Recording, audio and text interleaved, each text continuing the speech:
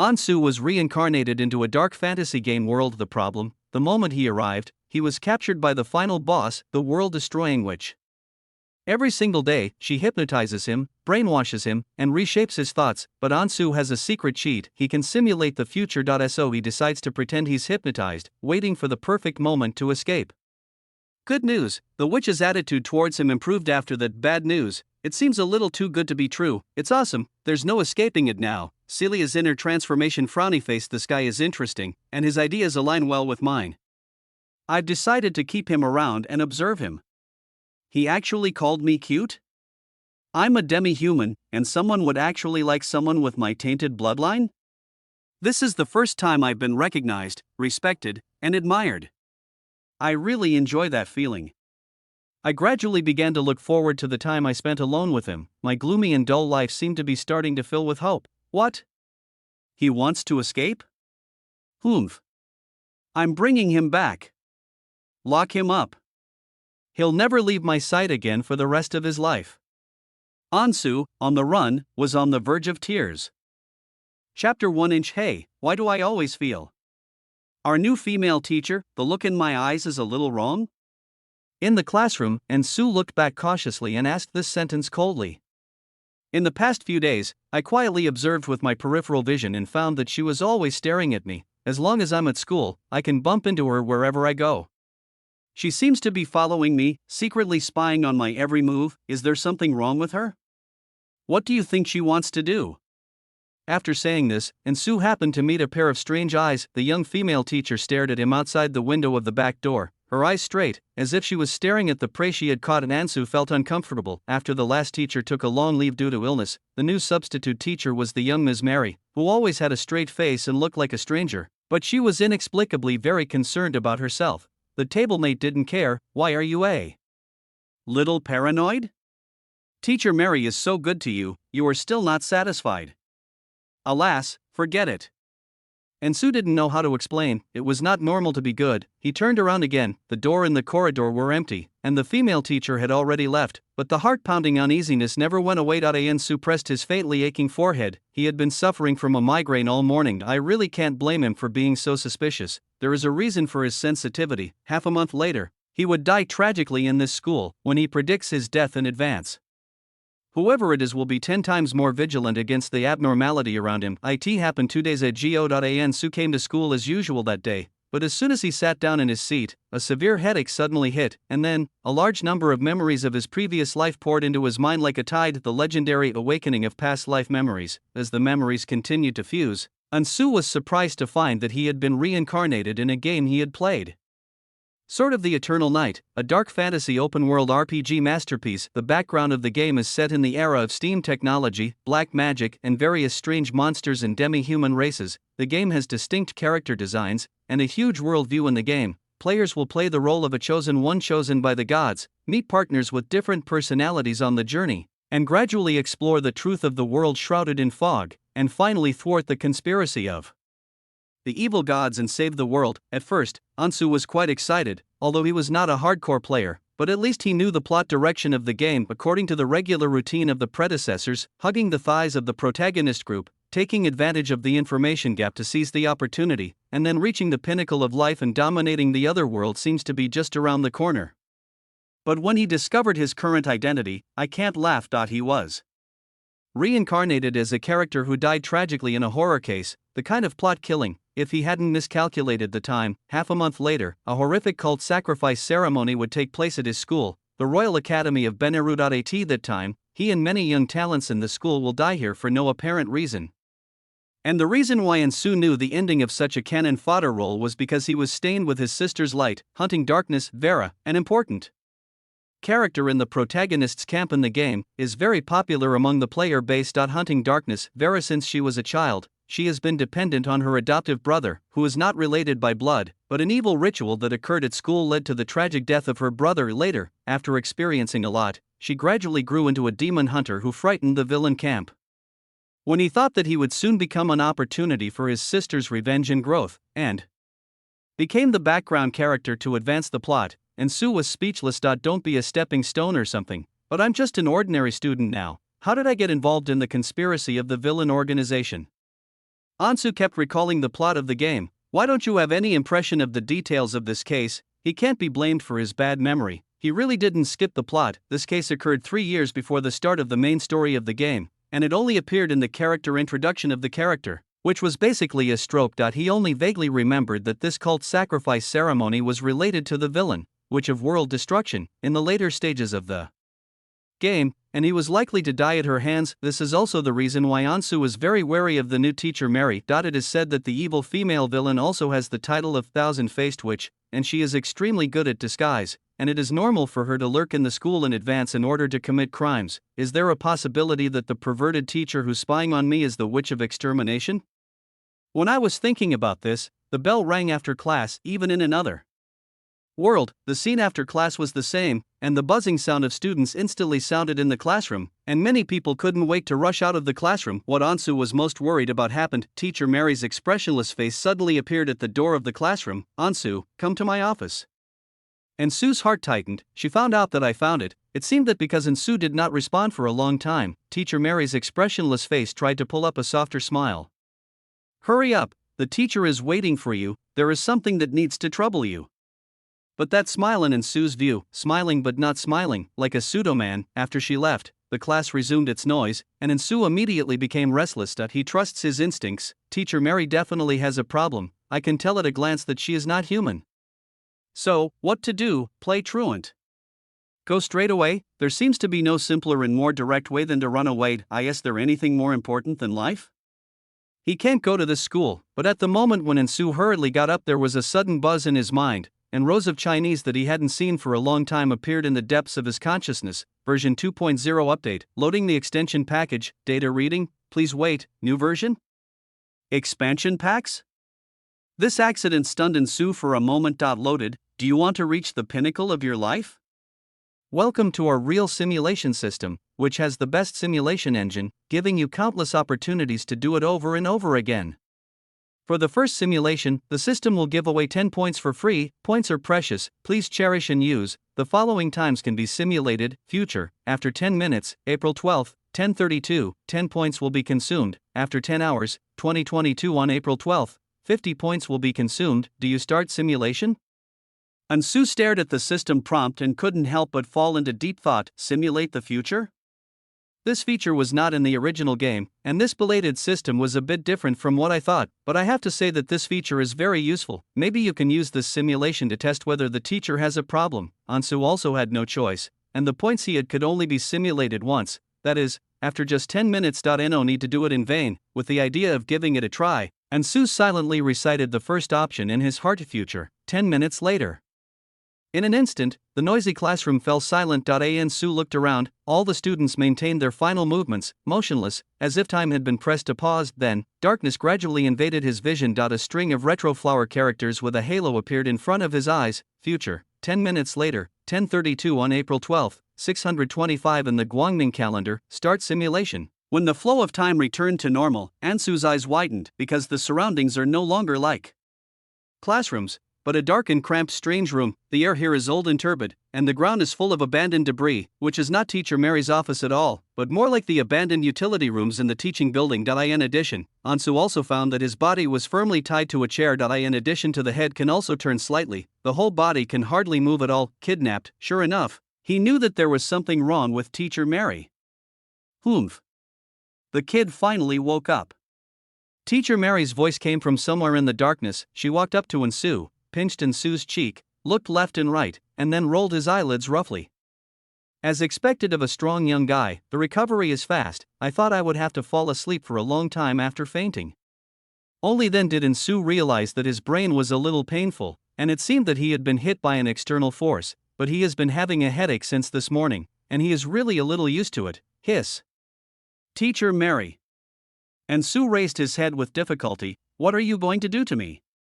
I don't seem to have offended you, have I? What are you doing? Mary looked at Ansu, who was tied up tightly, and sneered, You'll know in a moment. Ansu's brows furrowed, and he had an ominous premonition in his heart. After a moment, a mysterious halo of magic flashed. Mary looked at Ansu's side, and suddenly there was another person in the dimly lit room. Lord Celia. The other party's status seemed to be much higher than her, and Mary nervously lowered her head and reported repeatedly, "I have found the person you want. Do you want to brainwash him here?" "What? Brainwash?" Ansu was shocked. "How could it be like this?" He turned his neck hard, trying to look sideways. So he saw a mysterious girl with long black hair and dark purple eyes sitting at her desk, looking at her condescendingly. A little light outside the window spilled through the gap in the curtains, because her back to the light, and Sue couldn't see her cheeks clearly, but her name and the iconic smirk on her face are all too familiar to her. Witch of Destruction, Celicia. "Very good." Celicia lazily raised her legs and looked at Ansu, who was obviously nervous, and the corners of her mouth raised slightly. "Don't worry, it's not painful at all, it's fine." The beautiful amethyst eyes flickered slightly. "From today on, you are my property." Chapter 2, Hypnotized and Brainwashed. Ansu stared at the witch sitting at the desk, thinking that it was really related to her. A series of related plots quickly appeared in his mind. Witch of Destruction, Celicia, one of the villains in the late game and the leader of the cult organization, Echo of Truth, is also known as the Black Demon Flame that burns the world. To be named Destroy the World. Celicia's methods are naturally not simple. In the setting, she is the most talented magician. Since the great magic collapse 1,000 years ago, and in the later stages of the game, this evil witch holds the forbidden magical power that destroys the world, and she and her Echo of Truth order are causing trouble inside and outside the empire, which makes all countries on the continent fearful. Although she has not yet become the real cult leader in the current timeline, and she is not as strong as in the later stages of the game, it is still not a problem to crush herself casually. But what Ansu was most afraid of at this time is not her strength, it's her person, or her character. The witch Celicia is a crumb witch with a particularly bad personality. Although this witch has a top-notch appearance, she has a moody personality and takes pleasure in playing and torturing others, and the main reason why her reputation has fallen to the bottom is she killed several popular characters in the game, causing countless players to hate it and shout pain. It hurts. It's really the kind of character that can't be saved even if it's against the Skype, except for XP players who like bad women. Of course, Ansu was scared for a while, but fortunately, it was just a simulated future now, and there was still a chance to avoid her. Otherwise, he doesn't want to have anything to do with this bad woman anyway. While Ansu was thinking about this, Celicia was also observing Ansu. Seeing that he did not struggle desperately or timidly beg for mercy in this situation, he became a little curious. His psychological quality is quite good. Does his other aspects meet the requirements of our plan? Mary nodded and reported. Ansu Morris, who grew up in an orphanage with his sister Vera, was adopted by Dr. Morris to form a family, and was admitted to the Royal Academy of Banero 3 years after his adoptive father's death. Compared with those rich children in the academy, this student has a relatively simple social relationship and no background, which is very suitable as an eyeliner for you to install inside the academy. Saying that, Mary glanced at Ansu, who was tied to the chair, and added, "Even if it is exposed in the future and he is silenced, it will be difficult to trace our clues." Celicia nodded lightly in satisfaction. "Well, not bad. In order to avoid startling the snake, you can withdraw from the operation in the future, and he can continue to carry out the plan." Mary seemed to be suddenly relieved. "Okay, Lord Celicia." As the most important place for talent training in the Empire, the Royal Academy of Banero has a long reputation, and the risk of her lurking here as a teacher is too great. Ansu had been eavesdropping on the conversation between the two, thinking that Celicia had such a purpose in kidnapping her. Do you want to put eyeliner? I just don't know what this has to do with the later cult sacrifice ceremony. Okay, it's almost time. Celicia jumped lightly from her desk. It's time to get down to business. As she walked towards Ansu step by step, an uncomfortable black magic force representing taboo and filth spread. Ansu noticed that the white skin on her arms quickly grew into a texture like black scales, which spread from her elbows to her slender fingers, and finally the entire forearm exuded a gloomy black aura, like a pair of demonic claws. When she came to Ansu, the more exaggerated changes in appearance continued. Those purple eyes turned into a pair of blood pupils, and the black hair gradually faded, and finally turned into long white gold hair like moonlight. Except for the lack of a pair of black horns, it is almost the same as the appearance of the demons in ancient times. The reason why the witch Celicia has a powerful talent for magic is precisely because of this bloodline. Master Celicia. Mary's body trembled involuntarily. The spiritual pollution caused by forbidden magic will quickly erode human reason, and at her level, as long as it is contaminated a little, it will bring unpredictable negative effects. You step back. Celicia said lightly. Yandere lowered her head and quickly left the dimly lit utility room as if she were fleeing. Only Ansu and Celicia were left in the room. At this time, around Ansu's chair, a circle of magic circles with complex runes faintly appeared. As long as this forbidden black magic called soul domination is completed, Ansu will lose his will and become a puppet at the mercy of Celicia. But Celicia has not made the next move. She looked at Ansu with some doubts, because this human did not show the same panicked expression as Mary just now, and he did not seem to be negatively affected at all. Ha! Celicia couldn't help but approach Ansu's cheek and looked at him curiously. Aren't you afraid of me? In the past, every time I cast forbidden magic, you humans would almost be frightened to the point of nervous breakdown, but there was no reaction at all, and even the silence was a little too calm. Ansu was actually very confused. He had already admitted it. It's just a simulation. Whether he is dead or alive doesn't affect reality. The reason why he didn't have any resistance just now is that there is no point in facing a strong man of this level, and secondly, he was already studying how to run away after returning to reality for a while. Of course, he knows the impact of forbidden magic on ordinary people, and only the chosen one as a player can ignore pollution in the game. But is his current identity still a player? Bud, do you have that kind of bloodline too? Celicia frowned slightly. No, it shouldn't be possible. Maybe your will is strong enough. This is a very rare symbol of magical talent. If he really has such talent, it would be a waste to become a puppet. Looking at Celicia, who was talking to herself, Ansu could feel her hesitation, and a thought suddenly flashed through her mind. Your Excellency! Please wait. The dark red eyes slowly moved towards him. I'm sorry, I heard a little bit of the conversation between you two just now. Ansu was very nervous, but his tone was sincere. If you need someone to do things for you in school, I am willing to cooperate. Don't brainwash me into an idiot or something. Oh? Celicia raised her eyebrows. I thought you were really not afraid at all. Of course I'm afraid. Ansu remembers that in the plot, at this time, the Witch of Destruction has not yet turned against the top management of the cult, and she has been building her own team. Then you can make more use of yourself, maybe live longer. After being controlled by soul domination, the personality is equivalent to being erased, and there is no difference between it and dying. Ansu didn't know how long the simulation would last, so he wanted to get as much information as possible, and it was best to learn the inside story of the campus shock 2 weeks later, otherwise, wouldn't it be in vain? The corners of Celicia's mouth raised slightly. So, are you willing to join us? Ansu nodded quickly, yes. Celicia observed him with a slight playfulness. It's not easy to do things for me. Do you know who we are?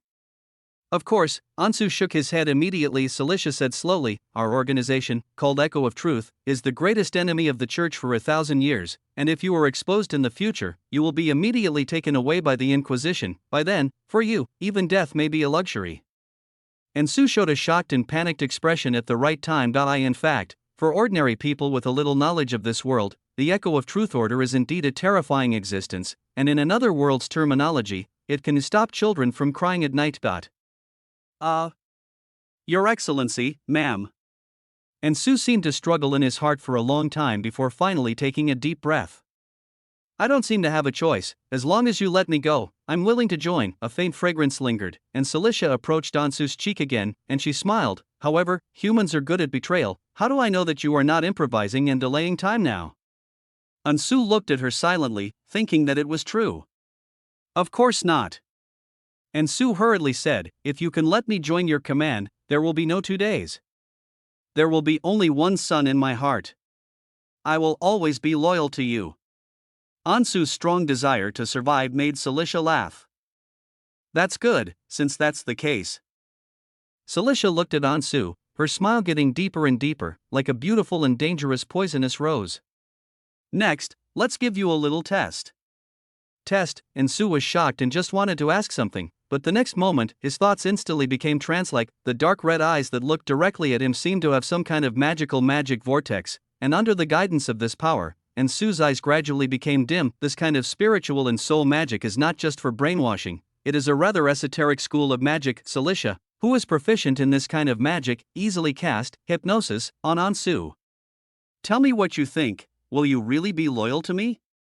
She asked lightly. People who are hypnotized will be unintentionally guided out of what they really think in their hearts. Of course not. Ansu replied with a dull gaze. This answer was not expected by Celicia, she had never expected a coerced person to suddenly surrender, but she was not sure of these things. A person with a magical talent naturally has its use value. Tell me, what were you thinking just now? Ansu gave her an answer that exceeded expectations. The villain dies of talking too much. What? Celicia frowned. What does this mean? Ansu replied with a stiff expression, make yourself more useful, by arousing your interest, and then get more information. Celicia was silent for a while, then he laughed angrily. Okay. You really pique my interest now. The claws that exuded a black aura pinched Ansu's cheeks, and she continued to ask, if I hadn't done anything to you, what would you do after joining the Echo of Truth? I will immediately report to the academic department of the academy, and then report it to the church, where several archbishops and saints are currently working in Banero City. Under the protection of these top powerhouses, no cultist can do anything to me. After that, I can apply to join the church with my sister, make connections, and have no worries in life from now on. Celicia was suddenly a little speechless. This guy not only thought about how to deal with himself, but even arranged his life properly. It's beautiful to think about. Hypnosis. Terminated. Ansu's eyes gradually returned to clarity, and all this thinking returned. Then he saw that Celicia in front of him was looking at him with a smile. Ansu didn't know what happened just now, but this seeing through everything eyes made him realize, it's spicy. Are you smart or stupid? Celicia smiled cruelly. It seems that humans are still not trustworthy, so you should continue to be my slave. The filthy magic aura quickly engulfed Ansu, and the light of the magic circle suddenly lit up. Wait. The moment soul domination took effect, Ansu lost all his will and thoughts, and the irrevocable thought seal was deeply imprinted in his mind. Ansu has completely become Celicia's property. After everything is over, Celicia patted Ansu on the cheek and smirked wickedly. That's good dog. Call me Master. Chapter 3. Trying to escape. When Ansu's consciousness regains, he finds himself back in the classroom before the simulation. The class was still messy after class. The table mate next to him was chatting with a girl in front, and the teacher preparing for the next class on the podium was wiping the alchemy props needed to be used during teaching. Ansu breathed a sigh of relief and finally came back. The system prompt appears in front of you. Again. Reality, 1022, April 12, 625 of the Guangming calendar. In this simulation, because you were brainwashed by black magic, you wasted most of your time, but obtained some information. Rating, D. System rewards are being distributed. Reward, points *8 remaining points, 8 looking at the system interface, and suicide in his heart. The remaining 8 points are not enough to simulate once. It seems that you have to rely on yourself after that. There was no way. Celicia's hypnosis lie detection was really disrupting his thoughts. This time, another system prompt jumped out. Since this is the first simulation, in order to encourage the host to reverse the future fateful death, a skill reward *1 is included.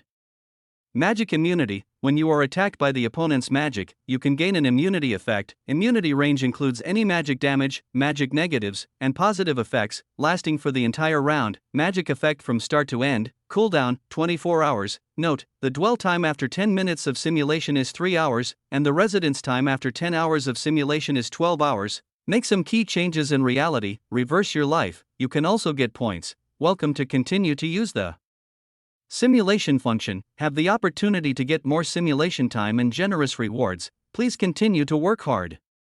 Is it magic immunity? Ansu remembered that there were indeed similar skills in the game. This skill is relatively tasteless in the early stage. After all, it can't do damage, but for players who are familiar with the mechanism, it will have a great effect if used well. For example, if you let Celicia hypnotize yourself again, Ansu can perfectly avoid it, but he didn't have to take such a risk. Ansu didn't want to deal with the powerful, which independently, when I thought about this, there were fewer and fewer people in the classroom. Ansu remembered that teacher Mary was waiting for her, and if she didn't go to find her, she would definitely come over directly, leaving not much time for herself. He quickly reviewed all the details that had just happened. The Echo of Truth Order wanted to put an eyeliner in the Royal Academy, but he was unfortunately chosen because he had no background, and it seems that in the original plot, he was also involved in the conspiracy of the cult organization because of this, but as long as he avoids this time, he will definitely be able to reverse the destined death that will come in 2 weeks. Ansu was really a little scared now, but fortunately he had an idea and delayed for a while, and learned that Celicia had the ability to detect lies. Otherwise, if you simulate it again, there is a high probability that you will have to GG. Thinking of this, Ansu opened his notebook, quickly wrote 2 sentences on it, and then tore it off. Kevin, do me a favor. He patted his tablemate next to him. "What are you doing?" Wait a moment, and Sue saw that his deskmate was still trying to strike up a conversation with the girl in the front row, but the girl in the front row still ignored him and dragged him over. "Stop talking. People don't like you at all." The tablemate turned around a little awkwardly and said helplessly, "What the hell is wrong with you?" "Saving my life." And Sue hurriedly stuffed the note into him, and then lowered his voice. "I need you to help me go to the Church of Light and give this note to the church saint in person." "Good buddy. After the matter is completed, I will write all the homework for you within a month."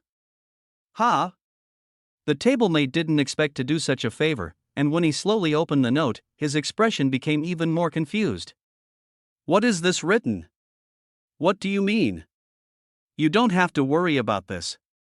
And Sue patted him and advised, "Remember to wait until I leave the classroom before leaving." The same table hesitated for a moment. "The saintess doesn't know me either. Can I bring you the letter?" "Just say it's a letter from her fellow townsman." And Sue's expression was firm. "As long as she hears this, she will definitely be in a hurry to see you." The expressions of the tablemates became more and more puzzled, seeing that he was still a little reluctant, and Sue continued to increase his weight. "So, a month of homework, then a midterm exam cheat attached. I will help you pass the exam when the time comes. The results are guaranteed to satisfy the old man in your family."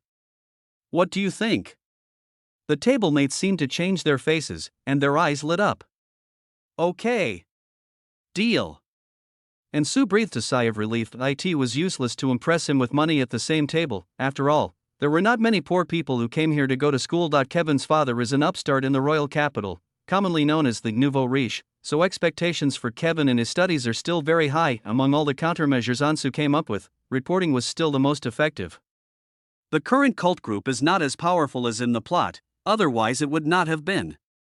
Lurking underground all the time, being hunted around by the trial court and the demon hunting team in order to prevent the note from being intercepted. The content he wrote was very simple. One was a request to meet at the time and place, and the other was the birthplace of the saint of the church. This is a threat directed at her. The saintess is one of the members of the future protagonist group, and Ansu, who is familiar with the plot, knows that she has always had a secret buried deep in her heart. She is not actually a pure-blooded human, but a subrace. Although cat girls, dragon girls, monster girls, and so on are very cute in Ansu's eyes, they simply poke his XP. But in this worldview, especially within the Empire, the subrace is discriminated against and oppressed, and if the saintess does not hide her bloodline, she will definitely not have the status she has today. So Ansu's note is equivalent to a Miss Saint. You don't want others to know the secret of your subrace ancestry, do you?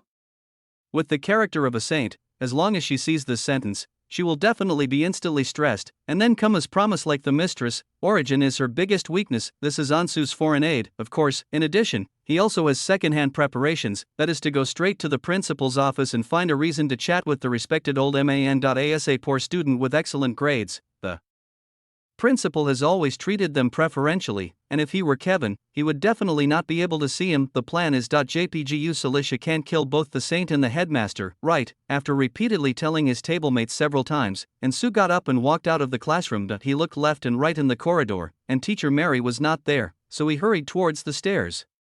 But just when he hadn't gone far, a girl's voice startled him. "Ansu? Where are you going? Teacher Mary told you to hurry to the office." Seeing that Ansu was just a classmate who was just sending a message, he casually agreed, "Okay, I'll go right away."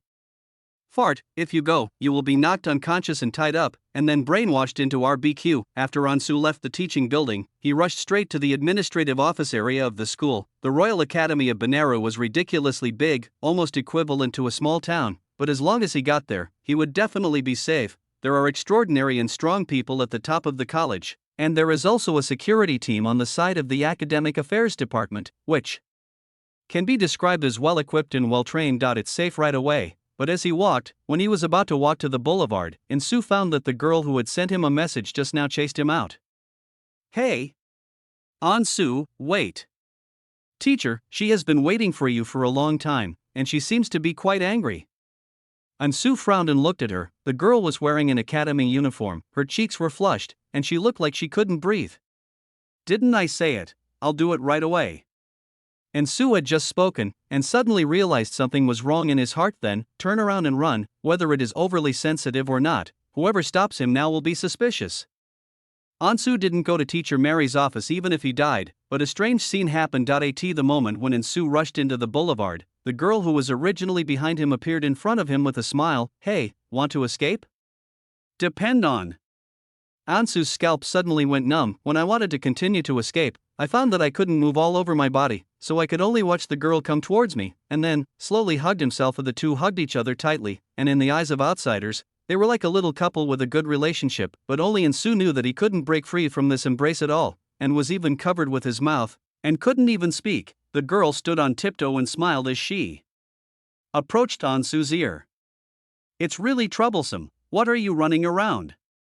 I also want to take action myself. When he heard this familiar voice, Ansu was quite speechless. In order to catch me, you are also hard enough, Celicia. But at this time, it was too late to do anything, and a pungent smell of potion lingered in the nose, and Ansu's consciousness gradually dissipated. There was only one last thought on his mind. Fortunately, the letter was sent out. Looking at Ansu, who was gradually paralyzing in her arms, the corners of Celicia's mouth raised slightly. She quietly took out a bottle of ether in her pocket and chuckled. Mary's office was full of this kind of medicine.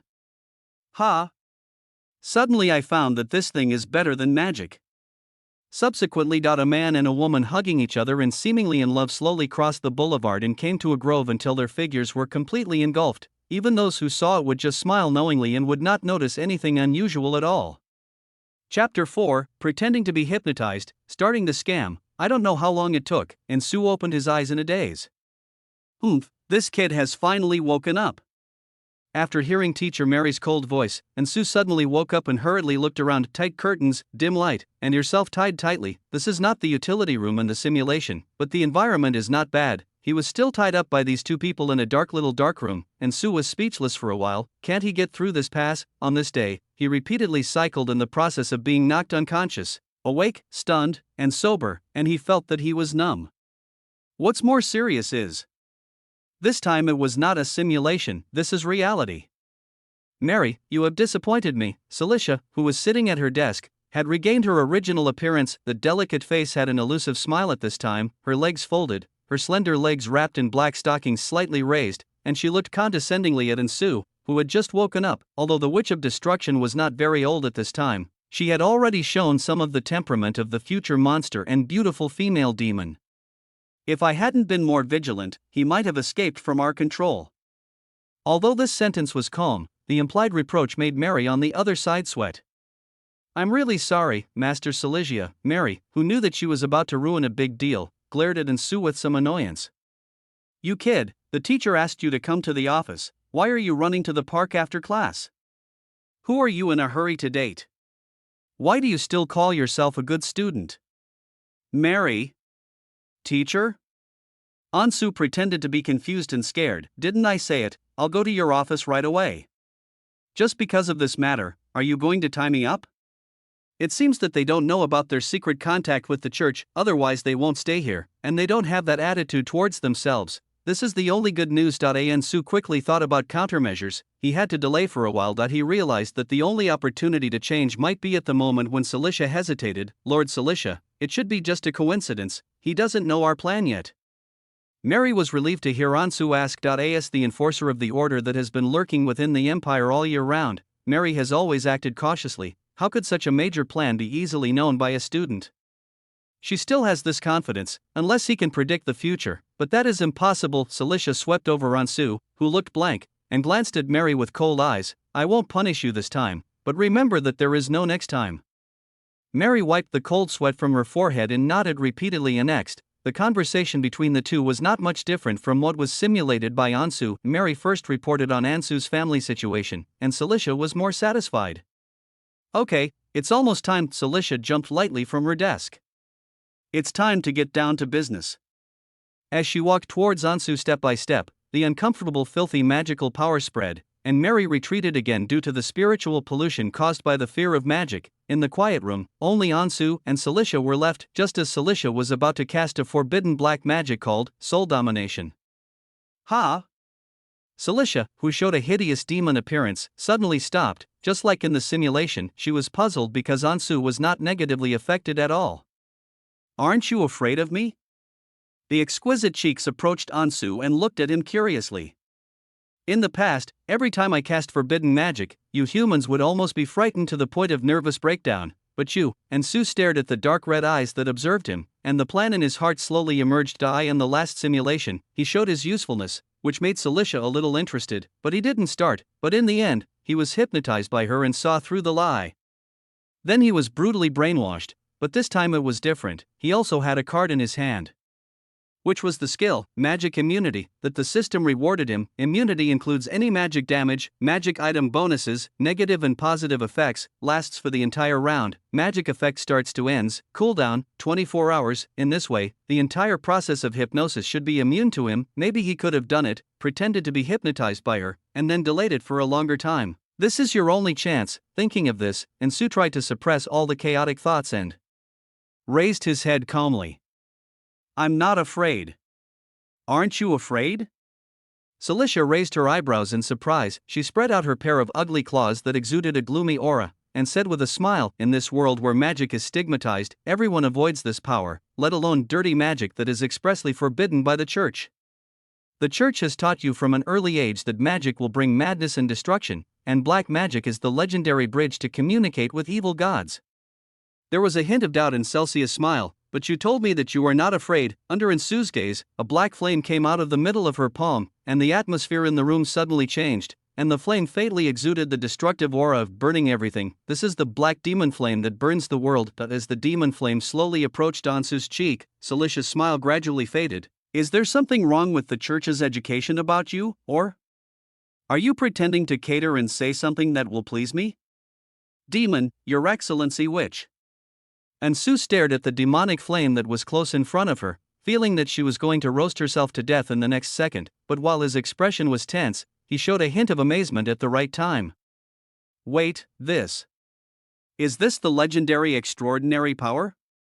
At this time, Ansu contributed the strongest acting skills in 2 lifetimes. There is no way, they are all forced. He recalled the plot about which of destruction, Celicia, several times. He forced himself to understand the logic of Celicia's actions, her character, everything about her. In the end, she even felt that she knew herself better than Celicia herself. Witch of Destruction is Celicia, has a tragic childhood that is often common to beautiful and miserable villains, and her childhood experiences have shaped her sensitive, insecure, inferior but arrogant twisted character. Because of this, she has an almost insane paranoia about power. What about having no family, friends, not being understood and trusted by anyone? Only power truly belongs to oneself. As long as one becomes strong, there is a great Confucian argument for me. It just so happened that her magical talent was so powerful that even the Order of Echoes of Truth was a little terrified. So Ansu wants to express his approval of forbidden magic in front of Celicia, and even craving. In fact, this line of thought is also traceable in the original plot. When Celicia recruited other villains, most of them were also because of the similar smell, so they gathered a group of careerists who were thirsty for power. Oh? Celicia looked at Ansu with some surprise. This guy was not afraid at all, but there was a desire in his eyes? What do you think of black magic, or so-called forbidden magic? She really wanted to hear Ansu's thoughts on this now. Cool. Ansu did not hesitate, and said with anticipation, if I also have this powerful extraordinary power, but this is the power contaminated by the evil god. Celicia interrupted, at least that's what the church says. Ansu immediately shook his head. So what? The church has deceived people not once or twice, and your majesty has long wanted to kick the theology major out of the academy for the sake of the thriving magic industry. Who believes in that good person now? That's right. Celicia agreed. Besides, Ansu stared into Celsia's eyes and said sincerely, I have always believed that power is actually sinless, and the key lies in the person who uses it. Celicia was stunned for a moment, and then her eyes lit up. Do you really think so? Ansu nodded, of course. Although this sentence was a bit sophistry, it couldn't stand Celicia's love to listen, and she felt that this sentence had entered her heart somewhat. Interesting. Celicia put away the demonic flame in her palm and kept looking up and down at the person in front of her. She was really more and more interested in Ansu now. Whether you're lying or not, these words really satisfy me.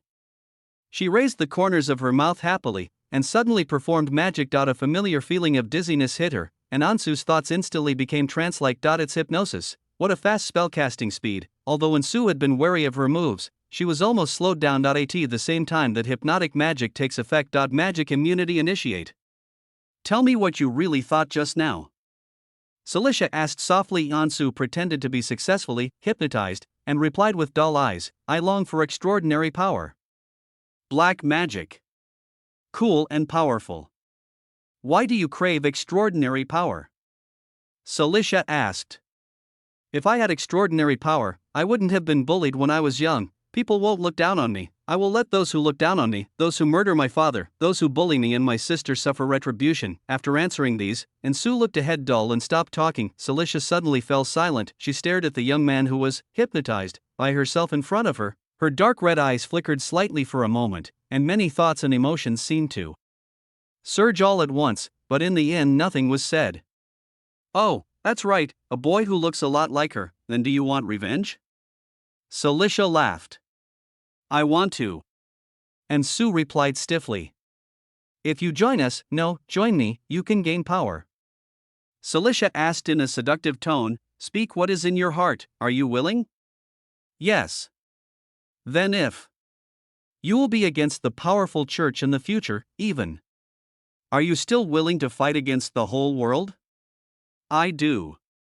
Celicia smiled with satisfaction, and even had the idea that the trip was worth it. At first, she just wanted Mary to choose someone from the academy to complete the task, but she didn't expect that she would find such a malleable talent in the vast sea of people in the academy, and even the dissatisfaction with Mary just disappeared. Such a talent who fits his own philosophy and even has a little talent. If he is transformed into a puppet, it will be too violent, and Celicia has a little idea of cultivating him. While Celicia was happy, Ansu's heart was filled with bitterness. Finished, not only did he not escape from this crone witch, but even the relationship was getting closer and closer. Ansu sighed helplessly in his heart, and his plan began to rush towards the stage of unpredictable fate. But on the bright side, he at least succeeded in delaying.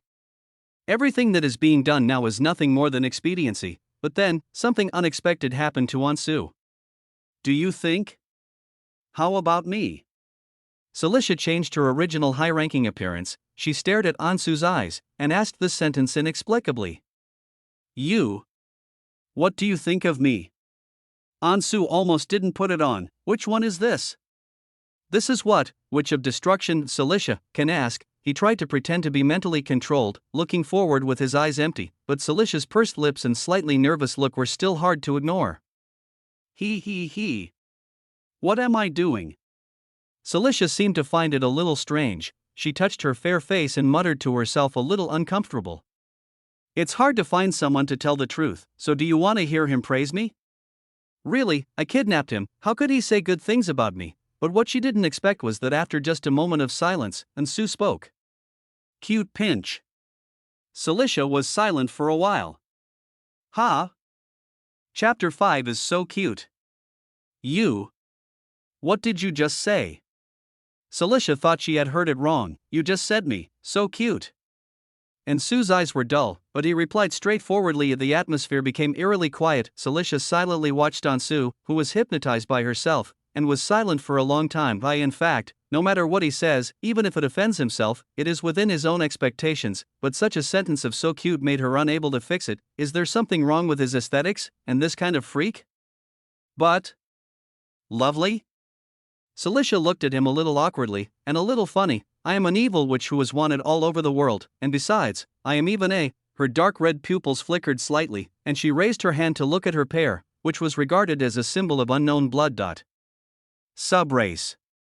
In your words, I am of sinful blood, and I am a descendant of the demon race that almost caused the destruction of mankind. If other races are despised by humans as subraces, then the descendants of the demon race are the most hated and disgusted by humans among all subraces. Celicia stared at her pair of demon claws. The pitch-black fine lines were so ugly, and the black aura it exuded was even more disgusting. When she was a child, she didn't know how many times she wanted to cut off her demon characteristics directly. She grew up in the human world and knew the history of thousands of years ago at a very young age. It was a battle between race and civilization, and it was also a catastrophe. Almost all the forces on the continent were destroyed by the demon army, and finally the whole world became devastated, but everything is relative, and that war is also equivalent to a great reshuffle, with the remnants of humanity rebuilding from the rubble and rising rapidly until they expand to every corner of the world. Therefore, hatred for demons has been rooted in human society since thousands of years ago. Until now, I just didn't expect it. Among humans, there will actually be people who like me like this? Do you really think, Celicia changed her words embarrassedly. Do you think I'm beautiful? Yes. Ansu replied. Celicia was a little helpless. She looked at Ansu, who was motionless in her chair. What she performs is esoteric magic inherited from the ancient magic era, and as long as the humans she hypnotizes, they will not tell lies. There is no doubt about it.so. This is the first time since she was a child that she has heard someone sincerely praise her. This feeling is a bit strange, but I don't hate it. And Sue stared blankly at Celicia, who was entangled in front of her. For her current reaction, and Sue can also understand, because of her appearance, she has been discriminated against since she was a child, but this discrimination is mainly based on a certain social atmosphere, not that she is really ugly. As long as people with long eyes don't think which of destruction is Celicia, is ugly, at least in the player's place. Not only is she not ugly, but she even belongs to the highest level of appearance. At the beginning, I don't know how many players whose small head controls big head shouted to join the enemy, but unfortunately there was no love line for her in the game. What's more, this is white hair and red eyes. Alas, if she changed back, and Sue would still feel a pity. What she wanted was this bite. Wait a minute. Wrong, I'm not a man with a small head controlling a big head. Ansu hurriedly abandoned those cranky distractions, and kept silently reciting, I am not a monster girl and I am not a white-haired control in his heart. But don't be fooled by the appearance of this bad woman, keep in mind the mission, and always be firm. Alas. Never mind. I don't know how long it took. Celicia finally stopped struggling, and her eyes resurfaced with a sharp light. Remember. You are not allowed to praise me like this in the future. She snorted coldly, approached Ansu, and said in a threatening tone, I still need you to do things for me. Give me a little serious, understand? Ansu replied stiffly, yes. Celicia nodded in satisfaction. Very good. It's just a tool. Celicia is not someone who can be moved so easily. Do you think that praising me can make me happy? Oh, no one will ever come into my heart. Then next, Celicia raised the corners of her mouth. In order to keep you loyal, I want to implant a thought for you. Her words shocked Ansu. Implant thoughts? Is it brainwashing to become a puppet again? Although Ansu has the protection of magic immunity, he still can't help but feel nervous, because according to the skill description, he can only be immune to one magic. With his experience playing games, hypnosis, and brainwashing are definitely not the same set of magic skills. Ansu vigilantly observes Celicia's every move, but then, Celicia did not cast the magic circle on the ground, and the filthy forbidden magic aura was gradually dissipating. It's a psychological hint that you have to remember every word I say next. Celicia smiled and stared into Ansu's dull eyes. You are now my property, you are mine. You will never be able to betray me. In the dimly lit grocery room, the atmosphere became quiet again. It turns out that it is such an implanted thought. Ansu understood a little, and imprinted this belief deep in his heart through hypnosis. And there are also black magicians who have done similar things in the game, but this method is far more difficult than brainwashing. The human mind is extremely complex, and the hypnotized person may wake up at any time. So this requires continuous hypnosis day after day to deepen the imprint. Since she wants to keep herself by her side in this way, it may be necessary to deal with her in the future. And Sue felt helpless, but he still had to pretend that he nodded stiffly, yes. I will never betray you. Celicia suddenly smiled happily. She stretched out her hand to Ansu's eyes and snapped her fingers gently. You can wake up after a while. Ansu looked around in a daze, and then his eyes gradually widened. What happened to me just now? He opened his eyes wide and looked at Celicia not far away in surprise, and when the power of the forbidden magic dissipated, she returned to her original image of black hair and purple eyes. Your Excellency, you just... What did you do to me? Why can't I remember anything? It's just a test. Celicia said lightly, try how talented you are and whether you can meet the conditions for joining us. Then Did it pass? Ansu looked at her a little nervously. Can I learn such powerful magic? It's okay. At this time, Celicia was completely gone from the emotional expression just now. She hugged her arms and sneered disdainfully.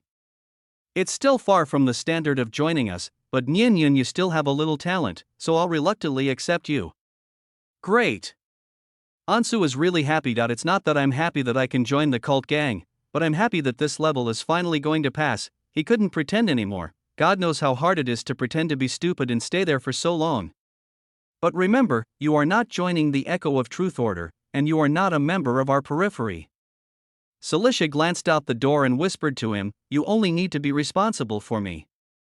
Ansu just wanted to say yes, but the door of the grocery store was suddenly pushed open, and Teacher Mary, who had not seen her for a long time, hurriedly walked in. Lord Celicia, someone from the church is coming. Oh? Celicia raised her eyebrows and subconsciously glanced at Ansu. Ansu's expression remained unchanged. Through our eyeliner, we learned that there was a sudden movement on the side of the church, saying that there was a high-level person who wanted to inspect the college. Mary frowned. But it's not clear who came here. It's really a bit strange. Why is it so mysterious? And now? Ansu immediately thought of the note he had sent. It seemed that this so-called high-level official was most likely a saint of the church. So he didn't dare to show the slightest abnormality. Is that so? You still want to bring him back to the order? Celicia couldn't help but feel a little annoyed. She hated the people of the church, and now that she had just accepted Ansu, she wanted to take him back to the order's stronghold and continue to explain something. Forget it, he can't run away anyway. Celicia glanced at Ansu with deep meaning, and then ordered in a cold voice, let's leave first. Withdraw all our eyeliner near the academy. After I leave, for the sake of safety, you can also avoid it. Okay. Mary nodded immediately. I am going to resign from the academy in the future. Celicia continued, the task after that will be carried out by Ansu. Okay, let's untie his rope first. Mary took out a dagger and walked towards Ansu. Alas! Be careful, the sharp blade almost cut Ansu's skin, and he glanced at Mary helplessly. Are you cutting the rope? You still have to silence me. Mary glanced at Ansu in surprise, seeing that he spoke so cleverly and even complained. He couldn't help but feel a little puzzled. Lord Celicia, you just... Have you completed that magic ritual? No. Celicia glanced at her, what's wrong? Huh? But... Mary looked at Ansu hesitantly. Although he had long known that this kid would act as the executor of the order to replace him, Master Celicia originally intended to brainwash him, which was different from the original plan. This is my decision. Celicia said unimpressively, I need his ability to adapt, his wisdom, not just a pair of eyes. But... Can we trust him? Mary showed a shocked expression. What kind of play is Celicia? Celicia's face was slightly cold, and her deep purple eyes looked at Mary without a trace of emotion. Since when did you dare to question my decision? The atmosphere in the room seemed to become cold. Mary's heart tightened, and she lowered her head in fear. The subordinate does not dare. The subordinate does not dare. I almost forgot that the person in front of me was an existence that no one in the order dared to provoke. If she is not happy, she will really die. Celicia snorted coldly and walked towards the door, and Ansu was looking forward to her departure. But just as she was about to leave the grocery store, she suddenly turned her head again. The tense face also eased a little. So, next time we meet, choose your home. Chapter 6, Brother Obsessed Sister. In the hallway outside the door, Ms. Mary's footsteps gradually faded into the distance. After confirming that the two had really left, Ansu breathed a long sigh of relief. Finally, I don't have to pretend anymore. System rewards are being generated. You've made crucial changes in reality, but you've strayed too far from the world you know, and the road ahead is fraught with uncertainty. Chosen one, you have yet to avert your destined death. Please continue your efforts. Reward, 40 points, remaining points, 48. Ansu carefully read the system prompts again and again. It seemed that if he changed his fate, he could really get points as a reward. However, his change was a bit reckless. After all, playing hypnotic games with this world-destroying which is like dancing wildly on the head of the king of hell. Outside the building, a commotion interrupted Ansu's thoughts. It was the sound of a horse-drawn carriage. Ansu quickly stood up, walked to the window, and gently pulled back the curtains a little. Just then, 3 silver-white carriages bearing the emblem of the Holy Light Church stopped in the direction of the academy gate. The carriages were surrounded by people, and the vice principal was greeting an elderly man who got off the carriage with a smile. Judging from the old man's attire, he should be an archbishop, and it seems that this is the high-ranking member of the church mentioned in the intelligence. Although the vice principal's reception was impeccable, Ansu was sure he was completely bewildered and had no idea what the bishop had come for. Ansu's gaze searched through the crowd before settling on a few low-profile female clergy members. The saintess must have disguised herself and blended into the entourage. After all, given her status and position, every move she makes has significant implications, so she cannot be too high-profile. However, Ansu had no intention of meeting her. The church's sudden visit interrupted Celia's idea of taking her back to the cult, and that was enough. Otherwise, Ansu wasn't sure if she would give herself away. If some cultist old monster suddenly appeared and tested her, she'd be doomed. And Sue sighed inwardly. Things had developed far beyond what she had expected. He could only take it one step at a time. He couldn't go see the saintess for the time being, as he was worried about other spies of the cult, although for some time to come, the Holy Maiden will surely live in constant fear. But there's nothing we can do about it, so we'll just have to stand her up for now, avoiding the church's convoy. And the crowd of onlookers. Ansu lowered her head and quietly left the academy. He gave himself a break. He wanted to go home and sort out his thoughts. Of course, this wasn't skipping class, since his substitute teacher was one of his own, and he believed Ms. Mary wouldn't have any objections. After passing through bustling streets, Ansu boarded a steam-powered public transport vehicle. In the stuffy carriage filled with the mixed smells of burning coal and sweat, he watched the scenery slowly receding outside the window. Compared to the clean and tidy affluent area near the Royal Academy of Banero, the Black Harbor district where he lived was full of factories emitting conspicuous black smoke, with machines and furnaces roaring day and night. Both the living environment and the air quality were extremely poor. After arriving at the station, Ansu passed by rows of low, dilapidated houses, then through a bumpy alley, and stopped in front of number 221A. His current home is a cheap shack in the city's lowest-class neighborhood. Ansu took out her key, opened the door, and was greeted by the aroma of food. "Brother? You're back." Hearing the door open, a girl dressed in a simple dress and wearing an apron came over excitedly. "Huh?" The girl blinked her bright blue eyes, looking curiously at Ansu, who hadn't even brought back a bag. "Brother, why are you back so early today? I remember school just let out at this time, right?" Ms. Mary gave me a day off," Ansu replied casually, then looked at the pretty girl in front of her. Although the girl's clothes were simple, her natural beauty was undeniable. Her slightly wavy, light golden hair was tied into a single ponytail. Her features were delicate and beautiful, and when she smiled, her eyes turned into beautiful crescent moons, like an angel fallen to earth. Hunting the darkness. Vera, if you didn't know the plot, who would have thought that this gentle and lovely girl would become the ruthless witch hunter in the future? All these changes were because of his death. Thinking of this, and Sue sighed inwardly. He didn't time travel, nor did he suddenly appear in this family. He retained the emotions and memories of 2 lifetimes. Since the moment he met Vera at the orphanage when he was 7, the two had relied on each other for many years. He didn't want his future sister to become like that. It became a knife in the hands of the church. A pathetic creature teetering on the edge of life and death, constantly battling its own madness and corruption. "Oh, is that so?" Vera didn't ask any further questions. "Then go and rest for a while, brother. School is tiring. Dinner will be ready soon." "Okay." Since her adoptive father passed away, her younger sister has been in charge of the housework.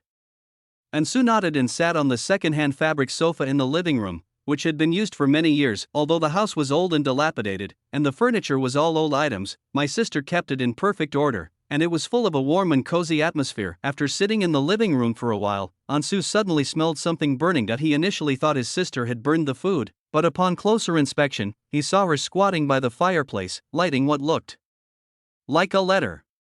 "Vera, what are you burning?" Ansu asked, puzzled. Vera seemed a little unhappy. She pouted. "Burn love letters, love letter?" And Sue was taken aback, wondering how her younger sister, who had already dropped out of school, could receive a love letter. She walked over, puzzled, and asked, "Did someone else write this to you?" "It's a love letter to you." Vera glanced towards the next room. "That Joanna from next door is trying to get close to you again. I told her you were coming home late today, and then I sent her away. She gave me this before she left." "Ah, is that so?" Ansu remembered what her neighbor's daughter looked like since she moved in. "She comes over every few days to sit for a while, chatting about this and that, and she's been very attentive to me. Humph, what a lack of modesty for a girl. She clearly has poor upbringing." Vera said irritably. "Brother, you absolutely mustn't get your eyes on a woman like that." Seeing that Ansu's eyes were fixed on the burned love letter, and she didn't know what Ansu was thinking, Vera pouted, her expression becoming even more dissatisfied. Brother, you're not expecting what's written in the love letter, are you? No, that's not it. Although Ansu was a little curious, she didn't want to upset her sister. The academic workload at the academy is very heavy. I don't have the mood to think about such things right now. That's good. Vera felt relieved, then glanced at the next room, her cute little face full of disdain. Oomph, her. Does she even deserve my brother? Why don't you even look at yourself in the mirror? And Sue was amused by her expression and teased, so, who do you think is good enough for your older brother? Well.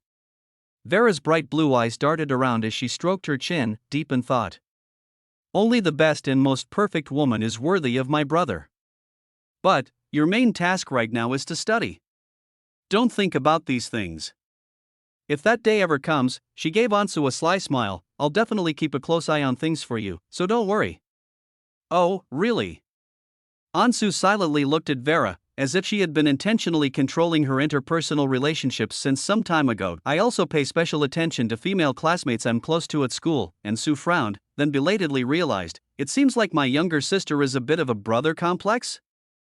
Chapter 7 Celicia's mission. As dusk fell, Vera lit the gas lamp on the dining table, its warm yellow glow enveloping the kitchen. Ansu ate the cozy dinner that his sister had carefully prepared for him. Given his family's circumstances, the food wasn't particularly fancy. It consisted mainly of baked beans, a thick stew, and slightly heated black bread. It wasn't exceptionally delicious, but it wasn't bad either. What's wrong, brother? Vera noticed Ansu's expression. Are you not having an appetite? No, I was just thinking about something. Ansu took a bite of the bland and unpalatable black bread, thinking that she could cook for her herself sometime and show off her superb culinary skills from another world. Moreover, his family's meals should be improved.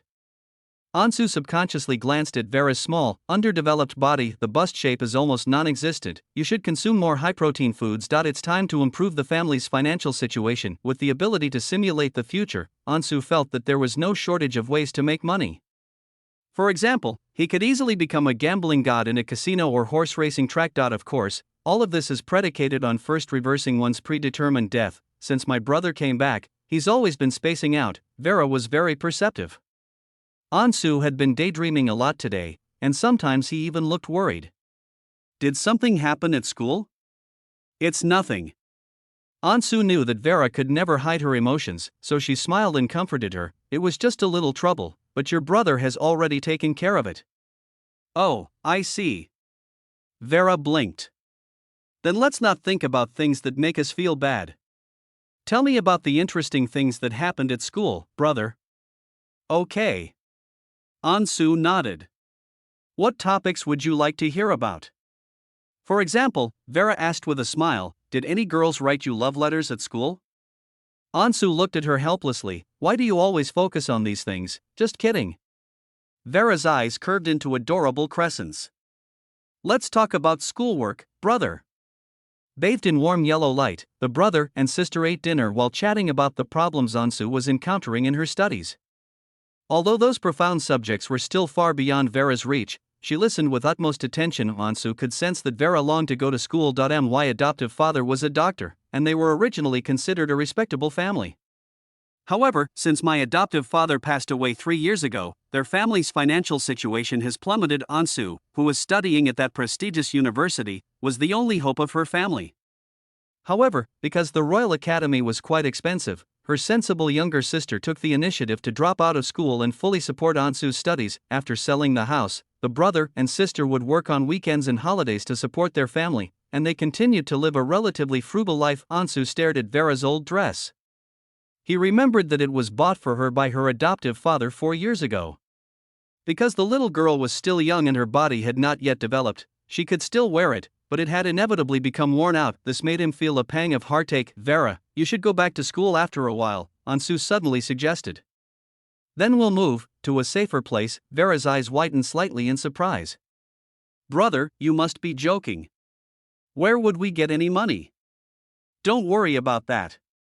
Your brother will definitely be rich by then, lots and lots of money. And Sue was confident of this. After all, he was practically cheating. Moreover, he didn't want Vera to follow the same path as in her previous life. He spends all his time fighting and killing with a bunch of weirdos and lunatics, his body covered in scars, and he could suddenly die at any moment. His younger sister is actually very intelligent. It's a real shame she doesn't study. Vera looked at Ansu suspiciously. Ever since he came back today, she felt that her brother was a little different than before, but she couldn't quite put her finger on where this change came from. You're a poor student, you haven't even graduated yet, where did you get the money? Vera became increasingly suspicious. Brother! You're not being kept by someone, are you? Huh?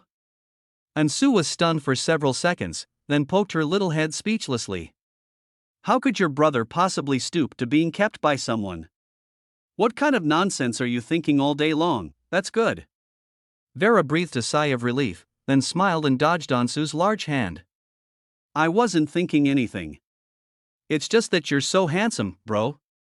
There are so many stories like this, talented poor guys getting kept by rich women, right? If I were a rich woman, what do you mean? Ansu glanced at her. Vera chuckled and said, I'll lock you up, watch you every day, and not let you out. And Sue rolled her eyes. Well, it's a good thing you're not a rich woman. Vera chuckled, stopping her teasing of her brother and instead resting her chin on her hand, observing his appearance intently. Ansu before me possesses a subtle quality that lies between a boy and a young man, perhaps because he was always worried about the future. His dark green eyes were slightly melancholy, giving him a mysterious and unfathomable air. Although he wore an inexpensive linen shirt and his unkempt black hair was somewhat messy, his handsome and gentle face made everything seem just right. He looked like a young nobleman from a fallen family, all thanks to the good education his adoptive father had given him. No wonder she captivated her neighbor, Ms. Joanna, the moment she moved in. Girls in impoverished neighborhoods have never seen anything like this before. After dinner, his sister, as usual, urged him not to study too late and to go to bed early. Seeing her motherly, controlling manner, and Sue smiled, shook her head, and closed her bedroom door. The moment the door closed, a familiar laugh came from inside the room. The little sister is quite cute. Ansu was startled and turned around to see Celia was sitting in her chair, her long, smooth legs crossed, curiously flipping through the stack of books on the table. You? Ansu quickly glanced at the door. Her sister seemed not to have heard her. Your Majesty, why did you suddenly come here? You didn't even warn me. Didn't I already give them a heads up? Celia raised an eyebrow. Besides, do I have to knock on the door to see my own people? And Sue nodded helplessly, then lowered her voice. Did you need something from me? No need to be so careful, I've already cast a magical barrier, your sister can't hear anything. Celia looked at the nervous and flustered Ansu, a mischievous smile suddenly appearing on her lips. She leaned closer and said slowly in a threatening tone, It seems you two siblings have a pretty good relationship, so you'd better work even harder for me, otherwise, you wouldn't want your lovely little sister to suffer such a terrible fate, would you? And Sue's heart tightened, but she quickly put on a sincere smile. Your Excellency, you've already said that I'm one of your own now. Just give me your orders, and I'll do my best to help. Celia smiled as she looked at Ansu. It seemed that her sister was indeed his weakness. This makes Ansu easier to control. So she stopped teasing Ansu and instead took out a booklet and handed it over. This is. Ansu flipped through it and found that it was the student roster of the Royal Academy of Benaru, from freshmen to seniors, and even the names of teachers, teaching assistants, and graduate students. Your next task is to help me find someone in the academy. Looking for someone? Chapter 8. Am I catching myself? That's right, we're looking for someone. Celia's expression turns serious. We've learned something from within the church, supposedly a divine oracle. Ansu listened patiently. The human chosen by the gods, the prophesied one who will change the world, will appear in the city of Benaru. The church will call him the chosen one. Celia looked at Ansu. After continuous investigation, the Echo of Truth Order narrowed down the scope and finally focused on your school. Your task is to find the chosen one among the 30,000 students and faculty of the Royal Academy. Ah, I see. And Sue's expression remained unchanged as she simply nodded. However, a storm was already raging in her heart. The chosen one you're talking about, seems to be me. In the world of Eternal Night Sword, the Chosen Ones are actually game players who are chosen by the gods to save the world. Ansu initially thought he was just a minor character, like the little Karami who died tragically in the cult sacrifice case, but not long ago, he clearly saw the system refer to him in that way. Chosen One, you have yet to avert your destined death. Please continue your efforts. In other words, he is not only a background character, but also the only player in the game, and even a key target sought by a cult. Then may I ask? Ansu asked cautiously, if you find this Chosen One, what will you do? Celia frowned. Of course, we should kill him. Oh, it's over. Ansu, who had initially intended to feign compliance with the witch, once again entertained the idea of packing up and running away. How can we play like this? The target he's looking for is himself. He can dawdle and procrastinate for a while, but the echo of Truth Church will eventually demand an explanation from him. He can't very well turn himself in then, can he? And Sue accepted the notebook containing the names of teachers and students, pretending to be concerned for her. Even if we narrow it down to the school area, it won't be easy to find them. Is there a time limit? Not yet. Oh. Ansu breathed a sigh of relief, then asked, do you have any of the characteristics of a chosen one? Characteristics, Celia pondered. Since he was chosen by the gods, he must be an extraordinary person. He must have great talent, and his appearance certainly won't be ordinary. He might be very popular, and he'll look different from ordinary people at first glance. With each word she spoke, Ansu grew more nervous, feeling as if she were being unpacked. As she spoke, Celia subconsciously glanced at Ansu and scrutinized him carefully.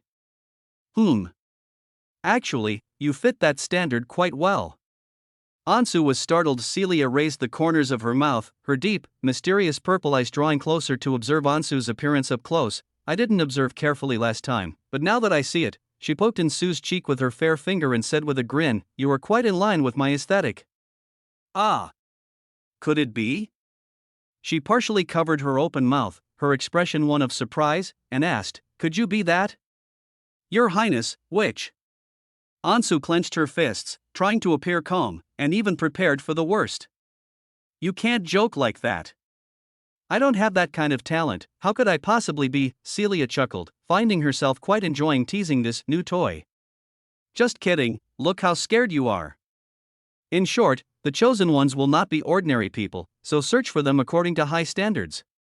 Ansu immediately nodded in agreement, but inwardly she harbored some resentment and complained about Celia, that vile witch. Is there anything else you need? Celia whispered, just let me know, and I'll take care of it for you. Remember, you're mine now. As she spoke, she looked around with considerable disdain. And Sue's family was so poor that it made her frown. Even if a robber comes once, he'll have to leave crying, and he'll still have to leave a few dollars behind. She took a check out of her pocket and handed it to Ansu, saying, here you go. Ansu's eyes glazed over when she saw the long string of zeros on the check. This is for me? This is the activity fund. If you need more, just ask me for it. Celia waved her hand dismissively and said, if there's nothing else, I'll be going. Ansu thought to herself that this witch was really generous to her own people. If her mission wasn't to eliminate the chosen one, she would actually want to follow such a leader, but then again, it really does seem like he's being kept by a rich woman now. Seeing that Celia was about to leave, Ansu quickly called her back. Wait a little longer, Your Majesty the witch. What is it now? Celia glanced back at him. You're not saying we don't have enough money, are you? Of course not, Ansu hurriedly said. You promised me back then, regarding extraordinary powers. Oh, that? Celia smiled slightly. You seem quite obsessed with supernatural powers. She pulled out another book from somewhere and gently placed it on Ansu's desk. Magic is a profound subject. Although you have some talent, you can't rush it. This is a very basic magic book. Try reading it through. If you don't understand anything, you can ask me. Although he had some magical talent, in Cecilia's eyes, he was far inferior to the genius mages in the organization. She chose Ansu because of some other qualities, but never expected him to be of any help in combat. Ansu stepped forward and picked up the book titled General Introduction to Magic. Take your time learning, and I hope you can surprise me a little. When she looked up, Celia had already disappeared from the room. She appears without a trace and disappears without a trace. Her magical prowess always amazes Ansu. Ansu couldn't wait to start flipping through the magic book. The author of this book is an unknown magician named Hoffman, and the content is indeed quite profound and obscure. For those without a background in the subject, it's like reading a book written in a foreign language. Magic is not a miracle, nor is it a wish-granting machine that makes your wishes come true. Magic is a rigorous discipline that studies the nature of the world. Magicians need to use their mental power to construct intricate spell models, and then absorb and utilize the free magic power in nature to cast spells. Unfortunately, in my time, the very concept of magic has been corrupted. Primal magic is violent and chaotic, driving people mad. This will push our pursuit of truth into the realm of mystery.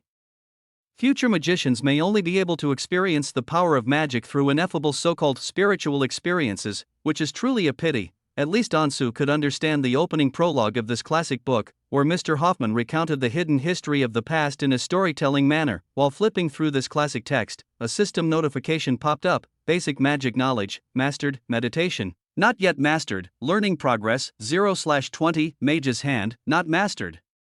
Learning progress, 0/50, lighting spell, not mastered, learning progress, 0/50. Ansu saw several lit and unlit icons in the system, exactly the same as the panel he used when he played the game. It seems that if you want to master these spells, you have to max out the progress bar. Having a progress bar is a good thing. It's only a matter of time before he learns these spells. Ansu immediately began studying the magic in the scriptures and, following the methods taught therein, closed his eyes. To experience meditation. As time passed, he gradually fell into a state of self-forgetfulness, feeling that his consciousness was experiencing the world from a subtle perspective, which may be what the book refers to as spiritual experience. He gradually sensed the subtle, floating magic in the air, so he tried to absorb it. The night grew deeper. Chapter 9, The Note. Has it all been exposed? The next morning, Ansu arrived at the classroom with dark circles under her eyes and yawning. Ansu, why do you look like you just woke up? A female classmate asked with concern and curiosity. Did you stay up all night studying? I guess so. Ansu thought to herself that learning magic was also a form of learning. Last night he spent the whole night grinding for skills, first maxing out the progress of meditation, and then grinding the progress of Hand of the Mage to 1/3. This learning speed would probably make even Celia exclaim that she's a genius. Such profound and obscure magical texts would take others a long time to understand, but Ansu could start learning them right away. There was no other way, he was forced into it. Ansu now craves power just like his fabricated self. If he could defeat Celicia, would he need to be so cautious? He needs to find a secluded spot to continue grinding his skills after class ends. Upon hearing Ansu's answer, the students couldn't help but murmur amongst themselves. She's good at studying but so competitive. Is she trying to kill everyone else? Why don't I just kill you? Ansu sat down, and his deskmate Kevin looked at him with a sullen expression. Oh no. This looks like things have gotten really bad. I was so worried. Where did you go yesterday? Ansu told him not to get agitated and to speak slowly, and then she learned what had happened after she left yesterday. After Archbishop Paul visited the school yesterday, the college leaders assumed that he had something very important to discuss. As a result, they spent the entire afternoon in the vice principal's office, doing absolutely nothing, just chatting idly all afternoon. The college leaders, however, dared not think of it in a simplistic way. The Archbishop's visit may have sent a very strong political signal. How could someone of that caliber possibly engage in casual conversation with them? Therefore, this is highly likely a subtle dig at them. The principal's handling of the college's theology major must have provoked discontent among the church leadership. Ansu never expected that her unintentional act of trying to survive would cause such a huge uproar. There aren't that many twists and turns. Archbishop Paul's visit was actually a cover for the saint. While the saint held a prominent position within the church, she couldn't leave freely, so she used the bishop's name to visit the college. What made Kevin so nervous was something else. He was summoned by the saintess, the reason being, of course, the note Ansu had given him. I never imagined that the person dressed as a nun was the Holy Maiden. She's so young and so beautiful. She's practically as pure as light. Ansu interrupted his pleasant reminiscence and asked directly, Did she ask you who wrote that note? I asked. That's what she wanted to ask me. Kevin glanced around and lowered his voice. But I didn't betray you. This is what I told her. Some bad guy outside the school gave me a note threatening to kill me if I didn't deliver it to the church. I was forced to do it, then what? That's it, Kevin said, looking puzzled. After the saint asked about that person's appearance, she let me go. And I made the church go to all that trouble for nothing. She didn't report it to the registrar's office, and she didn't even notify my parents. Good bro. Thanks a lot. Ansu patted Kevin on the shoulder gratefully. I'll cover your final exams too. Just wait for your dad's reward this semester. Really? Kevin's face lit up with surprise. Now, his father is most concerned about his studies, and he has often belittled himself in front of his other brothers because of this, certainly. Then, Kevin asked again, what about the saintess's matter? What if she comes to her senses later and comes back to me for an investigation, or even uses the church's power to cause trouble for our family? Don't worry, she wouldn't dare. Based on Ansu's understanding of that saintess, she certainly didn't want more people to know about her demi-human bloodline. She only dared to investigate on her own. Even if Kevin finds out about her, Ansu isn't worried because he understands the saintess's personality very well. Ansu can threaten her, but there's no reason for her to threaten back. Alright then, Kevin didn't know what to say. He felt like he had been blinded by the temptation of good grades. It was afternoon. As the sun gradually sets in the west, golden sunlight streams through the glass windows, bathing the quiet library in its glow. Since I'm still a freshman, Ansu doesn't have many professional courses, so I spent the whole afternoon in the college library. He tucked the list of teachers and students inside a book and looked at it over and over, frowning as he did so. To outsiders, Ansu appears to be studying hard, but in reality, he has been racking his brains over the task of finding the chosen one. How can this be achieved? The investigation can't just fail to find out about me, nor can it be completely stalled to find a scapegoat. They just randomly hand over the name of some unlucky person and then insist that he's the chosen one. No way. Ansu shook her head repeatedly in her heart. With the capabilities of their organization, they could easily find out this person's background. Otherwise, should we force the title of chosen one onto a very important person, thereby misleading the investigation? Ansu remembered that some of the old emperor's princes and princesses studied at this school, and as the heirs to the throne of the empire, they must have been surrounded by many experts. Even the Echo of Truth Order probably wouldn't dare to lay a hand on them. The cultists may be a bit crazy, but they're not stupid. To confront the behemoth that is the empire now would be tantamount to suicide. This is one possible approach, although it carries significant risks. Just as I was pondering this, a series of footsteps suddenly approached from afar. Ansu closed the book, turned around, and saw that it was Teacher Mary. Ms. Mary? Didn't you already ask for leave? He looked at Ms. Mary with a hint of doubt. She must not have come to talk about studies, it must be related to a mission. Teacher Mary lowered her voice and asked, has Lady Cecilia given you the roster yet? Ansu nodded. It seems you already know about the chosen ones. Teacher Mary glanced around. It's not convenient to talk here, come with me for a moment. Ansu followed her to the office on the third floor of the teaching building. When he opened the door, he saw Kevin giving him an embarrassed look. Ansu immediately looked at Mary. Mary dropped her pretense and revealed a mocking smile. Ansu frowned. Since Kevin was also here, there was only one possibility: the secret communication between the church and the churchly notes was exposed. What are you waiting for? Go inside. With a cold laugh, Ms. Mary shoved Ansu through the door and then slammed the office door shut. It's over, bro, it must be about that note. Kevin muttered nervously to Ansu, what do we do? Ansu gave him a calm look, then asked Mary with a puzzled expression, Ms. Mary, is there something you need from us? What are you playing dumb for? Mary stared at Ansu with a dark look in her eyes. I heard that you had Kevin deliver a note to the church? And then Bishop Paul rushed over? Her voice was icy cold. Tell me what you wrote on the note? And why were you able to send an archbishop all the way here? Chapter 10, Another Simulation, a Cult Den. The atmosphere in the office suddenly became very quiet. Ansu glanced at the nervous Kevin.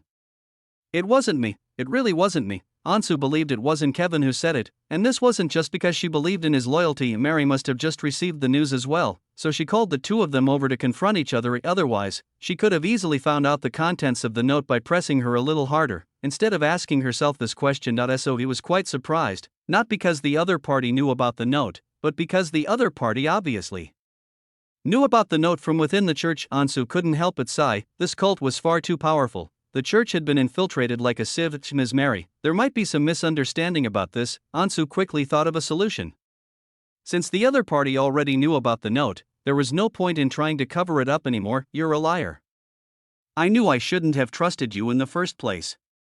Ms. Mary was clearly implying something. She glanced at Ansu and then at Kevin. Tell me what he wrote on the note, and I'll only give you one chance. Kevin hesitated, looking at Ansu, the Craig family, wealthy border merchants involved in the fur trade. Your father, old Craig, went to great lengths to send you children to Benaru and the capital, just to integrate you into high society. Teacher Mary had clearly grasped Kevin's weakness. Her tone was threatening. If you don't want, Kevin, Ansu said immediately, tell her what's in the note. Ms. Mary gave a cold laugh. Kevin glanced apologetically at Ansu, but didn't refuse any longer. Okay, he stepped forward, recalled for a moment, and slowly wrote 2 lines on the notebook paper on the desk. Ms. Mary, he's just a messenger, Ansu said to Mary. This is between you and me. Don't look for him again. Mary crossed her arms and nodded expressionlessly. Although the Craig family was not difficult to deal with, she did not want to cause any unnecessary trouble given the current state of the order. Ansu didn't want to involve innocent Kevin. Of course, saying that now would be a bit hypocritical, but at the time he just wanted to do his best to call for help. The Saintess, a member of the main group and someone with a full halo who survived to the end, was indeed a good choice, although things took a slight turn for the worse later on. But we can't just criticize after the fact, can we? She's quite willing to take responsibility, Mary scoffed at Ansu, then picked up the paper. You can leave now. Kevin nodded quickly and fled the office as if escaping. Then, Mary stared at the 2 lines of text on the paper, looking at them repeatedly with a puzzled expression. Talon County, Blackrock Town, Elwyn Village, meet me at the Royal Academy Southwest Corner Park at 12 o'clock? She looked up, puzzled. Ansu, what do you mean by writing this? Well, Ansu thought to herself that it was a good thing she was the Riddler back then, because that gave her a lot of room for explanation. Tell the truth, stop lying to me. Mary's tone was icy. Otherwise, you know what I'm capable of. She knew what this kid was capable of. After all, even Lady Celia had been bewitched by him. She was indeed shocked yesterday. That unpredictable and cruel which actually let this kid go so easily. She even saw a hint of admiration on Lady Celia's face. Don't worry, Ms. Mary. Ansu nodded. Of course I wouldn't lie. We're on the same side now. Yeah, right. Can simulate the following times. Future, 10 minutes later, April 13th, 1612, 10 points will be consumed. 10 hours later, April 14th, 4:02, 50 points consumed. Start simulation? While talking to Kevin, Ansu had already devised a plan to deal with this matter. He couldn't reveal his prophetic knowledge that they wanted to kidnap him, and he also had to make the act of sending the note seem plausible. That he wanted to weave a half-true, half-false lie and then observe how things would develop. So, simulation startup. Just as Ansu silently considered the first option, the whole world seemed to pause.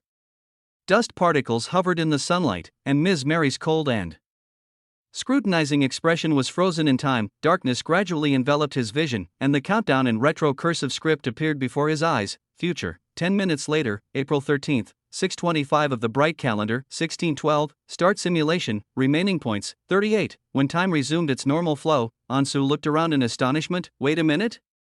Why has the scene changed again? The place he was in was very similar to the dimly lit storage room from the first simulation, or even darker. Ansu's body was tied to a pillar with ropes.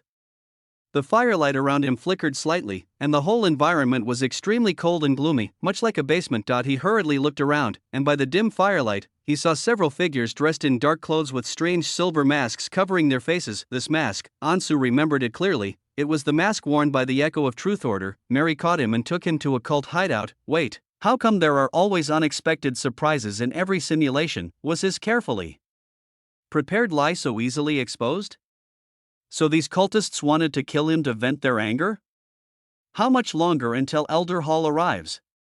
In the darkness, Teacher Mary suddenly asked the person next to her. One of the cult members replied, Elder Hall is in a rather remote location outside the city, and he's already on his way here. Okay.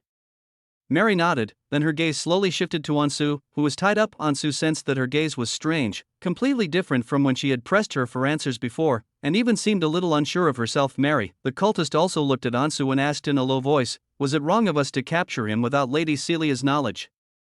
This student is, after all, one of hers.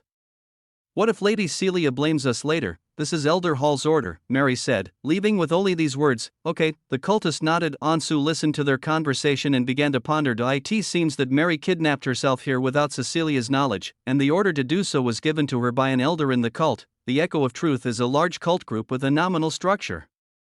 It is called the Elders' Council, which is composed of senior members and manages all its followers. Celia is far from having the status she will have in the future storyline, but because Celia is too powerful, she is often unrestrained. Apart from her teacher, Elder Samantha, the acting leader, no one can control her. Simulation, this ability is powerful, but it is somewhat insufficient for Ansu. That is, he didn't know what happened during that blank period. He essentially traveled to the future out of thin air. Ms. Mary, after a moment's thought, Ansu decided to test the waters. I didn't lie just now. There's no need for you to be so angry, is there? You've even called so many colleagues from the organization over. What are you planning to do? Mary looked at Ansu suspiciously and slowly walked towards him. Have you lost your mind because of Ether? Whether what you said is true or false is for Elder Hall to decide.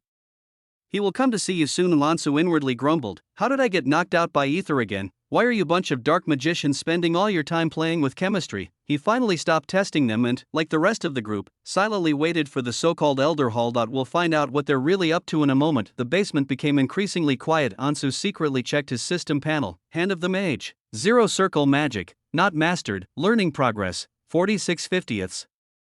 Creates an imperceptible ghost hand capable of manipulating objects. Upgrading the skill level significantly increases the weight it can manipulate, just a little bit more. This skill might be the most useful one at the moment, but Ansu cannot practice magic in front of these cultists. He can only wait for the right opportunity. About half an hour passed like this. Suddenly, the entire basement was filled with flames, even though there was no wind. All the flames flickered violently. Elder Hall. Mary looked toward the center of the basement, her tone becoming extremely respectful. Ansu also looked in that direction and noticed that the floor tiles there suddenly trembled, and a sinister black aura spread rapidly. Then, countless disgusting insects crawled out from the ground. The white worms quickly gathered together, and as they twisted and turned, they soon transformed into a human shape. Elder Hall's entrance was rather disgusting. All the cultists, including Mary, bowed their heads to the thin, ugly elder, but Elder Hall didn't even glance at them, turning his gaze directly to Ansu, who was tied to a pillar. He's the one Celia chose? Mary nodded immediately and said, yes, Elder Hall. Elder Hall forced a look of surprise onto his withered face. I heard that this kid is deeply trusted by her, and she wouldn't even bother to brainwash him? Mary nodded again. Very good. Elder Hall grinned sinisterly. Then he's perfect to be our eyes and ears. Chapter 11. The Order of Echoes of Truth. Inside the basement, the dim, yellowish firelight flickered in and out. Ansu stared at the extremely ugly Elder Hall. Eyes? That's right, the eyes. Elder Hall looked behind him and waved away all the cultists, including Mary. Once only 2 people remained in the basement room. He continued, now that you have joined our Echo of Truth, you should already know about our origins and sacred mission, right? Ansu did not expect him to start by talking about doctrine. To be honest, this was the first time he had ever felt that these guys were indeed genuine cultists, because World Destroyer, Celicia, is not actually a typical cultist. Have no idea. Ansu shook his head, feigning ignorance, since Cecilia had never mentioned any of this to him. You don't know? Elder Hall was taken aback for a moment, then his expression turned annoyed. That madwoman. She's recruiting members for her cult, yet she doesn't even mention our doctrines? Such willful and reckless behavior. Does she even know what she's doing? Does she intend to apostatize?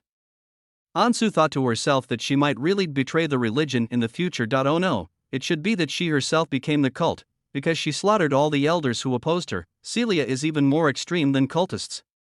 That bastard. She's become so arrogant now. I should have nipped her in the bud. Elder Hall was getting angrier and angrier as he thought about something. He glared at Ansu again. Very well. Since she hasn't said it, then I will convey our sacred mission to you. Remember this, he said, his tone softening slightly. We are the successors of the great magical empire of the Second Era, and our mission is to restore the glory and splendor of the ancient magical age. Elder Hall seemed to be under some kind of divine inspiration. His tone and expression were extremely sincere and focused, which, in Ansu's view, perfectly matched the stereotype of cultists. We have always dedicated ourselves to researching the ultimate mysteries of magic, exploring the truth of the world, and restoring this filthy and depraved world back to the beautiful and pure pastoral era of humanity. Unfortunately, Elder Hall sighed regretfully, the world has now been stolen by false gods and their minions. The golden age is gone forever. Ansu silently watched the self-satisfied elder, thinking to herself, if I hadn't played the game, I would have actually believed your nonsense. These cultists speak sweet words, but they are merely using the name of truth to commit acts of terror. Wherever they go, they bring death, pollution, and panic, so. After Elder Hall finished speaking these high-sounding words, he finally returned to the main topic. Now that you have joined the cult, you also have a responsibility to work hard for the future of the cult. I have something very important that I need your assistance with. Since you were chosen by Celia, you must be able to sense how dangerous she is. Elder Hall revealed a cold smile. Before you, none of the people the organization sent to her survived. You'll definitely meet the same end. Don't think she keeps you around because she values you. Heh, she's just found a new toy. You have no idea how wicked that madwoman is, so Elder Hall, you mean? Ansu frowned, only I can save your life. Elder Hall looked at Ansu with an air of high regard, and patted Ansu on the shoulder. But on the condition that I need you to work for me as well as for her. For example? Ansu asked hesitantly, it's not as difficult as you think. You just need to let me know when we need you. Elder Hall narrowed his eyes, where she is and what she's doing. Oh, Ansu fell into deep thought. Celia wants me to be her informant and investigate at school, while Elder Hall has also assigned me to secretly monitor Celia. What mission? Impossible. It seems the Echo of Truth Order is far from being as monolithic as I thought. Since Hall mentioned us, it means he has others behind him. Perhaps this is a power struggle between Cecilia's teacher and another faction. Elder Hall, this matter is probably a bit difficult to handle. Ansu hesitated. If Lady Celia discovers anything unusual about me, she will definitely kill me. Elder Hall suddenly changed his expression, his eyes instantly turning sinister. You think you have a choice? Ansu cursed inwardly, then why did you tell me all that? Was it just a formality? Don't worry, on that specific day, you don't need to do anything. Elder Hall grinned maliciously, spreading out his withered palm and probing a slowly wriggling worm toward Ansu's mouth. What is this thing? Ansu stared intently at the worm that was so close to her. The worm seemed to have received Elder Hall's command. The closer it got to Ansu's mouth, the more lively it wriggled, and finally it couldn't wait to crawl into his mouth. It will integrate into your body and transmit information to me. Without anyone noticing, Elder Hall stared at Ansu, whose body was tense. But if you dare disobey my orders, it will slowly burrow into your organs, devour your heart, and cause you an excruciating death. Although Ansu was not afraid of insects, he could not stand the thought of insects crawling into his mouth. Just thinking about that thing wriggling inside his body sent chills down his spine. He struggled for a moment, pulling on the rope and trying to get away from Elder Hall's large hand. Wait. Hold on a minute. Can't you just not use this tactic, Elder Hall? I guarantee I can be your spy, really. I'm a pro at this now. Elder Hall sneered, pinching the worm again and shoving it at him. If it were guaranteed to work, there would be no wars in the world. Stop talking nonsense. Swallow it now. Damn it. Ansu really couldn't take it anymore. Immunity to Magish stopped pretending. He had seen magic insect magic in the game before. This ability, which looks like a physical ability, is actually within the scope of magic. And as long as it is magic, he can defend against it. With a sizzling sound, the insect in Elder Hall's hand vanished instantly as if melting, and he seemed to feel the pain as well, hissing in pain. What have you done, you brat? He was immediately astonished, never expecting that this guy in front of him would actually know magic. Moreover, he couldn't figure out what kind of magic this counterforce was. Ansu twisted the sturdy rope with all her might. A crisis can make a person highly focused, and in this moment of urgency, he even broke through 3 levels of progress: Mage's Hand, Mastered, Learning Progress, 50/50ths, and Unseen. Invisible Hand helped Ansu untie the ropes from behind. The Mage's Hand? Taking advantage of the other party's moment of vigilance, Ansu darted to the torch beside her and gripped it tightly in her hand. According to the game mechanics, the best way to counter the magic of the insect demon is with fire. Of course, starting a fire myself wouldn't be of much use. It's better than nothing. Ansu had no desire to continue playing this game. Since it was already a dead end, the sooner the better. He would rather be hacked to death by these cultists than swallow the worms. You. Elder Hall stared intently at Ansu, who was holding a torch. This is truly unexpected. You have so many questions. How did Cecilia manage to let you infiltrate the echoes of truth?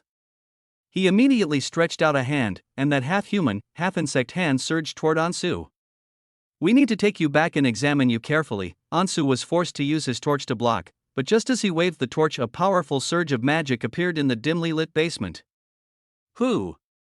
Elder Hall's expression changed. Why is it you again, you ugly thing? Didn't I already beat you up? Why don't you ever learn? Celia's clear, melodious, yet slightly mocking voice came from somewhere in the darkness. The next second, Elder Hall clutched his severed arm in agony.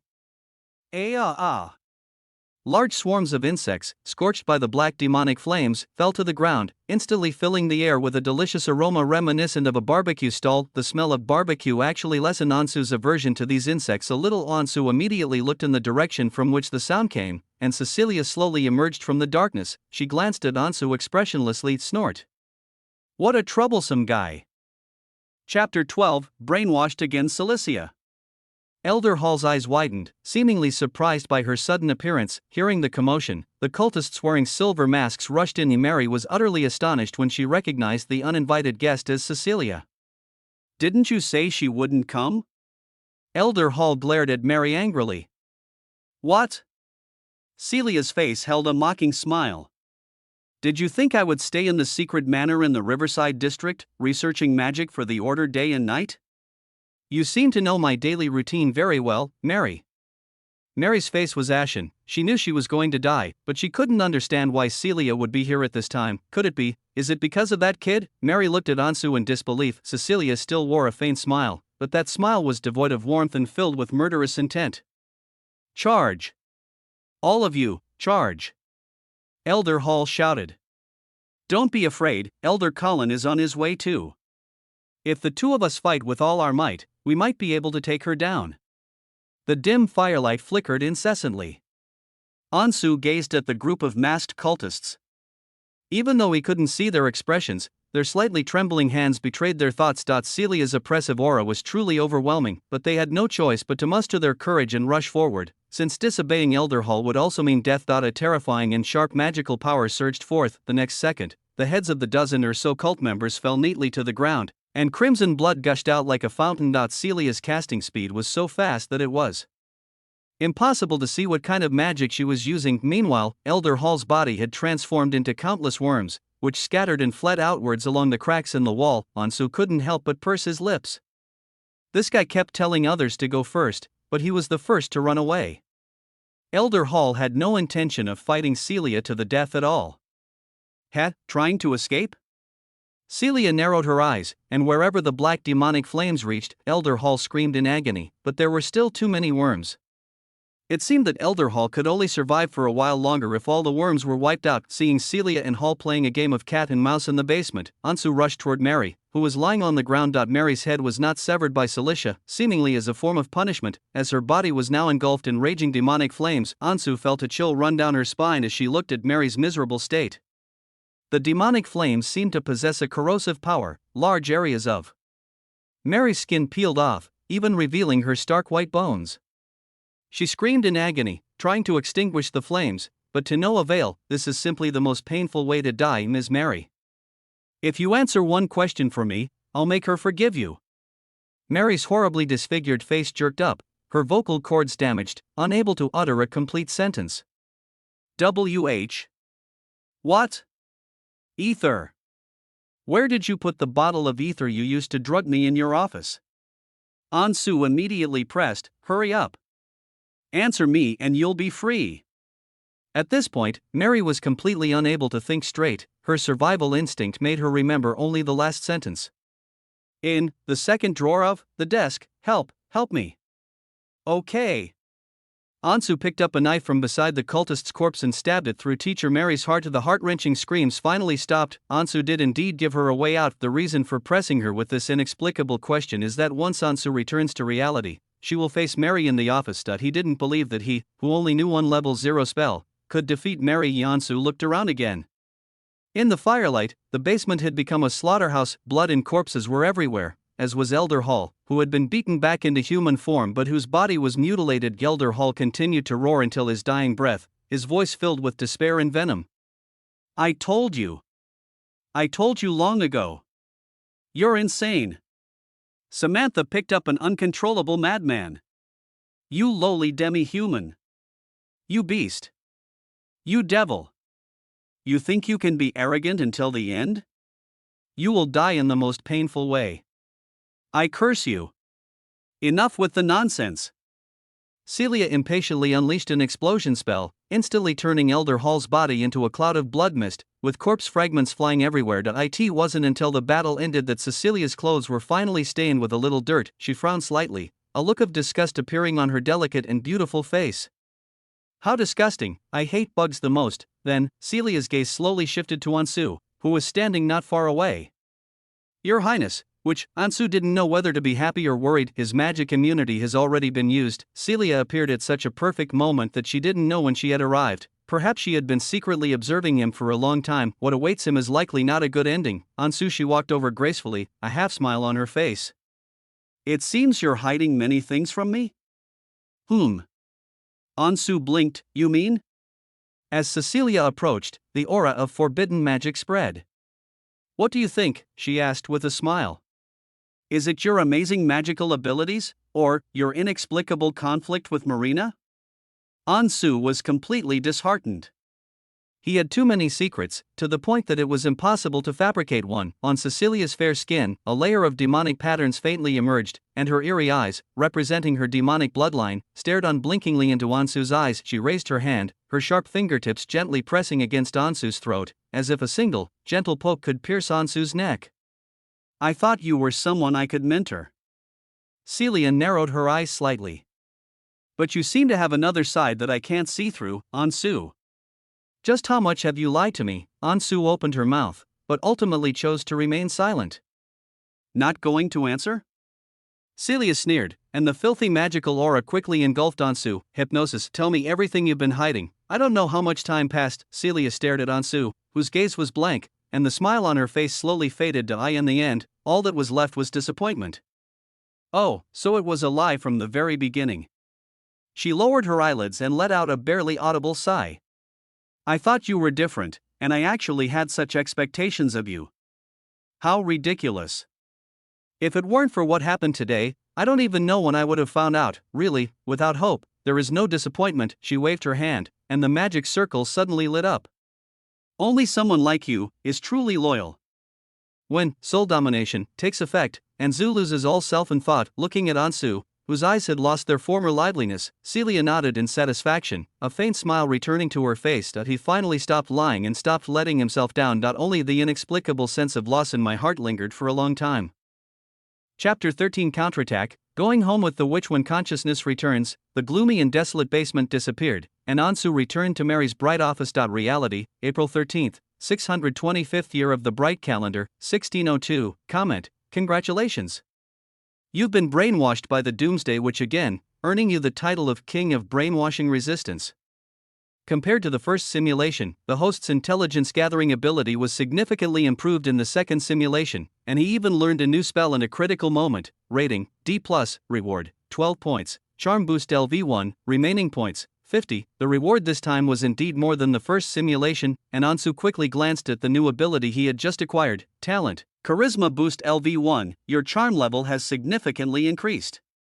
When interacting with others, appropriately showcasing your positive side will make it easier to gain their favor. This talent is a passive talent and cannot be forced to take effect. P.S. Others' attitudes depend more on yours. Sometimes, a sincere smile might bring you unexpected help. After reading the detailed description, Ansu thought to herself, this system feels a bit like a life mentor. What he really wanted was powerful skills, or at least the ability to save his life. But thinking about it carefully, this trick might also save your life. Transform into a succubus. In addition, Mage's Hand, Mastered, Learning Progress, 50/50ths. It seems that the magic learned in the simulation can indeed be inherited. Ansu was overjoyed, as this made his plan even more secure. In the office, Mary stood with her arms crossed, watching Ansu, who had been silent for a long time. Why don't you say it? She sneered. You're not making up a lie on the spot, are you? Have you racked your brains trying to figure it out? Of course not. Ansu's gaze quietly shifted to the solid wood desk not far away. In the second drawer of that desk were stored ether, a chemical that could knock out the user, Ms. Mary. Actually, this is something I'm not comfortable saying, because it's all for my sister. Sister? Mary frowned. What does your meeting with church people have to do with your sister? You know my family's situation right now, Ansu gave a helpless yet sincere smile. We're so poor that we can't even afford to send our children to school, but my sister is so smart, it would be such a waste if she didn't go to school. Ansu's smile was very sincere, and Mary stared at that smile, slightly taken aback. A church school? Following Ansu's words, she subconsciously thought of this. Yes. Ansu nodded. It's a church school. If my sister can go to a church school, the tuition is halved, so I'm trying to use my connections. A faint magical energy coalesced, and the hand of the mage quietly appeared behind Mary. Relationship? Mary looked at Ansu suspiciously. I know your family situation very well. How come I didn't know you had connections in the church? Ms. Mary, Ansu said with a meaningful smile, there are probably many things you don't know. Mary's brow furrowed even more. She suddenly had a strange feeling. What nonsense are you spouting? Ansu smiled without saying a word. It seems I have no choice but to use some methods. She was about to step forward when she suddenly noticed that Ansu had inexplicably covered her mouth and nose. Behind Mary, the sound of a drawer being pulled out could be heard softly. She instantly realized what was happening and turned around abruptly, but it was too late. The vial filled with ether exploded right in front of her. Click. Mary's eyes widened. It all happened so suddenly and the pungent chemical fumes evaporated rapidly. The dosage of the drug in that bottle was so large that Mary quickly collapsed to the ground, her body going limp. How did you know? Her consciousness gradually faded, and she slowly closed her eyes. Of course I know, because you're the one who told me how the wheel of fortune turns. Ansu held her breath, opened the door, and rushed out of Mary's office. After holding her breath for nearly 40 seconds, Ansu in the corridor finally dared to open her mouth and breathe in fresh air. Mary had been dealt with, and time seemed to have become much more plentiful, but Ansu dared not waste any time. After leaving the school, he took a horse-drawn carriage heading to the Riverside district. In the simulation, Ansu remembered Celia mentioning that she usually studied magic at her secret manor in the Riverside district. That place should be a secret stronghold of the Echo of Truth Church. Although I hate to admit it, the only one who can save me right now is that scumbag witch who brainwashed me twice into becoming a puppet. The thought that I might be entangled with her for a long time too. Come is just too much. Ansu felt a headache coming on. What a tragic fate. After getting off the carriage, Ansu looked around at the elegant and affluent neighborhood and felt a little lost. The question is, how do we find out where she is? The environment of the Riverside district was like two different worlds compared to where Ansu lived. There were wide and clean streets, neat lawns, and luxurious manor houses. At this moment, several maids who were trimming the garden looked curiously in Ansu's direction. Ansu wandered around aimlessly, feeling as if the servants were watching her like she was a thief. After thinking for a moment, he came up with a good idea. Ansu sat on a bench by the roadside, closed her eyes, and began to meditate. Meditation is a compulsory course for all magicians. By focusing intently on perceiving the world, one enters an immersive state of spiritual experience, thereby slowly restoring magical power to achieve the best state for cultivation. Such a faint yet continuous flow of magic was something Mary, whose level wasn't high enough, certainly couldn't sense. But Celia was a super genius in the field of magic. Someone dared to perform magic right at her doorstep. She had to come out and see what was going on. I don't know how much time passed. Ansu opened her eyes and saw Celia looking at her with suspicion. She was wearing an elegant long dress commonly seen among ladies of the Imperial High Society, making her look like a noble lady. How did you find my place? It was Ms. Mary who told me, Ansu replied. Celia frowned slightly. Why aren't you in school? What are you doing here? Ansu quickly glanced around, deliberately feigning nervousness. Your Majesty, I escaped from school. Mary is a problem. She's going to kill me. Celia looked slightly surprised. Why would she want to kill you? Ansu lowered her voice and said a name, Elder Hall. Cecilia's gaze changed instantly, becoming much more dangerous. Mary came to the library to see me today, saying that Elder Hall, a high-ranking member of the organization, wanted to see me. I felt her attitude was a bit off, so I thought I'd report to you first and wait for the witch to make a decision. Then she chased after me, and I ran away. I understand, Celia interrupted Ansu. This isn't the place to talk. Come with me. As dusk fell, the sky gradually darkened. Celia brought Ansu to her home. Celia's home, or rather her secret hideout in Betrayal City, was a rather secluded manor. After entering the manor, Ansu glanced at the lavishly decorated living room and then focused her gaze on several expressionless maids who were cleaning. "Miss Celia, welcome home." The maids stopped what they were doing and bowed respectfully. Celia ignored them and went straight up the stairs. Ansu followed behind Cecilia, curiously observing the maids. He felt that the maids' tone was flat and their eyes were devoid of warmth, giving people a subtle sense of stiffness. These maids have likely all been subjected to the soul domination effect by Cecilia, and have clearly lost their own will. "Are you curious about my maids?" Celia suddenly stopped, and Ansu nearly bumped into her. Ansu paused for a moment. "No. They were all assistants assigned to me by Echoes of Truth, but I found them too troublesome, so I turned them all into toys." Celia smiled at Ansu. "You almost joined them." What else could Ansu say? She could only put on an expression of gratitude. "Thank you, for not turning me into a toy too." "You're welcome," Celia said with a smile. "You're much more useful than them." "I wouldn't bear to turn you into a toy." Just as Ansu was about to express her gratitude again, Celia suddenly stopped smiling. "But if I find out you betrayed me, deceived me, you're not just someone who's been turned into a toy." Celia grinned wickedly. "I have an even more interesting way to play. Do you want to know what it is?" Ansu's heart tightened. "What kind of game is it?" Celia stroked her smooth chin, raised her head, and pretended to think. "Among the many schools of magic, there is a rather forbidden and obscure magic that relates to life, the body, and reshaping." Let me give you an example. "Do you know about building blocks?" she asked with a grin. "They're those little toy figures whose limbs can be taken apart and put into different places, and then you can assemble them into some weird shapes." "They're so much fun." "Are there really toys this outrageous?" Ansu muttered to herself. "Such cultish toys, parents these days really have a lot of nerve." Chapter 14 Second Hypnosis. Just as Ansu was pondering just how terrifying this vile witch's new tricks were, he had followed Celia into her room. Ansu stopped thinking and looked around. Celia's disguise in Betrayal City was supposed to be that of a noble lady, but her room had no ladylike atmosphere whatsoever. It was filled with piles of books, potions, and an alchemy table for researching magic, making it look like a magic research lab. "Go ahead and tell me," Celia said, sitting down in her chair and crossing her long, smooth legs. "What happened at school just now?" Ansu shifted her gaze from Celia's legs and then recounted how Mary had summoned her to her office for questioning, and how Elder Hall had secretly contacted her during the simulation to plot her kidnapping. To be on the safe side, he did not reveal Elder Hall's plan to use him to secretly monitor Cecilia, saying too much is counterproductive. It's enough to guide Celia to become suspicious of them.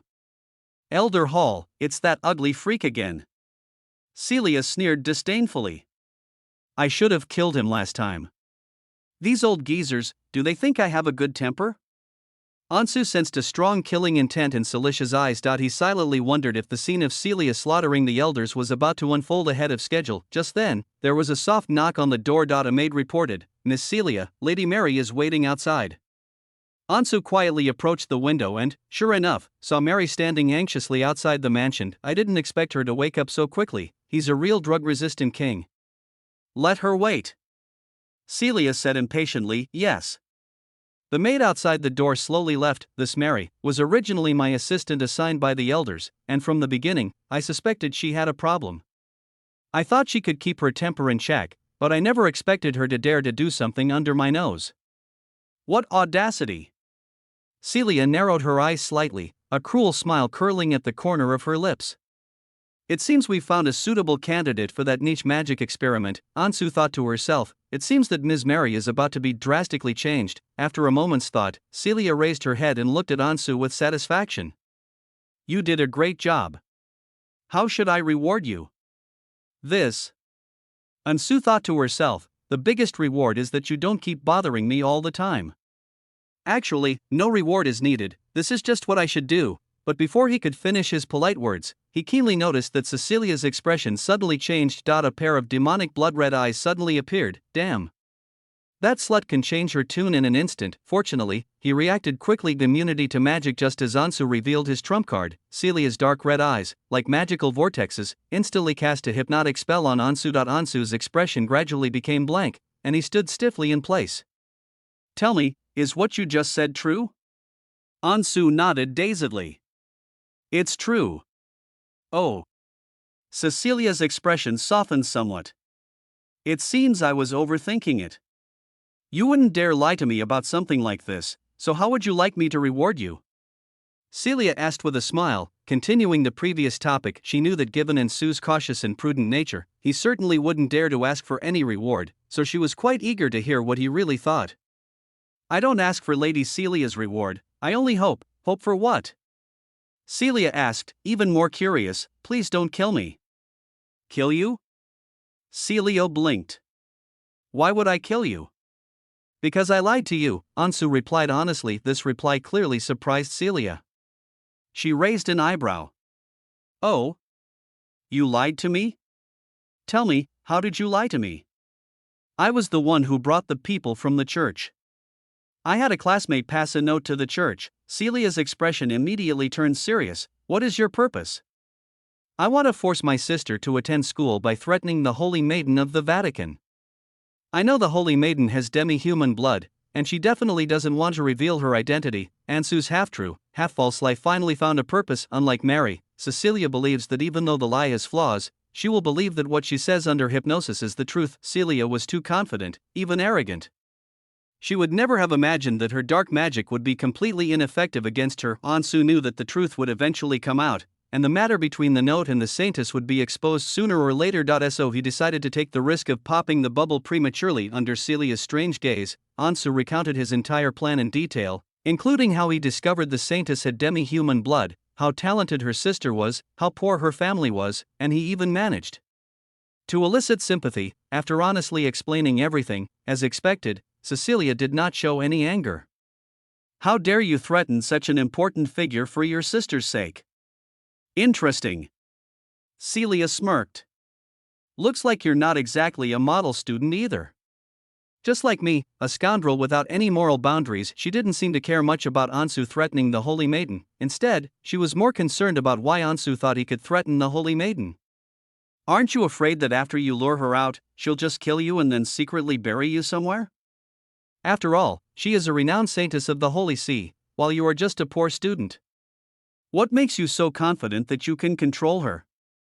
Because she is a weak-willed person, Ansu replied that he was telling the truth this time. As a player, he was very familiar with every character in the main group. Holy Heart, Freya initially, her character was somewhat naive and innocent, the kind of person who easily trusts others. Because she's so naive and kind, she always gives players the feeling that you could easily trick this silly girl into your room with any excuse. Fortunately, she was in a legitimate game. If she were in an adult game, she would be exactly like the female protagonist in the story, being tricked into a goblin cave. However, after Freya joined the main group on their arduous journey to save the world, she grew considerably. Of course, that's a story from another parallel world. Oh, I didn't expect you to know her so well. Cecilia suddenly didn't know what to do with this guy. If it were her, she would also use every means to benefit herself. What does Freya's reputation have to do with her? In this selfishness, Ansu is very similar to herself. Thinking about this, Celia frowned slightly, realizing how rare it was for her to consider things from another person's perspective. Am I really unwilling to kill him? Is that why I'm making up excuses for him? Snort. Celia suddenly felt a little awkward. She straightened her pretty face and coldly snorted at Ansu. I'll let you off this time, but remember, there won't be a next time. I don't want you to have any contact with anyone from the church. Ansu nodded blankly. Yes, besides. Celia suddenly leaned closer to Ansu. How do you know so much about that saintess? You secretly investigated her birthplace, and even secretly followed her. You know her personality inside and out. You're like a pervert. Could it be? Celia's expression turned somewhat strange. She still remembered their first meeting, when Ansu expressed his admiration for her appearance, combined with his infatuation with the saintess. This guy seems completely uninterested in humans, but rather has a particular fondness for demi-human girls? Her subordinate has rather unique tastes. For some reason, staring at Ansu with a blank look in front of her, Celia suddenly felt a mischievous urge to tease him. Everyone believes that the current holy maiden is holy and beautiful, like a goddess descended to earth. Ansu, she asked with a smile, in your heart, who is more beautiful, her or me? Chapter 15. Ansu begins operation. Ansu felt a pang of doubt when he heard Celicia's question, that scumbag, which is quite narcissistic. This scene reminded him of the evil queen in the fairy tale who kept asking herself in the mirror, who is the fairest of them all? Of course you are more beautiful. Is there even a question? If he answered that the saintess was more beautiful, the scumbag which might get so angry that she'd turn him into a new toy on the spot. Oh, Cecilia's lips curled up in a smile, looking like she was in a good mood. The saintess is beautiful, but she only has a pretty face. Her inner qualities can never compare to Lady Celia. Ansu continued his operation. This is the praise group tactic. To win over Cecilia, a narcissistic and arrogant woman who is actually somewhat insecure, you have to use sincerity to peel back her prickly exterior and awaken her sensitive and soft side. Ansu will one day discover that she feels she is a chosen one, since he can't get rid of this scumbag witch anytime soon. So before that, he wanted to use the opportunity of being hypnotized to influence Cecilia's mind and make her increasingly reluctant to kill him. Sure enough, Celia's expression immediately turned expectant. She urged me like a child, then tell me quickly. What's so good about me? The pursuit of power, the relentless pace, and the unwavering spirit that no setback can defeat. Based on his understanding of Celia, Ansu gave her a perfect answer. Compared to you, holy maiden, it is like a firefly vying for the brilliance of the moon. Your power and ambition fascinate me. The order of echoes of truth is unworthy to possess you or bind you. Lady Celia will one day have a much larger stage, and the world will witness your brilliance. After Ansu finished speaking, the room remained quiet for a long time. Celia opened her mouth in surprise. She hadn't expected to have such a good image in Ansu's mind. Her fair cheeks flushed slightly, and she lowered her head, avoiding the other person's blank and lifeless gaze. Clearly, Cecilia wasn't quite used to the feeling of being admired and respected. Celia suddenly felt that she had let the other person down, who had such high expectations of her. She was not as good as Ansu had described it. After all, no one knows you better than yourself. Who else could know your past better than her? Because of her demon bloodline, she was called a monster or a demon from childhood to adulthood, and was hunted and killed by people. Her horrifying appearance, revealed by the corrupting magic, is practically her original sin. Even a child from the slums would look at her with fear and disgust when they saw her huddled under the eaves, looking pitiful. Even after she became the top enforcer of the Echo of Truth Order, she knew very well that the order only accepted her because she was useful, becoming stronger, becoming even stronger. This became almost her sole driving force. She wasn't really interested in the order's lofty ideals. The restoration of the ancient magical empire and that era of brilliant stars were irrelevant to her. She simply loved magic because it had changed her life. Celia still remembers the moment when she was 8 years old, when she awakened powerful magic and killed the church's demon hunter team. It's unclear when she abandoned all her emotions, but she now lives cautiously in this perilous world.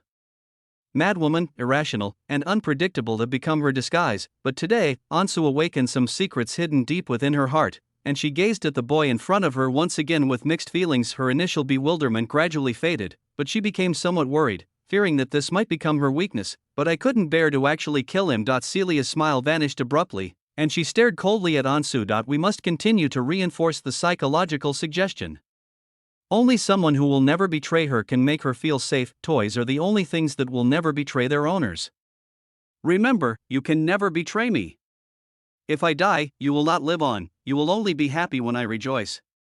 Our fates will be forever intertwined.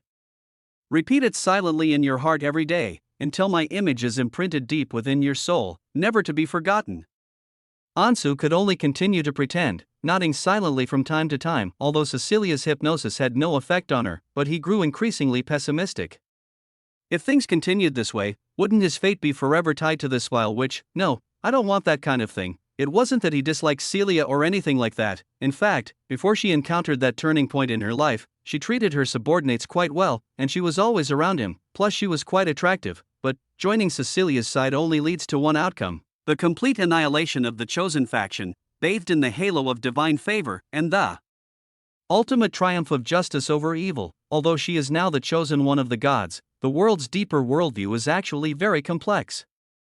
As the behind-the-scenes manipulators, all of Celia's efforts are going against the will of heaven. Her fate seemed sealed the moment she began learning forbidden magic. With a silent sigh, Ansu became even more determined to jump off the train in the future. He was determined to explode with Celia sooner or later. Of course, we still have to go along with her for now. We'll talk about the rest later. This hypnosis session was much longer than the last one. After reinforcing the psychological suggestion, Celia still asked a question with lingering unease. Ansu, will you be loyal to me? Ansu's mind raced. Now that he had determined her attitude, he wasn't going to give a mediocre or boring answer. Yes and no. Huh? Why? Celia looked slightly surprised. She poked Ansu's head and muttered to herself in confusion. Why is this the answer? Could it be that continuous hypnosis has caused too much damage to the brain? Is the person starting to talk nonsense? Next, Ansu spoke from the bottom of her heart with utmost sincerity. No one is obligated to be loyal to another person forever unless the other person possesses admirable and worthy qualities. My loyalty to Lady Celia stems from this.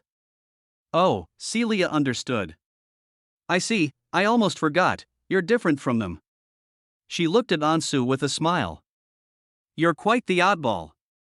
Celia did not find the answer offensive, nor did she feel any sense of crisis, because she was very confident that she had Ansu completely under her control. However, this statement also made her fall into deep thought. Her teacher, Elder Samantha, was highly respected within the cult and acted as the acting head of the cult, a position that had been vacant for a century, exercising great power in the name of the Council of Elders. This is certainly due to her strength and seniority, but Elder Samantha's ability to manage people cannot be ignored. She has several powerful and loyal followers. Every time she emerged from her long period of arduous training, the motley crew of the elders would be respectful and obedient, and nothing like what happened to Elder Hall today would have occurred. So, Celia glanced instinctively at the well-behaved Ansu. Should I be nicer to him? The hypnosis session has finally ended. Ansu glanced around in a daze, her blank gaze gradually clearing. Here it is. After a long moment of confusion, he seemed to remember that this was Cecilia's house, and he stared at the witch in front of him with a surprised expression. What did you just do to me? Was it again? It's nothing, Celia said with a faint smile. I was just chatting with you. Go back. Don't worry about Mary. I'll back you up. Ansu nodded, somewhat bewildered. Okay. Chapter 16. Our family is rich now. As dusk fell, a crescent moon appeared and disappeared from the thick clouds. The maids bowed respectfully, and the head maid escorted Ansu out of the hall, through the garden, and to the gate of the manor. After the door was opened, Ansu saw Mary standing outside, waiting anxiously. Oh, isn't this Ms. Mary? Ansu greeted her with a smile. You've come all this way so late, it must be something urgent, right? You. What are you doing here? Mary stared at Ansu in astonishment, then her gaze immediately turned gloomy. You've come at the perfect time. Come with me to see Lady Celia. Ansu could see the undisguised killing intent in her eyes, so she smiled and mocked. Did the ether burn your brain? Can't you see where I came from? Mary paused, glanced at Cecilia's mansion, and then asked incredulously, You've already met Lady Cecilia, certainly. What did you say? Mary was astonished. Even if she was furious, she should have come to her senses by now. The fact that he was summoned by Cecilia and managed to emerge alive, greeted and escorted by maids, can only mean one thing: Lady Celia has been bewitched by this boy's lies again. I've said everything I needed to say, and Sue shrugged and began to speak in riddles. You liar! Mary exclaimed indignantly. You must have been trying to seduce Lady Celia with sweet talk again. But don't think you can fool me. The church's unusual activities are all because of that note you wrote. Combined with your sudden departure from the classroom that day, did you already know my identity? And that's why you wanted to report the church and have us arrested? Ha! Ansu blinked in confusion. Ms. Mary, you have such a vivid imagination? Actually, my guess was pretty accurate. Stop playing dumb with me. Mary immediately grabbed Ansu. Come with me to confront Lady Celia. I'm going to expose you, you liar. Let's see whether Lady Celia believes me or you brat. Mary's eyes flashed with murderous intent. The more she looked at this kid, the more suspicious she felt. This guy was definitely going to be a threat to the cult. She couldn't let Ansu leave alive today, no matter what. Ansu looked at her excited expression and laughed mockingly. The reason for this is not what you think. Also, Teacher Mary, let me give you a piece of advice: everyone has secrets. Before you try to expose others, you should mind your own business first. If you were truly loyal to Lady Celia, would she be unwilling to summon you? Mary paused for a moment, and then a sense of fear and unease spread through her. She knew this young man was just being sarcastic. He certainly didn't know about her relationship with certain elders, but Lady Celia left her standing outside. Could it be that she has begun to doubt herself? Mary panicked, completely panicked. She stared at the mansion with suspicion, her fear of death outweighing everything else. Don't come looking for me so rashly next time. Ansu looked at Mary's frightened expression with satisfaction, a wicked smile playing on her lips. Otherwise, Lady Celia will get angry, and you don't know the consequences of making her angry, do you? Mary was both angry and scared, but she could only watch Ansu leave. Banera was brightly lit after nightfall, and the city's nighttime vibrancy is no less impressive than its daytime prosperity. Ansu glanced at the sky. After such a long day of commotion, it was already 8:30 p.m. If I don't go home soon, my younger sister will be worried sick.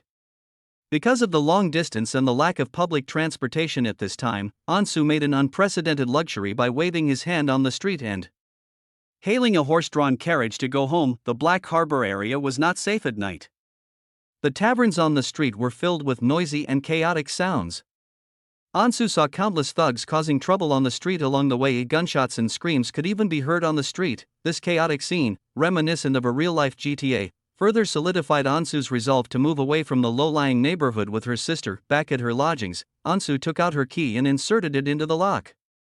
Before she could even open the door, Vera's delighted voice came from afar. Elder brother? Ansu could even picture her skipping and jogging over, and a gentle smile appeared on her face. When I opened the door, everything seemed normal, except my sister looked a little unhappy. Brother, why are you only getting back now? Vera looked at Ansu, who was wearing an elegant school uniform but looked exhausted, and frowned in confusion. You've been coming home later and later lately. If you don't come home soon, I'm thinking of going to look for you at school. No way. Ansu took off his coat, turned around and warned his sullen sister, you know how bad the security is in Black Harbor. Listen to your brother, you're not allowed to go out at night. Oh. Vera pouted, but still nodded obediently. I understand. She tied on an apron and went into the kitchen. The food's getting cold, let me heat it up.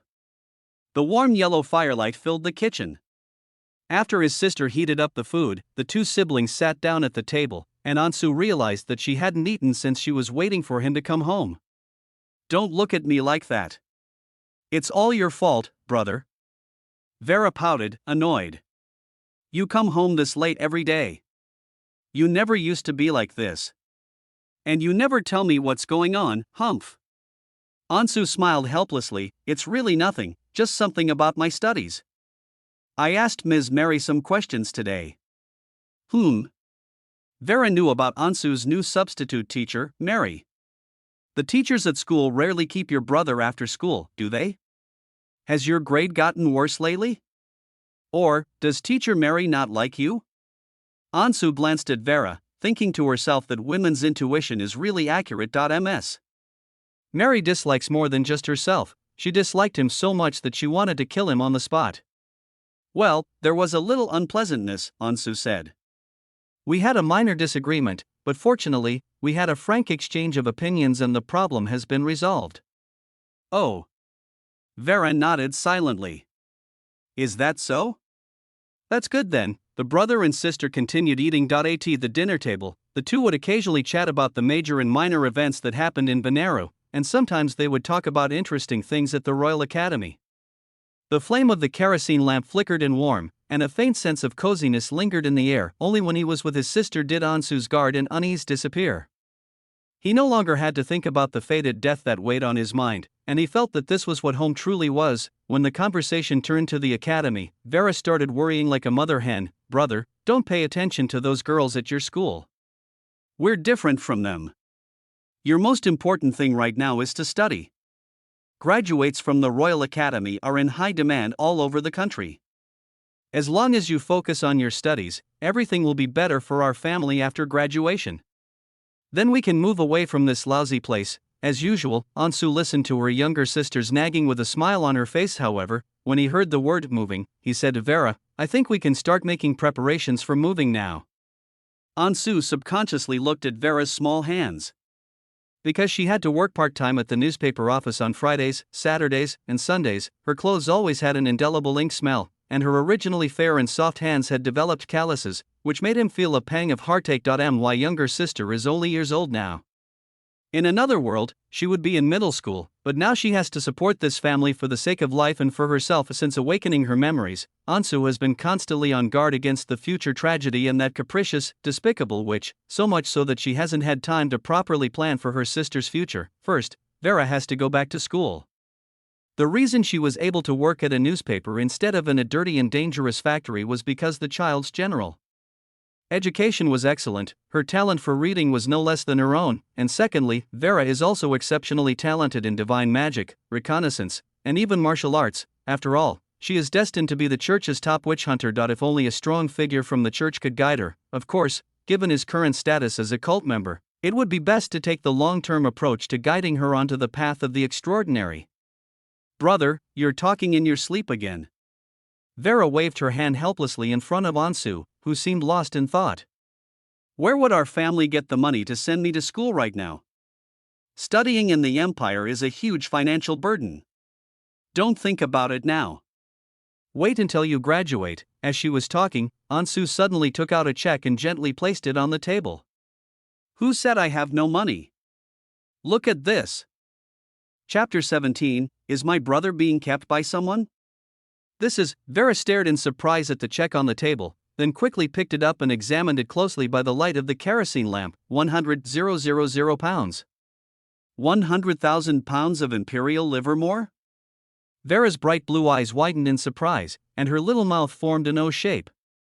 Her shocked expression was truly adorable. "Bro? You robbed a bank? Did they steal money from school?" Vera grew increasingly frightened. How could her penniless brother suddenly have so much money? She even let her imagination run wild. There were just too many wealthy and noble children at the Royal Academy of Benaru.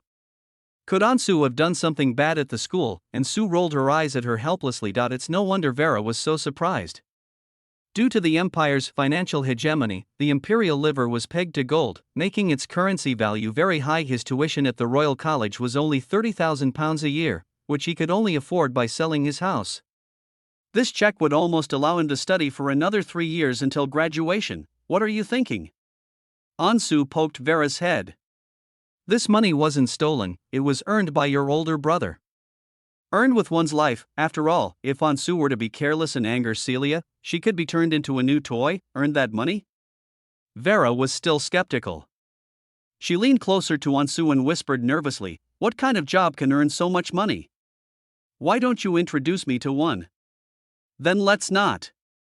Ansu didn't want the two of them to become toy siblings, so he could only offer a vague explanation. "This job is a bit special and dangerous, but don't worry, it's definitely not dangerous enough to be life-threatening. In short, my new employer is very generous, so you won't have to worry about your family's finances for a while." "Your employer?" Vera frowned, then suddenly asked sharply, "Is he a man or a woman?" "A woman," Ansu replied. Vera glanced at Ansu suspiciously, then the more she thought about it, the more uneasy she felt. Ansu has been coming home late these past few days, and his employer is a woman who even generously gave him 100,000 pounds at once. "Brother!" Vera exclaimed in disbelief, "You're not really being kept by someone, are you?" Ansu was drinking water after finishing her meal when she suddenly spat it out. "Of course not," he quickly and righteously explained. "What are you thinking? This is a legitimate job, and my boss is a respectable person." The organization behind him is huge, a massive organization, arguably the largest cult on the continent, and one of the 2 future world-destroying groups, on par with the resurgent demon army. "But I'm still a little worried," Vera sighed softly. She knew she couldn't easily change Ansu's mind, so she could only make a tactful suggestion. "Brother, could I meet your female employer?" "Of course not." Ansu felt a surge of anxiety. Send his sister to see Celia? He'd have to be crazy to do something like that. Oh. Vera's face drooped, but she finally nodded. Oh well, nothing happened for the next 3 days. Ansu went to school during the day and studied magic at home at night. He has already unlocked all 3 basic spells: meditation, mage's hand, and illumination. In addition, he discovered that the latter 2 can be further upgraded: Hand of the Mage LV1, LV2, 15/100, although it's just the most basic zero-ring magic. Based on Ansu's experience playing games, mastering basic magic can be quite powerful. Ansu couldn't help but think of the worldview of the Sword of Eternal Night. In this era of the decline of magic, there are very few humans who can learn magic.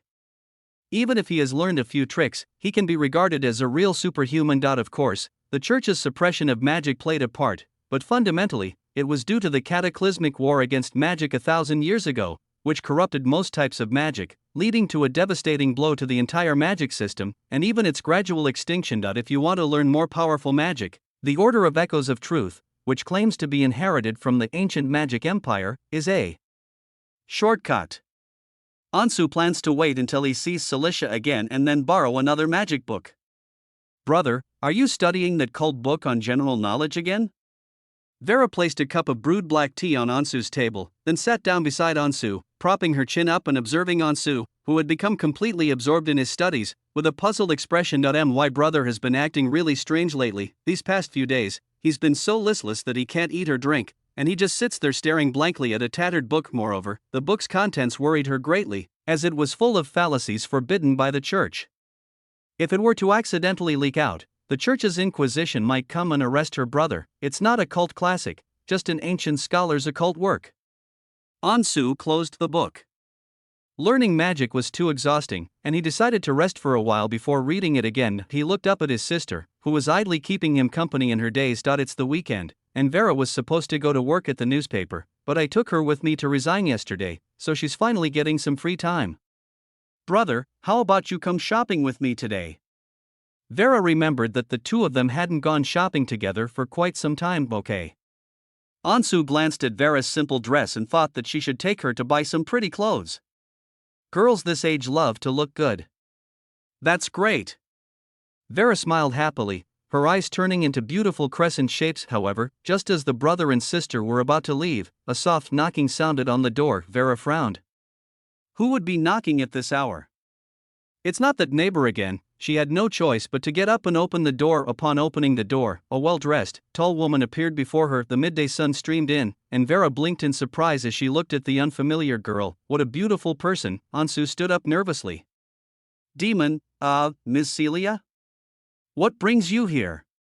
Dressed in a ladylike style and wearing a sun hat, Celia glanced at Ansu in the living room. What? Can't I come to see you if there's nothing wrong? Of course not, of course not. Ansu quickly invited her in, and then asked her sister to brew another pot of tea. It's just too sudden. Ansu looked at Celia, who had suddenly come to visit, with suspicion. She didn't know what she was here for. Could it be related to the mission to find the chosen one? Suddenly? Celia sat on the sofa in Ansu's house, casually glancing around. Didn't you tell me to knock? It's better than me suddenly appearing in your room. Ansu coughed twice to interrupt her. Brother? Vera looked back and forth between the two who seemed to know each other quite well. Finally, she looked at Ansu with suspicion, her tone becoming sullen. Young lady, aren't you going to introduce yourself to me?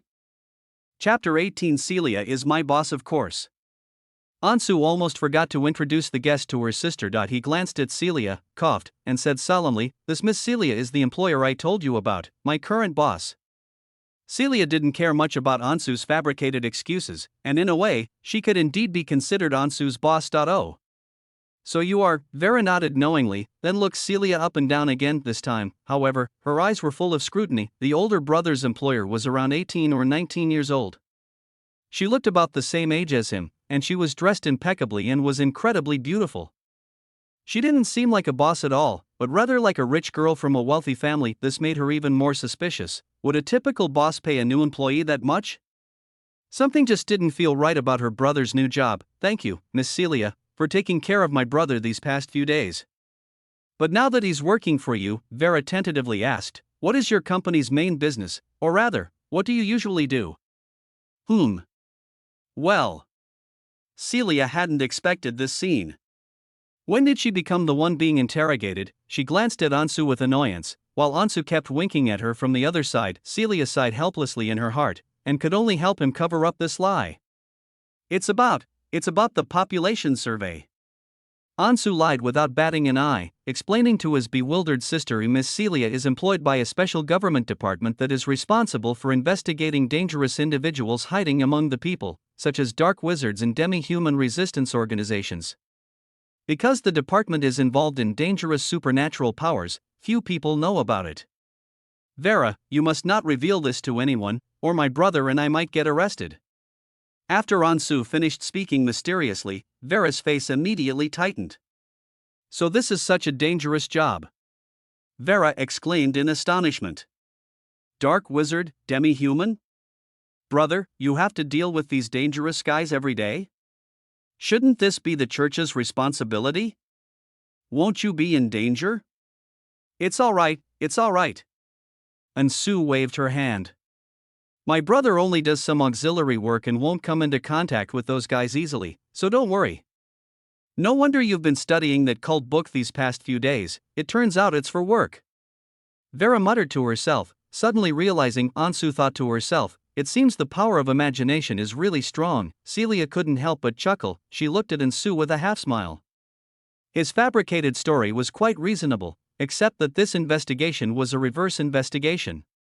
But, Vera was still very worried. What good would a high salary be if something happened to her brother? Vera simply cannot imagine life without her brother. Brother, why don't you resign from Miss Celia's position? Let's talk to the higher-ups properly. Vera walked over, grabbed Ansu's arm and shook it, pleading softly. We're all just ordinary people, why should we get involved in such dangerous things? And have you forgotten how father died? Those demi-humans are monsters with long ears and claws, just like wild beasts.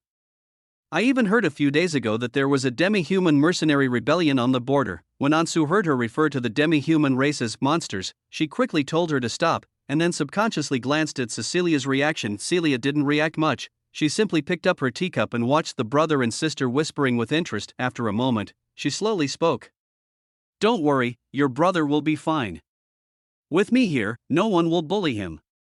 Celia gazed at Ansu with a smile, because only I can bully him. Vera blinked in surprise, not expecting that this boss's female employer would value her brother so much. Ansu didn't want to continue the conversation, so he refilled Cecilia's tea and asked in a low voice, Did you come all this way for something? There's something I need to take care of. Celia didn't want to stay at his house any longer. Will you come with me to your school today? Want to go for a stroll around the school? Ansu paused for a moment. What? You don't want to? Celia raised an eyebrow. Of course I'm willing. Ansu was just a little puzzled. What urgent matter could make her risk going to the Royal Academy herself? Cecilia said no more and got up to walk towards the door. Ansu looked at Vera apologetically. I'll go shopping with you next week. I have something to do today and I have to go out. Since she could no longer persuade Ansu, Vera had no choice but to accept his new job, and she nodded with a sigh. Brother, come back soon. Okay.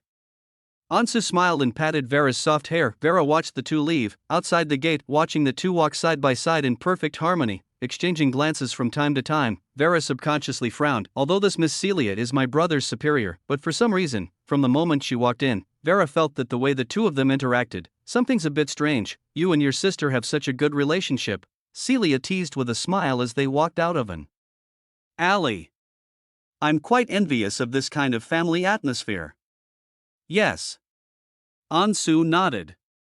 After all, we've relied on each other since we were very young. But why do I feel like your sister is a little hostile towards me? Celia's smile faded slightly. From the moment I entered until I left, she looked at me countless times. If those eyes could turn into knives, I probably would be dead by now. Ha? No, right? Ansu certainly didn't want Cecilia to have bad thoughts about Vera, because she was the kind of person who would eliminate any threat at all. I hope not. Celia snorted. I've only been able to deal with this girl for so long because of you. Definitely not, my sister has a very kind personality. Ansu tried to change the subject. May I ask what brings you to my school, Your Excellency? Which? Is it still that mission to find the chosen one? No, Celia shook her head slightly. The matter of the chosen one is something my teacher values. I don't care about it. So what if someone is favored by the gods? As long as they show their face, they can be killed.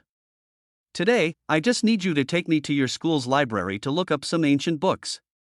So that's how it is. Ansu breathed a sigh of relief.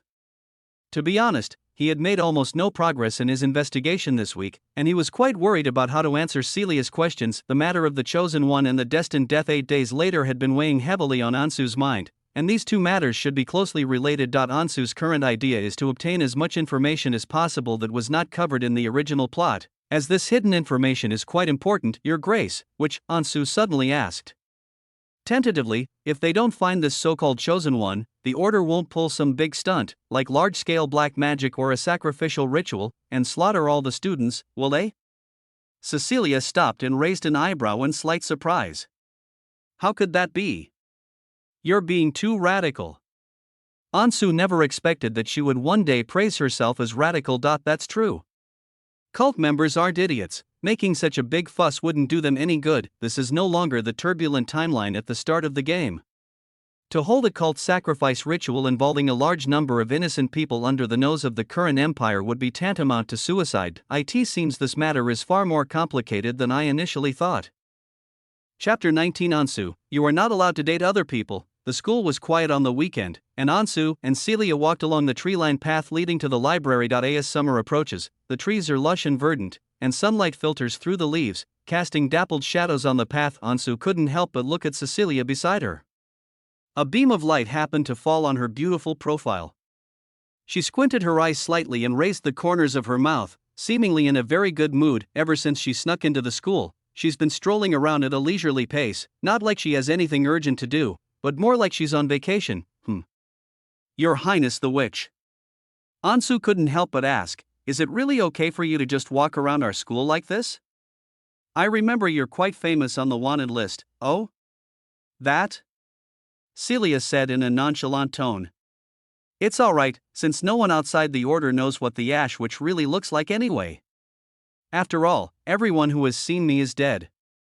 Okay, Ansu pondered the title of Ash Witch up before Cecilia transformed into the World Destroyer Witch. She was indeed called that Ash Witch because the scene of her crimes would only leave behind ashes burned by demonic flames, so the church could not find any clues at all. As Celia thought Ansu was worried about her being exposed, so she chuckled. If someone recognizes me, I'll just kill them. Don't be so nervous. Ansu twitched the corner of her mouth, thinking to herself, this is making me even more nervous, okay? As luck would have it, Kevin suddenly greeted him from the roadside. Ansu, why haven't you gone home, huh? Who's that next to you? Ansu looked over and saw Kevin hanging out with his group of rich second-generation cronies. He was stunned when he saw Ansu and Celia walking side by side, especially after seeing Celia's appearance. This is your girlfriend? Kevin looked at Ansu, as if he had just realized something, and suddenly showed an expression of sudden realization. I knew it. So many girls at school are trying to win your heart, but you don't like any of them. At first, I thought you liked guys. Turns out it's because you have such a beautiful girlfriend. He gave Ansu a knowing look. Celia and Ansu exchanged a glance, and Ansu whispered, we're just classmates. You guys chat, I'll wait for you at the library. Celia didn't even bother to glance at the students, and simply continued walking forward with a nonchalant expression. Ansu was also surprised that Kevin was at school on the weekend, since he should be out having fun at this time, so she asked him about it out of curiosity. What are you all doing back at school? Oh, don't even mention it. You know about the college open day? It was originally scheduled for 2 months from now, but some school leader must have had a brain fart and moved it up. Kevin pouted, his tone becoming annoyed. Those of us who participate in clubs and organizations will have performances, so my senior called me over to prepare in advance. The open day is being moved forward? Ansu frowned. To which day? 8 days from now, Kevin replied. 8 days later, 8 days later, Ansu immediately made a connection, because his destined death was related to the cult sacrifice ritual in the original story, which took place 8 days later. There's no such thing as a coincidence in the world. The annual Open Day aims to showcase the college's culture and allow potential students and parents to experience its strengths. While primarily geared towards the elite, it's actually quite easy for ordinary people to sneak in. Of course, cult members are also easy to infiltrate. Why was it suddenly brought forward? Ansu felt that something was amiss. In the original storyline, a cult sacrifice incident resulted in numerous student deaths and injuries, and the school's open day just happened to fit the scenario of students gathering. I don't know. Kevin scratched his head. Okay, thanks. Ansu secretly noted down the information and decided to investigate further along the lines of the open day. After waving goodbye to Kevin and his group, Ansu caught up with Celia. What's wrong? Celia asked. Why do you look so worried? It's nothing, I was just chatting with a classmate about the academy's open day in 8 days. Ansu finished speaking and carefully observed Cecilia's expression. Oh. Cecilia nodded indifferently, her expression showing no sign of distress. It seems she really didn't know much about it. Ansu began to ponder this in silence. Perhaps this case has nothing to do with Celia? Is the mastermind someone from the Order or the Council of Elders? About 10 minutes later, the two entered the school's large library. The library was unusually quiet on the weekend, as if the two of them had it to themselves. Celia already had a target in mind for the book she was looking for, and headed straight for the mysticism and ancient history sections. Ansu found a corner spot and waited quietly for Cecilia. After a while, Celia came over carrying a thick stack of old books. After putting the books down, she sat down next to Ansu. Your Highness, you're looking for these books because… Ansu glanced at the contents of the book cover subconsciously. Some of the contents were related to the history of the demon race. Was Cecilia researching the past of her own race? Celia didn't answer directly. She rested her chin on her hand and turned the pages of her book. Just looking for something to do since I'm bored. What? Are you bored staying around me? Of course not. Oh, right. Celia remembered what had just happened and suddenly looked up with a smile. Judging from what your classmate said, you seem to be quite popular with the girls? Well. Ansu didn't know how to answer for a moment, but that makes sense. Celia stared intently at Ansu, muttering to herself, your looks are the kind young girls would really like. Looks like my taste isn't so bad after all. The atmosphere was quiet for a moment. Seeing Ansu's awkwardness, Celia pouted. Why are you so nervous? As your boss, is it wrong for me to care about my subordinate's personal life? Sure. So do you have a girlfriend or not? Celia suddenly asked again. No. Oh. Cecilia's lips curled up slightly. That's good. Now that you're mine, we'll definitely have a lot to do together. I don't want you to let something like this affect our work, so… She stared intently into Ansu's eyes. Ansu, you're not allowed to date anyone else. Huh?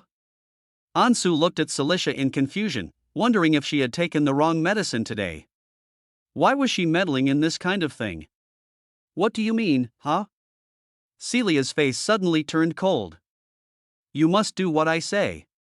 That's an order. As soon as he finished speaking, a faint magical aura suddenly surged forth. Ansu opened her eyes wide. No, lady, this is a public place. While speechless, Ansu swiftly activated magic immunity. It feels like Cecilia has developed muscle memory from all that time she's spent training. Keep these words firmly in your heart, and treat them as a task that must be completed. You are not allowed to date anyone outside of my permitted circle. You can only fall in love with someone else if I give you my permission. Seeing Ansu nod blankly, Celia finally breathed a sigh of relief. She is very selfish, she is a very possessive person. Even toys are her own property, and she will not allow anyone to take them away or defile them. As for the scope of this license, Cecilia chuckled mischievously. Only heaven knows. Chapter 20. I Can't Care About You. After the hypnosis and psychological suggestion were over, Celia raised the corners of her mouth and snapped her fingers. Okay, wake up. Ansu blinked, pretending to have regained her senses. He looked helplessly at Celia, who continued reading her book. The slut's habit of using hypnosis all the time is really annoying. We should try to find a way to make her change. Your Highness, which? His tone unusually carried a hint of displeasure. Is it really appropriate for you to cast spells in public like this? Celia's face peeked out from behind the thick book. She glanced at the empty hall, then smiled and said, "Don't worry, no one can detect my magical fluctuations." Have you forgotten what they call me? The Ash Witch? Ansu raised an eyebrow. You mean, if someone sees him, burn him to ashes? If I kill everyone, then there will be no eyewitnesses, right? Isn't this a bit too extreme? Celia chuckled. Do you think the church can't catch me because I burned all the evidence with my demonic flames? Of course not. Concealing my magic is the most important thing. Few people in this world can detect my magical fluctuations. Ansu read a sense of pride in her face. According to Celia, any magic in this world, if she wanted to learn it, would be as docile and obedient as a little elf. Controlling and concealing magical power would be as easy for her as eating and drinking, unless she uses a relatively high-level forbidden black magic. The powerful surge of magic cannot be hidden no matter what, but she proudly states that no one has ever forced her to reveal her trump card. Ansu sighed inwardly. Celia truly deserved to be called the most talented mage since the great magical collapse 1,000 years ago. With such formidable strength, he didn't even know how to cut ties with Cecilia given her personality. If she found out he'd been deceiving her all along, she'd definitely hunt him down to the ends of the earth, even to the end of the world. Moreover, putting aside the matter of running away later, Ansu was very worried that this capricious and wicked witch might suddenly go crazy and hypnotize her again. Not it's important to know that if the spell is interrupted in the middle, it cannot be considered a magic effect. Ansu subconsciously observed Cecilia's expression. The bright afternoon sun shone on her cheeks as Cecilia intently read the thick ancient book, her lips sometimes pursed, sometimes slightly upturned. I don't know why, but she seemed to be in a really good mood today. And since I've found some books I enjoy reading, I should be safe for the time being. Today, Ansu could sense a subtle shift in Celia's attitude towards her. It seemed everything was getting better, but Ansu still couldn't trust her. He would never entrust his fate to Cecilia's control. This witch had never developed normal values and naturally had no worldly moral concepts. The witch of scum absolutely only sees herself as a toy, but even her favorite toy, isn't it still a toy? Ugh, this woman with such a terrible temper. I really don't know who will fall in love with such a despicable witch in the future. It's definitely not me. The two spent the rest of the afternoon in the library. Ansu and Celia would occasionally exchange information, so Ansu roughly understood what Celia was looking for. She was probably searching for the legendary treasure of the demon army. It is said that at the end of the War of the Demons, the allied forces of humans and demi-humans surrounded the remaining demon army on the edge of the continent. The demon army buried the vast amount of treasure they had plundered over the years in a hidden place, hoping to make a comeback one day. For thousands of years, people have tried to find this treasure, but in the end, the search has often come to nothing, and it has become a legend over time. But as a player, Ansu naturally knew the location of the treasure. It was a high-level dungeon that would also be involved in Cecilia's later storyline, and would be a turning point in her fate. Is your highness short of money? Ansu thought of her oft-repeated phrase, great cause. I'm not interested in money. What I'm interested in are the magical tomes that the demons have plundered from the many ancient kingdoms. Celia gently turned the pages. It is said that those magical texts are extremely precious, and perhaps they can allow us to regain the lost legacy of ancient magic. Oh, I thought your highness was going to revive the demon race. Ansu nodded. Although Cecilia had demon blood, she was indeed not interested in power. Her goal was always to explore the mysteries of magic and become stronger. Unfortunately, fate loves to play tricks on people. In the story, the harder she tries, the more cruel the truth she uncovers, gradually leading her to despair and turning her against the entire world. Unaware of her future fate, Celia quietly raised her head and jokingly smiled at Ansu. However, if I really did inherit the demon race's treasure, her eyes darted around playfully. Then wouldn't I become the demon queen? What official title should I bestow upon you then? You will be the demon queen, and I will be your demon prime minister. But you're not a demon? Ansu pursed her lips, thinking to herself, you're quite serious about this, but, Cecilia said with a smile, since you are so loyal to me, I can bestow upon you the title of King of Humanity and let you manage this vast human kingdom for me. Ansu chuckled dryly. Now she was going to be labeled a traitor. As dusk fell, the setting sun bathed the quiet campus outside the window. When it was closing time, the librarian came over to remind them.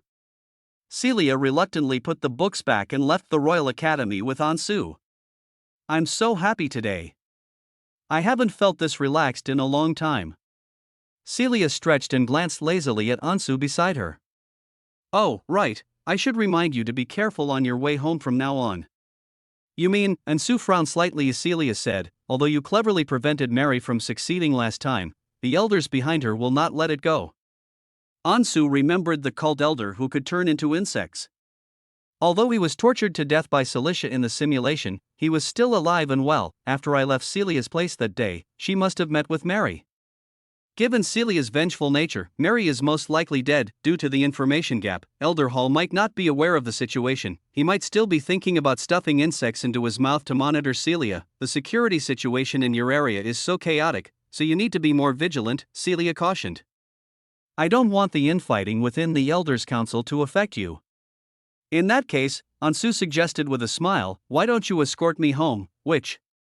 Taking advantage of her good mood, Ansu was unusually straightforward. There was no other way. He valued his life highly, and he didn't believe he, with only 2 level 0 spells, could possibly fight the insect elder. Escort you back? Celia paused for a moment, then nodded slightly. Sure, of course I'll escort you back, but halfway through her sentence, her expression changed slightly, and her pretty face suddenly turned cold. Of course not. Celia glared at Ansu, annoyed. Don't push your luck. I, the Ash Witch, have so many great things to do. How could I have time to protect you? Ha! I can't care about you. Anyway, go home by yourself. Ansu was speechless when she saw how quickly Ansu's expression changed. That scumbag witch has quite the airs. If they don't want to protect us, then they don't want to. Ansu walked silently toward the steam bus, muttering to herself as she went. I won't take up your precious time, witch. My life is worthless, far less valuable than your time. Celia waved goodbye behind her with a playful laugh. This is your chance to test your wit and magical skills. Good luck. Don't let me down. Ansu boarded the crowded commuter vehicle. The steam bus, billowing acrid black smoke, slowly drove towards the Black Harbor area. Bathed in the setting sun, Celia watched the car drive away, then pursed her lips. Humph, what a troublesome fellow. She quietly followed the steam bus. Chapter 21. Am I also part of your play? After getting off the steam bus, it was getting darker and darker. Ansu walked home alone. Just as his figure turned into a small alley, in the darkness behind him, countless insects crawled out from under the sewer grate and gradually coalesced into the shape of a human. Elder Hall narrowed his eyes, his gaze dark and menacing as he watched Ansu's retreating figure. Elder Hall felt annoyed whenever he thought about how these two had been squatting outside the school all day. How could they have stayed in the library for so long? Damn, these two really love studying. Fortunately, they can't stay together forever, and now they've finally gotten their chance. Silas values this kid so much, so this is truly a once-in-a-lifetime opportunity, Elder Hall pondered to himself. After so many years of waiting, the old hag Samantha is finally nearing her death, and the Reconstructionists are poised to dominate the entire order, but no one expected that Samantha would be able to take on such a talented apprentice before she died. If it weren't for Celia, that insanely powerful woman, Samantha would never be alive today. Those bookish idiots of the truth faction, obsessed with magic, are long out of touch with the times. Therefore, to prevent this millennia-old order from going astray, and for their true, sacred mission, Celia must be eliminated. Samantha's right-hand woman must be cut off. As Ansu walked through the alley, she suddenly heard a strange rustling sound. He stopped and turned around, then he saw countless insects swarming toward him in the darkness. The sky finally showed up. A withered and ugly figure materialized not far in front of Ansu. Ansu Morris, Elder Hall probably thought this was the first time the two had met, and he grinned, leaving behind a deliberately mysterious smile. Let me introduce myself. I am Elder Hall of the Elder Council. You should know what the Elders' Council means to the Order. Now that you have joined our Echo of Truth, it is necessary for me to convey our sacred mission to you. Elder Hall's opening lines were similar to the last time, sounding rather mystical. However, Ansu showed absolutely no respect. Holy my ass! When will this ever end? A light spell that had been trained to level 3 was thrown head-on at him. Hall was startled, and a blinding white light suddenly shone brightly. He immediately let out a scream, caught off guard. What? What is this? Few people would raise a level 0 life-related magic to this level, so Ansu's move was like being hit head-on with a flashbang. Damn it! Are you crazy? How dare you? Elder Hall was stung by the intense light, and the swarm of insects surrounding Ansu instinctively retreated. Ansu turned and ran. Elder Hall behind him cursed under his breath. After the brief illumination spell dissipated, the swarm of insects finally reacted and surged towards the direction Ansu had fled in like a tide. Damn it! No wonder she chose him. Just like her, she doesn't play by the rules. Elder Hall squinted uncomfortably, staring intently at Ansu's fleeing figure. Since this kid is so uncooperative, we can't blame him. He'll make this kid wish he were dead. He'll make him regret his actions. The ground trembled slightly, and the swarm of insects, like a terrifying monster, caught up with Ansu in just a few seconds. Elder Hall grinned maliciously and reached out to grab Ansu's neck, but just as the giant hand formed by the swarm of insects was about to touch its opponent, a powerful magical aura instantly condensed, and the dark swarm of insects seemed to have crashed into a wall, with their disgusting juices splattering everywhere. Elder Hall looked around in surprise. Who? You old, ugly thing, you never learn your lesson, do you? Celia's mocking voice slowly drifted from the darkness. Ansu turned around and found Celia standing beside him. Those purple eyes fell on her, and she asked in a low voice, "Are you all right? Are you all right? You almost got eaten by those bugs." Ansu teased Cecilia as she appeared. "Your Highness, it seems you still followed along out of concern." "I wasn't with you." Celia crossed her arms and snorted coldly. "I didn't come here specifically to protect you." Ansu silently watched Celicia, who was trying to distance herself from the situation. "So you were just wandering around aimlessly in the middle of the night and bumped into me by chance. The Tsundere archetype is outdated, and the witches." Cecilia seemed to realize that her statement was somewhat unreliable. Her cheeks flushed slightly, and she quickly explained, I actually knew all along that Hall was following you, which is why I deliberately lurked in the shadows for so long, with the aim of luring him out and eliminating this threat in one fell swoop." "Oh, I see." Ansu nodded and didn't ask any further questions. "If you say so, then so be it, but your move just now was pretty good." Celia suddenly changed the subject, and a smile reappeared on her face. "And what pleases me even more is that your understanding of magic is much better than that of the old fogies in the order." Celia felt that Ansu was indeed a promising talent, so she told him about her philosophy. "Light spells, a basic life-based magic, have always been overlooked, but I believe that every magic has its research value. There is no useless magic in this world." She glanced at Hall, who was trapped by several invisible walls, with a mocking look. "This guy is a prime example of what not to do. He's gone mad from studying magic. He thinks that if he specializes in a certain advanced spell, he'll be invincible. He's even transformed his body into the form of an insect swarm. He's absolutely stupid." Ansu thought to herself, "I can't help it even if I want to specialize in high-level magic, since I only know these two tricks," but she still nodded in agreement. "Your Highness, the witch is right." "You two are actually chatting?" Elder Hall said irritably, as the swarm of insects he controlled kept crashing into the invisible wall, splashing black fluid from the insects everywhere. "Let me go. Celia, don't you know who I am? If anything happens to me, your fellow members of the Elders' Council will absolutely not let you off the hook." However, Cecilia ignored him completely, and Elder Hall's shouts became the background noise of their conversation. "But speaking of which, you actually understood that classic text so quickly." She looked Ansu up and down, a hint of surprise in her eyes. "It seems I really underestimated you." Ansu's speed of learning magic far exceeded her expectations. Could this guy really be a magical genius? Celia increasingly felt that keeping Ansu was the right decision, and she now had even higher expectations for Ansu. "You should have already thoroughly studied that book, General Knowledge of Magic," Celia thought for a moment. "How about this, starting tomorrow, you'll come to my house every night, go to your house." Ansu blinked. "Yes, my house is quite big, so you can practice magic without worry." Celia nodded. "Then, could your Highness the Witch tutor me personally every night?" Ansu asked expectantly. "My time is very valuable." Celia shook her head. "What I mean is, my current residence has many magic-related books. You can borrow and read them freely when you come to my place. As for whether you can learn them, that depends on your own ability." "Great. That's exactly what Ansu needs right now. It doesn't matter if he doesn't have a famous teacher to guide him. As long as he can unlock magic skills and there is a progress bar, It's only a matter of time before he learns any magic. He had observed Celia's house last time and found her book collection to be like a treasure trove. Then tomorrow, Celia began slowly. Enough! Elder Hall interrupted their conversation in a fit of rage. They've been chatting and laughing the whole time. Are they completely ignoring me? Are you guys having a romantic relationship? Can't you be serious for once? Am I part of your game too? What an annoying guy.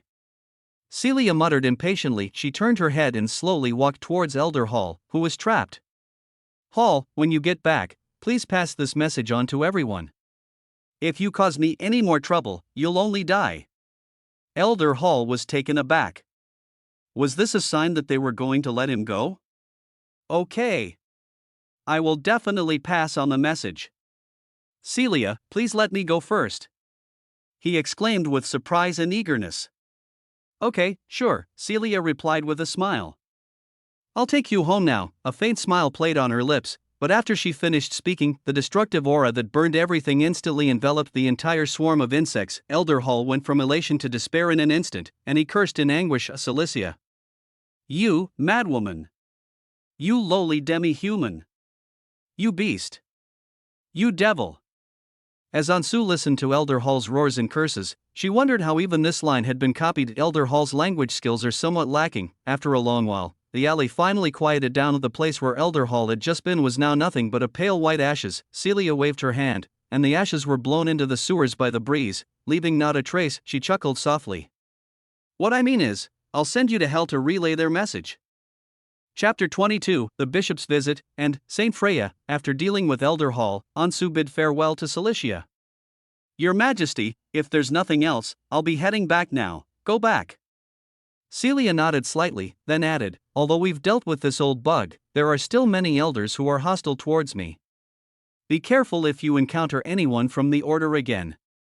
Ansu nodded, feeling a pang of emotion. At least at this point, Celia hasn't turned to the dark side. She still retains much of her humanity. If we disregard Celicia, who turned herself into a puppet in the simulation, then at least at this moment, she is genuinely worried about herself. If only she could stay like this forever. Where can you find a boss who is generous to his subordinates, gives them money and magic, and is also good looking? Ansu sighed inwardly. For some reason, spending the day with Celia left him with very complicated feelings. If he hadn't known she had no ulterior motives, he would have thought he'd been bewitched by this vixen. Weren't you going home? Why are you stopping? Celia looked at Ansu, who was staring at her, and laughed teasingly. What, you can't bear to part with me? Ansu didn't say anything, he simply gave Cecilia a genuine smile. In any case, thank you again, Your Highness the Witch. It was a smile devoid of any ulterior motives. At least at this moment, Ansu was genuinely grateful to her. The dim yellow light from the streetlights shone on Ansu's cheeks, casting a soft halo over his smile. Celia stared at the boy's smile, slightly dazed. A moment later, she turned her head away somewhat awkwardly, avoiding his gaze. If you want to go home, then go home. What are you standing here babbling about? She suddenly raised her face coldly, her tone becoming incredibly terrifying. It's been so many days, have I found the chosen one yet? Don't think you can get away with this mission just because you've become familiar with me. Otherwise, ha! Celia sneered. You know the consequences. Ansu's smile gradually turned awkward. We're looking, that vile witch, I was really thinking too highly of her. Celia turned her head and waved casually. I'm leaving. See you tomorrow. See you tomorrow, Bonero Royal Academy, Alchemy Chemistry Classroom. During break time, Ansu, who was organizing her textbooks at her seat, suddenly heard a commotion behind her. Her deskmate Kevin was also chatting with them. Ansu noticed the words church and theology, so she nudged Kevin and asked him about it with a puzzled look. Oh, is that so? Do you remember Bishop Paul who visited us the other day? He's here today to give a lecture. I heard he's also coming over for the college's open day, saying there's a big lecture going on. Ansu certainly remembered that he had been tricked by him last time because of the note. Bishop Paul, what lecture is he giving? All that mystical stuff from theology. Kevin had never been interested in that. That old stuff about God loving the world and that only the devout can be saved. Who believes that anymore except the poor? I've heard a lot of people go to listen to it, But I don't want to join in the fun. Where is he lecturing? When does it start? Ansu asked again. It'll be in the lecture hall on the South Campus, probably around the next class. Kevin glanced at him, then asked curiously, "Why are you suddenly interested in this?"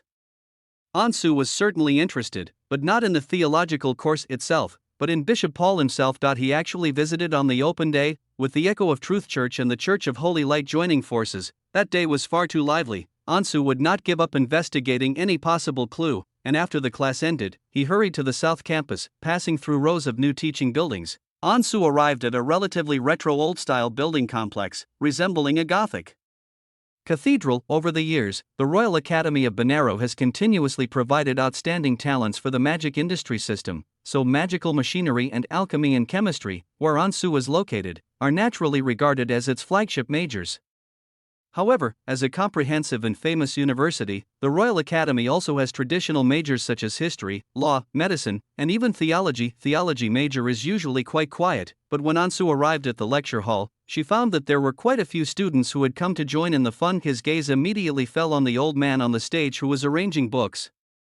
The kind-faced old man in a simple white robe was Bishop Paul. As the time for Bishop Paul's lecture drew closer, more and more students filled the lecture hall. Ansu randomly found a seat at the very back, keeping an eye on Paul while secretly wondering what tricks the church was up to. Just then, the surrounding chatter suddenly increased. Ansu noticed that many people were turning to look in her direction. Look! Look, she's finally here. Is that the church's saintess? She's so beautiful and has such an elegant air. She's practically as pure as light, so gorgeous. Your major is amazing. Is it too late for me to become a religious person now? Ansu paused for a moment. Wait a minute. Who? So he followed the gaze of the crowd and slowly looked towards, beside oneself. A girl wearing a white dress with a church emblem on her chest, with long, flowing pink hair and light gold eyes like sunlight, sat down in the empty seat next to her. The church's holy maiden, heart of holy radiance, Freya. Ansu's eyes widened suddenly as he stared at the girl beside him, whose pale golden eyes were also looking back at him. Those who are gazed upon by those eyes will feel a sense of peace and tranquility, as if they are truly being comforted by a deity. Is this seat taken? Freya asked softly. Nobody's here. Ansu slowly stood up, a hint of apology on her face. Excuse me, let me go out for a bit. I forgot some textbooks. No matter how pure and beautiful she was, Ansu had no mood to appreciate her now. After all, he was trying to avoid this saintess as much as possible, and who knew she would suddenly sit next to him by such a coincidence? Oh. Freya nodded, but remained seated, clearly showing no intention of moving aside. Ansu frowned and could only turn around and squeeze out to the other side. Freya suddenly reached out and grabbed Ansu tightly. Ansu stared at the fair and delicate hand that was gripping her tightly, and looked at Freya in surprise. Ansu, her voice was soft, but her tone firm. Bishop Paul is about to begin his lecture. It wouldn't be appropriate for you to leave at this time, you. Ansu asked in astonishment, how do you know me? Of course I know you. Freya sighed softly, her face showing deep weariness. Ansu, I've been searching for you so hard these past few days. Chapter 23 Saintess? A madwoman. When the bell rang, Bishop Paul finally began his lecture from the lowest podium in the lecture hall. Although he was still talking about the same old things the church always talks about, such as God's creation of the world, faith, and salvation, unexpectedly, the elderly bishop was witty and humorous, and many of his modern ideas were novel, which actually aroused everyone's interest. Many eyes that had been on Ansu gradually turned away, drawn to Bishop Paul. However, although Bishop Paul's lecture was quite good, Ansu simply couldn't listen to a word of it. The entire class was incredibly uncomfortable for him. The reason, of course, is Freya, who sits beside him and steals glances at him every now and then. The other party clearly had ill intentions, since she called out my name. She must have come about that note. Ansu quietly turned her head to observe Freya. Her face looked somewhat haggard, and she exuded a weary, tired aura. Perhaps she had been secretly searching for days and nights without sleep, just to find herself. Ansu decided to get straight to the point. Miss Saintess, is there something you need from me? Freya's pale golden eyes slowly moved over, and she stared intently at Ansu without blinking. Ansu saw no hostility in her eyes, but rather a sense of curiosity and observation, as if she had been scrutinizing Ansu ever since they met. Strangeness. Is this the right reaction when someone threatens you? If you're asking about what happened that day, Ansu did not explicitly mention that note, but tentatively continued, then I can give you an explanation. Okay. Freya nodded gently. Come with me after class. No outsiders are allowed. Ansu glanced around. His biggest worry was Celia. If she caught him having a secret rendezvous with the Saintess, he would be doomed. Of course there will be no outsiders, Freya said softly. This is between you and me. Finally, after class, a commotion arose in the lecture hall, and Ansu immediately looked at Freya. Freya nodded. The Royal Academy also has its own chapel. Come with me. The two stood up at the same time, and many students turned their gazes in their direction. Miss Freya, Ansu looked down at her tightly clenched hand. I know where the church is, please let go of me, I'll take you there, Freya said sincerely. Ansu stared at her speechlessly. Have you forgotten that I am the student at this school? But Freya's expression was hesitant, as if she was afraid that Ansu would run away if she let go of her hand. As the two remained locked in a stalemate, even more students gathered to watch Freya, as a saintess of the church, coupled with her young and beautiful appearance, naturally has a large following, and her every move attracts a lot of attention. Seeing her holding hands with a boy naturally sparked a flurry of discussion, as if the flames of gossip had been ignited instantly. Even Bishop Paul on the podium was somewhat surprised. He glanced at Freya, who looked flustered, and finally fixed his gaze on Ansu, observing her with curiosity. I absolutely won't run away, I promise. Ansu glanced around and whispered to her, there are so many people watching, let me go first. Okay. Freya's cheeks were flushed, and she lowered her head, her voice barely audible. The Royal Academy of Betrayal covers a vast area, almost the size of a small city. Ansu walked ahead, with Freya following closely behind. 20 minutes later, the two finally arrived at a small chapel located in a secluded corner of the academy. Freya took out a bunch of keys and opened the door. The chapel was empty, the church clergy have left, and no one knows we're coming here. Freya gently closed the door. Don't worry, it's safe here. Just say what you mean. Ansu didn't want to play games with her anymore. If it's about the note, I can tell you clearly that I didn't instigate it. He planned to coordinate his story and tell the same lie as Kevin, but unexpectedly, I don't care about the note at all. Freya's pale golden eyes were fixed on Ansu, and her usually calm and serene face became unusually excited. She leaned forward and held Ansu's hand tightly. Are you my destined chosen one? Ha! Ansu was taken aback, then a storm of emotions surged within me. How did she know I was the chosen one? She hadn't even seen me before, had she? I'm not. What chosen one? You've got the wrong person. Ansu naturally denied it decisively. Just kidding, if this identity were exposed, not only would there be endless trouble, but I'd immediately be number one on the assassination list in Echoes of Truth's world. A few simulations wouldn't be enough to kill him, no. You are it. Freya seemed to be confirming the result rather than asking Ansu. She continued to move closer, gradually cornering Ansu. Then, Freya gently twitched her small nose and actually started sniffing Ansu's neck. Miss Saintess, what are you doing? Ansu stared in surprise at Freya, who was clinging to him and sniffing him incessantly. This is such a stark contrast to the image of a saint. Someone who didn't know better might mistake her for a female pervert. Yes. This is the taste. I found it. I finally found it. Freya looked up with eager eyes. You are my chosen one. You are the one prophesied to change the world. Ansu's face was full of question marks. Who would you smell to find a chosen one? Miss Saint, I sense your mental state is somewhat worrying. I'd better head back. Ansu pushed her away speechlessly, but Freya couldn't shake her off and kept coming closer. Chosen one, why won't you admit it? Freya blinked, asking with a puzzled look, is there some difficulty you're facing? Don't worry, if you are facing difficulties, I will definitely help you solve them. Wait. Ansu knew that she wouldn't give up without saying something, so she said, putting aside whether I'm actually the chosen one you're talking about, tell me first, what makes you think I am? I came here today thinking it was because of that note. Of course I know, because you're in my dreams. Freya gently closed her eyes and held her chest. Ansu glanced down at Freya's chest, and her unintentional gesture caused the magnificent, rounded peaks to tremble slightly. It has to be said that a combination of a beautiful face, a great figure, and a gentle personality is almost becoming the standard configuration for a female protagonist in a cult, in a dream? Yes. Freya closed her eyes, a devout expression on her face. From a very young age, I could hear divine pronouncements.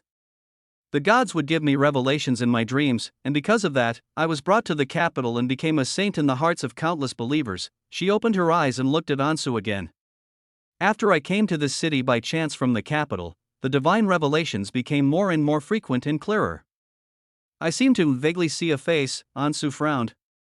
The saintess's dream revelation actually existed in the original storyline, but it happened 3 years later, when the game officially began. The chosen one she dreamed of was naturally the player, but now the situation is different, because she herself is the player, then what she dreamed about was me. Chapter 24. You are my chosen one. So you dreamed about me? Ansu looked at Freya in surprise. Freya gently shook her head. I couldn't see your specific form in my dream, it was just a vague, indescribable divine perception. You can't even see my face clearly, and you still say that's me? Ansu frowned. I still think you've mistaken me for someone else. No. I absolutely cannot be wrong. Freya grasped Ansu's hands and gently placed them against her chest. Please listen to the voice of my heart, chosen one. I would not joke about such a thing. After all, it concerns the fate of the entire world. Ansu was indeed feeling it. It's big and soft, so far away, you can't even hear a heartbeat. Freya continued to recall her experiences during this period. Since divine revelations have become more and more frequent, I have settled down in Benaru. I've been trying all this time to find the chosen one in the vast sea of people, even using various methods, but I haven't found a single clue. But what I didn't expect was this. Freya exclaimed emotionally, it seems the gods are truly protecting me. Just when I thought I would never find the chosen one, a mysterious note was suddenly delivered to my doorstep. Ansu was speechless.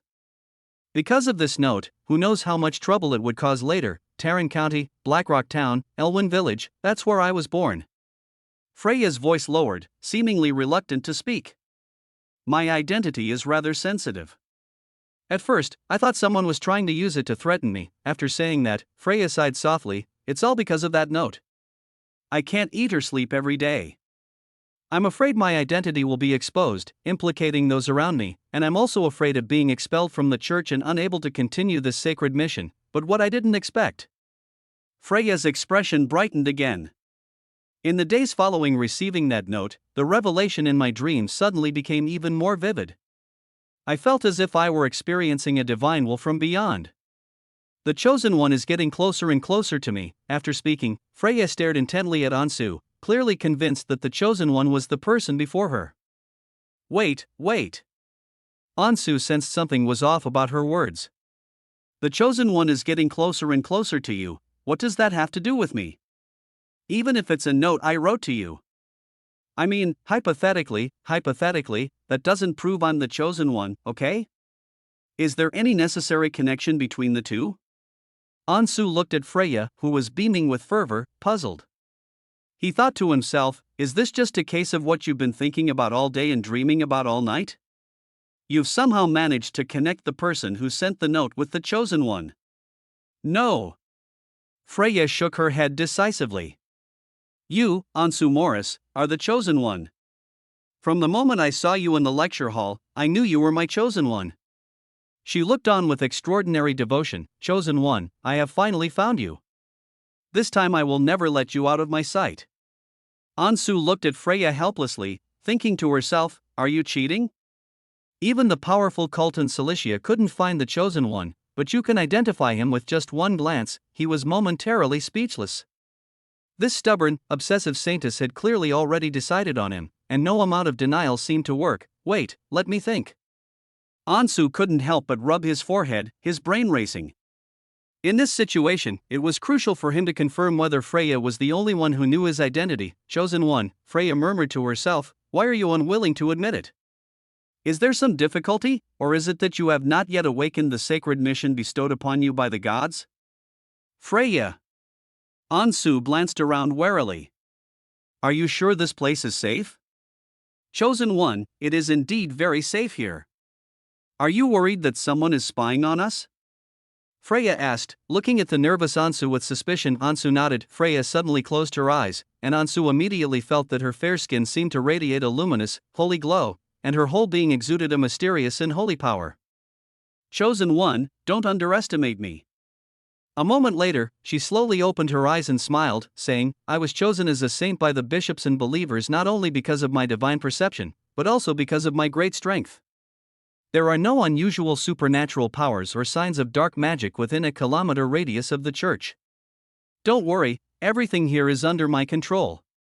Ansu felt a little relieved. After all, Holy Heart Freya's talent was indeed top tier, but she still can't compare to World Destroyer Celia. Ansu felt that Freya's visit to him today could not be kept from Celicia, so he immediately prepared an emergency plan in his mind. It is definitely not something that can be admitted.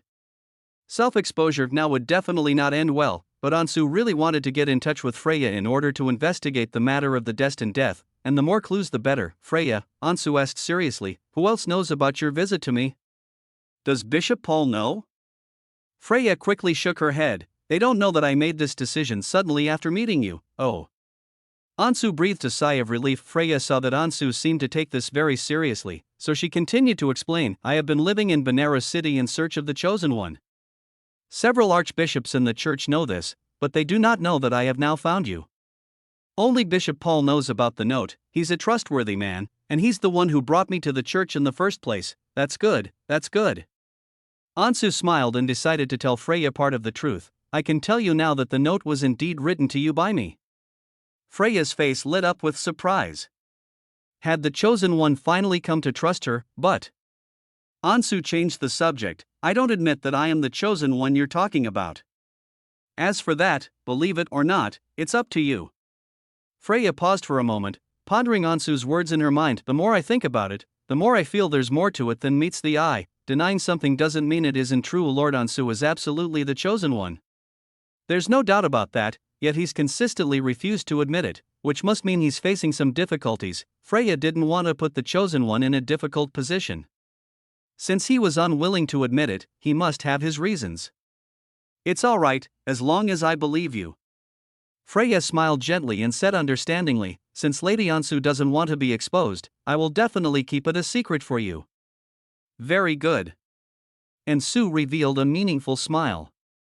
She didn't expect the little saintess to be so perceptive and even imagine things for herself. Maintaining this tacit understanding, known only to her and me, is for the best. My current identity is somewhat special, Ansu said mysteriously. I don't want to attract too much attention, so I hope you will keep your mouth shut and not cause any trouble for me. Yes, yes. Okay. Freya nodded excitedly. The secret mission that Lord Ansu is currently undertaking must be extremely important. Otherwise, he wouldn't have emphasized this to me in such a particular way. Here's a batch of character design illustrations. Holy Heart, Freya. Chapter 25, 10-hour simulation. Watching Freya nod repeatedly in her mind, Ansu thought to herself that the little saintess was just as easy to deal with as in the story. She was indeed the kind of person who easily trusted others. Moreover, she has the Chosen One buff stacked on her, and it feels like she's practically wearing the word loyalty on her face. Ansu now has only one question left. So, how did you know it was me who wrote that note? Freya blinked. Taste, smell? Freya lowered her head shyly. This was indeed a bit difficult to talk about. Ansu looked at her suspiciously. He still remembered how Freya had sniffed him so closely earlier. Her behavior was utterly perverted. Because of my bloodline, I'm extremely sensitive to smells, Freya explained embarrassedly. That note had a faint scent left by the Chosen One, which I remembered immediately. Only after meeting you today did I finally confirm that it was you who wrote that note. Freya lowered her head, not daring to look at Ansu's shocked eyes. In fact, she had many methods that she hadn't revealed in order to find the Chosen One. For example, she secretly investigated the social circle of the student named Kevin, matching the names and photos of the people around him one by one, so that she could immediately call out Ansu's name today. I think you shouldn't be a saint, but a detective, Ansu murmured. With a nose like that, what case couldn't you solve? The Chosen One. Freya looked up. Don't call me the Chosen One, Ansu immediately corrected. Oh. Freya nodded. Lord Ansu. That won't work either. Ansu said helplessly. Just call me by my name. All right then. Ansu? Freya asked curiously, so what exactly did you want to talk to me about by writing that note? At first, she thought it was some despicable person lurking in the shadows trying to threaten her, but that's the Chosen One. How could he possibly have such filthy thoughts? Well, Ansu thought for a moment, then decided to remain mysterious. My mission is extremely dangerous. It requires me to infiltrate a mysterious organization, so I urgently need external assistance. In the end, I chose you. So that's how it is. Freya still trusted Ansu. After all, how could the chosen one lie? Your mission must be extremely dangerous. Freya still instinctively used a respectful tone when addressing Ansu. Lord Ansu, if you need anything, I will do whatever you ask. Ansu couldn't help but look her up and down. Are you really willing to do anything? Yes. Of course. Freya nodded quickly. Ansu pursed her lips, thinking to herself, then go and wipe out the echoes of Truth Order, and then capture that scumbag witch and let me punish her severely. Lord Ansu, do you not trust me? Freya clearly sensed Ansu's distrust, so she patted her ample bosom and suggested to Ansu, are you worried about that mysterious organization you've infiltrated? I think Lord Ansu has nothing to worry about. If I take care of those guys for you, you won't have to be so careful and hide away anymore, will you? In Freya's heart, the chosen one should stand in the forefront, so that the church, which is now suffering from controversy, can rise again, and so that the vast number of devout believers can truly feel the power of God's grace. The prophesied catastrophe is imminent, and the chosen ones are the opportunity to change everything. How could she let Ansu remain stagnant, holed up in a small Banero Royal Academy as a student? Are you really sure you can solve my problem? Ansu looked at Freya with suspicion. I don't know where her confidence comes from, or if she really knows what she has to face, I'm sure. Freya smiled confidently, as if she had everything under control, and explained to Ansu, because of the chosen ones, the 3 bishops of the church who have the opportunity to succeed the next pope are all gathered in Banero City. They are the Holy Light Church's top fighting force. And Lord Ansu, don't forget about me. I am the church's once-in-a-century divine revelation. Ansu sized up the confident little saintess. In the setting, although the divine inspirer does not have the status of the chosen one, it can still be understood as a high-level superhuman. Each of the 5 major Orthodox churches on the mainland has a group of divinely inspired individuals who often receive divine revelation at a certain point in their lives, which means they suddenly enlighten themselves. Most of these exceptionally talented individuals will rise to become the strongest people on the mainland. The future Celia is also a divine revealer in a certain sense, but the one who reveals her is not the 5 great gods, but the fallen demon god Ursos, who has long been defeated by the gods and fallen into a deep sleep. So what are your plans? Ansu wanted to hear her plans. Lord Ansu, please come back to the Holy Dome Cathedral with me. Freya said solemnly, the archbishops are all there. These archbishops control almost half of the church. Whatever trouble you have, it will definitely be resolved there. Ansu pondered to himself. Bringing the church and the echo of truth to check and balance each other was not a bad idea. The case of the cult's sacrifice might be resolved ahead of schedule, however. Celia remains a significant threat. After all, the impression she left on him was too deep.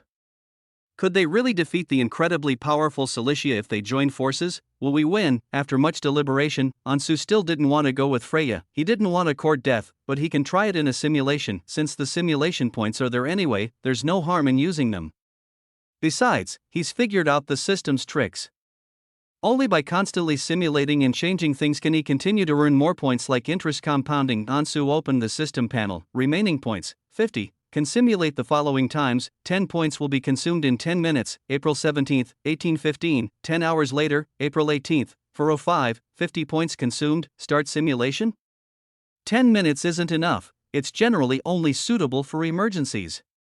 His current points are just enough to simulate 10 hours later. Ansu decided to try the 10-hour simulation option, but Ansu recalled the question that had troubled him for so long. He couldn't understand what had happened during the missing part of his experience. It was as if his memories had magically appeared in the future. For example, if he opened his eyes in a moment and found himself locked in a small, dark room again, he would have no idea what went wrong in the process, whether the church discovered his cult membership or Celia had captured him. This really puts his ability to adapt to changing circumstances to the test, and there's very little room for maneuver. Moreover, the intelligence gathered in the intermediate links is often the most important. It would be great if there were something to record future events. Write it down. That's right, write it down.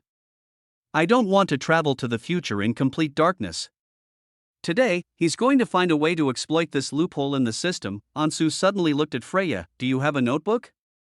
Give me one. A notebook?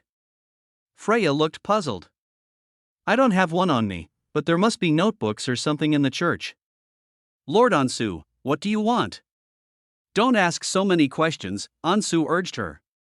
Go find me one quickly, and then get me a pen. Freya hurried to the church office and found Ansu a small notebook with a gold embossed cover, as well as a fountain pen with ink still in it. Very good. Ansu opened her notebook, pondered for a moment, and wrote down paragraphs in the blank spaces. From now on, no matter what happens, I will write it all down in my notebook. If time is short, then record the most important or unusual information. Freya is going to take me to the Cathedral of the Holy Dome, which is the headquarters of the Church of Holy Light in Benares City. I have decided to secretly follow her there.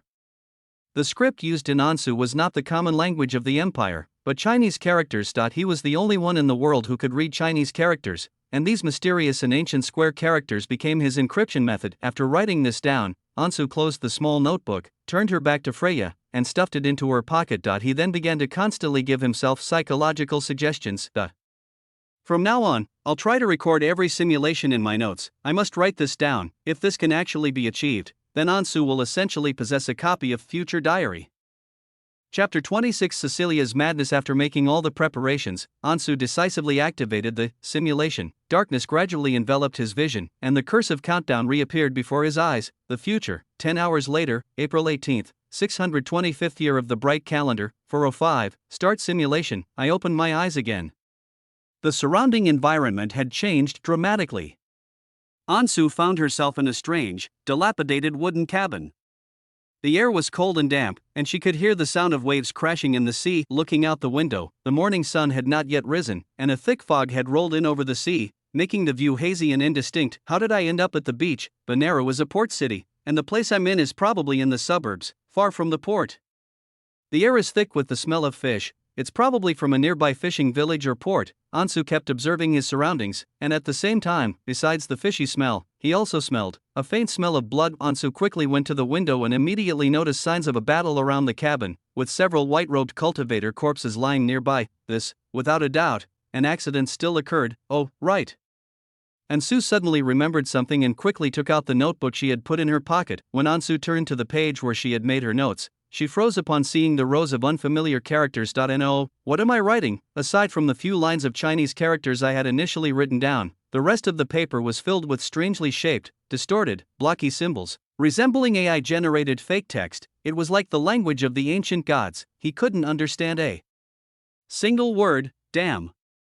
The attempt to exploit a system vulnerability failed, but that shouldn't be the case. After all, the system stated at the beginning that this is the most advanced simulation engine, capable of perfectly simulating the future.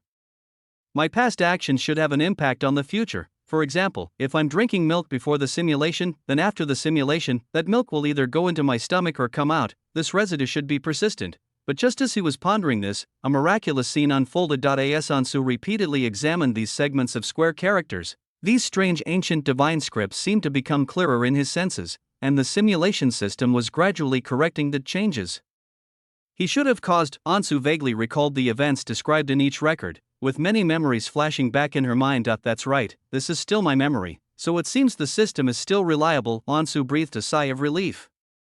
Taking advantage of the current calm, he read the distorted text that he could gradually understand while quickly recalling it. About an hour later, I followed Freya to the Cathedral of the Holy Dome.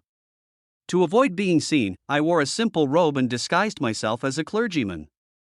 All three papal candidates Freya mentioned, Paul, Leonard, and Archbishop Terry, were present, and Freya held a secret meeting with them. I don't know what their meeting was about, but they must have had a heated argument, and Bishop Terry stormed out. Ansu vaguely recalled the scene of the three bishops arguing. This turn of events was unexpected, especially since Freya had made such a promise beforehand, yet the three of them could not reach a consensus. The good-natured Bishop Paul seems to have a great conflict with the hot-tempered Bishop Terry. Paul, like Freya, believes that I am God's chosen one. He told me that the church will be my strong support.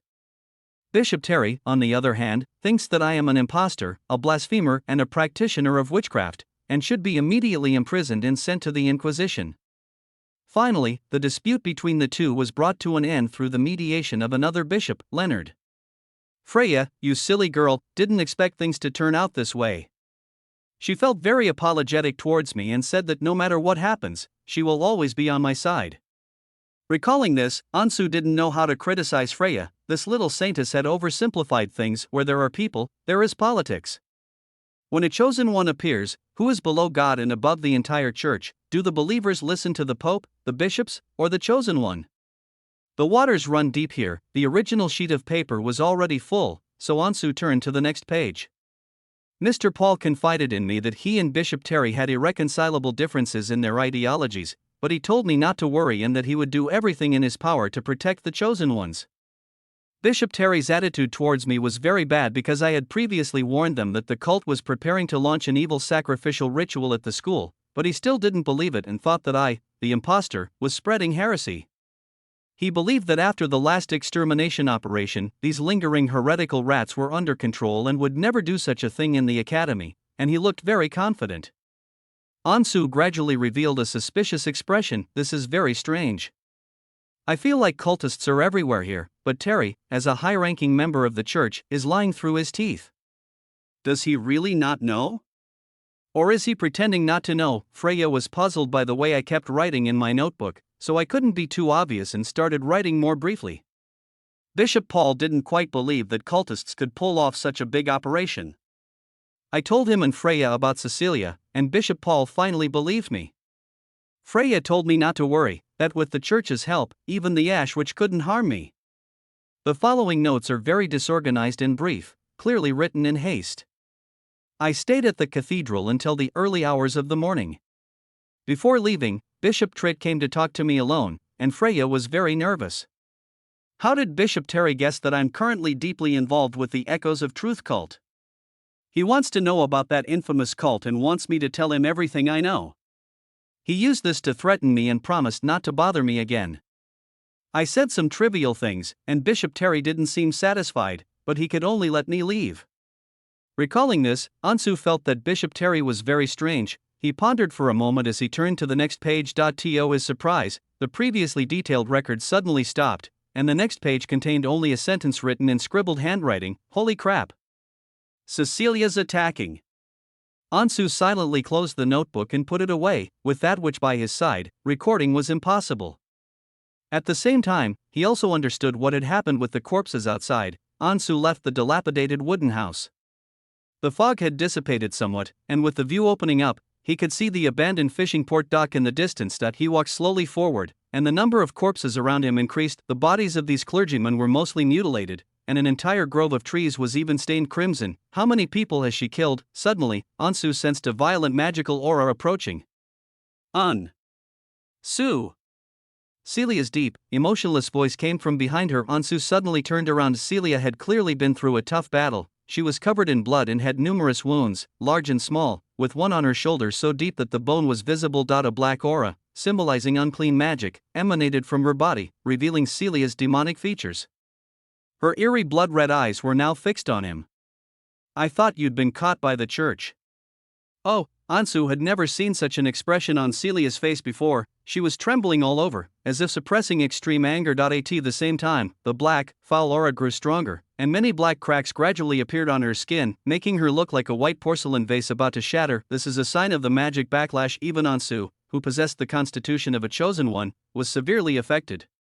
The aura of corrupted magic made his body stiffen, his mind tremble with fear, and he even hallucinated Cecilia before him as some indescribable being. "You betrayed me. You betrayed me." Celia's face was contorted with rage as she demanded, you promised you'd never betray me. But you did it anyway. Why? Why did you side with the church?" Ansu found it difficult to face the enraged Celicia and didn't even know how to explain. Is it because of her? Is it because of her? Celia suddenly picked up a dark object from behind her and threw it at Ansu's feet. A pungent smell of blood wafted over, and when Ansu saw the round object slowly rolling to her feet, her pupils instantly contracted. That was a human head, the head of Saint Freya. Her bloodshot eyes were fixed on him, filled with despair and resentment. Even the most rational person would find it impossible to remain calm upon seeing a beautiful girl who was just laughing and chatting with them turn into such a state. A bloodied and mangled head casually tossed on the ground. Ansu covered her mouth, suddenly feeling like gagging. The disgusting scene made him nauseous, and Cecilia's madness filled him with a deep-seated fear and resistance. Seeing Ansu's body limp and trembling uncontrollably, Celia finally smiled. She gave a twisted laugh. Chapter 27. Let's end the game here. The fog at the beach has finally dissipated. The sun gradually rose from the sea, and today's sunrise was as magnificent as blood. Cecilia, enveloped in such light and shadow, had an exceptionally eerie smile. The sea breeze tousled her silver-white hair, and her chilling bloodshot eyes stared at Ansu lying on the ground as she slowly approached. Are you afraid? Are you terrified? Celia walked up to Ansu and stroked his trembling cheek with amusement. This is all you deserve. So I really want to know, what exactly did this bitch tell you that made you team up with those idiots in the church to come after me? Celia stared intently at Ansu, who remained silent, her smile gradually fading. Tell me, and let's see if you can please me like you used to this time. That sounds nice, but maybe I can give you an easier way to die. The oppressive magical aura gradually dissipated, and Ansu's numb and stiff limbs finally moved slightly. Speak? Ansu raised his head and slowly looked at Cecilia, who was waiting for his explanation. Since death is inevitable, what's the point of struggling? I'm talking nonsense. A moment of silence fell over the air. Celia looked surprised. Enough. I've fucking had enough. Ansu clenched his fists, struggling to support himself on the ground, and tried to look Cecilia in the eye. He vented his frustrations in the simulation. You crazy woman. Did a donkey kick your brain? I've already gone to such lengths, aren't you satisfied? Aren't you feeling pretty smug? Thinking you have a mere ant like me completely under your control? Ha! Let me tell you, it was all a lie from the start. I was just kidding. Ansu laughed wildly, while Cecilia's smile gradually froze. There's no such thing as never betraying someone. I was faking it, it was all an act. You arrogant madwoman, you actually believe it? That's hilarious. You keep trying to hypnotize me. What kind of idiot could possibly be so easily fooled by me? What? What did you say? Celia's expression grew increasingly bewildered as she faced Ansu's reaction. Ansu, on the contrary, pressed on step by step. The game is over. I've had enough of you, you capricious, narcissistic, and arrogant madwoman. If you want to kill me, then hurry up. I don't have time to waste here with you. Celia stared at Ansu in disbelief. Even the most skilled members of the church hadn't made her lose her composure like this, but Ansu's few words left her helpless and constantly retreating. Lie? Those words were all lies? Celia's eyes widened, muttering to herself repeatedly, how is this possible? How is this possible? That was clearly my specialty magic. How did you dodge it? Don't you understand? Or are you unwilling to face reality? Ansu sneered, picked up a dagger next to the corpse, gripped it tightly, and strode towards her. Magical power instantly coalesced, and after a terrifying explosion, the air seemed to be torn apart. Celia's magic was something that ordinary people could not withstand, but Ansu stood in front of her unharmed, not even a hair on her head. See that? Ansu's smile was tinged with mockery. He gripped his dagger and charged at Cecilia once more. After the magic immunity effect ended, Ansu was blasted aside by Celicia's magic. Ansu immediately coughed up blood, feeling as if his internal organs were about to be torn apart. He clutched his chest and struggled to sit up. It's actually true. How could such a thing happen? Celia couldn't see at all how Ansu blocked her magic. Even though she was hailed as having the strongest magical talent, she couldn't understand what had happened with that first spell. It was beyond her comprehension. Can't understand, that's right. Ansu coughed up blood repeatedly. He couldn't even speak a complete sentence, yet he continued to mock. Don't think you're the only chosen one. I'm the chosen one. I'm the chosen one who's destined to crush you. Celia stared blankly at the crazed Ansu, overwhelmed by the sheer volume of information, but she doesn't seem to care about any chosen ones. She just laughed dejectedly and self-deprecatingly, as if mocking herself for how she had acted like a clown during this time. I see, it was all a lie all along. You only flattered me and said the things I love to hear just to survive. Her smile grew increasingly bitter.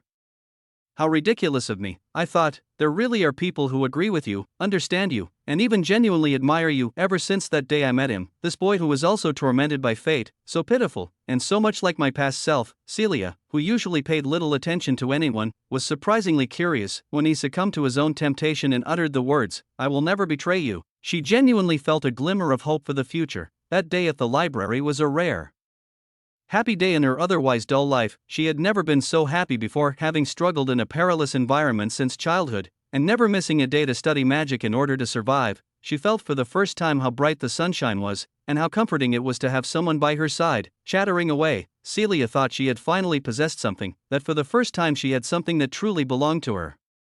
Unfortunately, they were all fake. Of course you're ridiculous. Ansu's limbs were completely powerless, but she still managed to grip the dagger tightly, trying to provoke her again. Come on. Which? Either I kill you, or you kill me. Enough. Celia's face was contorted with agitation as she shoved Ansu's dagger aside. Are you trying to provoke me? You think I'll kill you? Give you a quick death? No. I'll let you live, and then make you wish you were dead. I'll show you what happens when you betray me. A magical force slowly lifted Freya's head from the ground. Celia glanced at the head, grinned, and gave a sinister laugh. Don't you trust her? Don't you like her? Then I'll make sure you two are together every day, so you can see her to your heart's content. As a circle of magic lights up, black, corrupt magic spread once more. Ansu saw that the human head in the center of the magic circle was slowly wriggling. Then, writhing flesh buds and tentacles kept growing from the severed head, and, eerily, they slowly crawled towards him. What does this mean? Because Ansu was already severely injured, everything in front of him was becoming blurry, and the pollution brought by the forbidden magic even turned the blood he vomited black. Of course, Celia chuckled devilishly, using that forbidden life magic I mentioned to you, to completely transform your bodies. I'm going to sew your head and the saint's head into one body, so you two will see each other all the time, and you can be together every day. How about that, aren't you happy? Ansu silently watched Cecilia like this, feeling that she had truly gone mad. What kind of extreme modification, King? That's quite a job. Then you can take your time studying it. I'm leaving. Celia frowned. Where are we going? Ansu vomited another mouthful of foul blood, this time mixed with some pieces of internal organs. His consciousness became increasingly blurred, and he was on the verge of fainting. No! You can't die. Celia stepped forward, lifted Ansu's head, and sneered cruelly, I haven't punished you yet, how can you die? However, Ansu could no longer speak, and his world was gradually becoming a blur. You're not allowed to die. I absolutely won't let you die so easily. As long as you have a breath left, I will. What can you do? Revive me and then completely remodel me. And Sue kept sneering to herself, I'm not playing with you anymore. Chapter 28 Angels and Demons Reality, April 17, 625th year of the Bright Calendar, 1805. Comment, congratulations. You've unlocked a brand new title, King of Modifications. You've actually learned how to exploit system vulnerabilities? Your spirit of exploration and experimentation is commendable. You've covered a considerable amount of time in this simulation and gathered a significant amount of intelligence. Rating, B. Reward, 60 points. Remaining points, 60. Unlock skill, Magic Immunity LV2. You can select one of the opponent's magic skills, and once selected, you will be permanently immune to that magic effect. Note, once selected, the immunity effect can be changed. Selecting a different magic skill will clear all previous immunity effects, meaning you can only be immune to one magic skill at a time. When Ansu saw the familiar system notification, he felt a moment of disorientation. He gently touched his forehead, and it took him a while to come to his senses. Lord Ansu. Freya looked at Ansu with concern. What's wrong? Does your head hurt a lot? Ansu stared intently at Freya, who was still alive, for a long time, making Freya feel uncomfortable. Lord Ansu, why are you looking at me like that? Freya touched her face in confusion, thinking there was something on it. It's nothing. Ansu shook her head. I was just spacing out, please continue. This simulation left him with a hazy, dreamlike feeling. Only when he saw Freya clearly in the small chapel around him did he realize that the simulation was over and he had returned to reality. There was nothing he could do. The insane and terrifying Cecilia had left an indelible impression on him, and it had been a long time since he'd been able to shake it off. Yes. After confirming that Ansu was truly alright, Freya nodded and continued, "Lord Ansu, you don't need to worry anymore. As long as you return to the church with me, under the protection of those 3 powerful bishops, no one will be able to harm you. Rest assured." After saying that, she gave a confident smile and waited expectantly for Ansu's reply. Looking at the little saintess's confident smile, Ansu felt a pang of doubt. "Don't worry? Don't be so relieved." He saw Bishop Paul's mangled body in that rocky beach. "Judging by that, maybe the other 2 died there too. Do you think the 3 against 1 advantage is yours?" Ansu could hardly imagine how powerful and terrifying Cecilia was when forced to unleash her full strength. The 3 bishops of the church, plus Saint Freya, were no match for her, and that didn't even include the clergy. Moreover, Cecilia has not yet encountered her turning point in fate. After she turns to the dark side, she will become the complete world-destroying witch. It's truly terrifying. I think Ansu stopped Freya's daydream at the right moment. "Let's just forget it. I won't go back with you." "Why?" Freya looked at Ansu with confusion and disappointment. "Lord Ansu, don't you believe me? Don't you believe in our holy light church?" "I believe you, but this matter is not as simple as you think." Ansu looked at Freya, whose head had returned to its original position. "Besides, I'm doing this for your own good.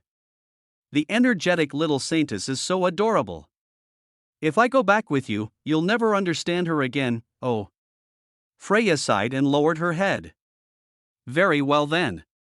Since it's Lord Ansu's decision, you must have given it considerable thought." Ansu reorganized his thoughts. The alliance with the church was just an experiment, but the information obtained from this simulation made him realize that investigating along the church's line might yield unexpected results. "Of the 3 bishops you mentioned, is there a significant conflict between Bishop Paul and Bishop Terry?" Freya blinked in surprise. "Lord Ansu, how did you know?" "Don't ask me that," Ansu said with a mysterious smile. "Don't underestimate me, I have my own intelligence network too." Freya, however, didn't think about it at all. She nodded blankly. After all, given her status as the chosen one, it was within her imagination that she would have her own intelligence system. The conflict between Bishop Paul and Bishop Terry was indeed significant. Freya frowned slightly, recalling, Bishop Paul was a very enlightened man. He didn't want the church to continue adhering to outdated rules from hundreds or thousands of years ago. He wanted the church to be more open and help more people. Bishop Terry, on the other hand, was very conservative. He believed that doctrine was immutable. He had many followers and was ideologically opposed to Bishop Paul. Even on the matter of the chosen one, the 2 had a big disagreement, because Bishop Terry was somewhat hostile towards me, so he did not believe that the oracle was real.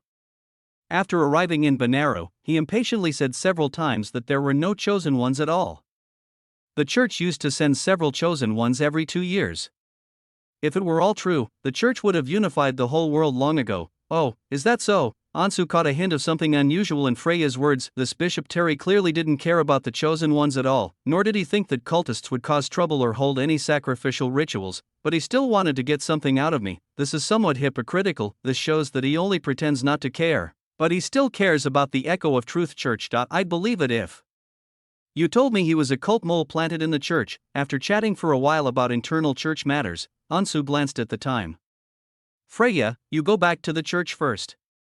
If I need anything, I'll find a way to contact you." Freya gave a soft "hmm." Although she didn't manage to bring the chosen one back, finding him today was already an incredible stroke of luck. "And one more thing," Ansu said seriously, "did you remember what I told you before?" "I understand." Freya's face immediately tightened, and she replied seriously, "I will definitely not reveal your identity to anyone, and I will keep my distance from you, so please don't worry." Ansu nodded. Next, he should go to Cecilia's house. To be honest, after going through all that, he was a little hesitant to see Cecilia again, but he had reasons why he had to go. Fortunately, this reward gave him some confidence. Magic Immunity LV2, this upgraded version of the skill is a qualitative change. Ansu no longer needs to worry about the scumbag which suddenly acting crazy and testing him with hypnosis all the time. Once you've chosen her hypnosis technique, you can unleash your acting skills to your heart's content. Not to mention, this skill has a lot of room for maneuver and is also very useful for defending against other magic casters. After saying goodbye to Freya, the little saintess reluctantly saw Ansu off as he left the church. Ansu pretended nothing had happened and left the Royal Academy with the students who were just leaving school. Arriving at Celia's mansion in the Riverside district by carriage, the headmaid, whose expression remained largely unchanged, greeted him inside. After gently knocking on Celia's door, she was not surprised by her arrival. "Not bad, you're pretty punctual." Celia opened her door quickly. Although her tone was as usual, her bright eyes betrayed her true feelings. She was clearly happy about Ansu's arrival. "Come in quickly." She smiled and pulled Ansu into the room. "If you want to see any magic books, just go find them yourself. Oh, by the way, I have some new research to share today. You absolutely have to take a look. It's really interesting." Looking at the excited and jubilant Celia, Ansu sighed inwardly. Angel or devil, which side is the real her? Chapter 29, a tribute to the legendary modified king. Ansu, who originally wanted to talk to Celia about something, became very curious because of Celia's excitement. "So what new research is it?" "It's the one I told you about the other day," Celia said quickly, "that very forbidden and very magical flesh magic." "Oh." Ansu suddenly remembered Freya's bizarre appearance not long ago, with tentacles crawling all over her head. It's downright spiritual pollution. This strange magic must be what she meant by new research. Then I think I'll pass. By the way, I came here today. No. Celia grabbed Ansu's wrist and pulled him deep into the room. "This new magic is so interesting, I can't find anyone to share it with. You have to watch it with me." Ansu looked at the radiant Cecilia with a helpless expression, feeling that she really loved studying magic. Celia's room was indeed very large, filled with bookshelves and various magical materials. Ansu was led by her to the innermost row of bookshelves. Celia stepped forward and softly recited a spell. Then, the bookshelf slowly opened like open sesame, and a chill swept over us, revealing a sinister passageway directly in front of us. "Follow me." Led by Cecilia, Ansu stepped into the darkness, and the magical lights on both sides of the secret passage instantly lit up. This was a downward-facing secret passage. After following Cecilia for 2 minutes, the view suddenly opened up, revealing a circular altar covered with densely packed, twisted symbols. "This is..." Ansu's attention was drawn to the objects on the altar, and her eyes widened immediately. In the dim, eerie blue light of the fire, a bloated, deformed monster was chained and nailed to the altar.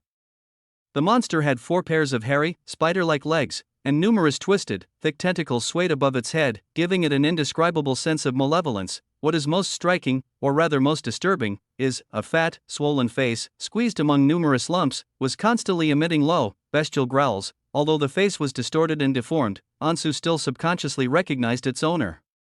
"Ms. Mary?" "Yes." Celia nodded. "That day I happened to be short of experimental materials, and that damn traitor just happened to come knocking on my door. Of course I couldn't miss this opportunity.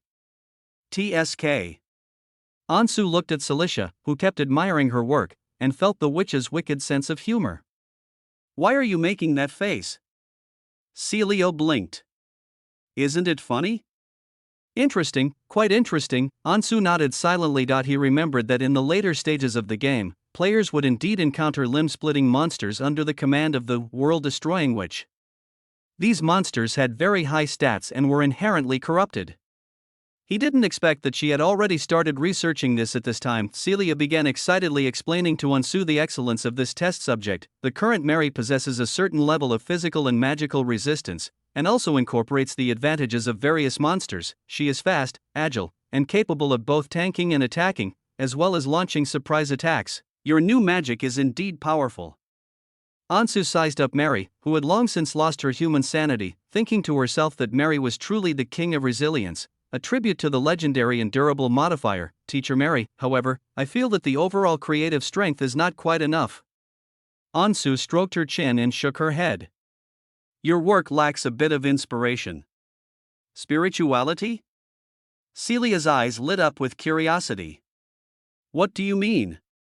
You've mastered such powerful flesh and blood magic, but the things you create still just rush over and pounce to tear things apart, don't they? Ansu questions Celia's scientific spirit. I feel that they are no different from ordinary wild beasts and monsters, and there is still a lot of room for improvement. Celia was surprised that Ansu would give her such a suggestion, so she excitedly asked, "So what do you think? What do you think is the best way to modify it?" Of course, Ansu chuckled. The flesh and blood are bitter and weak, mechanical ascension. Here's what you're doing, since it doesn't have to worry about rejection right now, install one of those steam turbines commonly used in factories on it, and use the magic crystals developed by the Academy for energy. Then, Ansu fully utilized its imagination. After all, technology is the primary driving force. I remember a magic scholar created a ranged weapon powered by magic. You can modify the weapon, turn it into a turret, carry it on your back, and then transplant the tentacles underneath. In this way, an all-weather, all-terrain, mobile magic field gun can be created. After she finished speaking at length, Celia was stunned. That's so cool. Celia's eyes widened, her amethyst-like pupils seemingly sparkling. What you're saying is completely feasible, Ansu. You're simply a genius. No. Ansu said modestly. Actually, it wasn't entirely his own idea. After all, the kind of thing he was talking about is called a tank in another world. Celia suddenly felt a joyful spiritual resonance. She looked at Ansu and thought to herself that he was indeed the person she had chosen. The two of them were simply born to be on the same wavelength. Thinking about this, she even felt a little scared. Fortunately, she had forcibly brought Ansu to her side back then. The loss of such outstanding talent would be an enormous blow. If it fell into the hands of the Empire and the Church, the consequences would be unimaginable. I need a blueprint. I want to create a completely new magical rune structure. Ansu silently watched Celia, who was excitedly writing and drawing on the table according to her own ideas, thinking to myself, if things continue like this, am I pushing the apocalypse crisis forward by leaps and bounds? May the world be alright. Hands clasped together, after spending a long time in the gloomy basement, the two finally returned upstairs. Ansu, watching Celia, who was already engrossed in her major modification plan, spoke up to remind her, I came early today because there's something I want to report to you. Celia looked up. What is it? Ansu truthfully told her, today, I met the church's saintess Freya. Celia frowned, her good mood vanishing instantly. Oh? What did she say to you? She found out that I was the one who wrote that note, so she met with me alone. Ansu certainly wouldn't tell the whole truth, but she felt that she should let her know about the meeting. This is called reporting in advance. It is a major taboo for someone to communicate with church members behind Celia's back, especially Saint Freya, but if he confesses, given Ansu's understanding of Celia, even if she's unhappy, she'll probably just complain a bit, at most imprison herself and not let him out, and there won't be any more serious consequences. After all, betrayal is what she cares about most. You should know. Celia's face darkened. I don't want you to have any contact with people from the church, especially not to see her, right? I know. Ansu nodded and said frankly, but since it has already happened, there is nothing I can do to change it. Once the note was sent out, it meant that the subsequent developments were uncontrollable. Even if it wasn't today, it could have been tomorrow. You really have a sharp tongue. Celia sneered. All right. I know you can't do anything about it, but this is a one-time exception. Now tell me what you were talking about. Ansu was somewhat surprised that she hadn't used hypnosis this time. It seems that her scum witch form is indeed easier to talk to than her man witch form. I also trust myself more. Chapter 30, The Church's Conspiracy. Under Celia's scrutinizing gaze, Ansu slowly recounted his conversation with Freya. He still used the original script. In other words, Freya was furious about the threat she was being threatened, but she had been caught red-handed. If she doesn't want the fact that she has impure bloodline to be made public, she must meet Ansu's special requirements. Finally, Freya, trembling all over, had no choice but to agree. Special requirements? Celia looked at Ansu suspiciously. What's so special about it? Your explanation sounds like something out of a novel, a rogue threatening an innocent girl with some excuse? You wouldn't be thinking of doing that kind of thing to her, would you? Of course not. Ansu said helplessly, I hope to get in touch with Freya and secretly investigate the church because I found the church's attitude toward the chosen ones to be rather strange, and I suspect there is a conspiracy involved. A conspiracy? Celia frowned. That's right. Ansu voiced her doubts. I have always taken the task that the witch gave me very seriously, and I have tried to find the chosen one in various ways. So I wanted to try to get some information from the saintess, but I found that the church that the saintess mentioned does not seem to care about the chosen one. This clue indeed piqued Celia's interest, and she immediately said, "Go on." Ansu recalled some things he had talked about with Freya. The Echo of Truth Order has narrowed down the search to the Royal Academy, but as the Church of the Chosen Ones, they not only don't pay much attention to this matter, but they don't even know that the Chosen Ones would appear at the Royal Academy. Isn't that a bit strange? Even the church itself didn't know? Celia was slightly surprised. This is impossible. After all, we obtained the information from within the church. There's something wrong with the church. Ansu said with certainty. Although there was a hint of deliberately changing the subject, Ansu still took his destined death quite seriously. The whole matter was shrouded in mystery, and he needed to make reasonable use of Cecilia's power. Ansu had long suspected that there was something wrong with the church, because he knew the original plot. The Chosen Ones descended at the timeline when the game officially began, so how could the cult have discovered them 3 years ago? Celia's expression grew increasingly strange. She pondered for a moment, then slowly said, "If that's the case, then it's very likely it's a setup," Ansu said. Coldly, the appearance of the Chosen One at the Royal Academy is very likely a staged event orchestrated by the church itself. Following this line of thought, Ansu continued to speculate that someone behind the scenes in the church might be trying to lure out the cultists in this way and wipe them out in one fell swoop. All those in the cult who knew about the situation, including Cecilia, were clearly deceived. But if you think about it this way, then a problem arises. The church has really gone to great lengths with this plan. Why did they choose the Royal Academy of Benaru? This will inevitably result in the deaths and injuries of many innocent people, and it may not be possible to eradicate the entire cult in one fell swoop. What are they after? No, I have to report this to the teacher immediately. Celia realized the seriousness of the situation, but then she paused. Wait. I almost forgot, she's still in seclusion. Going back rashly would only let the elders of the Reconstruction faction know. We'd better investigate secretly, Ansu suggested. Cecilia frowned and fell into a long silence. Ansu waited silently. After a long while, Celia's brows finally relaxed a little. She looked at Ansu and sighed softly. You did a good job. If you hadn't secretly tested the Holy Maiden, I might not have noticed anything amiss. It's not your fault, which, Ansu said with a smile. Compared to magical research and demonic treasures, the Chosen Ones may be insignificant to you. The Order must have asked you to take charge of this matter because it was requested by your teacher, which. This task felt like a forced assignment for Celia. Given her arrogant and disdainful attitude, she should have been completely indifferent to the so-called prophesied world changer. Celia chuckled softly. After all, it's a task assigned by the teacher, so I can't refuse. Then in the future, Ansu asked cautiously, can I continue to have contact with Saintess Freya? Celia paused, looking somewhat troubled. In the end, all he could do was glare at Ansu with annoyance. You've been waiting for me here? Are you particularly eager to continue your secret rendezvous with that beautiful saintess? Ansu inexplicably smelled a hint of jealousy. He glanced at Cecilia cautiously, the witch narrowed her eyes, her expression carrying a hint of suspicion. You finally got to see her today, and you even had a long, secret chat with her. You seem pretty happy, don't you? I'm not happy at all. Ansu immediately shook her head. She's a really difficult person, so strange. She's also a bit of a pervert. After a long silence, Ansu saw that Cecilia was only hesitant and did not explicitly object, so he continued to persuade her this is indeed a good opportunity.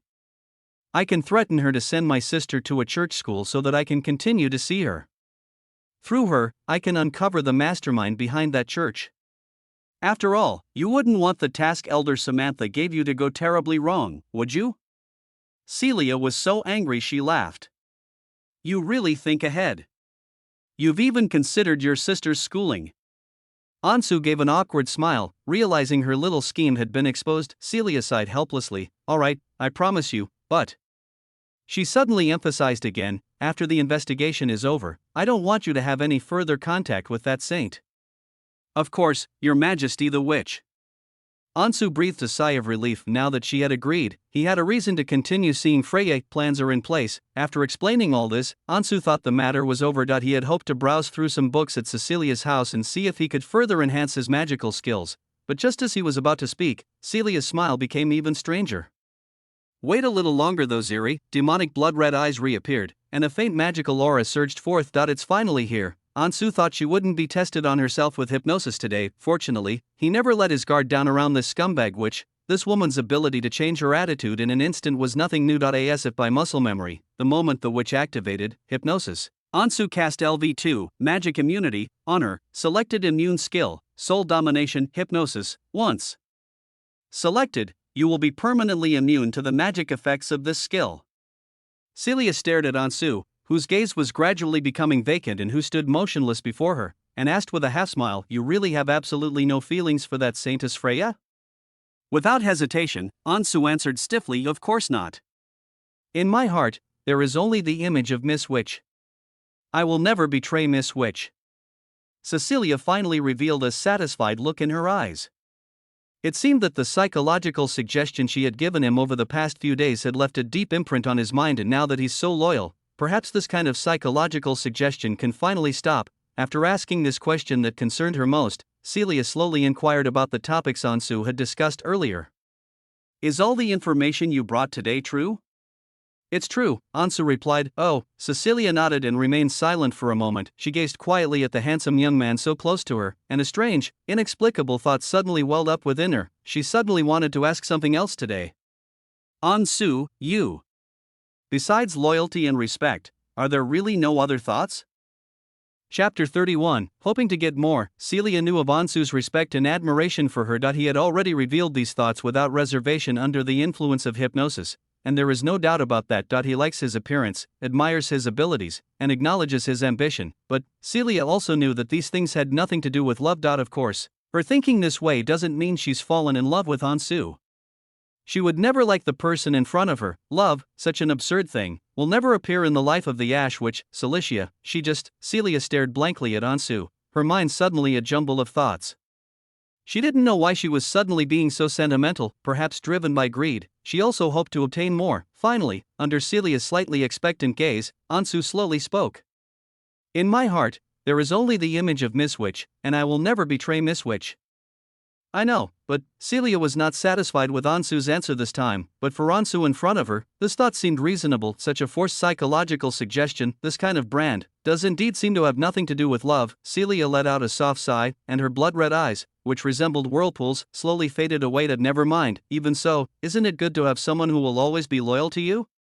What am I really hoping for? Ansu's expression gradually returned to normal. He looked at Cecilia in front of him and blinked, slightly confused. "Your Highness, Witch."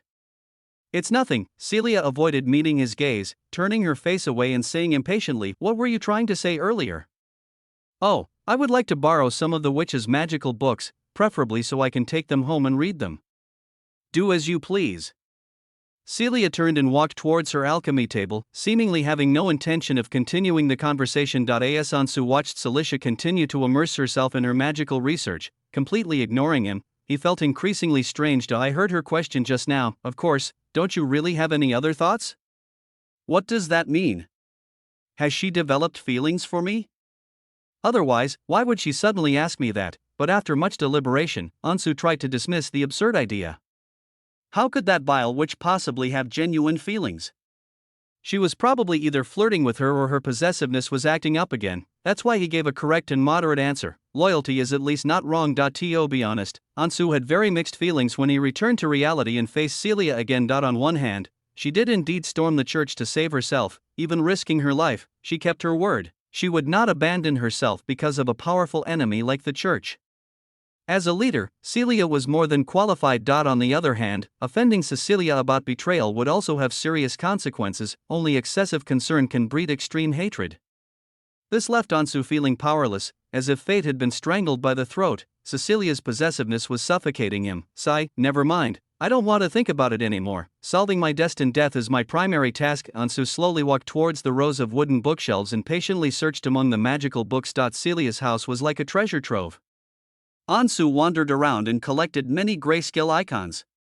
Although he couldn't use them yet, he still felt the excitement of adding items to his shopping cart while shopping. However, despite having many magical skills, Ansu discovered a problem. The skills he could collect were all low-level magic below the third ring. This is likely related to the worldview of the Knight's Edge.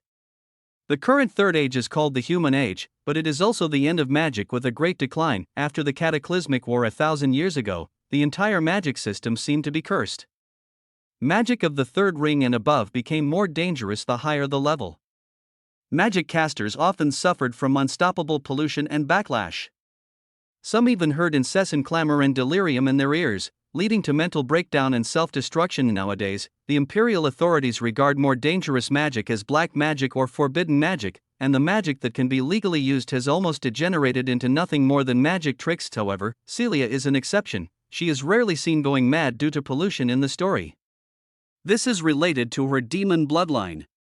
Demons are born with powerful magical talents and were regarded as a noble race born for magic 1,000 years ago. It seems that if I want to learn more profound and powerful magic, I will need some other opportunities.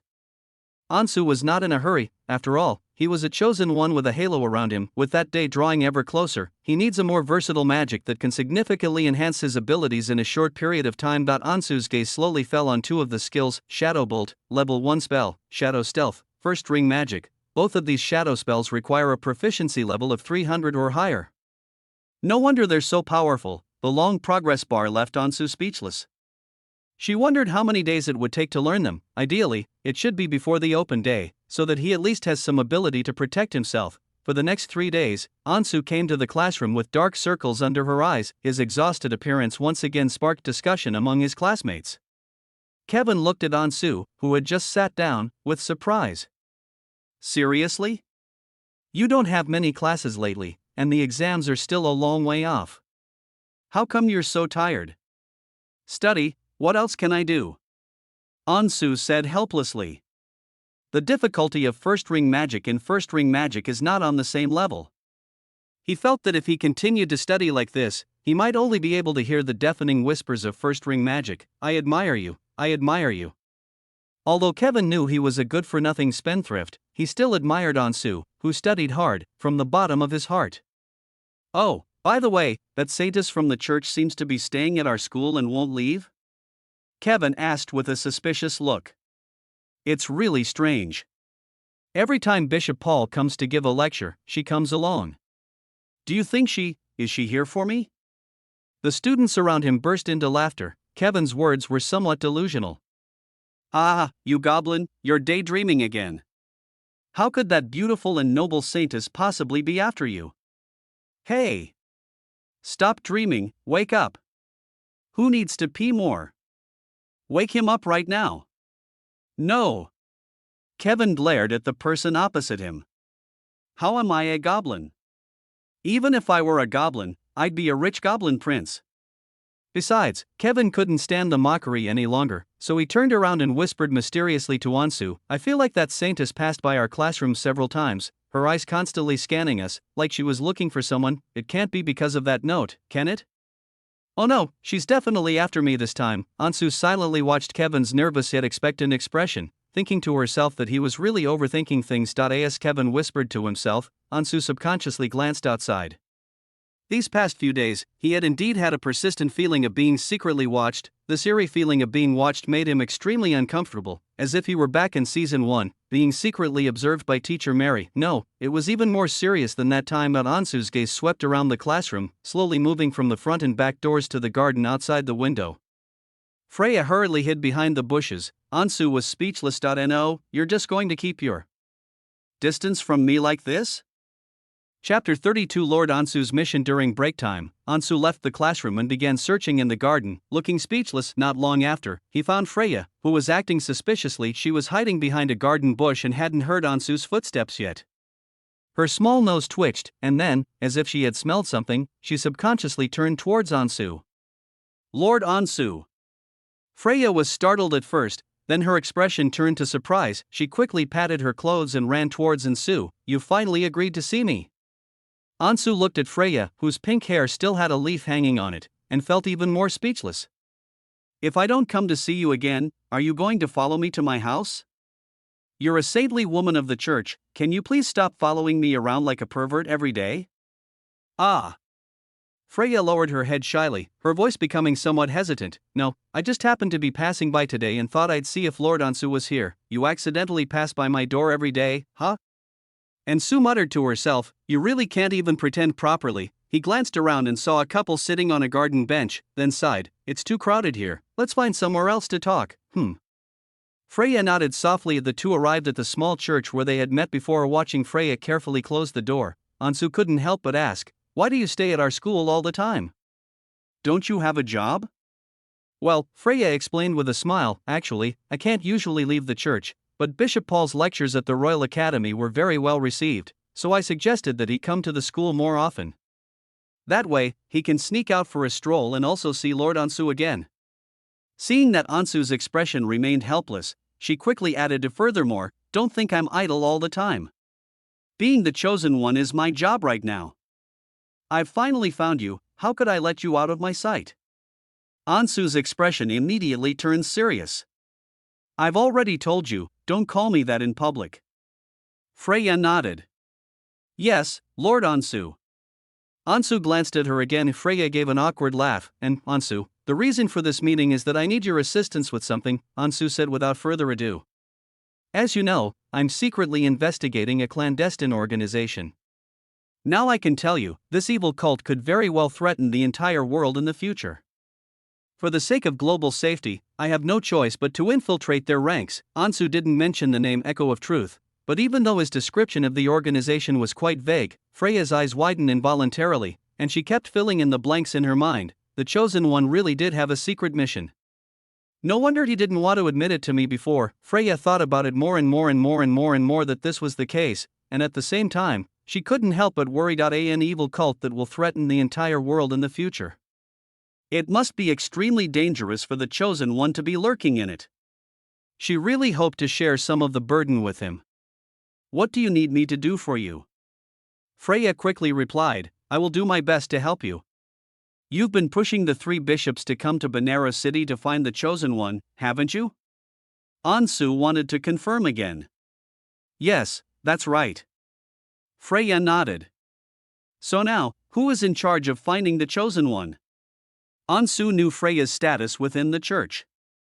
Although she was a noble saintess, it was actually just an honorary position similar to a saint, without much real power. These decisions were made in private meetings between me and the three bishops, there was no specific person in charge. Freya replied. No one else knows about this except the four of us. If you ask about the specific transfers within the church, it is all handled by the three bishops. Ansu fell into deep thought. If the conjecture that the church had set a trap was true, then the mastermind behind it must be one of the four of them. First, eliminate Freya. On the one hand, he knew Freya's role in the later plot, and he was quite certain that this naive and innocent saintess did not have the ability to plot in secret. On the other hand, Ansu silently sized up Freya in front of her. At this moment, those almond-shaped eyes were staring blankly at her, clearly not understanding the situation. When she saw that she was being looked at, she thought she had said something wrong and blinked nervously. That's so stupid. If she's the mastermind behind this, I'll eat my hat, eat a ton. Of course, there was another important reason why Ansu dared to trust her so much. In the simulation, she had been trying to help him in every possible way. He even lost his life because of it. It's become completely baffling. Ansu coughed, bringing Freya back to her senses. So, I have a task for you to complete. He whispered, I need you to keep a close eye on these three bishops, figure out their daily routines, and then report their whereabouts to me every day. If they make any unusual moves, you must report them to me immediately. Freya listened, her expression gradually becoming confused. Is the chosen one planning to secretly monitor the three archbishops? What do you mean? Could it be that these three bishops, Freya asked in surprise, is there something wrong with them? I'm just guessing, but I need you to confirm it for me. Ansu was afraid that Freya might be resistant to this task, so he stared at her mysteriously. This is a very important task. Because I believe there is a blasphemous heretic within the Church of Holy Light. If he is allowed to lead the church in the future, he may lead our church to destruction. Is it that serious? Freya's eyes widened. Then, how did you know? Do you think you're the only one who can receive divine revelation? Ansu snorted. Don't forget who I am. I'm much closer to the goddess's revelation than you are. Everything I do is in accordance with the instructions of the oracle. Freya stared blankly at Ansu, her expression suddenly changing in surprise. Yes, the one in front of us is the chosen one, whose purpose is to save the world by carrying out the goddess's will. I understand. Freya seemed to have received a divine decree, her little face becoming extremely serious. Leave this task to me, don't worry. I'm worried, Ansu sighed helplessly, thinking about the 3 days Freya had been following him. If you continue to follow them like this, you'll probably be exposed on the very first day. It definitely won't happen this time. Freya laughed sheepishly. I was probably too concerned about Lord Ansu, so I accidentally revealed it. This time when I go back, I won't follow them so openly. Besides, they usually stay in the church. If they go out somewhere, I can easily find out. I hope so. Ansu murmured. Freya felt looked down upon when she saw Ansu's expression. She pouted and said sullenly, "Don't underestimate me like that. Have you forgotten that I have a special talent for stalking?" Ansu frowned. Smell? Yes. Yes. Freya nodded vigorously. No one can escape my nose. Ansu chuckled, feeling that this saintess was born in the year of the dog. But I'm actually quite curious now. What are you curious about? Freya blinked. Ansu looked Freya up and down, then suddenly smiled expectantly. Your talent is related to your bloodline, isn't it? Freya, could you show me what your demi-human appearance looks like? Huh? Freya was stunned, then he shook his head decisively. No. Of course not. Why not? You won't even let me see? Ansu said with a smile, I am your chosen one. That won't do. Freya lowered her head, her cheeks slightly flushed. I don't want anyone to see this side of me. I don't want Lord Ansu to see that part of me. Seeing her strong reaction, Ansu felt a pang of doubt. Why does this sound so strange? It almost has a sexual undertone. Isn't she just a beast-eared girl saintess? What's so special about that?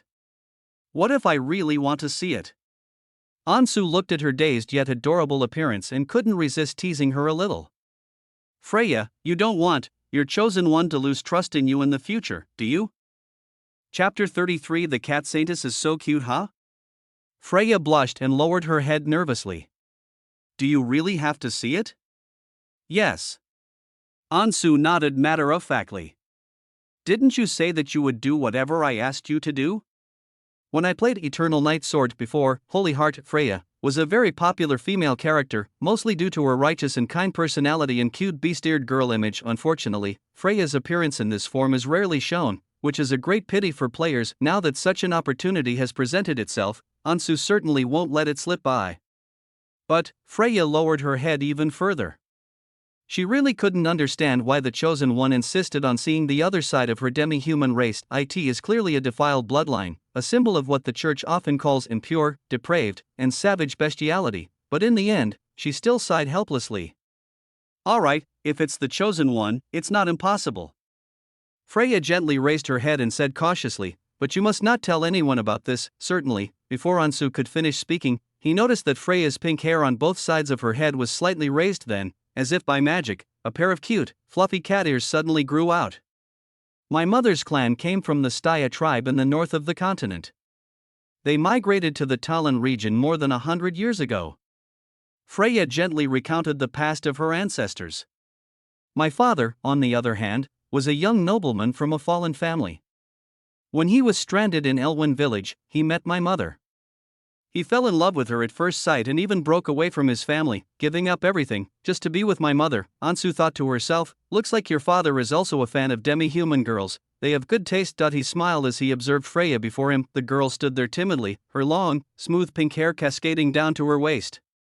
From the part of her hair on top of her head, her pair of furry, pointed ears twitched slightly, perhaps sensing some nearby noise. Just like a real feline, the cat saintess is so cute. I just don't know where she got that incredible sense of smell. The trait should clearly come from dogs. Have you finished reading? Freya blushed, wishing she could disappear into the ground. If you finished, then I'll change back. I haven't shown this form in a long time. I'm a bit rusty, and I'm afraid I won't be able to change back. Ansu nodded. He was slightly disappointed to see Freya so eager to revert to her original form. Freya was indeed very resistant to her demi-human identity. Freya, Ansu tried to comfort her. I know you've always been afraid of your demi-human identity being exposed, so you live cautiously in human society, but I don't think you need to feel inferior about your bloodline. Freya raised her head and stared blankly at Ansu. Seriously, isn't it adorable? Ansu pouted. The church really doesn't know what's good for them, those old men have no sense of aesthetics. That makes sense, though, the older church members probably prefer cute little boys. Ansu inexplicably thought of this hellish joke. Is it cute? Freya's expression was somewhat confused. From childhood, her mother had always insisted that she conceal her identity to avoid unnecessary trouble. This was the first time she had ever heard anyone describe her demi-human appearance in such a way, but looking at Ansu's expression, it seems the chosen one is indeed serious. This puzzled her greatly. Freya, Ansu suddenly asked her a question. Those in the church have always claimed that only the church can save the world from all suffering and bring eternal light and happiness. Then I'd like to ask you, does this saving the world include demi-humans? Of course, Freya began instinctively, but then hesitated. Well, according to our doctrines in church scriptures, it seems, we've never mentioned demi-humans before, but I think we should include them. Ansu smiled faintly, saying nothing, but simply gazing quietly at Freya. If even a saint like her has to be so cautious, the truth seems self-evident. The goddess wouldn't be so narrow-minded. Freya would never question a deity. After all, he existed before humanity and all things were born, and his holy light blesses all living beings in the world. Gods are gods, and the church is the church, Ansu pointed out. Freya, don't confuse them. Ah. Freya suddenly opened her eyes wide.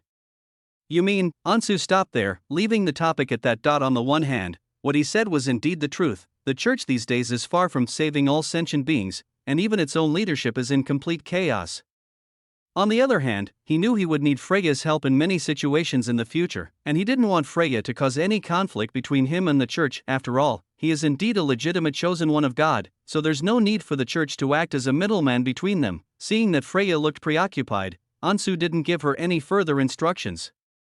He arranged a time and place for their next meeting and then left the chapel. After Ansu left, Freya still frowned, and all sorts of strange thoughts kept popping into her mind. The words spoken by the chosen one today caused her previously firm worldview to waver. This also planted the first seed of doubt in her regarding the contradictory nature of the church. I really want to become religious. Their theology students are treated so well. They get to see beautiful saintesses around them every day. When Ansu returned to the classroom, she heard the group of people around her whispering about the saintess Freya. So you want to convert to a religion? You're just having sexual repression, okay? When it was finally Kevin's turn to retort, he looked at his classmates with a mocking expression. You say I'm fantasizing. I think you guys are dreaming all the time too? The classroom then became even noisier. Ansu couldn't help but think that Saint Freya's permanent residence at the academy had indeed caused quite a stir. Now, probably 70% of the students attending Bishop Paul's lectures were there specifically for Freya, but who would have thought that the seemingly pure, beautiful, and taciturn saintess had such a hidden side? Seeing that their argument was getting more and more heated, Ansu pulled Kevin back. By the way, you have a program scheduled for the open day, right? Yes, that's right. Kevin nodded. Our drama club is definitely going to put on a performance for the guests. Why? Who are the guests at the church? Ansu stared at Kevin, who, as the campus's gossipmonger, had always been an important source of information for her. Besides Saint Freya and Bishop Paul, there was also Bishop Terry and Bishop Leonard. It's those three again, and Sue frowned slightly, her suspicions about the three people growing stronger. With only 4 days left in the open house, he had to hurry if he wanted to prevent this tragedy that would affect him. He and Cecilia were to work together to uncover the mastermind behind this and eliminate him. Chapter 34 Freya's Imagination. Vera's suspicion. On a weekend morning, Ansu, as usual, stayed at home studying magic. He sat cross-legged on the sofa, his eyes closed, trying to guide the faint, subtle magic to project an invisible shadow arrow onto the sandbag opposite him. And no matter how hard he tried, the shadow bolt still wouldn't materialize. Shadow bolt, level 1 spell, not yet mastered. Learning progress, 283/350, although this progress is incredibly fast compared to that of a true magic practitioner. Ansu was still not entirely satisfied. After all, time is of the essence. On the other side, Vera, who was hunched over her desk reviewing her lessons, looked at Ansu, who was sometimes gesturing at the air and sometimes talking to herself. Her expression was also helpless. My brother has become increasingly obsessed lately, although he kept saying that these were all part of his job. What kind of real job is like this? Why would he need to learn any kind of black magic? Did her brother really join an official secret organization, or some kind of mystical evil cult? Feeling dizzy and mentally exhausted from studying, Ansu stood up, walked to the table, and took a sip of water. I also took a quick look at my sister's homework. Not bad. Ansu glanced at Vera's math workbook. There was only one wrong answer on the entire page. So she patted Vera's head and said, as expected of my sister, she's caught up on her lessons in just a few days. Vera is so smart. Brother. Vera dodged Ansu's large hand that was stroking her, and muttered, "Don't treat me like a child. This lesson is so simple, you can understand it just by looking at it. Aren't you just a kid?" Ansu looked at Vera's expression and couldn't help but chuckle. "Alright, if you think the current courses aren't challenging enough, I'll find you the next stage. Also, once I've arranged the enrollment procedures, you can go back to school." At school, Ansu and Freya talked about her sister's situation, and Freya said it was a minor matter. She will arrange for Vera to attend the best church school in the entire city of Benaru, with tuition completely waived. If Vera has any other talents, she will also have someone to tutor her. Brother, does that church friend of yours really have that kind of power? Vera couldn't help but ask curiously. That's Trinity College. A very good secondary school. I heard that the Holy Maiden of the church also studied here. Don't worry, Ansu said with a smile. If a dignified saintess couldn't even handle such a small matter, that would be too incompetent. Oh, Vera nodded, then suddenly asked, Brother, who exactly is this friend of yours who works at the church? I've never seen him before. Over the years, she had never heard of her brother having any friends in the church. How come her brother's network of connections has suddenly become so good lately? Well, Ansu didn't know whether she should tell her or not that it was actually the church's saintess who found a good school for her. Just as I was thinking this, there was a soft knock on the door. Following that was a soft and pleasant female voice. Excuse me, is this Ansu Morris's house? Now there's no need to worry, Ansu gazed silently at Vera. She's already here. Vera paused for a moment. Why was that voice a woman's? Ansu stepped forward to open the door, and Freya, dressed in a white dress and with a gentle smile, appeared before her. Good morning, Ansu, she greeted them politely, and seeing that Ansu's younger sister was home in the living room, she added, I've already arranged her school. If there are no special circumstances, she can start school tomorrow. Also, Freya lowered her voice and winked at Ansu. There's also some situation with the three bishops. Ansu knew that she had come to report on her mission today, so she nodded and politely welcomed her. As soon as Freya entered, she curiously looked around Ansu's house, but as she looked at it, she couldn't help but furrow her brow slightly. I never imagined that the chosen one's home would be so poor. Freya was invited by Ansu to sit on the old fabric sofa. She sat down gently, looked around at the old furniture and the peeling walls, and felt a strange feeling in her heart. Ansu, I didn't know you lived such a frugal life. Are you having any financial difficulties? Freya reached for her handbag. I have some money here, if you don't mind. No, thank you, I mind. Ansu looked at Freya with a bit of helplessness, thinking to himself, why does everyone who comes here want to throw some money into his family? How pitiful is he now? Oh, you don't need it? Freya blinked. Ansu's rejection made her immediately realize something. As a chosen one of the gods, Lord Ansu should not be short of money. Therefore, it seems he deliberately chose this temporary residence. Freya became more and more convinced that this was the case. After all, she knew that Ansu was currently infiltrating an evil cult, those despicable cultists who lurked in the chaotic underworld for years, so his actions were definitely intentional. Having figured this out, Freya gave an apologetic smile and turned to look at Vera, who was quietly brewing black tea on the other side. Ansu, your little sister is so cute. Thank you for the compliment. Vera smiled and pushed the tea towards her, while simultaneously voicing her question, Are you the church insider my brother mentioned? How do you and my brother know each other? We met at school, Freya explained. We got to know each other through Bishop Paul's lectures. Ansu has very insightful views on theology, so we became friends. And he recently told me about your difficulties at school, a lecture by Bishop Paul? Vera immediately sensed something was wrong and looked at her brother suspiciously. Bishop Paul, didn't you just arrive at your school recently? So you've only known each other for a few days? Huh? Freya blinked in surprise and looked at Ansu, wondering how her sister knew so much about the Royal Academy. Ansu couldn't help but facepalm. Oh no. He almost forgot that Vera was very attentive to her college life and interpersonal relationships. While preoccupied with guarding against Celicia, Vera assumed Freya's arrival today would be harmless, but the perceptive Vera immediately noticed something amiss. Well, in short, we haven't known each other for very long. Ansu didn't want to lie, because she couldn't fool Vera, the little detective. But after Freya heard that you have a talent for holy light, she was indeed very enthusiastic about your schooling. Vera, you should thank Miss Freya. Vera nodded, smiling sweetly at Freya. Thank you, Freya Nichan. You're welcome. Freya looked at Vera, who seemed very well behaved, but felt inexplicably strange. Why do I get the feeling that Ansu's younger sister harbors a hint of hostility towards me? Strangeness. I don't have much time. I came to see Ansu today because I have something important to discuss. Freya put these strange thoughts out of her mind. After all, she was Ansu's sister, and she was probably overthinking things with any hostility. The soundproofing in the living room isn't very good. Be careful, someone might be listening. Ansu glanced warily at the doors and windows, then walked straight to her room. Let's talk in my room. Freya got up and followed Ansu to his room, then gently closed the door. Vera's eyes widened when she heard the sound of Ansu's door being locked from the inside. What's going on? Chapter 35. My brother has a lot of guests. After confirming that the environment was indeed safe, Freya began to report to Ansu on the recent situation of the three bishops. Apart from Paul coming to the school to teach, Terry and Leonard usually stay in the Cathedral of the Holy Colosseum, rarely going out, and when they do go out, it's only to handle church-related matters.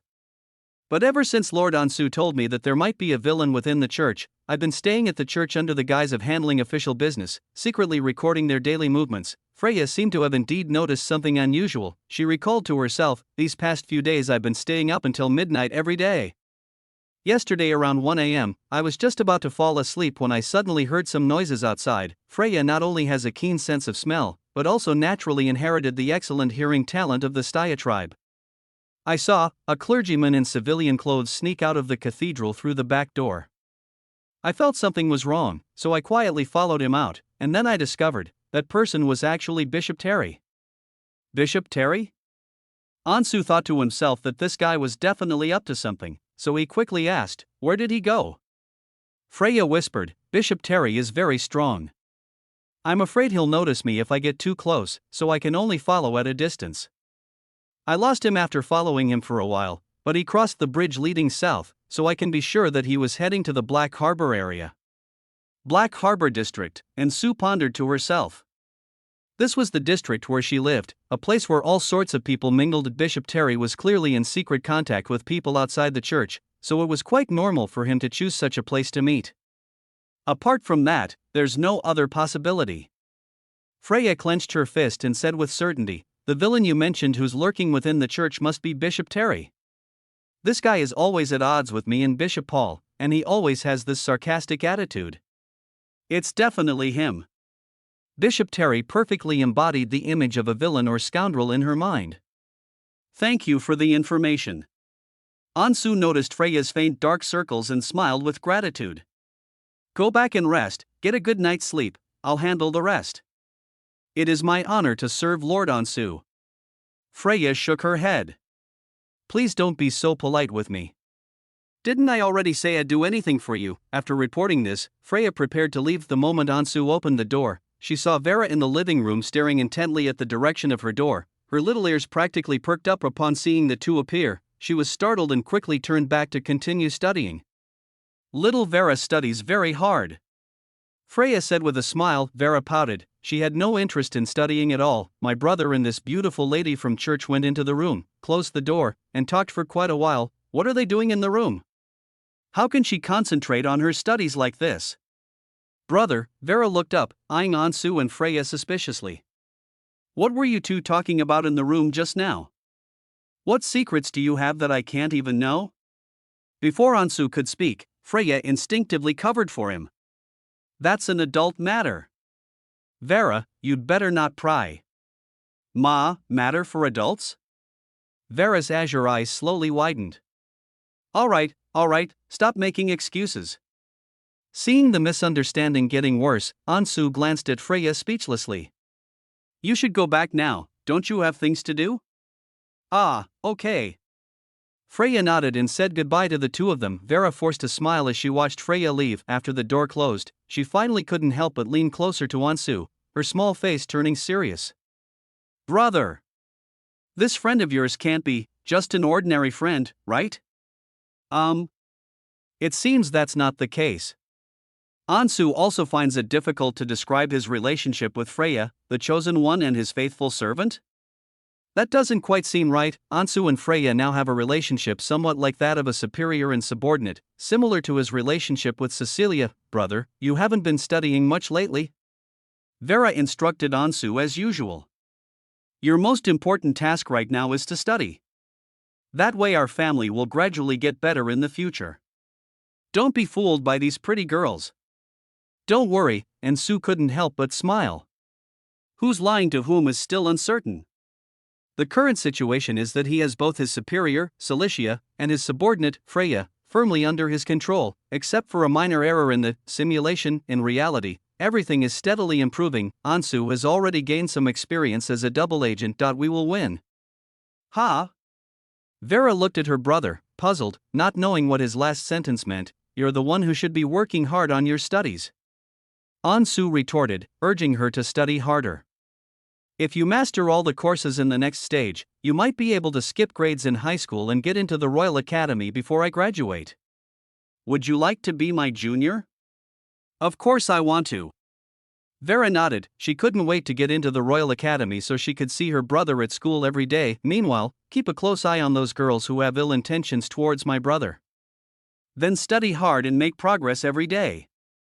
Ansu smiled and patted her sister's head.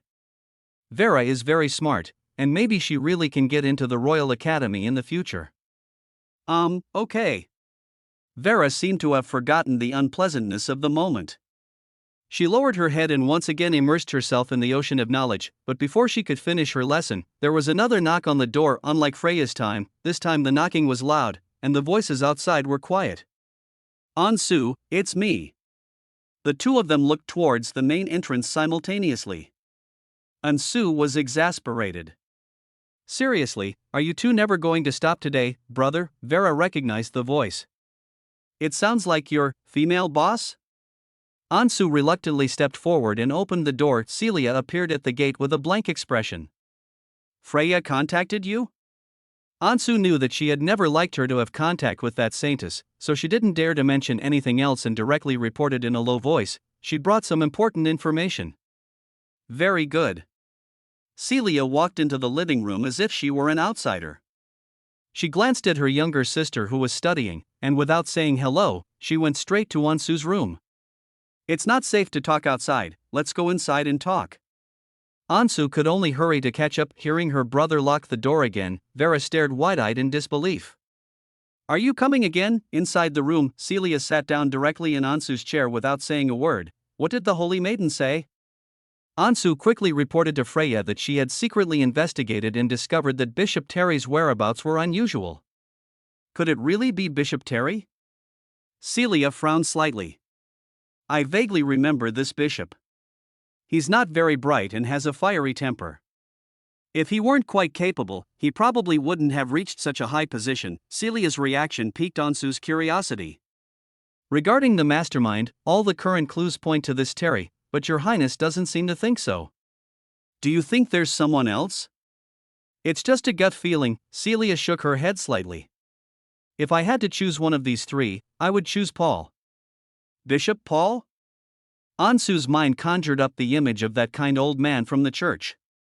Almost all the evaluations of him were positive, and Freya also considered him a trustworthy member of their own side. Ansu told Celia about the good bishop's assessment, and Celia immediately showed a disdainful expression. I don't think that person who can get to that position in the church is a good person. Just a hypocrite, Celia sneered. There are many like him in the church. They use good deeds and piety to package their image, but in the end, it's all about power. The fact that Paul has received so much praise shows how cunning he is. Ansu thought to himself that it seems Celia disliked hypocrites more than true villains, but he had some different thoughts on the matter. Even if Paul is truly a hypocrite, if he can maintain this facade his whole life, then he'll still be a good person. Of course, there's another reason why Ansu doesn't believe Paul was the mastermind. In the simulation, he saw Paul's body. The Archbishop had indeed stood with Freya and died protecting her. That he didn't see the bodies of the other two. Looking back now, it's possible that the two of them ran away, which makes them even more suspicious. Chapter 36, Tragedy Strikes, Your Grace. We need to keep a close watch on these bishops in the meantime, Ansu immediately suggested. Whether this is a setup or not, we must be fully prepared. That's exactly what I was thinking. Celia nodded gently. But we can't tell the others in the cult. Surveillance and investigation can only be carried out in secret, Ansu continued. But there are only 2 of us, Celia frowned. How can we track 3 people at the same time? Or should I send out the puppet made from my manor? Absolutely not. Ansu immediately objected. Puppets are fine as eyes, but their adaptability is too poor. What we need is a more in-depth investigation, perhaps even lurking very close to these 3 powerful individuals. So you mean, Celia gazed at Ansu quietly, and without realizing it, she had become very patient in listening to Ansu's advice. With Bishop Paul out of the picture, the 2 of us can simply keep an eye on the remaining 2 bishops. Ansu's idea was to have Cecilia monitor Bishop Leonard, who had always had a very low profile, while he and Freya would continue to keep an eye on Terry. Oh? Celia was slightly surprised. Why are you so sure that Paul isn't the one behind it all? Intuition. Ansu smiled confidently. The witch has her own intuition, and so do I. The real reason is, he simply didn't dare tell Celia about the clues he discovered in the simulation. Celia stared intently at Ansu, and after a moment, she nodded. Okay, I believe you.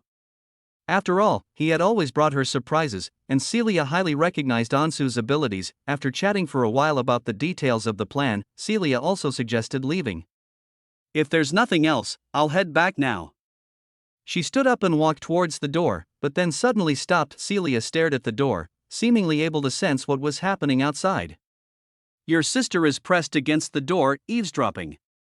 Ansu chuckled awkwardly.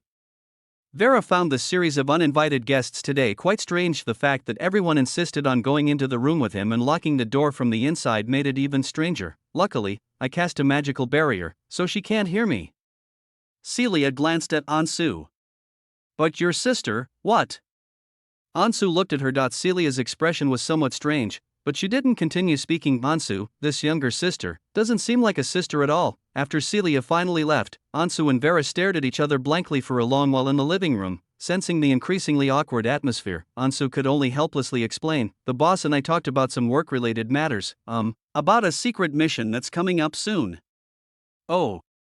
Vera lowered her head dejectedly and continued doing her homework. Ansu noticed that she had been looking at the same page for a long time without writing anything, so she knew that the child was sulking.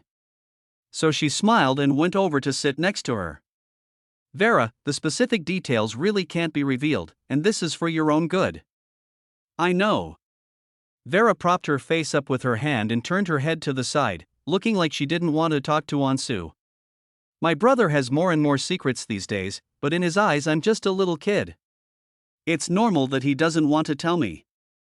I'll just listen to him. Although her younger sister sounded quite sensible, Ansu knew that the little girl was just being stubborn. It was always like this when they had a falling out as children, but Ansu really couldn't reveal too much to her, at least not now, because he didn't want to involve Vera. With a silent sigh, Ansu didn't bring up the matter again and went to the kitchen. Take a break if you're tired from studying. Your brother will cook lunch today to treat you.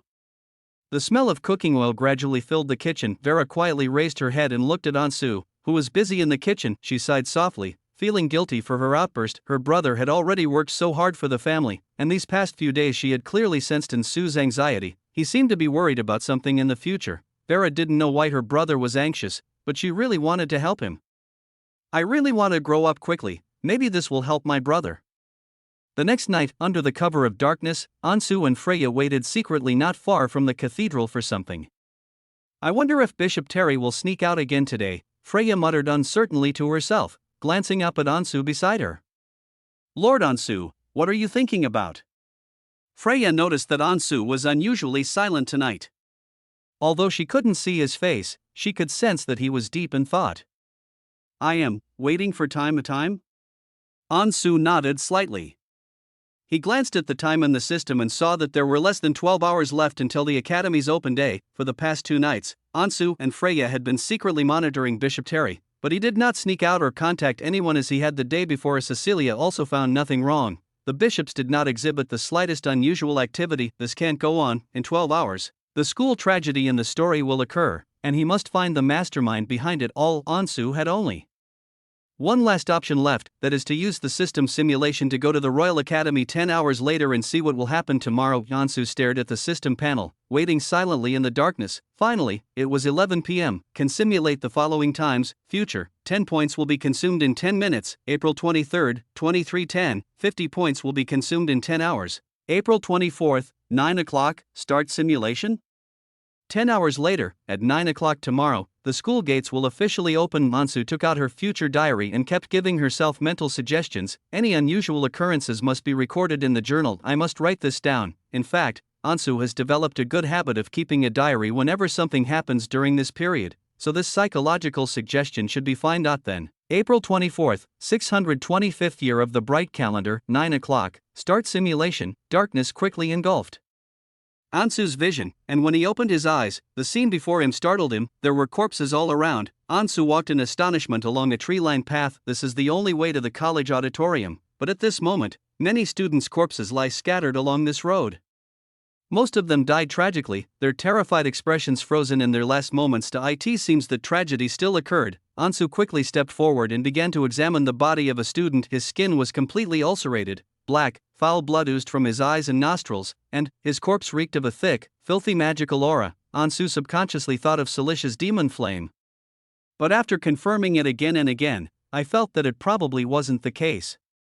Celia's demonic flames would burn people to ashes, and these corpses must have died instantly from a large-scale, unknown forbidden black magic. Ansu looked towards the direction of the Academy auditorium in the distance, where the magical power was most concentrated, and even the sky was faintly darkened, exuding a sinister and eerie atmosphere. He immediately set off for the chapel, and on the way, he noticed some of the bodies of clergy, indicating that a major battle must have taken place between the two sides. Just as we were about to arrive at the auditorium, among the corpses, Ansu noticed a petite figure wearing a floral dress. The dead girl still had that familiar golden ponytail. Ansu's pupils contracted instantly, a bad premonition creeping into her heart. No way, it shouldn't be her.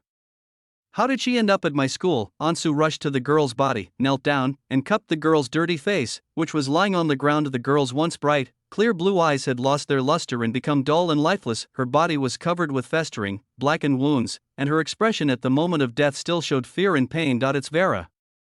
Chapter 37, Vera's death, and the truth. Ansu stared at Vera's corpse, an indescribable rage sweeping through him. He clenched his fists, trying to stop his body from trembling. Calm down, calm down. This is just a simulation. The tragedy has not yet occurred. I still have a chance to change things. With a gloomy face, Ansu gently picked up her younger sister and placed her on a cleaner bench nearby. He pulled out his notebook. He wanted to know what had happened in the past 10 hours, just like last time. The words in the diary were distorted and bizarre, like AI-generated fake text, completely incomprehensible. But as Ansu flipped through the records, he vaguely recalled the events that occurred in each record. Freya and I kept watch until late at night, but Bishop Terry still didn't make a move. After speaking with Celia, she didn't find anything unusual either, so we can only wait for the Academy's open day the next day. When I got home, I was exhausted from not sleeping all night. Vera was very worried, but I couldn't explain to her. I had to catch up on my sleep as I had to leave for school in 2 hours. Recalling this, Ansu sighed inwardly. Vera had come to visit him at school during the open day because she was worried about him. He lowered his head and stared at Vera's floral dress, which her adoptive father had bought for her and was the most expensive piece of clothing in her wardrobe. Perhaps not wanting her classmates to look down on her, Vera dressed up specially, even adorning her ponytail with cute little accessories. Ansu stroked her sister's pale golden hair, a chilling killing intent already rising in her eyes. He won't let this mastermind get away with it. He'll turn things around. As I continued flipping through the records, new memories kept flashing through my mind. After daybreak, I forced myself to go to school. Kevin was preparing a program in the auditorium. He told me that several archbishops of the church, as well as some social celebrities, would be there to watch. It's almost 9 o'clock, and there are more and more people at school. The show is about to start, and I saw noble Celia among the guests. Her expression was a bit strange, as if she had something to say to me. But then something unexpected happened. What happened next was indeed within Ansu's expectations. It was a setup by the church. The church's armed forces suddenly took control of the college, claiming that there were cultists infiltrating there, and no one was allowed to leave until they had been investigated. The scene was chaotic. Besides Cecilia, there were indeed cultists lurking in the auditorium. A great battle broke out between the two sides, affecting many innocent people. Kevin died a terrible death. I haven't investigated this thoroughly yet. I can't die here. The diary ends here. In Ansu's mind, the scene of her narrowly escaping from the great battle between the two sides vaguely appears. It seems that this is why he ended up on this tree-lined path, except that his original intention was to escape, not to go to the auditorium. Ansu put away his notebook and hurried to the auditorium. He had to go back now, no matter what. By this time, the battle had already been decided.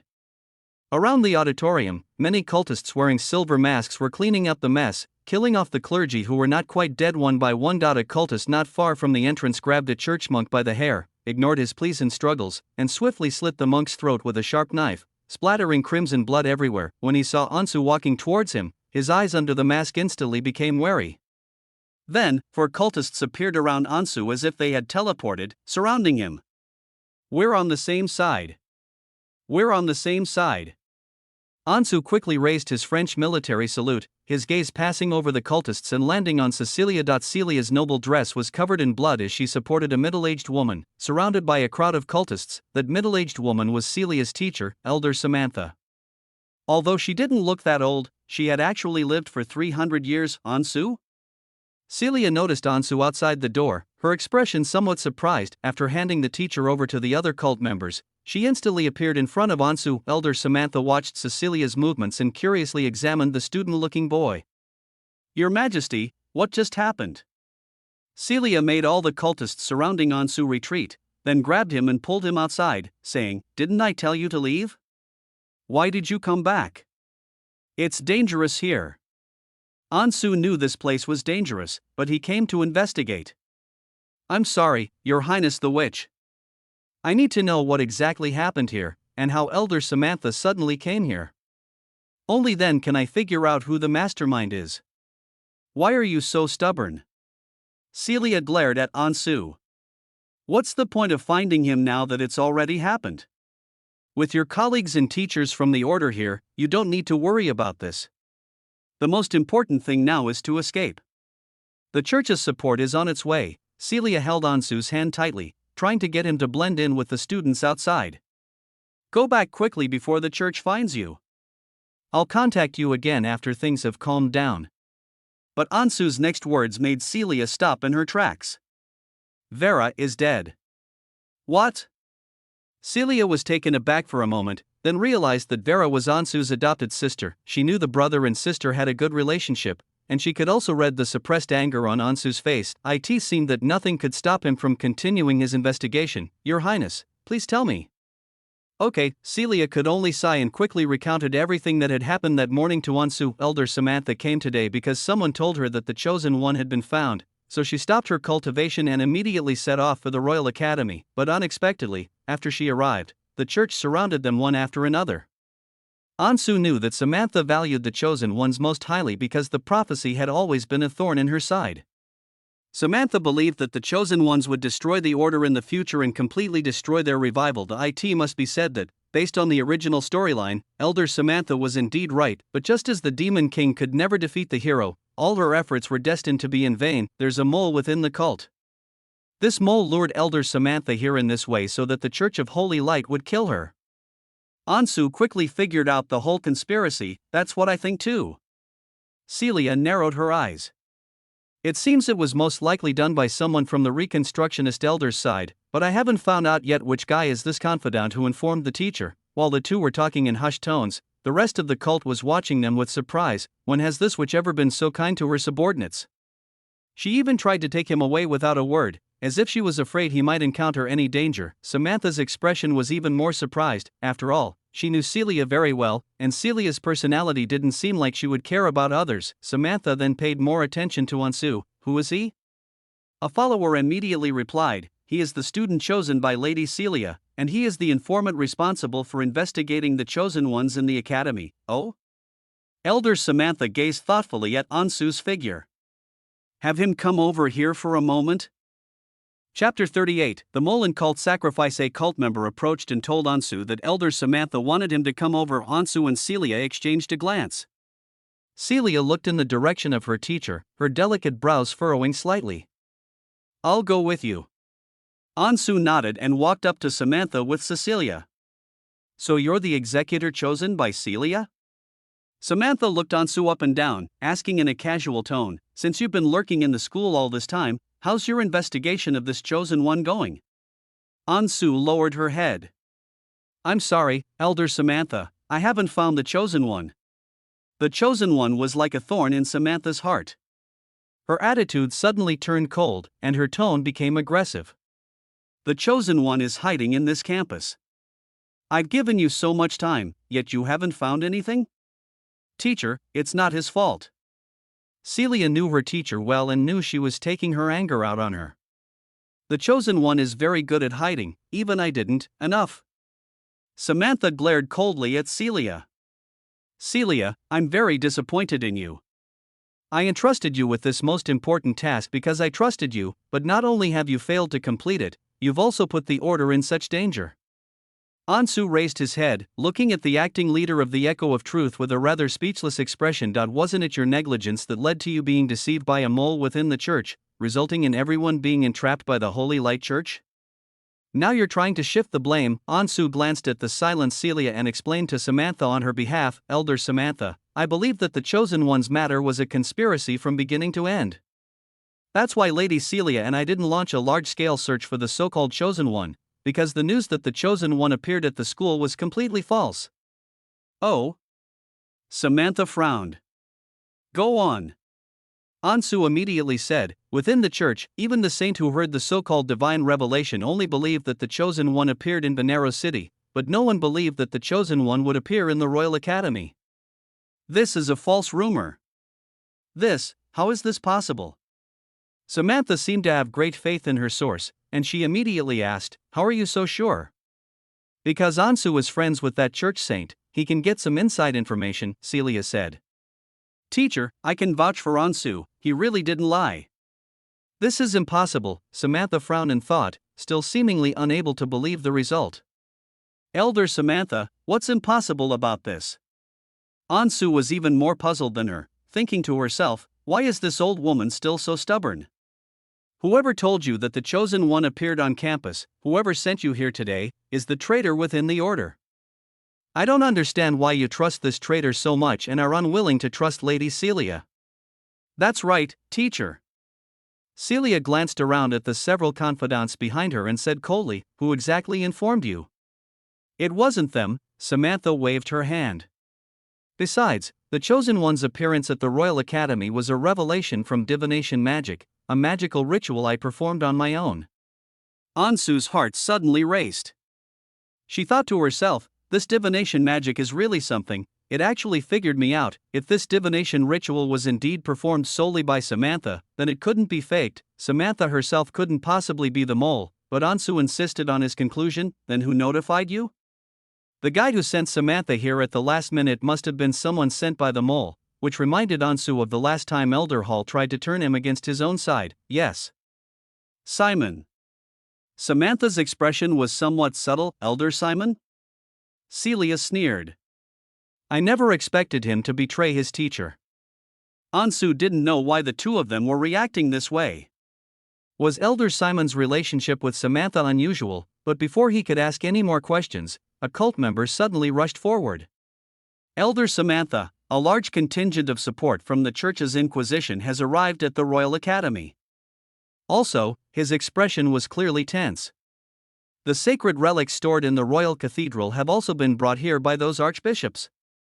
Samantha's trusted confidants all wore the same tense expression. Samantha frowned and immediately ordered, prepare the blood sacrifice ritual immediately. Only power of equal caliber can withstand the divine descent. Yes. The cult members nodded in unison. Then, they began to set up a huge and complex black magic circle in the center of the hall. Of everyone, only Celia remained calm. She glanced at Ansu, whose expression was strange, and began to explain for him relics or sacred objects scattered among the earth by the gods. They retain a trace of divinity. Through certain means, the Church can temporarily borrow the powerful divine power, which is known as divine incarnation. Ansu actually knew about the divine descent technique. His reaction just now was simply a sudden realization that the cult sacrifice ritual in the plot appeared in this way. The blood sacrifice ritual of Echoes of Truth is a large-scale sacrificial black magic ritual designed to borrow the power of the fallen god, the evil god Ursos. Orthodox churches invoke gods, and cults also invoke gods. What follows is, in a sense, a battle of deities, as the cultists hastily prepared for the sacrificial ceremony. Bishop Terry, along with the Inquisition, gradually surrounded the area where the chapel was located. Quickly! Surround that auditorium. Don't let any of those cult members who believe in evil gods get away. Bishop Terry gazed at the hall with a cold smile, then instructed all the church's powerful figures around him. According to intelligence, Samantha, the leader of Echo of Truth, is also here. The objective of this operation is to deliver a decapitation strike against the cult. The clergy members mostly wore solemn and serious expressions. Everyone present, of course, knew Samantha's name. This old witch, who has lived for 300 years, has lived through 5 popes of the Holy Light Church. The cult she led, Echo of Truth, has caused countless troubles for the church and is the church's #1 enemy. Once Samantha dies, Echo of Truth will never be able to stir up any more trouble. Bishop Terry revealed a confident smile. Now that he is in complete control of this mission, he will be the #1 hero in the church's efforts to eradicate the largest cult. With such merit, he will stand out from the 3 pope candidates. He'd even started letting his imagination run wild. How will I ever wear that papal crown, a symbol of boundless glory, again? Chapter 39. Celia, is it because of him? As Bishop Terry led his men to surround the chapel, the Order of Echoes of Truth piled all the living and dead they could find in the center of the black magic circle. Looking at the mountain of corpses, Ansu sensed that the magic circle was brewing an extremely terrifying power. The sky outside the window grew even darker, with thunderstorms lurking in the clouds, and a heavy, oppressive atmosphere enveloped the entire city of Benaru. "Hurry up," a cult leader commanded the other cult members. "Be quick. If we don't collect enough offerings to please the god, he will be angry." Ansu's gaze gradually shifted from the corpses to the bound, trembling students. Some were wailing, some had fainted from fright, and others were praying incessantly with their eyes closed, hoping that God would save them. "These students are actually no different from me. They are just another cruel death in the game's background." Ansu took a deep breath. He realized that he was not only changing his destined death. "What are you thinking about?" Celia quietly approached. Ansu noticed that the smell of blood on her body was stronger, because she had just single-handedly repelled 3 attacks by the Inquisition. "He truly deserves to be called the strongest fighter of the Echo of Truth." In fact, if it weren't for that divine intervention today, with her present presence, the church would be utterly powerless to influence the Truth Echoes Church. I'm thinking. Ansu looked at the magic circle. So this blood sacrifice ritual can be used on both the living and the dead? Wouldn't the people who run incinerators and morgues be invincible? Indeed, both can be used, but the forbidden power borrowed will be greatly reduced. Celia leaned against the second-floor railing and joked with a smile. If a living person is the main course, then a half-dead person can only be considered dessert. As for a dead person, they might not even be considered spoiled leftovers. Ansu murmured, "It seems even the gods are picky eaters. If we don't let that evil god eat and drink well, he might just flip the table. Don't you have anything to do?" Samantha, who had come over, couldn't help but feel annoyed when she saw Ansu chatting and laughing with Celia. This is the most critical moment for the survival of the order.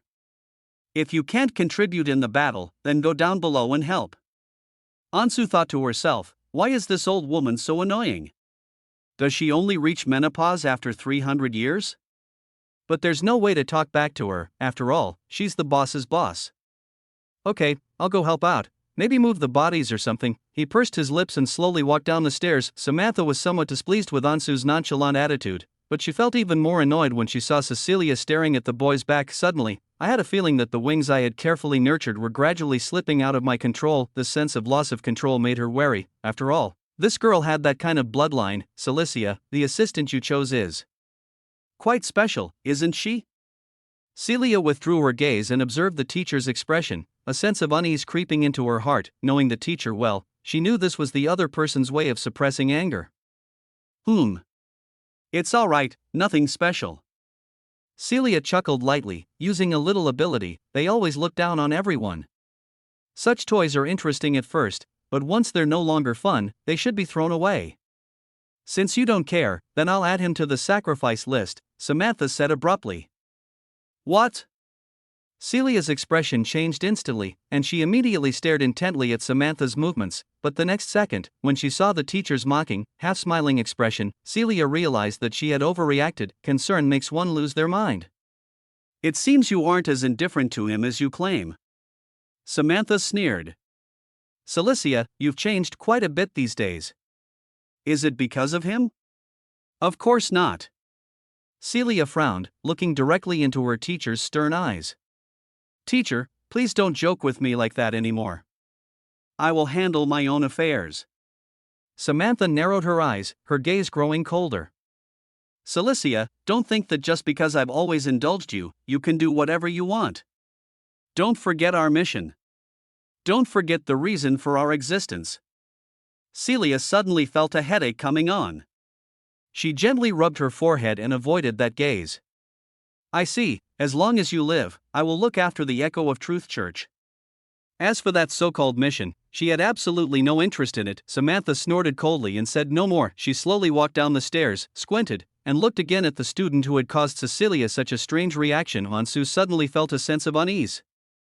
He turned around and noticed Samantha's gloomy gaze. This old woman, could she be plotting to kill me? It seems I should be more cautious around her now that I'm back in reality. The college auditorium, the blood sacrifice ritual was proceeding in a tense but orderly manner, while the church outside seemed to have realized what the cult was up to, and their attack became even more intense.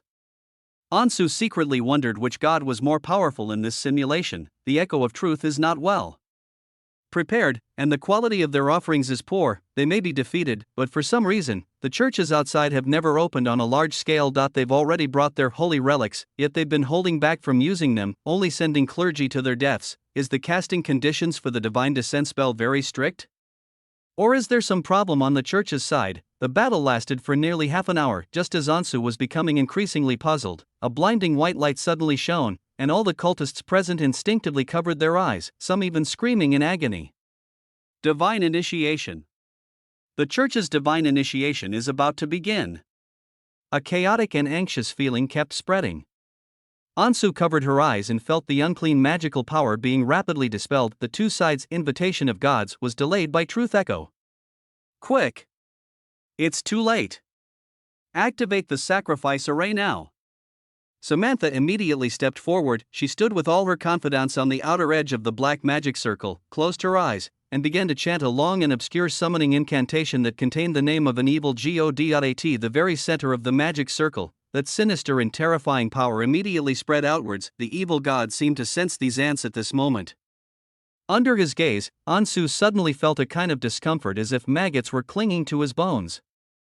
Goosebumps rose all over his body, and his heart was pounding wildly. The students who were crying suddenly stopped, and Ansu felt that terrifying power was engulfing them. After the sacrificial ritual of the Echo of Truth began, the divine initiation spell, which had a rather long prelude, finally came to an end. The power of holy light clashed with the power of filth, and these two devastating forces nearly tore everything apart. Ansu. Celia's voice came from behind Ansu. Ansu turned around and saw her with such a panicked expression for the first time. Something's wrong, we're going to lose. She gripped Ansu tightly. The order is no match for the power of the holy light. We must leave now. Chapter 40. See you next time. Miss Witch. Celia watched everything unfold with cold eyes. The offerings of the black magic ritual had all been devoured, but the powerful forbidden force that had coalesced was still unable to withstand the holy light. A blinding white light slowly enveloped them, and the cultists screamed in agony as the scorching holy light gradually melted their bodies, turning them into pools of crimson blood. Only on their side, around the magic circle, was there still some darkness, but it seemed only a matter of time before light triumphed over darkness. Ansu, come with me. Ansu looked at Celicia and thought to herself, aren't you going to take care of your teacher? But the next moment, he saw Samantha frantically activate the teleportation array and vanish into thin air. Teleportation arrays are also a type of magical ritual that requires strict execution. Samantha's quick escape suggests that she had planned this all along, and thus invoked some magical power from the blood sacrifice ritual. Ansu couldn't help but mutter, I thought she was going to be a martyr, but she got away pretty quickly. Where were you all this time? Was this whole charade just for your subordinates? However, recalling the storyline of this former cult leader, she is indeed that kind of person. Samantha's cunning magical abilities are even less impressive than her acting skills. Don't worry about her, she won't die. Celia kept a close eye on the movement of the holy light. The instant Samantha disappeared, light enveloped everything. Both of them felt a burning, stinging sensation, the feeling of being melted by light, which was even more painful than being burned by flames. Ansu thought the simulation was about to end. He forced back the pain, his eyes, which were about to go blind, to look at Cecilia, who was protecting him, as if he wanted to say something one last time, but what he said was almost a horrible scream. But Celia still didn't give up. As Ansu's consciousness began to fade, he felt Cecilia holding him tightly, struggling and in pain as she rushed out of the auditorium. After an unknown amount of time, Ansu vaguely heard someone calling her name. He tried to open his eyes, and immediately felt a burning pain all over his body, a sharp, stinging pain that felt like countless needles were pricking him. Ansu, Ansu, Ansu. Wake up! Don't fall asleep, you'll die. Ansu finally managed to open his eyes. Even though his vision was blurry, he knew it was Cecilia. Celis, you really saved me. Ansu couldn't imagine how she had managed to fight her way out of the Inquisition siege. Despite the church's divine intervention, it was nothing short of a miracle. Ansu didn't even know what to say, surprise, or perhaps a touch of gratitude. Warm blood dripped continuously onto her cheeks. Celia's injuries must be severe. Before bringing her here, she might have been hunted down by the church's people the whole way. Why? What do you mean, why? Celia gently bandaged Ansu's battered body. If it hurts, don't talk. Stay conscious. I'll take you to a safe place, and you'll recover quickly. Thanks. Ansu still managed to say those words with difficulty. Cecilia chuckled softly. So you're asking why I risked my life to save you? Why? I just wanted to save you, so I did. A response that perfectly fits Celia's character. Ansu tried to see Celicia's expression clearly, but her eyes seemed to be going blind, even more blurry than before. Alright, stop worrying about it. After bandaging Ansu, Celia couldn't help but chuckle as she looked at Ansu, who was wrapped up like a silkworm. A long-lost smile appeared on her lips. Didn't I promise you? Now that you're mine, I won't let you die easily. Humph. No one can kill you in front of me. Even if you want to die, you'll need my permission. Besides, Celia chuckled as she helped Ansu up, trying to feed him water. I might never find another toy as interesting as you in my entire life. I'd be so bored if you died. Hearing the witch's domineering and disdainful words, Ansu laughed helplessly. As a result, the wound was pulled open, causing him to grimace in pain and spit out water. Hey! What are you doing? Didn't I tell you not to move around? Why are you so disobedient? No, Ansu said with difficulty, her voice hoarse and unpleasant. If I don't say it now, I won't be able to say it next time.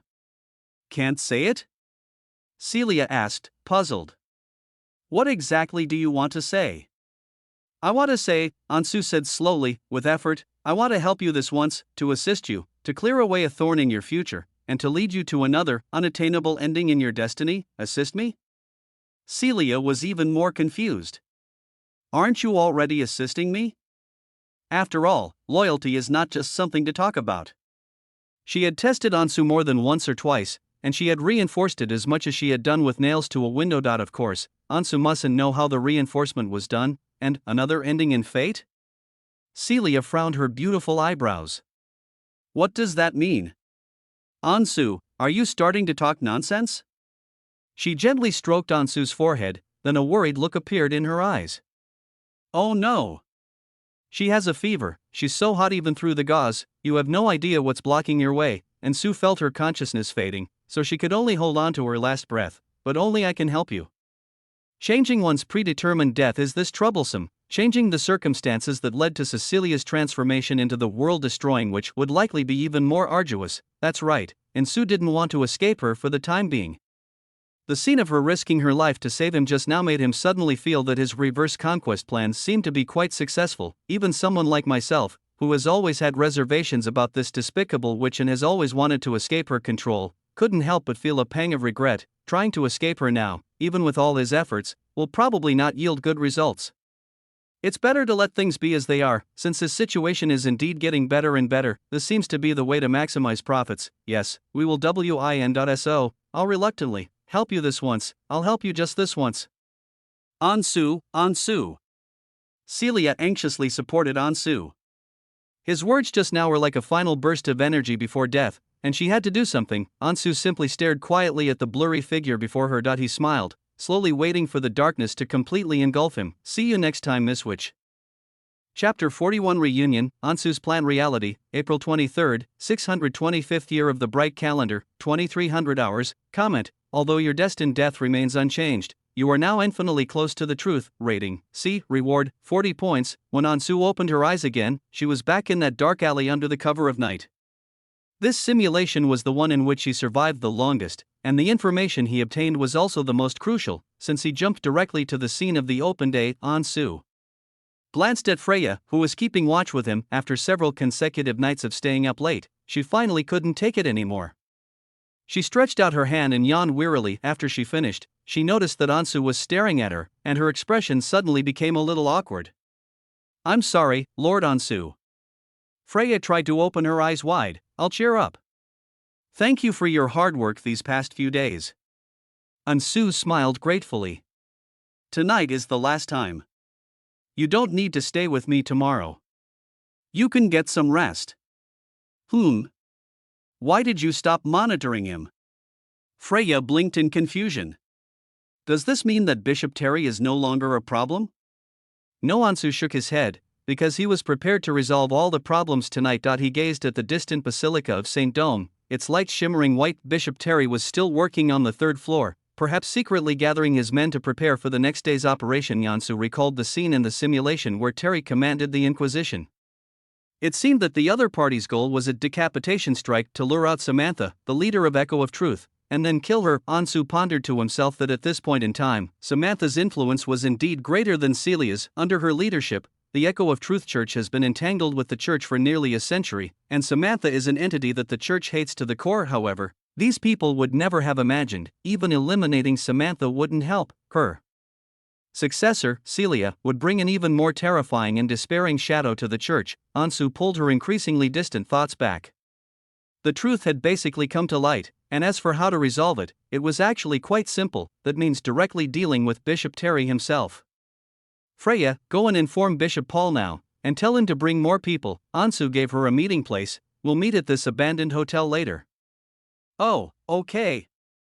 Freya didn't know why Ansu had called so many people over, but judging from his calm expression, she thought that Lord Ansu must have planned everything meticulously. Maybe tonight, we can dig out that bad guy in the church. Freya left in a hurry. Ansu took out a small pendant-like accessory, a magical item given to her by Cecilia, which allowed her to communicate with her from a great distance. Communication amulet. This tool could only convey relatively brief information, so Ansu dared not cast the spell outside the church.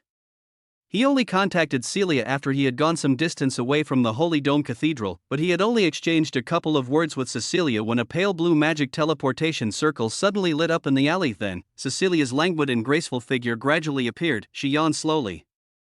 Why did you call me over? Is there something wrong on your end? Ansu glanced nervously at the distant cathedral, her tone filled with helplessness.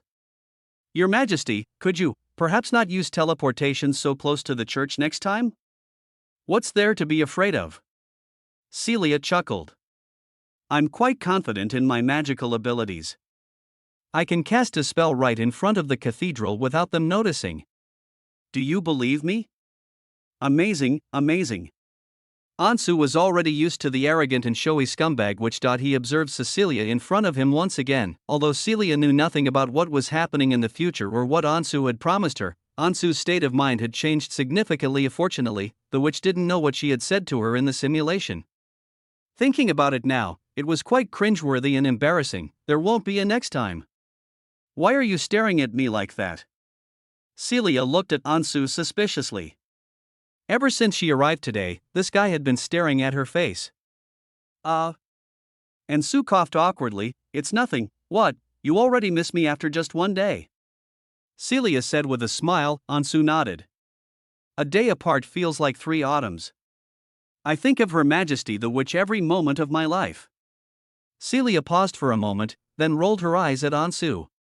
Why are you being so sweet-talking today? This isn't like you. Are you hiding something? Speaking of which, Ansu was really acting strangely today. I always felt that he had something on his mind, but he didn't want to tell me. Celia narrowed her eyes, scrutinizing the silent Ansu. It seemed she'd have to find time to hypnotize him again and ask what was going on. After telling Celia about his plan to deal with Bishop Terry, Ansu also shared his deductions with her. I suspect that Bishop Terry is in cahoots with one of the elders of the Echo of Truth to harm Her Majesty the Witch's teacher. Upon hearing this, those beautiful deep purple eyes blinked. Celia looked slightly surprised. How is this related to the teacher? Where did you get this information from? That's how it is. Ansu was already quite adept at fabricating false information in front of her. These past 2 days, Freya and I have been tracking Terry and discovered that he was indeed in contact with a mysterious person in the Black Harbor area. After investigating on my own, I found out that this person not only knows how to use magic, but is also a colleague of our order. Seeing Celia's focused expression, he continued, this fellow member of the order is just a low-level executor. His superior should be a member of the Elder Council. I used shadow stealth to hide for a long time and overheard his conversation. He seems to be in contact with an elder named Simon. Simon? Celia frowned immediately. Ansu noticed that her reaction to hearing the name was just as subtle as in the simulation. Is there something wrong with this elder Simon? Ansu asked, very curious. This elder Simon, you can think of him as my teacher's lover, one of her trusted confidants. Celia sneered. I never expected that he would betray my teacher. It seems the internal struggles within the Echo of Truth are quite severe. Even Elder Samantha's close associates have been turned against her. Ansu murmured. He subconsciously thought of the 3 papal candidates. The open and covert struggles among the 3 bishops were almost a mirror image, showing that these 2 organizations, one good and one evil, were truly heading in opposite directions. Humans are always good at fighting amongst themselves. Celia scoffed. Even if the world ends and only 3 people are left, they will still split into 2 factions. The witch has a lot of prejudice against us humans, Ansu chuckled. As fellow intelligent beings, I don't believe they don't fight amongst themselves. Maybe. Celia pursed her lips, no longer dwelling on the matter, and instead told Ansu about the 2 factions within the order. It's time to tell you about the complex situation within the organization. The hall I burned to death last time, and elders like Cory among them, are the Reconstruction faction within the Echo of Truth order. The Reconstructionists? Ansu was indeed unfamiliar with the Echoes of Truth order at this time, since at the beginning of the game's timeline, almost all the disobedient elders had been wiped out by Celicia. No matter what faction you belong to, none of them matter when they encounter the Great Western King world-destroying witch. Kill, kill, kill. Celia prevented the cult from splitting using physical means. Celia nodded. The members of this faction are dedicated to restoring order and pay more attention to secular power. They hope to restore the glory of the magic empire of the previous era by some means, and therefore they are constantly plotting subversion in various countries of the continent. They also have the most supporters because the benefits they receive are tangible and real. As for the other faction, that's Teacher Samantha's side, Celia continued. They are called the Truth faction and are more fundamentalist. They believe that the purpose of the order is magic, to explore the truth of the world and obtain the power of God. After the Great Magic collapse, the Truth faction has been dedicated to solving the problem of backlash from high-level magic. As a result, most of these elderly magicians are buried in countless ancient texts. Although their numbers are small, their strength should not be underestimated. I roughly understand. Ansu nodded. They have money on one side and fighting ability on the other. More or less. Celia looked at Ansu and asked with a smile, judging from your expression, you already have a plan? What are you going to do next? Next, Ansu narrowed her eyes. I'm going to use a sting operation. Chapter 42. We've been set up. 15 minutes later. On the third floor of the Basilica of the Holy Dome, a clergyman knocked on Bishop Terry's office. Come in. Pushing open the office door, the clergyman approached Bishop Terry and reported, Your Excellency, there are 2 people at the door who want to see you. They are not members of the church. I intended to send them away, but the clergyman looked puzzled. He asked me to tell you that things have changed tomorrow, and he wants you to meet with them as soon as possible. What? Bishop Terry looked surprised, then quickly walked to the window and looked down. 2 unfamiliar faces stood outside the church, dressed in a very low-key manner, but Bishop Terry clearly recognized their identities, and he immediately waved away the messenger, his expression turning annoyed. A madman. A complete madman. Are these cult members out of their minds? How dare they brazenly find their way to the church? They're practically asking for death. However, his anger subsided quickly. Will things change tomorrow? What does that mean? Has something gone wrong with the plan? Bishop Terry couldn't sit still any longer. He quickly left his office, and seeing that few people were paying attention to him, he hurriedly walked out of the cathedral. Outside the cathedral, seeing Bishop Terry walking towards her expressionlessly, Ansu slowly lowered her head. I'm sorry, Bishop Terry, but the matter is too urgent to meet you as agreed. Please come with me. Who are you? Bishop Terry frowned as he looked at the 2 people in front of him. Both of them were dressed in simple civilian clothes, but they were not familiar faces. I am Kevin Craig, Ansu said, making up a name on the spot. I am Elder Simon's subordinate. Upon hearing the name Elder Simon, Bishop Terry hesitated for a moment. He glanced back at the cathedral and said in a low voice, Hurry up and lead the way, this is not the place to talk. Ansu and Celia, disguised, led Bishop Terry slowly toward the street outside the church. Then, the 3 of them walked further and further away, into increasingly remote areas. Where exactly is this place? Bishop Terry couldn't help but ask, frowning as he carefully examined the backs of the 2 people. Don't worry, we'll be there soon, Ansu said calmly. Bishop Terry grew increasingly suspicious. With a grim expression, he tentatively asked, Where is Darren? Why are you 2 the ones meeting with me today? Ansu pondered the name Darren. It seemed he was the cultist who had been secretly in contact with Terry. He was about to make up another line to fool Bishop Terry when he noticed Celia beside him suddenly glancing at him. Ansu paused for a moment, then immediately understood what she meant. He slowly turned around and smiled, saying, Darren? Is that the pseudonym of your colleague from the cult? I'm not sure, because we report directly to Elder Simon. Something happened within the cult today, so he sent the 2 of us to contact you urgently. Oh? Is that so? Terry scoffed. Although he still had that gloomy expression, he stopped asking questions. Ansu breathed a sigh of relief. This seemingly short-tempered guy was no pushover. He might have just come up with a fake name to test her. Pretending not to know was the safest course of action in this situation. In silence, the 3 finally arrived at an abandoned hotel on the city's main thoroughfare. The hotel was dilapidated due to years of neglect, and the 3 of them kicked up a cloud of dust as soon as they entered. What a lousy place. Terry covered his mouth and nose and followed the 2 men to a room on the 2nd floor. Once inside the room, he finally couldn't help but ask, What exactly happened to your cult? What do you mean by things have changed tomorrow? That's how it is. Ansu's gaze inadvertently shifted to Celia beside her as she replied, As you know, there are 2 factions within us. A conflict broke out between the 2 factions last night, so Elder Simon believes it might affect tomorrow's operations. Bishop Terry immediately became irritated and said, Didn't we agree to use the Chosen One's information to lure out that old witch? As long as we get rid of her, it will benefit both you elders and me. Let me tell you. My superhumans are already on their way from all over, ready to pounce. This is a once-in-a-lifetime opportunity. The credit for taking down the cult leader must go solely to my Inquisition. Seeing that Ansu's expression remained unchanged, Bishop Terry's tone grew increasingly dissatisfied, his words filled with threats. Humph. I've taken such a risk to contact you, and if this doesn't work out, I'll take my anger out on all your cultists in Benares City. Don't think I don't know you rats have been rampant in the city all along. I've known your strongholds for a long time. Oh? There was an unexpected discovery? Celia suddenly chuckled. I thought your brain was all muscle, you idiot.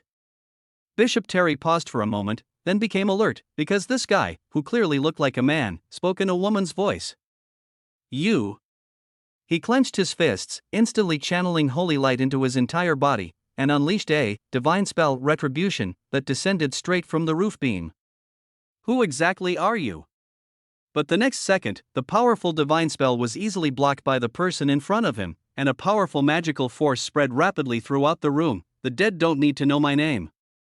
Celia's face twisted, and then her body gradually changed, slowly transforming from an adult man into a tall, slender, long-legged girl. Bishop Terry stared intently at the girl before him.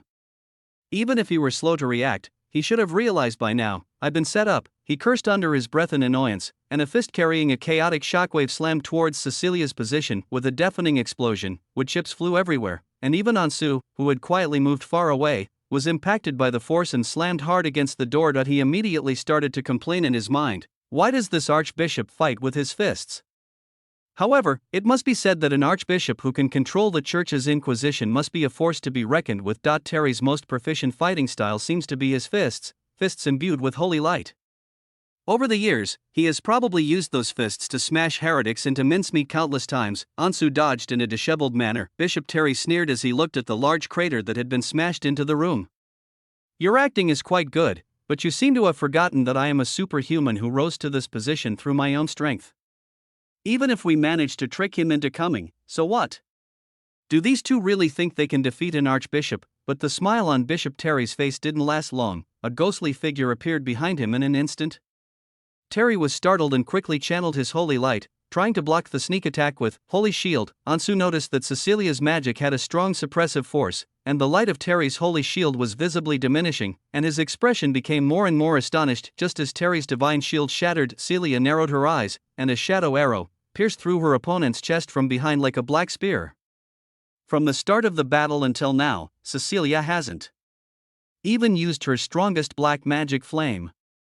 The fact that she unleashed such power with the first-level spell, Shadow Arrow, amazed Ansu, who was watching from the sidelines. As expected of the most talented mage, Cecilia, Terry clutched his chest, spitting out a mouthful of blood. He looked in horror at the black-haired girl looking down at him. Who are you? How can you possess such powerful magic? I've said it before, the dead don't need to know my name. Celia glanced at him indifferently, and another deadly shadow arrow slowly appeared in the air. Chapter 43 False Confession. And, Ashura Field, in a one-sided battle, even though Bishop Terry still had a sliver of strength left to fight, he had no intention of continuing the fight in vain, so he desperately rushed toward the window to escape. You must escape and call for backup. However, a thick magical barrier blocked him. Celia sneered, and several smaller shadow arrows were instantly launched, piercing through Terry's hands and feet, pinning him firmly to the wooden floor. Bishop Terry let out a blood-curdling scream, like a pig being slaughtered. As the other person slowly approached with an expressionless face, Bishop Terry's forehead was covered in cold sweat, and his expression gradually turned to despair. But then, Ansu suddenly stopped Celia. Wait. Because of his position, he could observe the movements outside the door, and he realized that the time had come. Cecilia instantly understood his meaning, and the black shadow arrow vanished in an instant. Ansu walked forward unhurriedly and stood in front of Terry. Bishop Terry, actually, we don't necessarily have to kill you. Bishop Terry was startled and quickly awaited Ansu's next words. We are under the command of Chief Samantha. We are here for two reasons. Firstly, to stop this plot against her, and secondly, Ansu glanced at Celia, who had obviously noticed the commotion outside as well, and then quietly withdrew the magical barrier that had been blocking the room from sound. We hope to find the traitors within the order. Besides Elder Simon, there are clearly many other traitors in the Council of Elders. As long as these people are not eliminated, they will be a threat to High Priestess Samantha. You mean? Bishop Terry's eyes widened, his heart suddenly shifting from despair to surprise. Yes. Catching the traitor is the most important thing. He clutched his chest, coughing up blood, and pleaded painfully. There's absolutely no need for our cooperation to end. My goal is to achieve something. Whether it's dealing with Samantha or seizing other echoes of truth at the higher levels, it would be a great achievement. With hope within reach, Bishop Terry no longer cared about saving face. Survival was the most important thing. How about this, he quickly suggested. I'll help you capture the traitor to the cult, and you'll let me go, okay? That depends on your sincerity, Ansu said with a smile. If you can't provide a list that satisfies me, how can I go back and explain myself? Let me think. Bishop Terry immediately recalled Darren and John. These two are the cult members I met before, echoes of truth. That's not enough, Ansu shook her head, looking troubled. They are just the lowest ranking executors. What I need is the list of traitors from the Elders' Council. But, Bishop Terry pleaded hastily, I only know these few names. Apart from the first meeting with Elder Simon, it was the two of them who contacted me. Isn't that enough? If I really knew so much about Echo of Truth, would I have risked my reputation by joining forces with a traitor among you to set a trap and kill Samantha? So you know you're risking your reputation? Ansu sneered. I thought you were just clueless. A high-ranking archbishop of the Holy Light Church, capable of such madness for power? Do you know how many innocent people in the Royal Academy will die tragically if your plan succeeds? How many families will grieve? Ansu stepped forward and stomped hard on Bishop Terry's hand. Bishop Terry screamed again, his whole body trembling with pain, and more blood flowed from his palm. Looking at his appearance, Ansu still felt unsatisfied, so she kept pressing down on him and twisted his leg a few times. Enough! Stop it now, Bishop Terry was almost dumbfounded. This kid keeps switching between wanting to cooperate and this high-sounding act. What is he trying to do? If the church is full of people like you, then this church really has no reason to exist. Ansu kicked him in the face, knocking Bishop Terry to the ground and breaking several of his teeth. You are unworthy of the name of the Holy Light. Damn it! Bishop Terry felt as if he had gone from heaven to hell again, and he cursed wildly, you bunch of cult scum. How dare you say such things to me? What does it matter if a few more people die as long as we achieve our goal? As long as I remain in the position of Archbishop, I will forever represent the name of the Holy Light. Just as Bishop Terry was cursing, an old voice suddenly came from outside the door. He's right, you are unworthy of the name of the Holy Light. Bishop Terry paused, taken aback by the voice. The door was slowly opened, and Bishop Paul appeared outside. He looked at Bishop Terry, who was covered in blood, with disappointment. Terry, we have worked together for more than 20 years. I never thought that you would become like this. Is the spirited and devout ascetic you of the past dead? Paul? Bishop Terry's eyes widened. You, what are you doing here? Could it be, he seemed to suddenly realize something, and his fierce face grew even angrier. So it was you. You set this up. I knew it. How could the plan possibly go wrong? It was you, you old bastard, who deliberately lured me here. Bishop Terry's face grew paler and paler from blood loss, and his voice grew weaker and weaker, but he still roared in frustration due to his overreaction. Paul. At this point, what the hell are you still pretending for? Drop your merciful saint act. Aren't you ecstatic to have gotten rid of a competitor like me? Paul looked at Bishop Terry and sighed helplessly.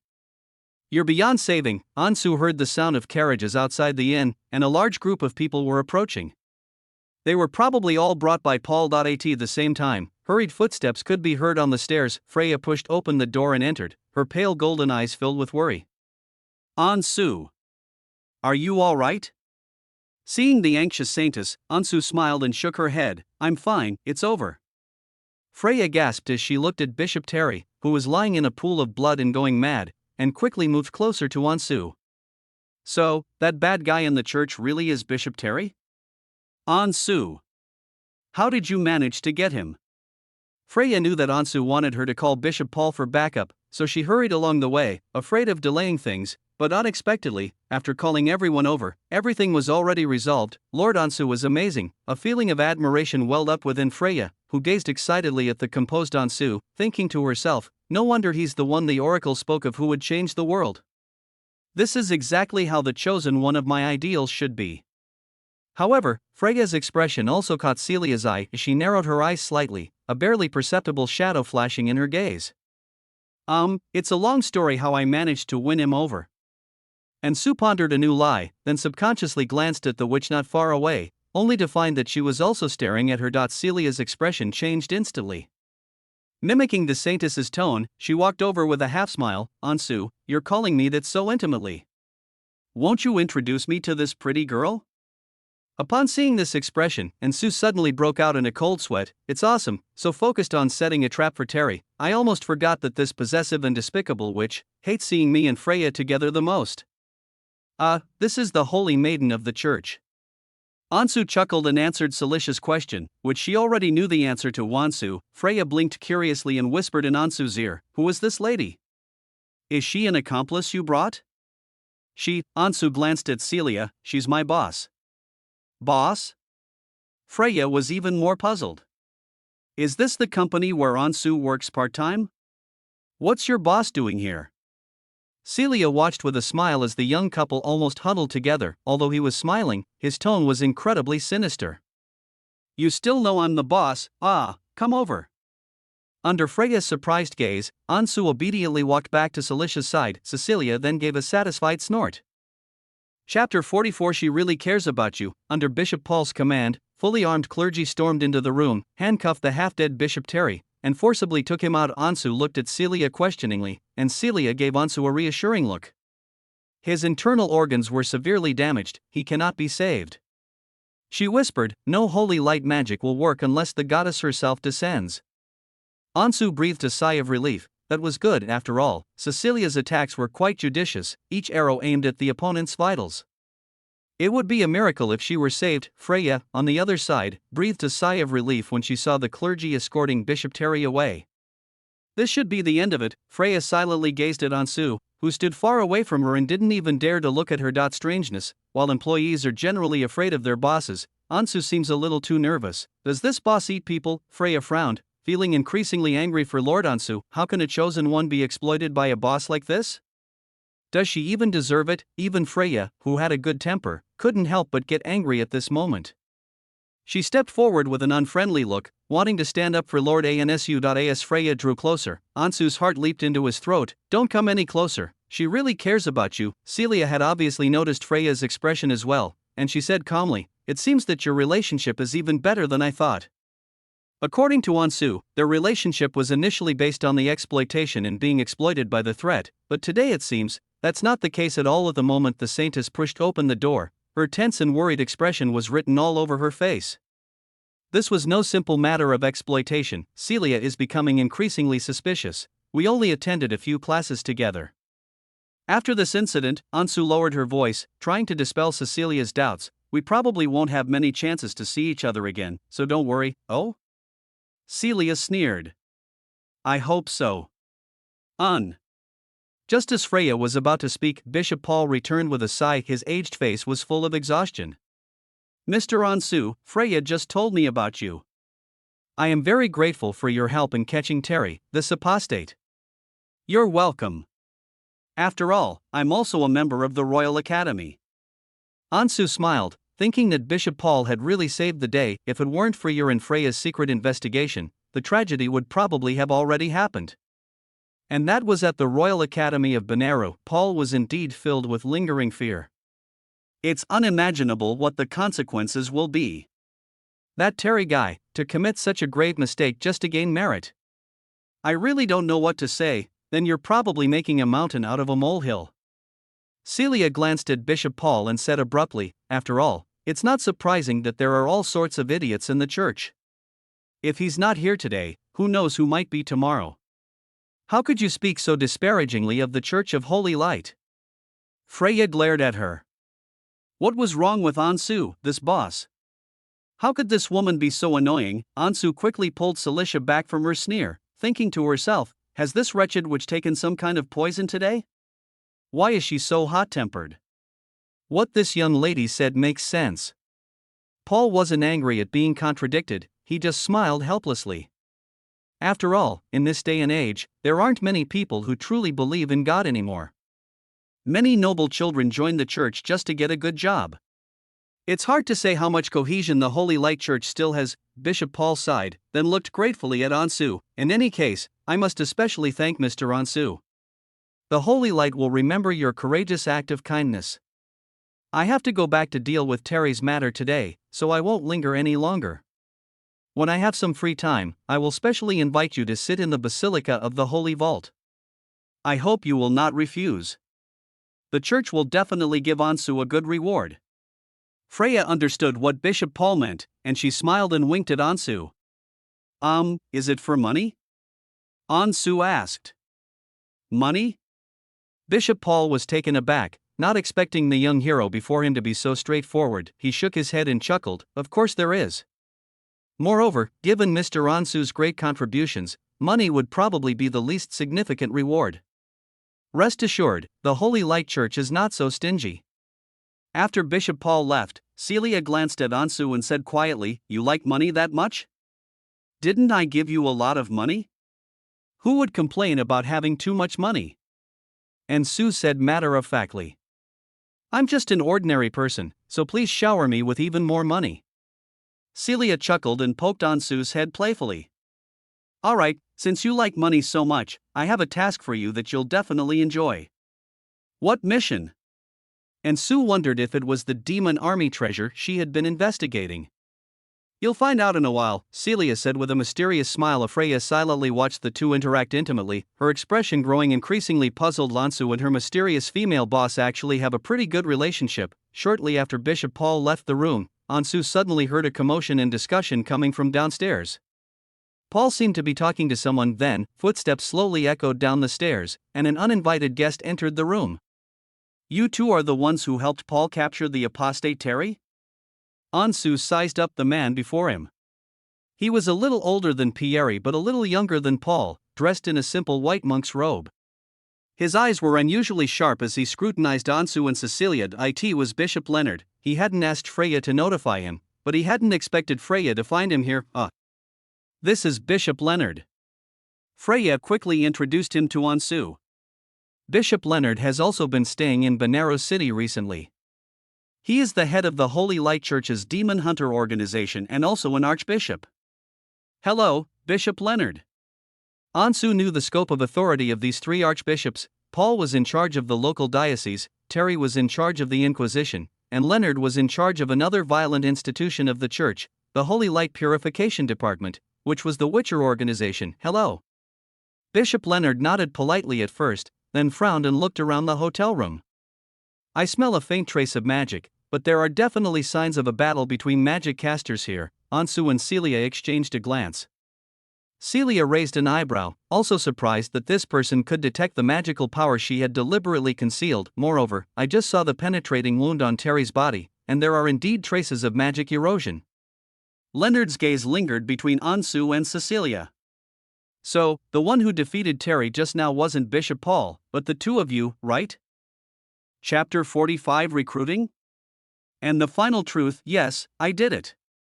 Ansu didn't feel there was anything to hide, because Cecilia deliberately did not use so-called dark magic. She defeated Terry with only low-level magic, which is completely legal within the Empire. After all, the technological foundation that drives the entire magic industry is a complex magical rune structure created by a genius using a dozen or so of the most basic zero-ring spells. If the Emperor of the Empire wasn't a fool, he wouldn't have completely banned magic. Only churches with conflicts of faith would so reject magic. They tirelessly preach the evil of magic, which naturally annoys the Emperor and the newly rich who have made their fortunes through the magic industry. He defeated Bishop Terry using only low-level magic? Leonard was somewhat surprised. He scrutinized Ansu carefully, his gaze not showing hostility but rather admiration. "It seems you are a genius in magic?" "Bishop Leonard." Freya didn't understand the implied meaning in his words. She was worried that Bishop Leonard's demon hunting team had captured Ansu.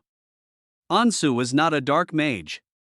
He is a good person who is devoted to the Holy Light and is kind and righteous. I can vouch for him." "Freya, don't be nervous." Leonard didn't expect her to react so strongly, so he smiled and said, "I didn't come here to take him away." "Then why did you come here?"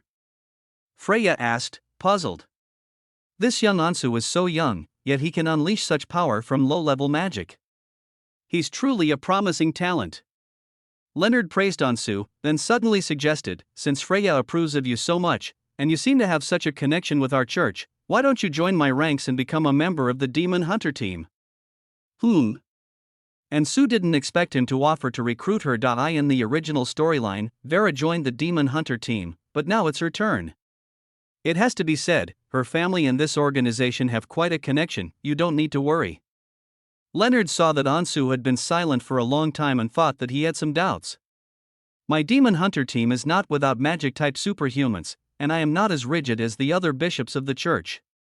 As long as you are willing to serve the church and pass my test, you can obtain the church's special qualifications.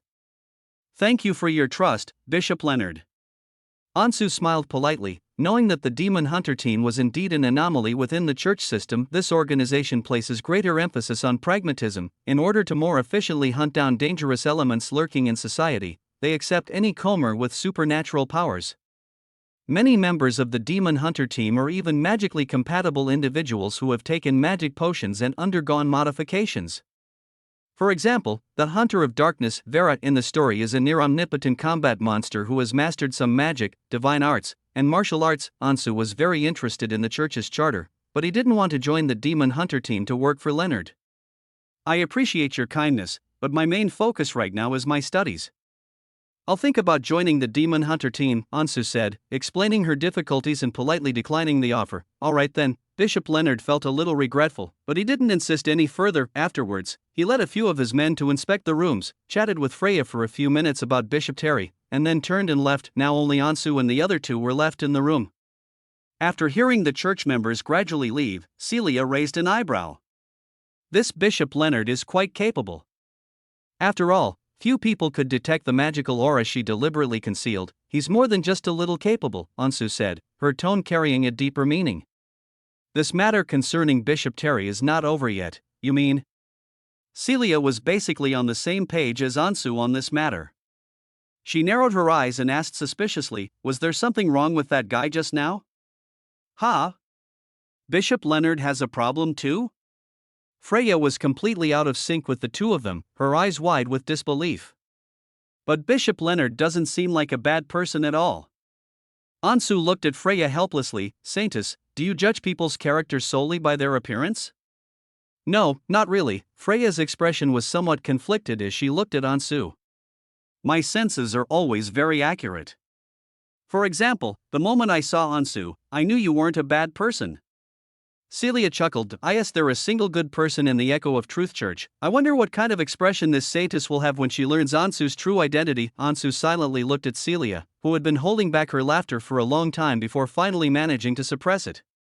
Freya, observing the reactions of the two, became even more confused. Freya, people are very complicated. Don't make such simplistic judgments in the future, Ansu said quietly. These three bishops, even Paul, who is the best to you, are not that simple. Let alone Leonard, who is in charge of a violent organization like the Demon Hunter team. Since Terry already knew about the cult activities within Betrayal City, Ansu pondered, there's no reason why the Demon Hunters on the front lines couldn't have been completely unaware. Leonard might have also sensed the threat posed by the Echo of Truth Order. Celia's smile faded, and she followed Ansu's analysis, saying, even if Leonard wasn't the mastermind, he was still in the know, and might even have been an indirect instigator. That's what I think too. Ansu nodded seriously. Freya listened blankly to Ansu and the other person's discussion, unable to get a word in edgewise. If we look back at the current situation, Leonard is indeed the biggest winner. Ansu tried to connect the whole truth. Bishop Terry has become a despised apostate, and of the three pope candidates, only the relatively mediocre Paul remains.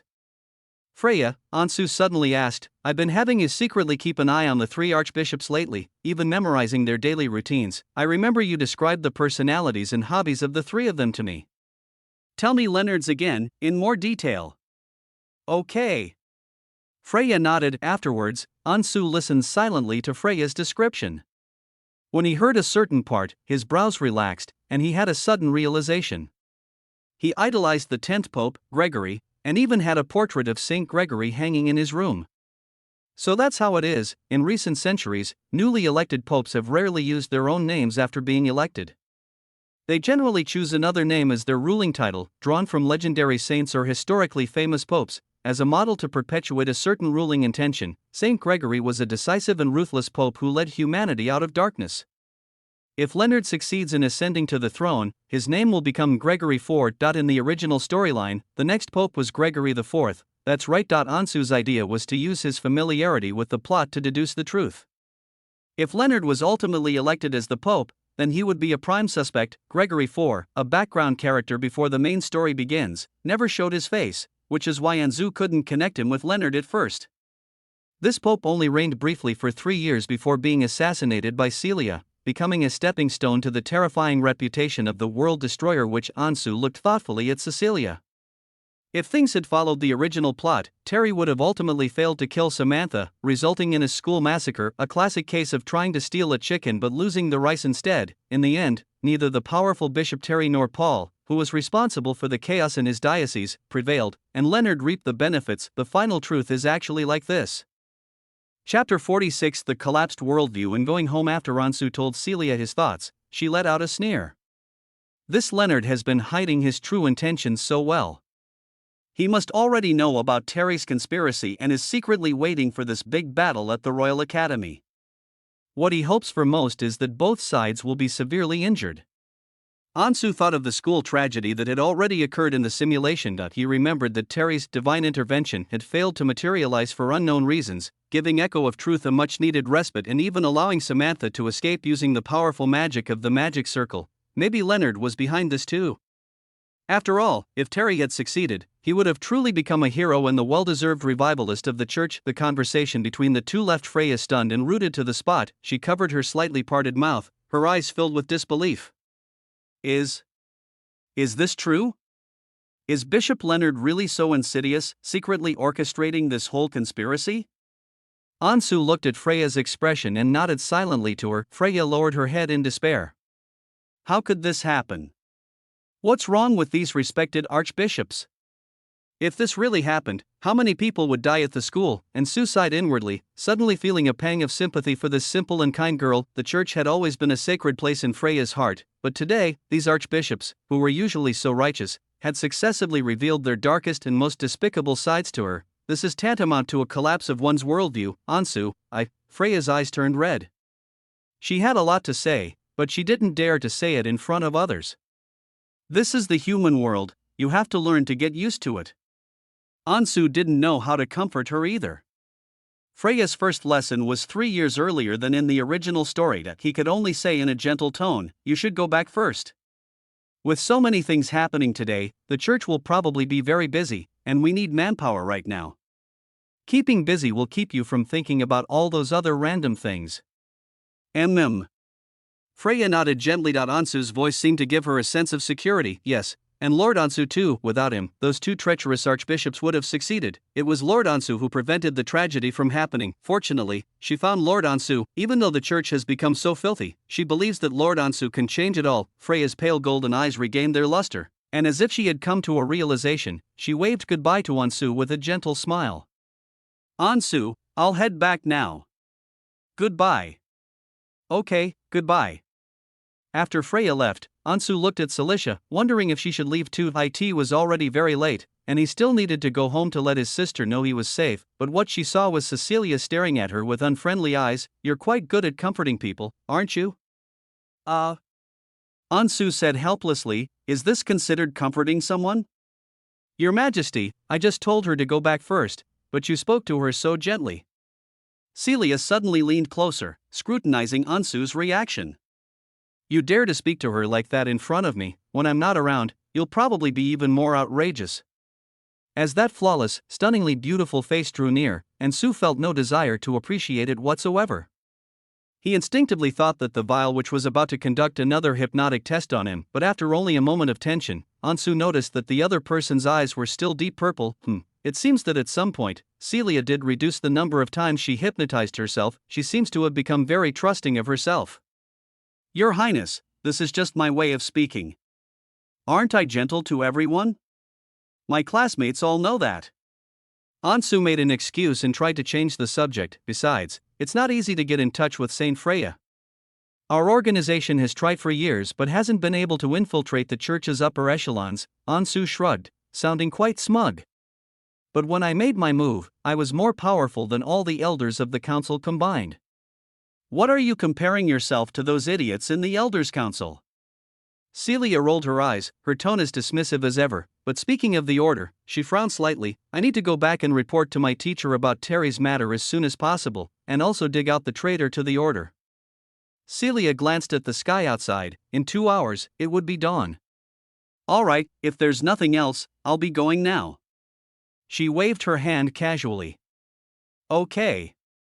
Ansu waited expectantly for her departure. Halfway there, she suddenly turned back. You're quite the smooth talker when it comes to changing the subject. Celia sneered. Don't think I don't know what you're thinking. I'll deal with you when I'm done with this. Give him a good beating. Ansu then gave a timely no, which, Cecilia suppressed a laugh, glared at him irritably, and finally disappeared into the night. Before we knew it, it was already past midnight. There is no public transportation back to the Black Harbor area now. Ansu waited for a long time on the empty streets before finally hailing an expensive horse-drawn carriage back in front of the dilapidated house in 221A. Ansu took out his key, but before I could even put the key in the keyhole, the door suddenly opened. Brother, you're finally back. Vera's eyes were a little dark, and her little face was full of fatigue. She probably hadn't slept at all while I was away from home. When she saw Ansu return safely, she breathed a sigh of relief, but at the same time, she couldn't help but become curious. Are you on another mission with Freya today? Did you catch any bad guys? Ansu had been staying out all night for several nights in a row, which had already made his younger sister very unhappy, and she was sulking with him all day long. To prevent Vera from continuing to worry, Ansu revealed some information to her, saying that the two departments were working together to assist Freya in capturing a bad guy within the church. The three of them have indeed been busy with this matter these past few days. Apart from the slightly problematic identity of Cecilia, it's all quite reasonable. Yes, we've caught the bad guy. Ansu gently stroked Vera's hair. Vera didn't dodge his large hand as usual, but instead pulled him back into the living room. Brother, what kind of bad guy was he? Can there be bad guys in the church? Tell me about it. Vera's drowsiness seemed to have vanished, and her big eyes widened, her little face filled with curiosity. Ansu couldn't help but chuckle. Her younger sister was quite curious about these adventures. Unlike other little girls her age, he also discovered that Vera would even secretly flip through her own magic book. Although she seemed worried that this cult book would cause trouble, she was actually very interested in the mysterious world and supernatural powers. Ansu silently watched Vera, who was listening to the lecture with her chin resting on her hand. Perhaps her nature destined her to go to the extraordinary world. Was I being a little too protective of her? Chapter 47. Changing Faded. Death bathed in warm yellow light. Just like when their adoptive father told them stories when they were children, Ansu vividly recounted the events that had just occurred to Vera. As Vera listened to the thrilling details of the capture of Bishop Terry, her expression shifted between surprise and fear. She jumped onto the sofa where Ansu was sitting and squeezed next to her brother. Wow, your boss is really powerful. It's a good thing we brought her along this time, otherwise that evil bishop would definitely have killed you to silence you. The boss is quite capable. Ansu nodded silently. But there's no need to worry too much. Bishop Paul and Freya are also very capable people. How could I not worry? Vera patted her chest, still shaken. Brother! The mission you were on was too dangerous. You've only been in that official organization for a short time, and you're already risking your life like this. I should have stopped you no matter what that day. There's no going back in this world, Ansu said with a smile. Besides, missions like this don't happen all the time. Things should be calm for a while after today. After several attempts, they finally captured Bishop Terry, and the tragedy that occurred on tomorrow's open day will not happen. Ansu can finally stop living in fear of his destined death, otherwise. Vera shook Ansu's arm and asked cautiously, Brother, will you take me with you next time? That won't do. Ansu's expression changed immediately. He subconsciously thought of Vera, who had died in the simulation on campus, and of his sister's lifeless body. Vera went to the school to find him because she was worried about him, and got caught in the crossfire. Okay, Vera pouted. She knew her brother wouldn't agree. I'm just too weak. Going there would only cause trouble. If only I could become stronger.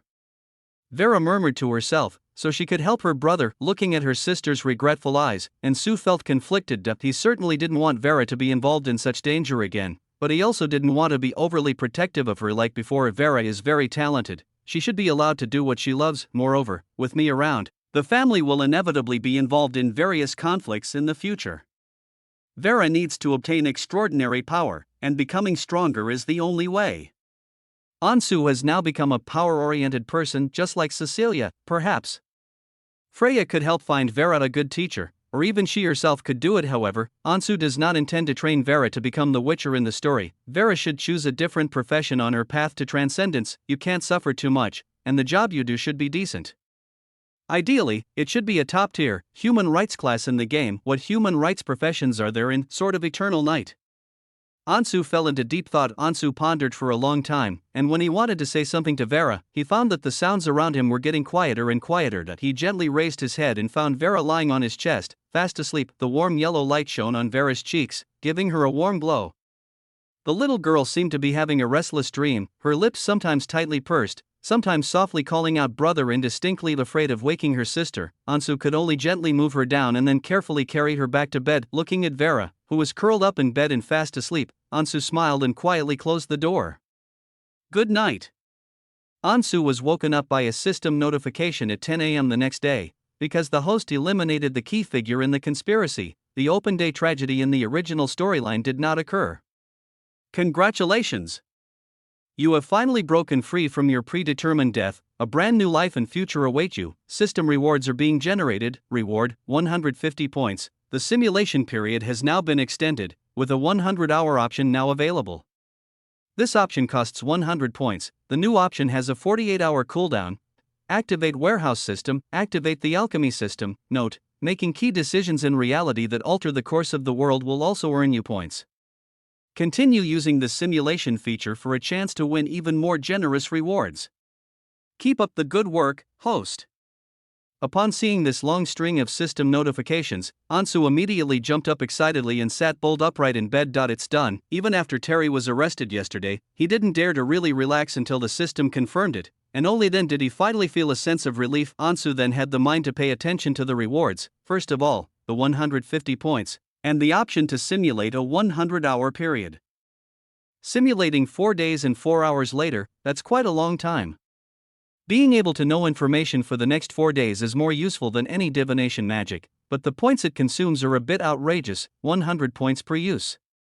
Unless there is a major crisis, he probably wouldn't use it voluntarily. In addition, the warehouse and alchemy system are also very useful. The former goes without saying. You can have Doryman anywhere, and you can even store your future diary in a warehouse so no one will find it. The latter seems to allow for a progress bar when crafting magical equipment and items. If you become proficient, Ansu can become an alchemy master in no time. While the rewards were indeed substantial, Ansu also noticed that the system was intentionally guiding her to change something. Changing the world was a completely different matter compared to changing her own destiny. Wearing her pajamas, Ansu opened the door and saw that Vera was also awake and busy making breakfast in the kitchen. Good morning, bro. Ansu leaned closer and smelled a strong aroma of milk and meat. Vera was pan-frying a steak with butter and herbs. After her family's financial situation improved, Vera often cooked dishes that she used to only eat once in a long while. Ha! Vera glanced at her brother casually. Brother, you seem to be in a lot of fun today. Yes. Ansu was naturally happy. He secretly forked a piece of cut steak, blew on it to cool it down, and stuffed it into his mouth, chewing it heartily while saying indistinctly, Vera, you don't have anything else to do, right? Today is the Royal Academy's open day. I'll show you around our school and we can go shopping for clothes while we're at it, brother. It's not ready yet. Aren't you afraid of getting burned? Vera glared angrily at Ansu, who looked like a starving ghost, but seeing how happily he was eating, I couldn't help but smile. Open day? Shopping? Great. Vera certainly wanted to go shopping with her brother, but she remembered what happened last time. Brother, your female boss won't kidnap you halfway through again, will she? Of course not, don't worry. Ansu boasted naturally in front of her sister. Even if the sky falls down today, I'll still take you shopping, and Celia won't be able to control me. Vera chuckled and nodded. He couldn't hide his brother's emotional changes from him. He didn't seem as anxious as he had a few days ago. Although she didn't know what had happened, she was happy for her brother. Very nice. Chapter 48 Open Day. Gathering with cultists. When Ansu and Vera arrived at the school, it was already afternoon, and everyone along the way was heading back. It seems like it's almost over. Vera held Ansu's hand, looking left and right, her big blue eyes full of curiosity. There's nothing we can do, we were just too sleepy. Ansu looked at the students who were packing up their stalls, many of whom were selling trinkets related to their majors. It's because my brother is a sleepyhead. I got up very early. Vera corrected. Hey? Isn't that Ansu?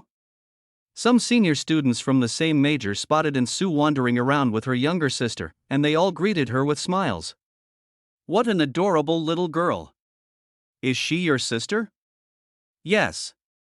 Ansu greeted them with a smile, then led Vera to their stall and looked it over. His major was alchemy chemistry, but the things these senior students were selling didn't seem to have anything to do with their major. They were all cute little ornaments, and even plush toys. Is there anything you like? Ansu subconsciously looked at her younger sister, intending to pick out a cute doll for her. Vera shook her head immediately. Boring. I don't like such childish things. Seeing the girls chatting enthusiastically with Ansu, she grabbed her brother's hand and walked to the other side. Let's go, bro. Let's check out over there, there looks like something interesting. Ansu could only give her seniors an apologetic look. Vera dragged him to a stall that wasn't very crowded, and coincidentally, they saw Kevin packing up his stall looking sullen. Kevin? Ansu looked at him suspiciously. Weren't you going to perform in the auditorium? Why are you setting up a stall? Brother, don't you even look at what time it is? Kevin pointed to the sun at 3 o'clock in the afternoon. Everything was finished this morning. After the performance, I came to help my senior with the stall. That's true. No, the open day is almost over. Ansu, why are you only arriving now?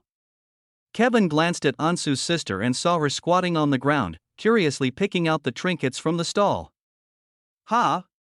So Vera likes these things? Vera nodded, picking out one she really liked. Brother Kevin, how much is this? Kevin was quite pleased to be called brother by such a cute little girl. He glanced at Ansu and said, well, for your brother's sake, I'll give you a 40% discount, £5. Why don't you just rob someone? Ansu was shocked. He took the small ornament from his sister's hand and examined it carefully in the sun. Kevin was indeed selling a specialty of his profession, a glass ball device with a brass base. Inside the glass ball, there was a trace of alchemical reaction, and the color changed from red to yellow, like fireworks. It was quite beautiful at first glance. However, this device was really not technologically advanced for Ansu. He clicked his tongue and said, don't try to fool laymen. You might fool a little girl, but not me? Kevin was a little embarrassed. There was nothing he could do. These were prices set by the senior students, specifically for tourists who didn't know any better. How about a 50% discount? That's the lowest I can go. Ansu handed the small alchemical device to the delighted Vera, then tossed Kevin 50 pence, saying, that's enough. It's less than half the cost price. Ha! You're robbing me, Ansu. Ansu turned her back to Kevin and waved goodbye with a flourish. Don't feel like you've lost out. You know, I saved your life today, and I haven't even charged you for saving your life yet. Kevin stared at Ansu's retreating figure with a puzzled look. Saved my life? When did that happen? What does this mean? Hey, don't go. Ansu and Vera wandered around the Royal Academy for a long time. Since it was almost over, there wasn't much to see. However, Vera was still very excited. After all, it had been a long time since she had gone out with her brother. After leaving the school, Ansu took Vera shopping until evening, bought her several pretty dresses, treated her to a big meal, and finally went home together chatting and laughing. At night, Vera, who had been playing all day, went to bed early because she was tired. Ansu, who had finished washing up, opened her bedroom door and also prepared to rest, but as soon as he opened the door, he saw Celia sitting in his chair, her beautiful legs crossed, squinting at him. Which, Your Highness? Ansu was always startled by her. Why did you suddenly come back? Didn't you say you were going back to the cult to handle some matters? Did you finish handling them so quickly? Did they kill them all? That was incredibly fast. Looks like you had a pretty good day. Ansu nodded. I went shopping with my sister today. Oh, going shopping with your sister? Celia knew the siblings had a good relationship, so she didn't mind. She joked with a smile, I thought you went to see Freya, that's why you're so happy. How could that be? The Holy Maiden and I aren't in that kind of relationship, why would we go shopping together? Ansu immediately distanced herself from the situation, then promptly asked, "It's so late, does your highness need me for something?" Of course. Celia stood up and smiled mysteriously. "Come with me to the order's base. Our teacher wants to see you." Ansu paused for a moment. "Samantha wants to see me?"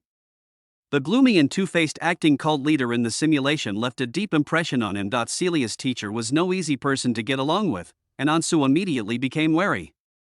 This time, she had to be careful. When I got back, I immediately told my teacher about the conspiracy between the Reconstructionist elders and Terry. The church's operation to arrest Terry today has indeed confirmed this conspiracy, and my teacher is very angry. Leaving Ansu's house, Celia glanced at the dark night road and whispered, "Our first priority is to deal with the traitors on the Truth Faction's side, but we won't let the elders on the other side off either. Today we're here to discuss that. In addition, my teacher heard about your help to me and is very curious about you. She insists on meeting you today." Ansu frowned, her mind racing, wondering what Samantha was up to. Was it because she had done something good that she wanted to promote her? The two walked one after the other. Celia led Ansu to the other side of the street, where a black carriage was waiting. "Get in the car, it's a bit of a long journey." Ansu glanced at the driver subconsciously.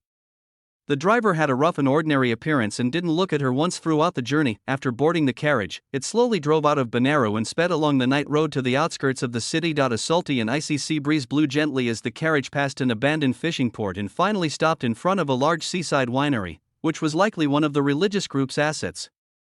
Upon seeing that it was Cecilia who had brought people, the manor's servants did not stop them, but instead nodded respectfully at the two. Were then led by a waiter to a large, converted underground wine cellar. Looking inside from the entrance, Ansu saw a large group of cultists dressed in black robes and wearing metal masks gathered together. "Put this on." Celia handed over a silver metal mask, while she herself put on a gold one. The masks of the Echo of Truth also have different levels. Ansu found that most of them were silver, just like himself, while a few who seemed to be elders or administrators wore the gold masks like Cecilia's. Ansu put on a mask and followed Cecilia into the cultists' gathering. Chapter 49. He got promoted. When Ansu and Celia arrived at the rally, few cultists noticed them. In the center of the crowd, they seemed to be arguing about something. "Elder Samantha. We can't go on like this. The Reconstructionists have repeatedly caused us trouble. These profit-driven fools have not only seriously violated the doctrines of the Echo of Truth, but have also plunged the organization into crisis several times. If we keep putting up with this, they might just hand over our entire names to the church. Those idiots are capable of anything." "Yes. Yes." Many cult members in the crowd voiced their indignation. "These are no ordinary members of the cult. We must strike hard. What's the point of keeping them around?" Besides these radical cult members, Ansu also noticed that the situation was not one-sided, with some high-ranking cult members wearing gold masks and with aged voices trying to ease the tension. "Believers, fellow countrymen, I understand your thoughts, but you all know the current situation of the order. It is really not advisable to make a big fuss. This plot to kill Samantha was definitely carried out by a small number of Reconstructionists. The other elders are not that stupid. I suggest we just get them to hand over Corey and the others. I'm sure they'll agree." As expected, after he finished speaking, the rally became even more chaotic, and a fight almost broke out. "Elder John. You're showing them far too much favoritism. Old John, what are you doing standing over there? You wouldn't happen to be a traitor too, would you?" And Sue suddenly felt an elbow lightly touch her. Turning her head, she saw deep purple eyes filled with impatience beneath the golden mask. "It's so boring. Every secret meeting is like a vegetable market." Cecilia was annoyed by the cult's arguments.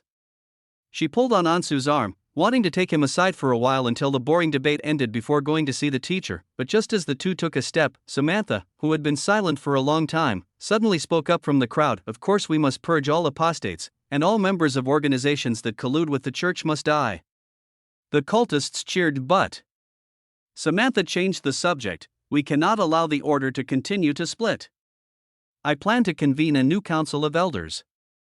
This time, regardless of the conflicts between the two factions, we must elect a true leader for the Echo of Truth. I believe this is the best opportunity for our Truth faction to fully control the order."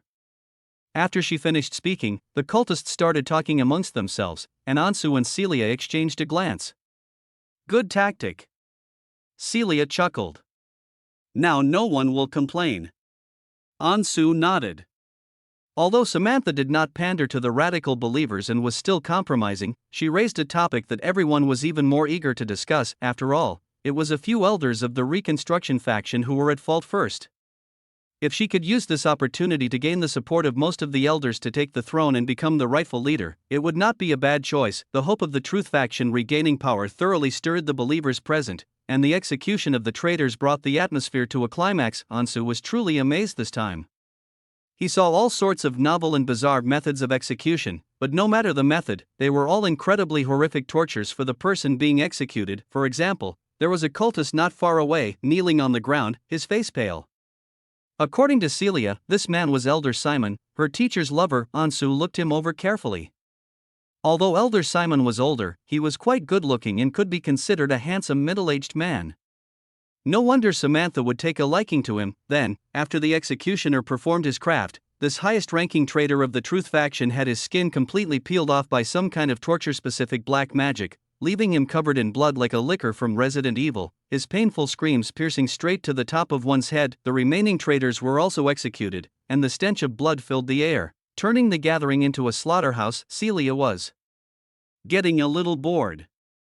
She and Ansu waited silently on the perimeter for a long time before Samantha's gaze finally fell on them. "Silas, come here for a second."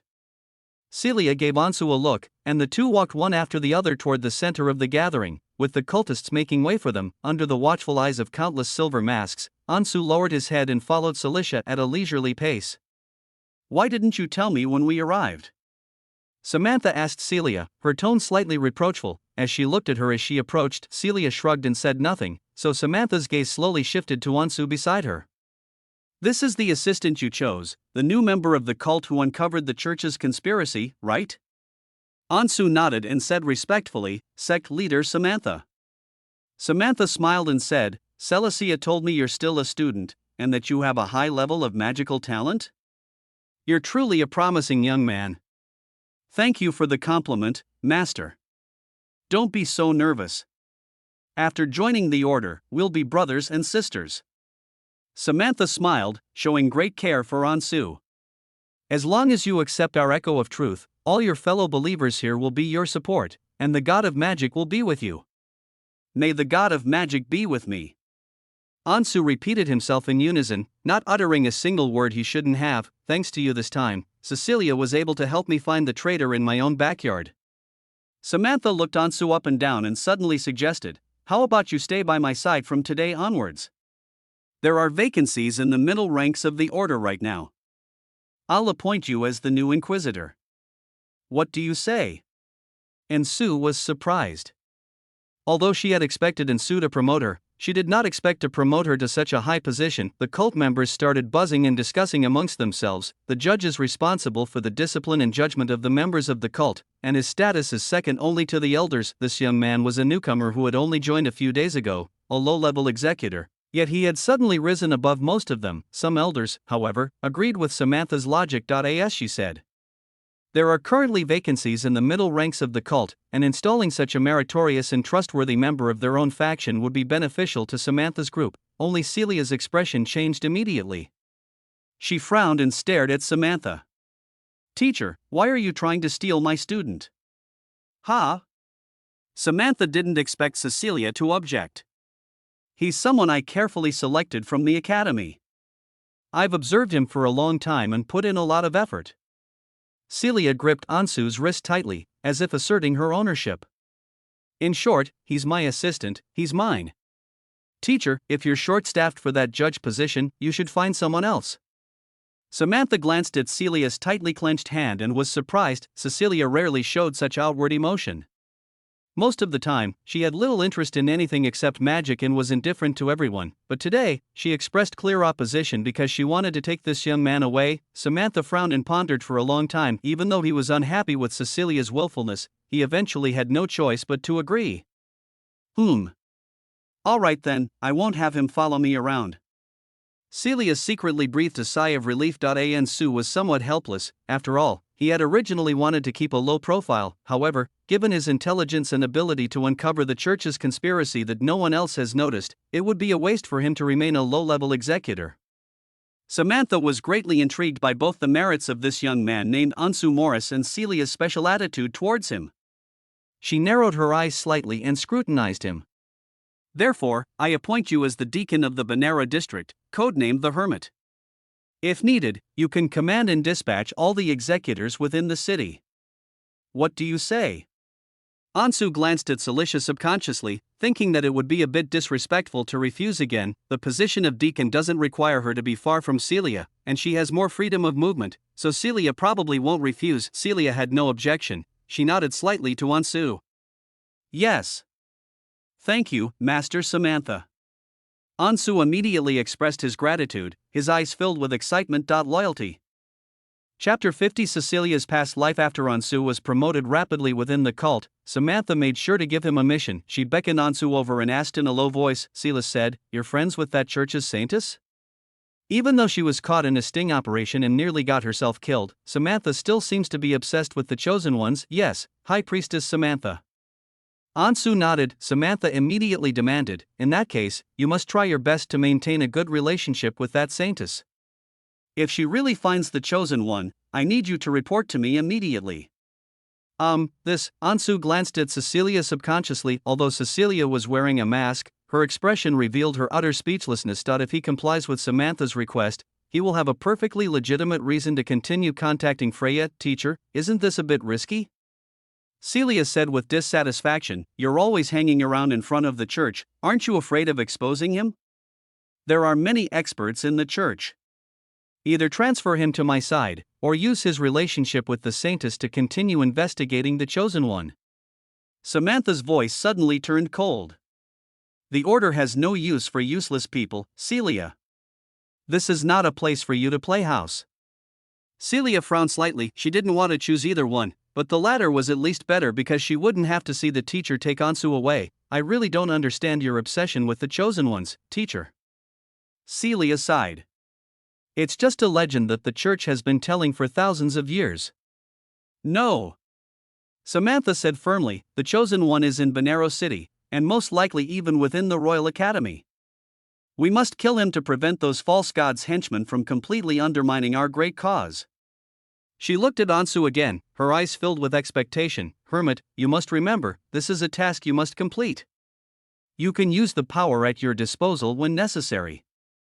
Celia looked even more puzzled. Seeing Samantha's attitude, Ansu could only nod repeatedly and agree. Samantha didn't explain the origin of this information this time, but Ansu knew the reason. In the simulation, she admitted it was a revelation obtained through divination magic. This 300-year-old magician was indeed quite skilled. The cult's gathering finally came to an end, and Celia led Ansu away, feeling dejected. "Are you happy now? You can chat with that little saintess every day from now on." Ansu inexplicably smelled a hint of jealousy, but he didn't dare to look up at Celia. So he could only say sullenly, "There's nothing I can do. After all, it's leader Samantha's order." "Actually, I don't want to get too involved with the church." "I knew I shouldn't have brought you." As Cecilia walked, she suddenly stopped and looked hesitantly at her teacher, who was talking with the other elders. "Wait, there's something else I forgot to report." "What is it?" Ansu looked at her. "Do you remember what I looked up in your library?" Celia said slowly, "I remember." Ansu nodded. "It's about that legendary treasure of the demon army?" "That's right, I found some clues." Just as Celia was about to turn back, to her surprise, Ansu suddenly stopped her. "Your Majesty, it's best not to tell your teacher about this unverified information." Beneath the silver mask, Ansu revealed a complex look in her eyes that Celicia could not decipher. Celia looked down at Ansu's grip on her wrist. "It carries a sense of assertiveness and unquestionable authority. In the past, it was always her who forced Ansu to do it, but somehow, the two of them have become somewhat reversed? Trust me, Celia, Ansu insisted, her voice tinged with a hint of pleading. Telling her about the demon treasure now won't do her any good. Let's go back first. Celia stared at Ansu's strange behavior and said quietly, "You're getting bolder and bolder, daring to stop me. Have I been too nice to you?" The atmosphere remained tense for a moment. Seeing his unwavering insistence, Celia finally softened her stance. All right, I'll trust you this once. Let's go back first and talk about it later.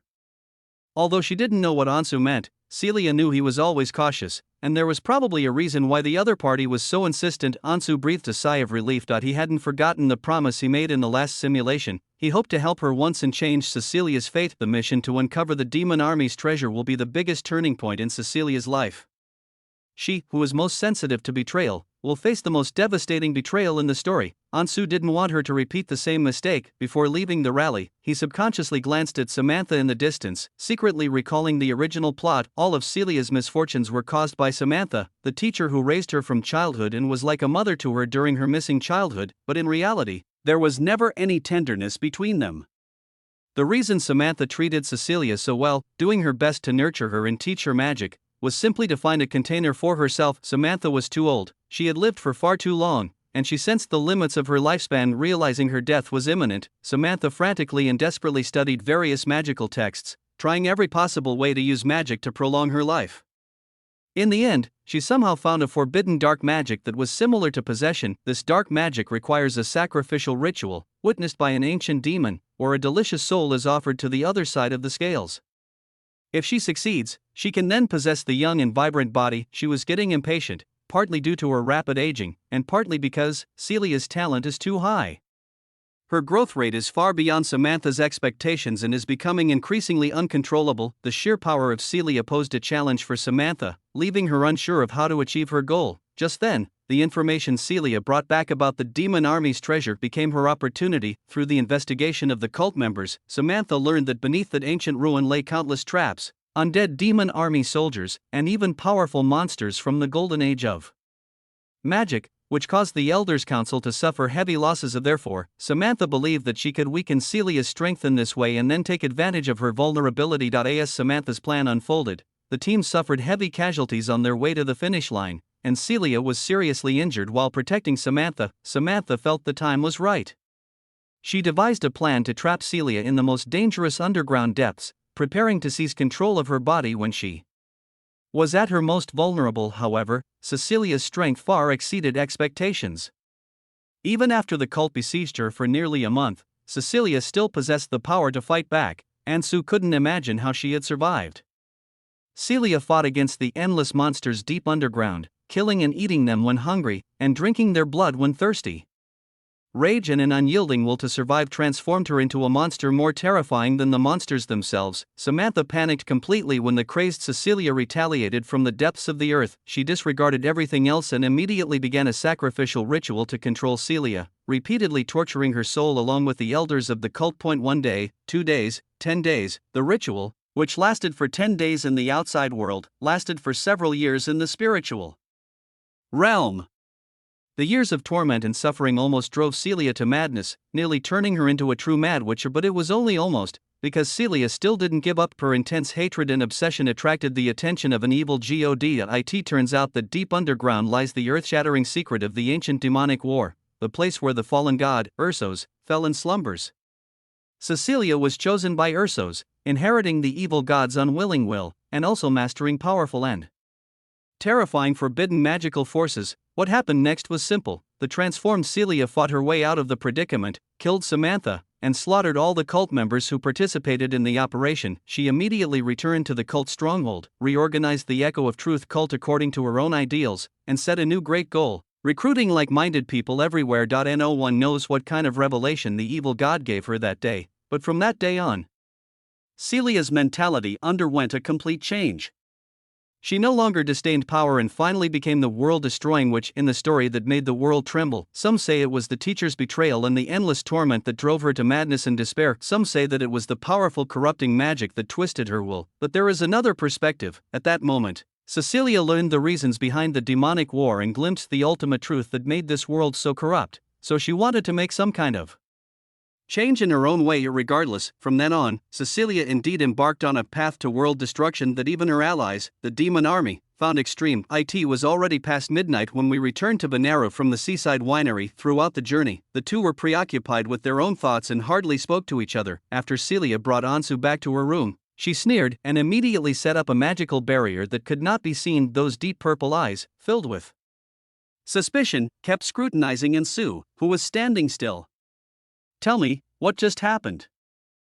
Chapter 51 Hypnosis again, and sowing discord. He asked the question with a cold laugh. Celia slowly sat down in her seat, crossed her legs, and habitually raised her beautiful legs encased in black stockings, her gaze suspicious and scrutinizing. As usual, Ansu's eyes unconsciously swept over the faintly visible fair skin on her thighs between the hem of her skirt and her black stockings. Then he quickly moved his gaze upwards, looking directly into Celia's deep purple eyes. "There's nothing we can do." He really didn't intentionally turn on Ampo, because Cecilia's seat was exceptionally high, like a magnificent throne. Every time she sat down, she would habitually cross her legs and involuntarily be drawn to the beautiful scenery of the witch's absolute territory. "I'm asking you a question, what are you looking at?" Celia usually ignored Ansu's offensive gaze, but today she was particularly angry. He then snorted coldly and glanced at Ansu with a hint of mockery. "Is it pretty?" "It looks good." Ansu blurted out what was on her mind, then he suddenly realized what was happening and looked at the witch with a forced smile. "I remember you used to really like peeking at my legs," Celia scoffed. "Sneaking around like that, did you think I didn't know?" Ansu's smile became even more awkward. "Come here," Celia commanded. Ansu walked forward with a puzzled look on her face. Cecilia shifted on the spacious throne and patted the empty seat next to her. "Sit down." Ansu could only obediently sit beside Celicia, a faint fragrance lingering in her nostrils. "Since you enjoy watching so much," Cecilia grinned mischievously, "then I'll punish you by letting you watch as much as you want." A long, slender leg encased in black stockings slowly rose and was presented to Ansu. Seeing that restless little foot crossed on her lap, Ansu was taken aback. "Ha? What are you doing?" Celia leaned lazily against the other side, completely using Ansu as a stepping stone. "What do you want me to do? Massage my legs? I walked so far today, I'm so tired." "Don't you always travel by carriage?" Ansu muttered to herself. "That's tiring," Celia commanded without room for argument. "Hurry up and massage." Okay. Ansu stared intently at the black-stockinged legs so close to her, unable to look away for a moment. "This isn't punishment, it's clearly a reward." Ansu's eyes immediately burned with desire, so he gently lifted Cecilia's small feet, his hand tracing the curve of her long, slender legs upwards. "It's rubbing your legs, not touching them." Celia glared at Ansu, whose hands were not behaving properly, and said angrily, "Then shouldn't we start from top to bottom, my witch?" Ansu chuckled and finally began massaging the witch's thigh. Feeling his gentle massage, Celia closed her eyes comfortably. "Tell me, why did you stop me from reporting to the teacher?"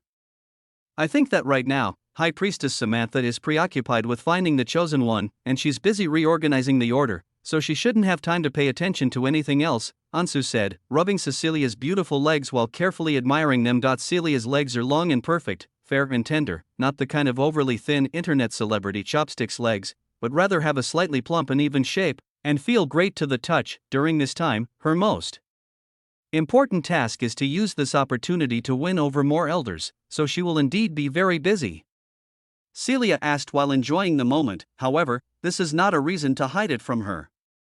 "We cannot allow the demon army's treasure to be found by the Empire or our mortal enemy, the Church." As she spoke, she slowly opened her eyes, her deep purple pupils gazing at Ansu. "I know that's definitely not the reason, Ansu. Are you hiding something from me?" Ansu stopped the massage and suddenly threw a question back at her. "Your Majesty, I'm curious, what kind of person is your teacher in your heart? What kind of person is she?" Celia frowned and answered directly. "At least among the Truth Faction followers, she is highly respected, wise, and learned. Her very existence has spanned a long period of time, while the members of the cult have changed several times over." But Ansu clearly didn't want that answer, and he silently watched Cecilia, but having spent so many years with her, I know that the teacher, her image, is actually something she intentionally cultivates in front of her followers, Celia added. Samantha is insidious, cunning, opportunistic, and has no moral bottom line whatsoever. Oh, it seems your highness the witch knows who she is. That puts my mind at ease. Ansu continued massaging her legs. Celia was speechless. Don't answer questions with questions. Ansu, what exactly are you trying to say? Ansu smiled and said, since leader Samantha is that kind of person, why is she so kind to you? Isn't it because she can profit from it? Celia paused for a moment, then chuckled self-deprecatingly and said, to say there's absolutely none is impossible. She brought me back to the order, taught me systematic magic, and sent people to instruct me in noble etiquette, all because I was useful.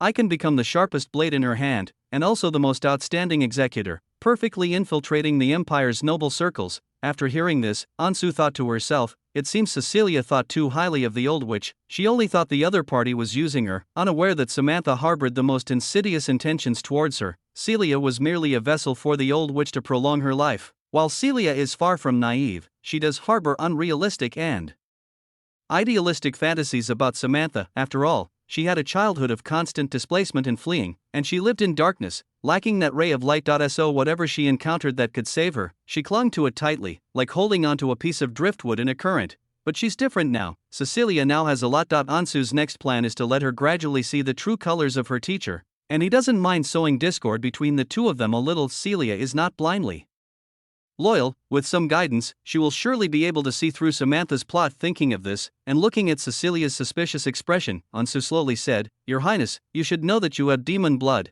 and the demon war caused by the demon army is the direct cause of the decline of magic. As the successors of the magic empire, the Order of Echoes of Truth is bound to be filled with hatred towards the demons, and even towards you. It is already incredible that Samantha was able to defy public opinion and keep you alive. Your proposal at this time to search for the treasure left behind by the demon army, which is intended to allow future generations to turn the tide, will inevitably arouse a lot of suspicion. Ansu believed that his fabricated reason was quite realistic. After all, Cecilia's identity was indeed highly controversial within the cult, as could be gleaned from Elder Hall's burning death last time. Therefore, I think you should leave the matter of the demon army's treasure to me to investigate on your own. There is still time. I can report back after I have verified the information. After saying this, Celia fell into a long silence. What you said isn't without merit, and it truly reflects my perspective, but her eyes had turned crimson without her noticing, and a magical aura lingered faintly. Ansu, you're acting really strange today. The moment the other party began to hypnotize her, Ansu felt inexplicably complicated. Take the test, let's see what you can measure. In the past, when Ansu was maneuvering and deceiving the scumbag witch, he was very nervous about this move, afraid that she would see through it. But now, when she genuinely wants what's best for her, Ansu doesn't want her to test her anymore. Humans are such contradictory creatures. Are those things you just said truly what you think? Celia asked gently. Yes. Ansu nodded stiffly. You actually think that way? Celia was suddenly annoyed. She muttered to herself, I wonder where your hostility towards the teacher comes from? You only met her for the first time today. It's so strange. This isn't the first time I've seen her. Ansu thought. The atmosphere was quiet for a moment. Celia suddenly didn't know what to ask. Ansu had left her feeling confused today. After a long silence, she looked at Ansu, who had a blank stare, and finally spoke again. Ansu, what are your thoughts about me now? Tell me.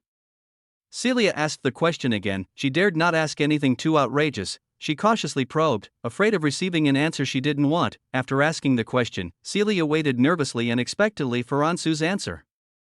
Chapter 52, Even More Outrageous Ideas. What kind of thoughts were those? Ansu pretended to be in a daze, staring at the stunningly beautiful face so close to her. This wasn't the first time she'd asked this question. If last time he felt he was just imagining things, then this time, Ansu felt that she might indeed hold a very important place in Cecilia's heart. His heart was filled with inexplicable complex emotions. Ansu wanted to help her change the tragic fate in the story, but just as he had initially thought, he only wanted to help once. I'll help you just this once. You help me resolve my destined death, and I'll help you deal with that old witch Samantha. To be fair, it's quite fair. Besides, Ansu had always harbored the hope that he could escape and enjoy his freedom. He was genuinely afraid of being controlled by that scumbag witch. He couldn't even imagine such a future, so Ansu still chose the most advantageous strategy: disappointment. Disappointed? Celia was taken aback, not expecting such an answer. She angrily pinched Ansu's chin, her pretty face turning icy cold. Fine. You've gone too far. Why are you disappointed in me? What did I do that displeased you? Could it be because just now I didn't choose to believe Ansu, but instead trusted the teacher more? Celia raised an eyebrow. Was he jealous? Because I put myself in the witch's shoes, but she didn't value my advice. It seems that in your heart, your teacher is more important than me, because I care about Her Majesty the Witch, and I worry about Her Majesty the Witch's future, Ansu replied stiffly. So I am very disappointed. Just as I thought, Celia kept replaying the words "I care about your highness the witch" in her mind, and a smile unconsciously appeared on her face as she felt a warm feeling in her heart. I knew you weren't a blockhead. Looks like you still care about me. You're even jealous of your teacher because of me. Celia's expression softened considerably, but she still tried to keep a straight face and coldly retorted, "Ha! As a toy, aren't you asking too much of your owner? Have I been too nice to you all the time?" Ansu stared at Celia stiffly and blankly. Celia sighed softly. Only under hypnosis could he say such hurtful things, so she could tolerate it. After all, he was indeed thinking from his own perspective, and Cecilia understood the saying honest advice is hard to hear. All right, I'll listen to you this time. But if you have any complaints about me next time, don't hold them in anymore. I'll listen. Ansu looked helplessly at this hypocritical and despicable witch, thinking to herself, are you trying to entrap me here?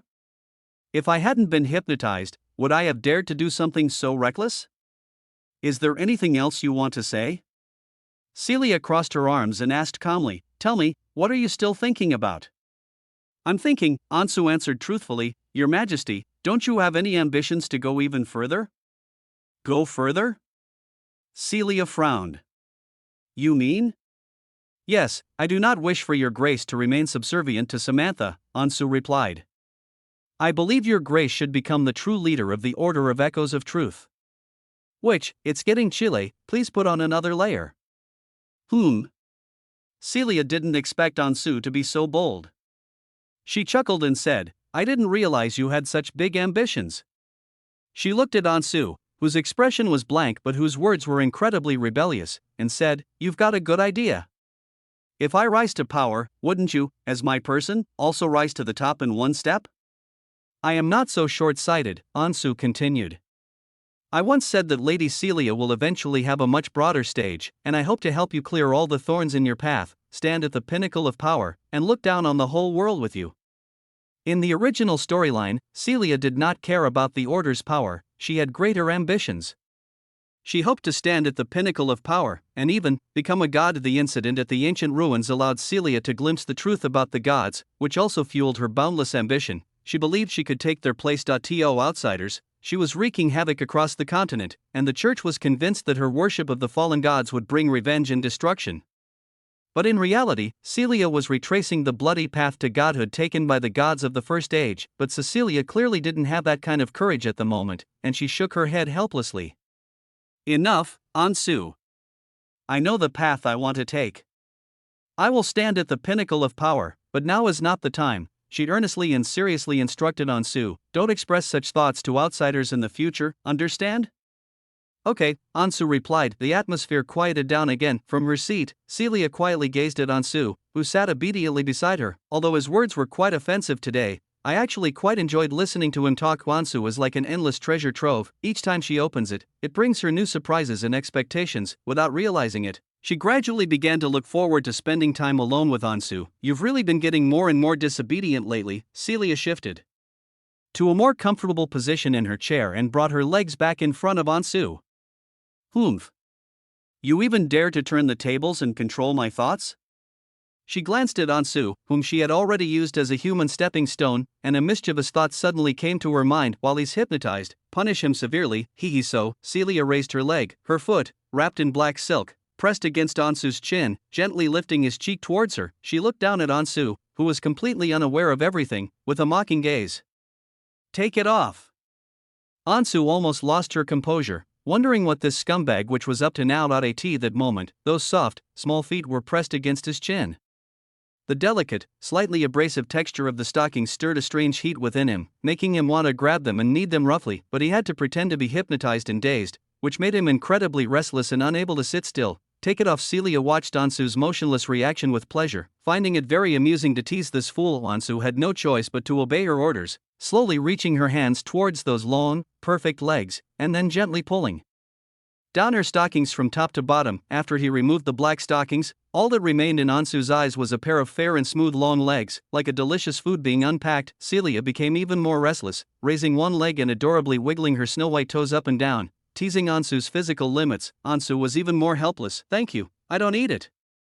Although the cleaning magic allows her to stay clean and tidy all over, food safety standards are strictly enforced, but Ansu still dared not make the slightest move he shouldn't, because if he couldn't control himself, that would completely ruin everything. Meanwhile, Cecilia's smile grew increasingly excited. She suddenly felt a thrill, like breaking a taboo. The boy in front of her, Ansu, had no idea what she had done to him.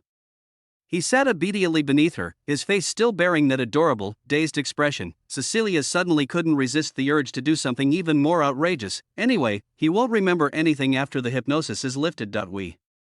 Chapter 53 Weak Witch. Ansu stared speechlessly at the despicable witch's actions towards her. She's actually stepping on her own face with her delicate little white feet. This is intolerable. Ansu was so thoroughly exhausted by her top-to-bottom movements that his little brother was already standing up. However, Celia seemed to have had enough fun. She used her toes to lift Ansu's chin again and commanded in a provocative tone, "Touch me. Don't you like my legs? This time you can touch them as much as you want, how about it?" Celia said with a grin. Ansu stared at her blankly, feeling that apart from her tall, mature appearance, she was a complete little devil inside. But since she has already given the order, so don't blame him for being impolite. Ansu immediately reached out and grabbed her ankle tightly, pinning down her restless legs. Celia gasped softly. Ansu's movements had been too rough and had startled her. "Hey! What are you doing?" She glared at Ansu with annoyance, but Ansu then pressed down on her. Celia blinked in alarm. "Wait! Ansu, wait a minute." This phrase was like a safety word. Ansu paused for a moment, and his large hand finally stopped its continuous stroking. Celia's cheeks flushed red. She broke free from Ansu's grip, stood barefoot on the ground, and glared angrily at Ansu. "Is this a touch? The pressure is just..." It was as if they wanted to devour her. Celia was truly shocked. She hadn't expected her legs to be so attractive to Ansu, to drive him to such madness. She glanced helplessly at her thigh. A red handprint had been rubbed onto her fair and delicate skin. "I'm so angry." Celia glared at Ansu again before hurrying to her workbench to find a potion. Watching her hurried departure, Ansu couldn't help but mutter to herself, "What does high attack, low defense mean? I haven't even started pushing the intensity yet, and you're already chickening out. Cut, weak witch." A moment later, Celia returned, her thigh having mostly recovered. "This game is no longer worth playing, because the witch is starting to lose face." "Oomph. You're not obedient at all. I'll discipline you next time." Celia finally lifted the hypnosis on Ansu. Her dark red eyes gradually faded, and she snapped her fingers in front of Ansu. "All right, wake up." Ansu's dazed gaze gradually returned to normal. He clutched his neck and moved stiffly. "Hiss, maintaining the same posture for too long is giving me a stiff neck." "Ha? Your Highness, your leg." Ansu, as if deliberately bringing up a sore spot, stared in surprise at her still somewhat red and swollen leg. "How did it get like this?" He muttered to himself in confusion. "What just happened? You still dare to talk back?" Celia instinctively wanted to scold her, but she quickly realized her mistake, and her pretty face turned extremely gloomy. "I don't know.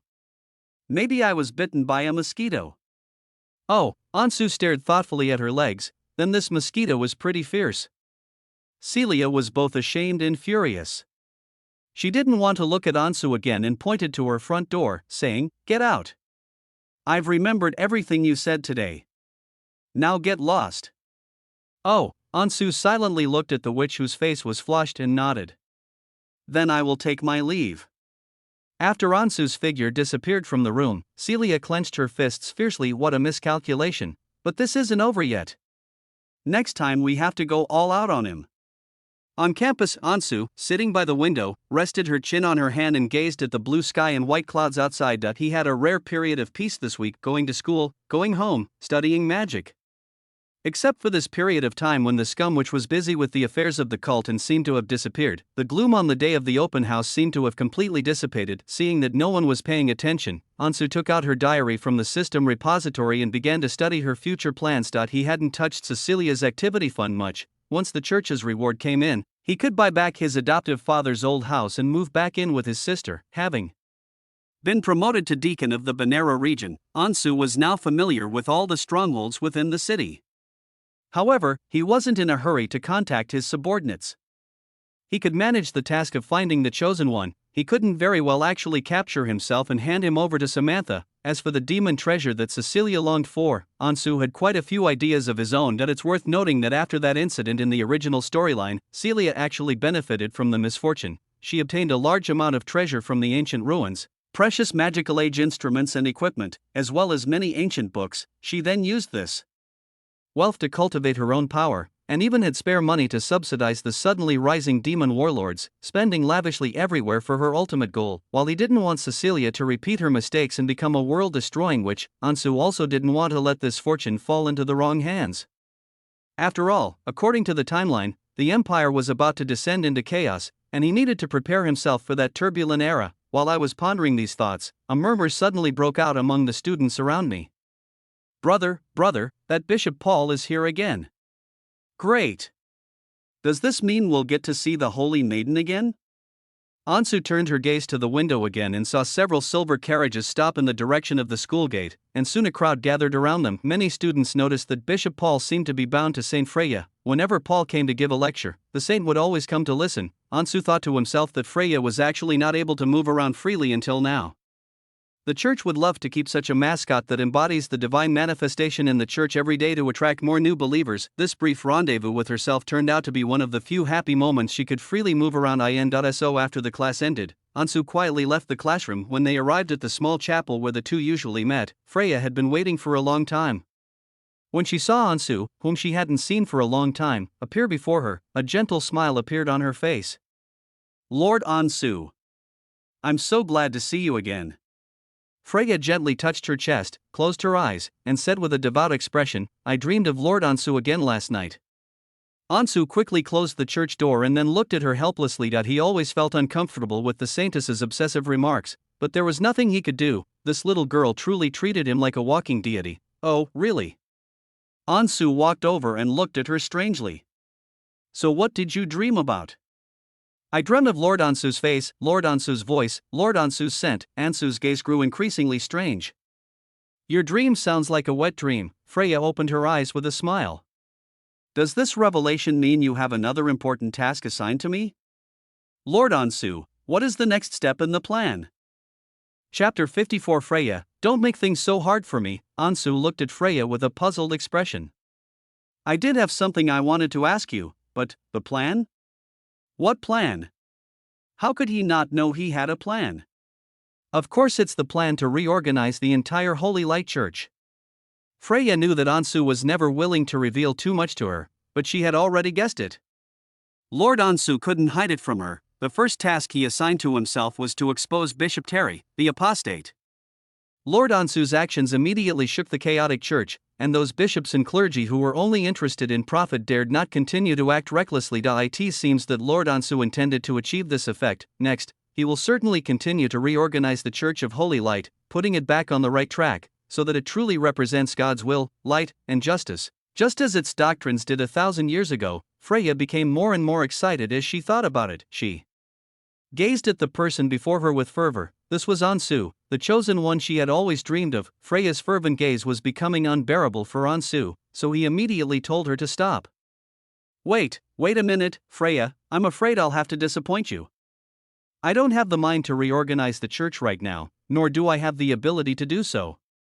Ansu looked at Freya, who had a surprised expression, and said truthfully, I don't think I've ever openly admitted that I'm a chosen one, so don't always have such high expectations of me.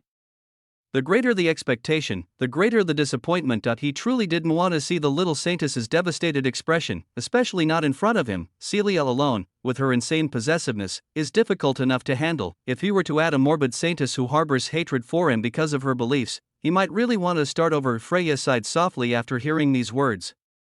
The expression on her face wasn't one of disappointment. she simply felt sorry for. Ansu. The gods sent you to me with a revelation. Whether you acknowledge it or not, I believe you are the chosen one. She gently touched her chest again, her full curves swaying slightly. I understand you.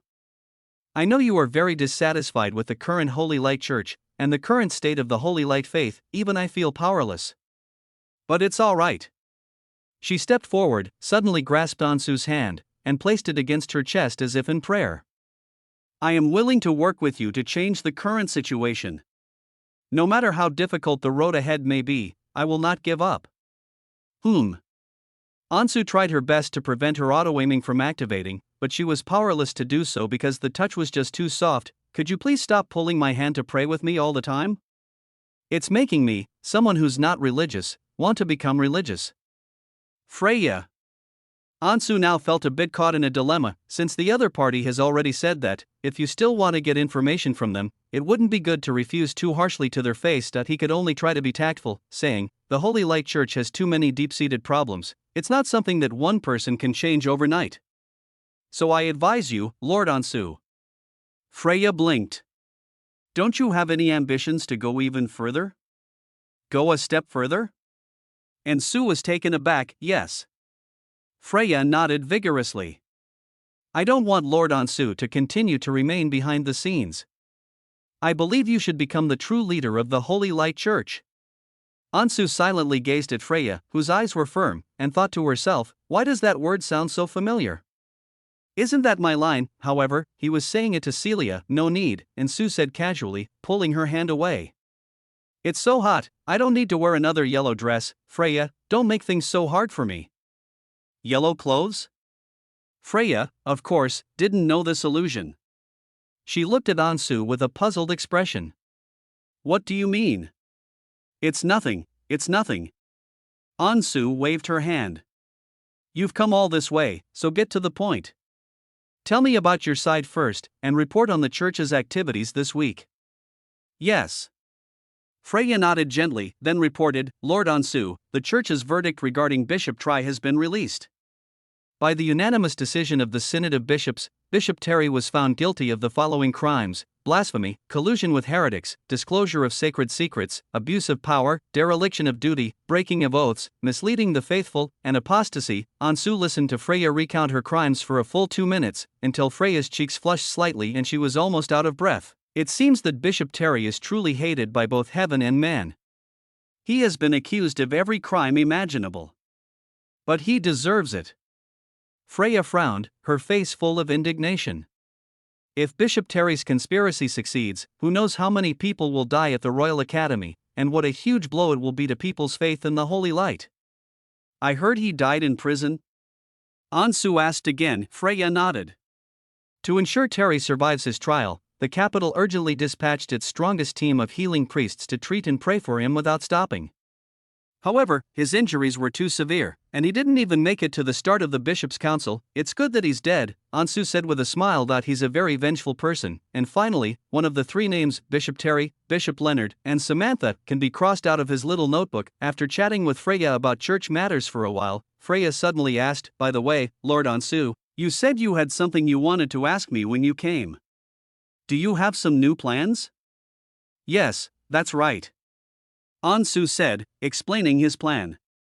Freya, I need you to help me find out within the church about the whereabouts of the remnants of the demon army from 1,000 years ago, and the information about the treasure they buried. Ansu felt that if they wanted to investigate this matter, the church was actually better informed than the cult members. After all, the Church of Holy Light is a religious organization that has existed for thousands of years, while the Empire has only existed for a little over 300 years. Such an ancient organization, which originated before the War of the Demonic Calamity, naturally possesses a vast amount of historical data and documents. The demon army's treasure? Freya looked at Ansu in confusion, not expecting him to want to know about this. Why are you inquiring about this? You don't need to know that for now, Ansu said with a mysterious smile. It's part of the plan. Since the little saintess is willing to imagine things, then let her imagine them. Oh. Freya nodded blankly. Okay, I'll report to you as soon as possible. Since Lord Ansu said so, he must have a reason. Looking at the saintess who was lost in her own imagination, Ansu nodded in satisfaction, then waved goodbye. If there's nothing else, I'll head back now. Ah! Lord Ansu, wait a minute. Freya remembered something and quickly called out to Ansu, please come with me to the Cathedral of the Holy Vault tomorrow. The Bishop's Conference wants to commend your heroic act. Ansu paused for a moment, then realized, oh right. I almost forgot to ask, the church is going to give me money too. Freya, how many pounds is the Holy Light Church going to reward me with? Freya stared blankly at Ansu. Lord Ansu, you seem to be really short of money. She thought that a chosen one living in such a poor neighborhood was just an act for show. Of course. Ansu chuckled dryly. After all, her initial plan was to make money and enjoy life. However, things took a slight turn after encountering the scumbag witch. Chapter 55 Friends of the Church. Ansu. The following day, the Basilica of the Holy Dome, under the watchful eyes of numerous clergy, Vera watched with a mixture of nervousness and excitement as her brother was being honored by Bishop Paul. Awarded to the Friends of the Church, the Silver Knight's Medal of Ansu Morris. When the exquisite silver medal was pinned to Ansu's chest, applause immediately erupted. Bishop Paul gave Ansu an encouraging smile, and Ansu returned a polite smile. I in the crowd, Vera asked curiously, Sister Freya, what is the Silver Knight medal? Freya looked into those big, inquisitive blue eyes and explained with a smile, this honor is given to people in the community who have made outstanding contributions to the church and helped spread the faith. This is no simple honor. I heard that it was personally signed by the ailing Pope and awarded by Bishop Paul on his behalf. Wow, he's amazing. Vera looked at her brother, who was beaming on the platform, and felt genuinely proud of him. Who would have thought that after 3 years of hardship, my brother would rise to prominence so quickly? It's true that gold always shines. If his father could see this, he would surely be happy for him. Ansu, who stood on the high platform receiving applause from the crowd, was not as excited as Vera. The medal itself isn't very useful, it's just an honorary award. Every wealthy businessman who donates to the church each year gets one. However, the original Silver Knight's medal has a significant history. It is said that it was awarded to several lords who raised their own funds and participated in religious holy wars between the church and pagans. Now that there are no such large-scale wars, its value has been greatly diminished. Ansu thought to herself that if she wanted the medal to appreciate in value again, she would have to wait until 3 years later in the original storyline, but that was a bit of a cruel joke. After all, nearly half of the church members had died by then. In addition to the medal, Ansu also received a check for £100,000 from the church, which she considered the real reward. After the commendation ceremony ended and the crowd dispersed, Freya led Vera over. Seeing the smug expressions on Ansu's and Vera's faces after she handed them the check, she felt a pang of unease. It turns out that Lord Ansu was truly struggling financially. The brother and sister's lives had been incredibly difficult before. Freya affectionately patted Vera's head. Vera was studying at the same academy Freya had attended, and she was determined to have someone take good care of Lord Ansu's sister. I heard from Ansu that you have a talent for holy light perception. I'll find you a good teacher in a few days. We can't let your talent go to waste. Vera looked up in surprise, her smile full of gratitude. Thank you, Sister Freya. Don't be so polite. Freya smiled gently and looked at Ansu. We're all family, don't stand on ceremony.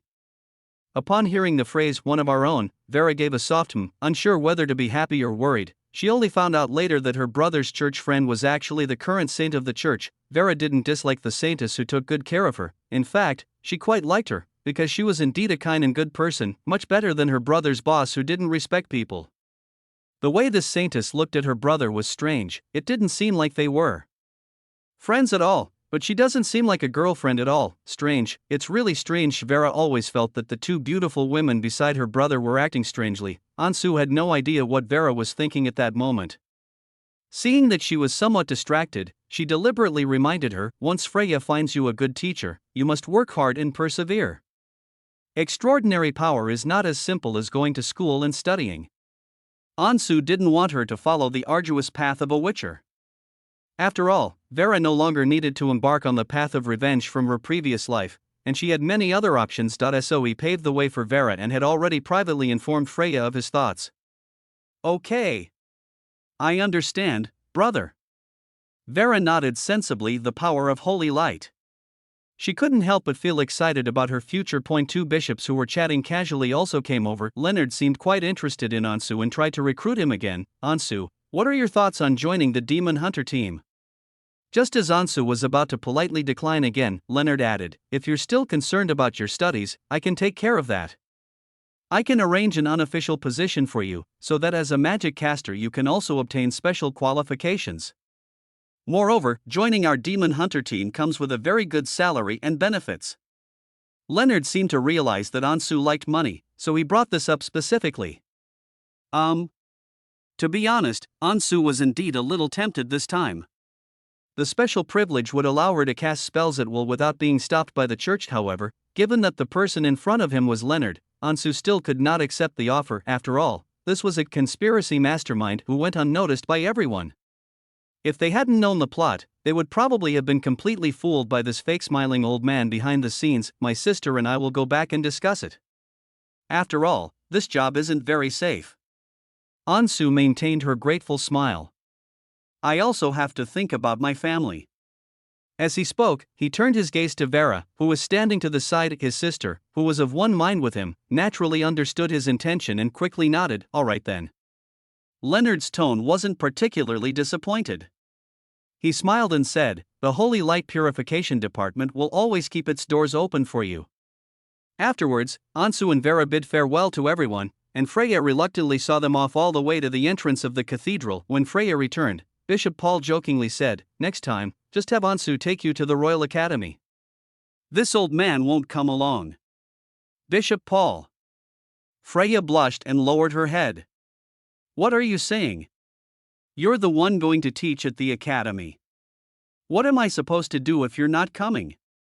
Paul and Leonard exchanged a glance, both bishops unable to suppress a smile. The two men's smiles made Freya even more uneasy. She pursed her lips, lowered her head, and returned to her office. Paul watched Freya's retreating figure and sighed. For so many years, Freya has always adhered to the rules set for her by the bishops, and has hardly had her own life. It is also rare for her to make a friend of the same age as her. Bishop Leonard pondered for a moment and suggested, I think there's no need to keep her confined to this small place like Banero in the capital. Freya has her own ideas, and she should be allowed to see the vast world outside, you mean? We can bring this up at the next bishops' conference, Leonard said with a smile. The saint shouldn't be confined by those old rules and spend her life with us old folks. Since she can perceive divine revelation, she should be allowed to go out and change the world according to her own ideas. I think you have a point. Bishop Paul fell into deep thought. Chapter 56 Vera's Extraordinary Path, and her stalkers. The sun was shining brightly outside the church. On the street, Ansu held Vera's hand, chatting and laughing about what had just happened during the awarding ceremony. As they walked home, since there was nothing much to do today, and it was a rare opportunity to go out with Vera, Ansu didn't take public transportation and planned to just stroll back home. Brother, what exactly is this paladin you're talking about? Vera blinked in confusion. You want me to walk this extraordinary path, but am I really capable of it? Of course, Vera is so smart. What job can't she handle? Ansu patted her sister's soft hair. She just needs to endure some hardship at first, but I think Vera will definitely be able to overcome it. Vera nodded understandingly. She wouldn't give up this opportunity to become stronger. Since it was her brother who personally chose this path for her, she would persevere no matter how bitter or tiring it was. As Ansu walked, he explained the profession of paladin to her. In Song of Eternal Night, the paladin is a combat class within the Holy Light faction, somewhat similar to a combat priest. Compared to the dirty, clandestine profession of Witcher, paladin is far more prestigious and is considered an elite and rare profession even within the church, which is full of skilled individuals. Ansu planned this path for Vera not only because of her talent, but also because the paladin class is extremely powerful and versatile, making it a very popular class in the game. It can fight, heal, and tank. If it encounters any evil spirits or heretics, it can just cleave them down with a single, holy slash. If that doesn't kill him, then 2 strikes. The more Ansu talked, the more excited Vera became, her bright blue eyes almost turning into stars. Wow! What a cool job! If anyone dares to bully Vera and my brother, I'll chop them to pieces. Vera patted her chest as if she had already transformed into a paladin. Brother! From now on, I'll protect you. Ansu was amused by her adorable expression. When did it become your turn to protect your brother? Why not? Bro, aren't you being exploited by your female boss right now? Vera snorted. Once I become powerful, if she dares to bully you again, I'll teach her a lesson. She'd disliked that woman named Celia for a long time. My brother became extremely nervous upon seeing her, but he had to force himself to be enthusiastic. However, she was his superior, and no matter how resentful he was, he couldn't say anything. She'll get her brother out of this misery sooner or later and get rid of that wicked woman. You're overthinking it. Ansu thought to herself. No matter how powerful a paladin is, they still can't compare to the world-destroying witch. After all, Cecilia is an extraordinary being who has retraced the path of godhood in the story. As they chatted, they turned into a quiet alley. This street was relatively remote, but it was close to the Black Harbor area. Just then, Vera frowned slightly, stopped, and looked behind her suspiciously. What's wrong? Ansu asked, turning around to look at her sister's expression. The shops on this street are rather deserted, and there are hardly any people on the street. Brother. Vera looked up, her voice low and suspicious. I have a feeling someone's following us. Follow us? Ansu paused for a moment, then looked around again, but nothing seemed amiss. The few pedestrians on the street didn't appear to be acting strangely. Vera, holding her brother's hand, continued walking. The streets in the city center are quite lively, so I didn't notice anything, but as soon as we turned into this area, I suddenly felt a chill down my spine, like someone was hiding somewhere, secretly watching us. Really? Ansu held Vera's hand and continued to stroll around, but she had already become wary. Although her sister has not yet embarked on the path of the extraordinary, Ansu trusts her intuition. After all, she should have been a demon hunter with top-notch counter-surveillance awareness. Even if she didn't follow the path of her previous life, her talent still exists, so it's not shameful for her to lose to her sister in this aspect. So the brother and sister deliberately maintained a slow and unhurried walking pace, secretly observing every unusual thing on the street. However, even after almost reaching the Black Harbor area, they still found nothing. Strange. If someone is really following us, where are they hiding?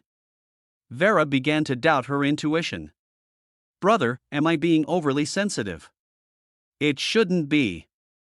Ansu narrowed her eyes slightly. Vera didn't know enough about the supernatural world. She couldn't imagine that some professions were adept at tracking and stealth. Being followed made Ansu feel uneasy, because he couldn't figure out who the other person was. Was it someone from the Echo of Truth Order, or someone from the church? Then, Ansu glanced at the system panel. Subconsciously hang it up, can simulate the following times. 10 minutes later, May 3rd, 10:36, 10 points will be consumed. 10 hours later, May 3rd, 2026, 50 points consumed. 100 points will be consumed in 100 hours. May 7th, 1426, start simulation? Ansu decisively silently selected the first option. There was no need to waste points on finding the stalker. Future, 10 minutes later, start simulation. As the countdown in cursive script slowly disappeared, the scene before Ansu's eyes changed somewhat. He was still holding Vera's hand as they walked home, but the surroundings had become much more chaotic and crowded. A unique landscape of the Black Harbor district. It's almost noon. Go buy some bread from Uncle George.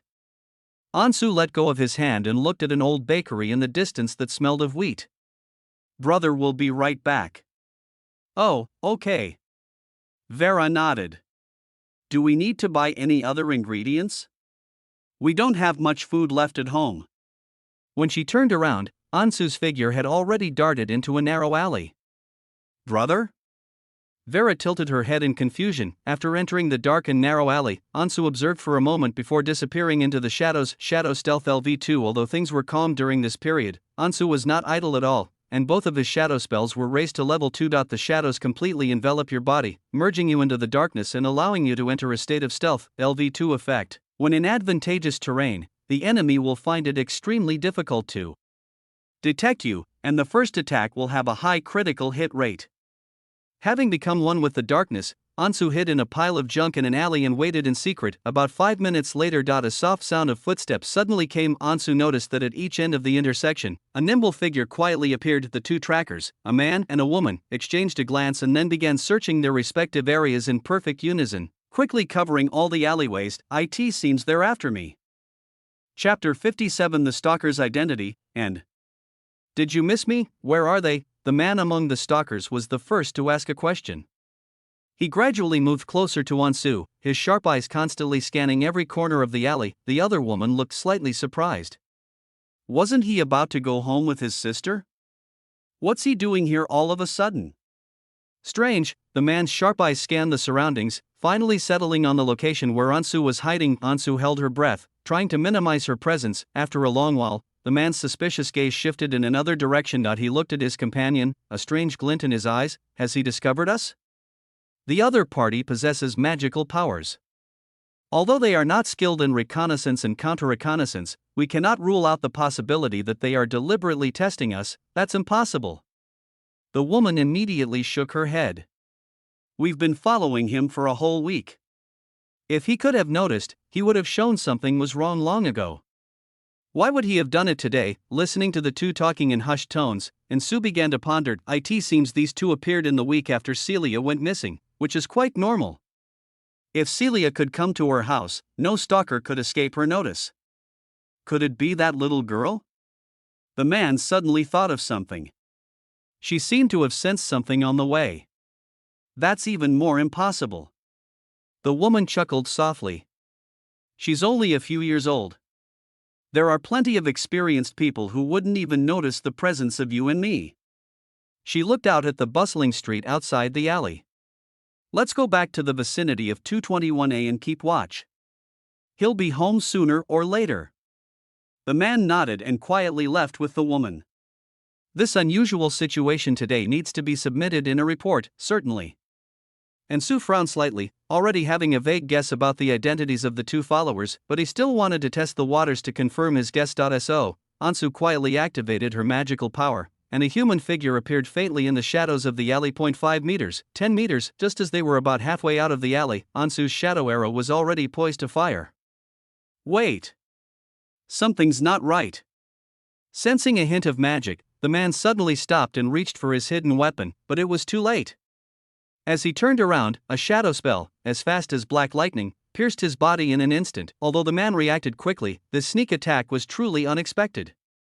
The shadow arrow pierced through his left chest, and the powerful impact sent his entire body flying backward. Although Ansu's shadow arrow wasn't as powerful as Celicia's, the combination of surprise attack and high critical hit rate still instantly eliminated one of the enemy's members. Ken.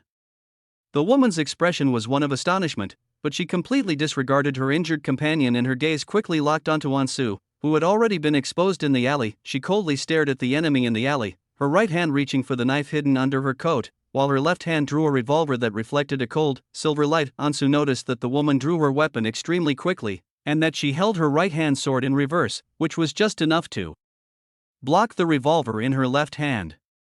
At her waist, a row of alchemical bullets with various magical effects were faintly visible. I have to say, he's really quite handsome. They are not bound by any particular method of attack, they are born solely to hunt. I got it, he's a witcher. The other party didn't seem to want to kill Ansu, so the first shot was aimed at his leg.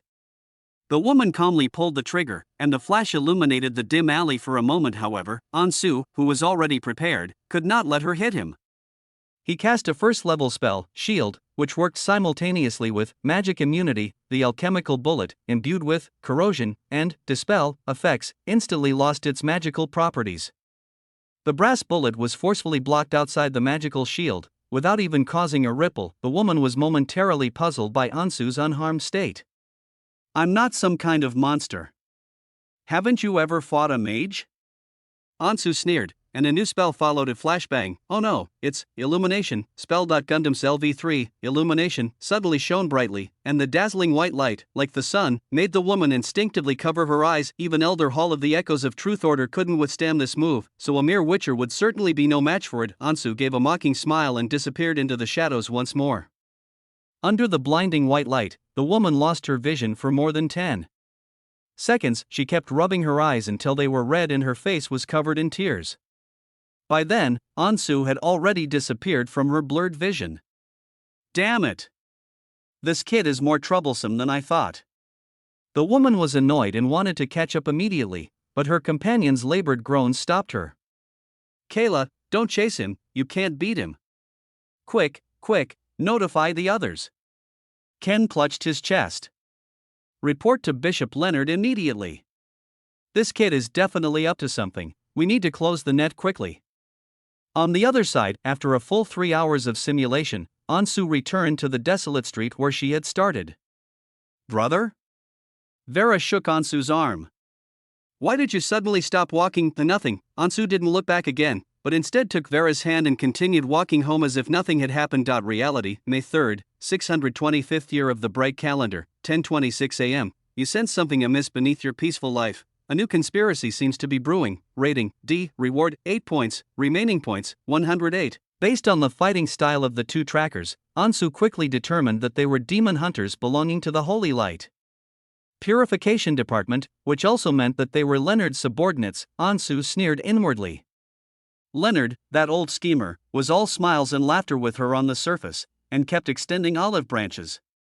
But his witcher had already laid a trap for her, just waiting for her to slip up. It seems that from the day he met her, the other person had become suspicious of her. Fortunately, he had probed beforehand, and it seemed he couldn't go to Celia's mansion anytime soon, lest she follow the trail and uncover more. After returning home, after dinner, Vera obediently studied, while Ansu returned to her room, preparing to continue practicing her magic as usual. He wouldn't have been able to defeat two witchers in such a short time if he hadn't practiced consistently, but he still needs to continue to improve. But as soon as he opened the door, Celia, whom he hadn't seen for a week, was sitting at her desk, smiling and greeting him. Long time no see, did you miss me?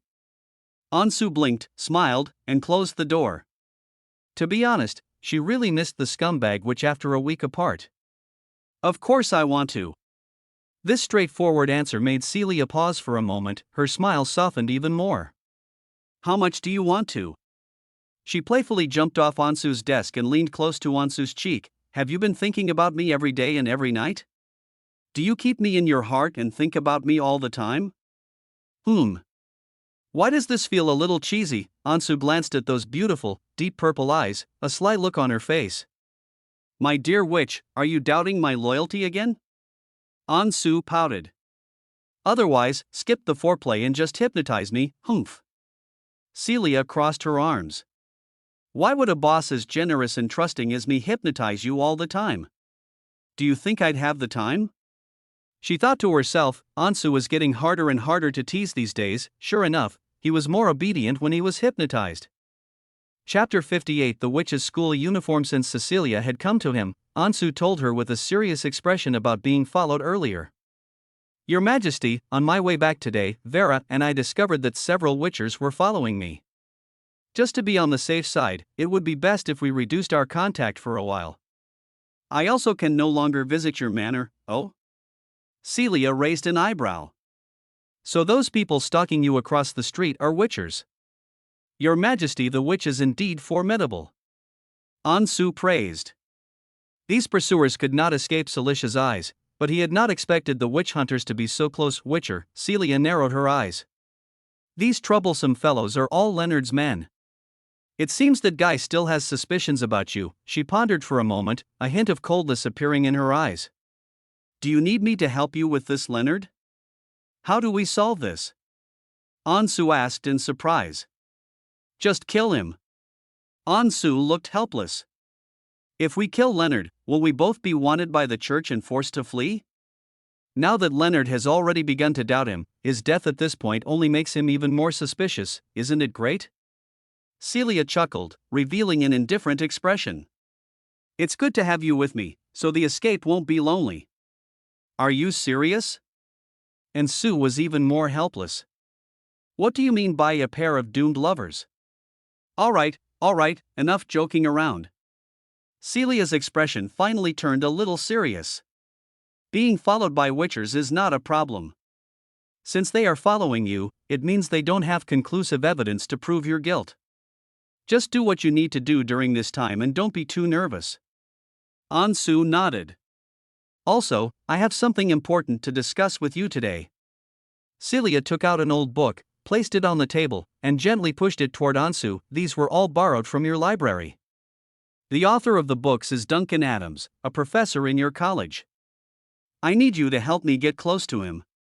Ansu picked up the book and curiously flipped through it to it. It was later discovered that the book was related to the history of the previous era and hidden ancient ruins. Celia had asked her to go to the library last time in order to find this kind of book. He also subconsciously understood what Cecilia wanted to do. Since you won't let me report the demon army's treasure to the teacher, then we'll investigate it ourselves. Professor Duncan of your college seems to have always been very interested in the demon army's treasure, and has even organized students to go to various places for field investigations several times. Celia said earnestly, I have reviewed a large amount of literature, and Professor Duncan is probably the closest to the truth in the entire academic community. However, his current situation is not good. He has neither the funds nor the motivation to continue the investigation, so I need your help. Ansu nodded. As a student of the Royal Academy, he was indeed well suited to approach this professor. However, he was curious about what this bad situation meant. Upon hearing Ansu's question, Celia continued to explain, this professor is currently destitute and it seems he's about to be expelled from the academy. Oh? Is he doing so badly? Ansu pictured an old professor who was feeling unappreciated despite his talent. Actually, the lack of money is easy to solve.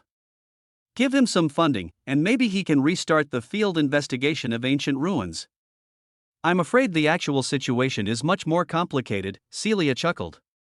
So, I'm counting on you for tomorrow's trip to the academy. The next morning, in front of the fountain at the Royal Academy of Betrayal, Ansu, who had arranged a time with Celia in advance, sat on a bench and waited idly. The scumbag, which is usually so efficient, why is she so slow today? After waiting for an unknown amount of time, 2 groups of student couples had already changed on the other benches around, and finally a tall and graceful figure covered her. Ansu was about to greet her with a smile, but his eyes lit up when he saw Celia's outfit today. Celia was wearing the Royal Academy student uniform, with an exquisite blazer over a pure white shirt, the beautiful curve of her chest making the shirt slightly bulge, and her lower body was a cute and playful plaid skirt, the short skirt fluttering slightly when she walked, and her fair and smooth legs made it hard for Ansu to look away. Now that Celia has changed into their academy's uniform, she naturally can't wear her usual black stockings. Today she wore white ankle socks and leather shoes, which made her look less mature and sophisticated than before. Instead, she looked like a cute and youthful girl next door. Why are you all staring in amazement? Celia raised the corners of her mouth, seemingly in a good mood. Is it beautiful? It's beautiful, really beautiful.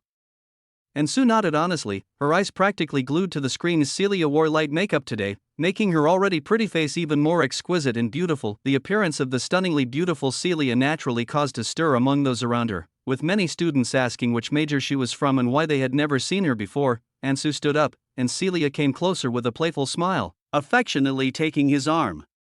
Let's go, my substitute boyfriend for today, Ansu looked at her with a puzzled expression. Celia blinked. Pretend to be a student couple who are very interested in history and ancient ruins. Let me tell you, I didn't put on makeup just for you. We have a mission today, and we can't let Professor Duncan see through our act. Oh, okay. Ansu thought to herself, you're quite the drama queen. Even if you don't wear makeup, no one will recognize you as a cult member. However, Ansu was already used to the tsundere, which who said one thing but meant another, and if she were to be straightforward for once, she would actually feel a little uncomfortable. So, Celia gently took Ansu's hand, and the two of them enjoyed the unique scenery of the Academy Park while chatting about the mission that was about to begin. Little did they know that the good-looking young couple had become a sight to behold on campus, attracting attention and gossip wherever they went. I don't know the Royal Academy as well as you do. In a bit, you'll be in charge of building rapport with him. If he really is short of money, then we'll offer to sponsor him. Because Cecilia was so close, a pleasant fragrance wafted over, and Ansu's heart raced. She couldn't help but steal a glance at the witch so close to her, and every time she stole a glance at her, the corners of Celia's mouth would turn up slightly. Ansu, she looked at me mischievously, you really like me in school uniforms that much? In that case, I'll wear them for you secretly every day, okay? Okay. Ansu blinked. It would be even better if the witch wore this outfit to punish her. Celia suddenly snorted and pinched Ansu's waist. Dream on. This is a limited edition. Student Celia can only have it once today. Ansu thought to herself, I might as well punish myself today. That's perfect, I don't even need to take off my stockings. Chapter 59. The Dwarf Professor and the Demon Ruins. Amidst laughter and banter, the two walked along a tree-lined path and arrived at the office building of the Magical Mechanics Department of the Academy. We've arrived, Ansu said. Cecilia nodded. To be honest, her good mood along the way made her somewhat emotional. If it weren't for her bloodline, she would have really wanted to be a student at the Royal Academy, chatting about schoolwork with this guy every day, going to the cafeteria together, walking home together after school. This seemed like a beautiful life she could only dream of, but unfortunately, there are no what-ifs. Her identity meant she would never have such a peaceful life. Celia sighed inwardly and suppressed her smile. Let's go and meet this Duncan Adams. Ansu led Celia straight up to the 5th floor of the office building. He had already found out Professor Duncan's office at the school. To his surprise, Professor Duncan was not a history major, but rather a magical mechanics major. As two of the most popular majors at the Royal Academy, Ansu had never seen Professor Duncan teach before. Logically, given that he had published several books, he should have been quite famous, but he was very low-key at the academy. It took several students to find out where he worked. Upon arriving at Professor Duncan's office, the two stood at the door, glanced around the empty room, and then looked at each other. It feels so deserted. Ansu frowned. Isn't Professor Duncan here? But the door was open. Ansu looked around for a while, then quietly went inside. Duncan's office was large, and like any scholar's, it was surrounded by towering bookshelves. His alchemy table was piled with all sorts of experimental tools, including many novel and ingenious mechanical devices that Ansu had never seen before. He's here. Celia took Ansu's arm, signaling him not to go any further. Ansu paused for a moment, then shifted her gaze to the desk on the other side of the office. With the sound of a chair being moved, a deep, loud voice suddenly rang out. Who is it? Under the watchful eyes of Ansu and Celia, an old man with a long beard but a very short stature emerged from behind the tall, large wooden desk. Why didn't you knock? He stared at the two students who barged into the office, his eyes widening, and his full beard twitched. You must be Professor Duncan? Ansu realized that this short, stout old man was the owner of the office, and he gave a polite smile. Professor Duncan, we too have something to discuss with you, but we thought you weren't in your office. He really hadn't expected that Professor Duncan looked like this. The desk completely blocked his view, so much so that he didn't see him at first glance. This guy is so short. Ansu subconsciously looked at Celia, who had a thoughtful look in her eyes and moved her lips slightly without making a sound. Dwarves. After receiving confirmation from Celia, Ansu realized that it wasn't that Duncan was short, but rather that the average height of his race was not high. In the world of Eternal Night Sword, elves, dwarves, demons, and humans are the four major races of the Second Era, and their influence on the continent is far greater than that of other races. All four races have glorious and splendid histories, but due to the well-known war, at the end of the Second Age, the first three races gradually declined, while humans, who were once considered the most mediocre and ordinary, rose to prominence and occupied almost all ecological niches. As for what happened later, the fates of the four races differed greatly.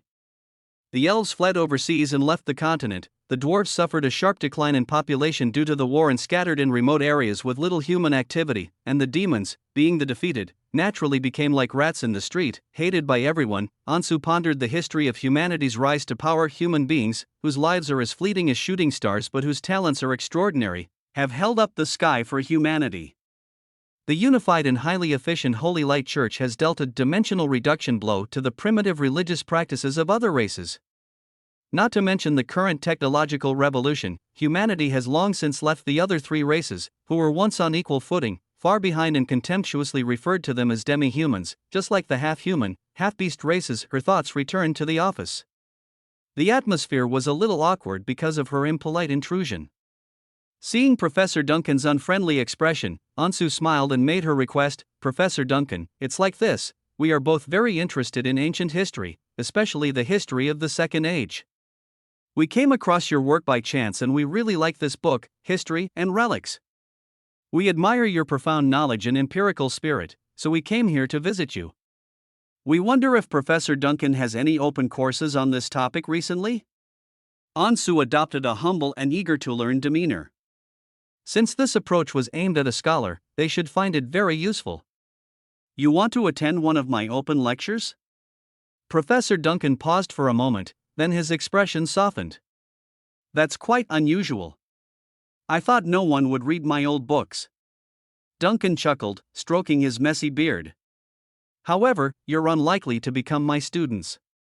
Historical research is just a hobby of mine. I'm a professor of magical mechanics. You've come to the wrong person. That's all right. Ansu immediately said, I'm an alchemy student and I also take some courses in magical mechanics. If Professor Duncan needs a student assistant, I can come and help out. Duncan looked Ansu up and down, and asked in confusion, "Why did you insist on coming to me? There are many scholars who are more authoritative than me in the field of ancient history, aren't there?" Professor Duncan, Celia, who had been silent until now, suddenly spoke up. "In your book History and Relics, I saw that you have very unique insights into the history of the demon race, and you even gave a clear analysis of the location of the legendary treasure left behind by the demon army, which has long been debated in academia. It is truly astonishing that you believe the so-called demon army's treasure is buried in the Solon province, which is not far from the capital." Ha! I told you so. Professor Duncan's face was full of disdain when he heard about this. The traditional sphere of influence of the demon race is not much different from that of humans. Our city is built on their ruins. The so-called demon army treasure is probably buried not far from us. But they just wouldn't believe it. They insisted on organizing an expedition to some remote desert or Gobi. Professor Duncan is indeed amazing. Ansu praised at the opportune moment. Stop flattering me. Professor Duncan changed the subject, looking at the two young students with a slightly scrutinizing gaze. "After all that talk, it turns out you're here for the demon treasure again. If that's the case, then you should go back." He waved his hand impatiently. "I'm not interested in the demon army's treasure. I want to find that ancient ruin because it contains lost ancient magical facilities from the previous era." Seeing that the other party was showing an expression of refusing visitors, and Sue certainly wouldn't give up. He smiled politely. "If I'm not mistaken, you want to obtain first-hand information about those magical facilities, research them, publish papers, and thus realize your ideals and ambitions in academia, right?" "Of course," Professor Duncan snorted. Ansu suddenly looked at Cecilia beside him. "Isn't this a coincidence? This lady next to me, Haley, is the only daughter of the Lawrence family. She has unique insights into magic and magical machinery. She hopes to sponsor you to conduct field research, and if you have any novel research, she also hopes to learn about it as soon as possible." The Lawrence family? Professor Duncan paused for a moment. "That's right, the Lawrence family." Ansu nodded. Earl Lawrence is her father. Haley Lawrence is the witch's disguised identity. In order to place her in the noble group within the empire, Samantha even had someone specially train Cecilia in noble etiquette, which is why she is elegant and proper despite her humble origins. "Oh, you're a nobleman." Duncan raised an eyebrow, momentarily at a loss for words. In fact, many aristocratic young ladies do act on a whim, and wealthy nobles with nowhere to spend their money like to sponsor fields of technology and art that are clearly unlikely to yield any returns. Ansu's smile became much more sincere. "Professor Duncan, you see, if your research funding is insufficient to organize a field trip, Miss Haley is willing to provide you with some modest sponsorship. Money is the most important bargaining chip today." "How much money can you give me?" Professor Duncan asked quickly, perhaps feeling that asking about money was a bit impolite. Professor Duncan coughed awkwardly again. "What I mean is, how much research funding could this lady sponsor for me?"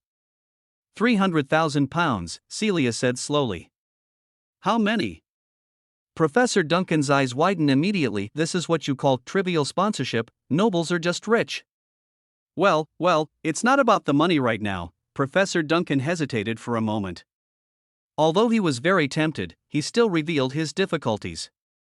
"It's not that I can't cooperate with you, it's just that someone else has approached me before." Chapter 60. Am I forming a villain alliance? Has someone contacted you? And Sue wondered if someone had beaten her to it. They also offered to sponsor you? Celia raised an eyebrow and asked casually, "Professor, who is it?" "I don't know who he is either," Professor Duncan said helplessly. "This person is a bit mysterious." After Ansu repeatedly questioned him, Professor Duncan finally revealed some information to the two of them, and also learned why he had restarted the project to find the demon treasure during this period. Although the Empire allowed dwarves to study and teach, Professor Duncan, being a demi-human, inevitably faced discrimination from his colleagues and superiors, making his academic career quite bumpy. Because of being ostracized, Professor Duncan received limited research funding and had very few students. His academic research had been unsuccessful for a long time, and he was facing the prospect of being dismissed by the vice-chancellor. But at that moment, a mysterious man approached him. The other party said they wanted to sponsor his research, but on the condition that the research they wanted was not his usual magical machinery, but to investigate the legend of the demon army's treasure and eventually determine its specific location. He's already given me some funding, though not as much as Miss Haley's. Duncan glanced apologetically at the pretty girl, but he promised there will be ongoing funding, which will definitely add up to a considerable amount. Besides, he was the one who first brought this up, so, he scratched his already sparse hair with a headache. Sigh, why didn't you two come sooner?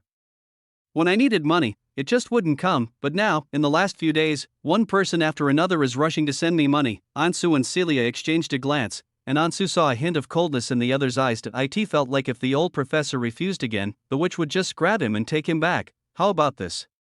Professor Duncan suddenly suggested excitedly, since you both have your eyes on the demon treasure, why don't you sponsor it together?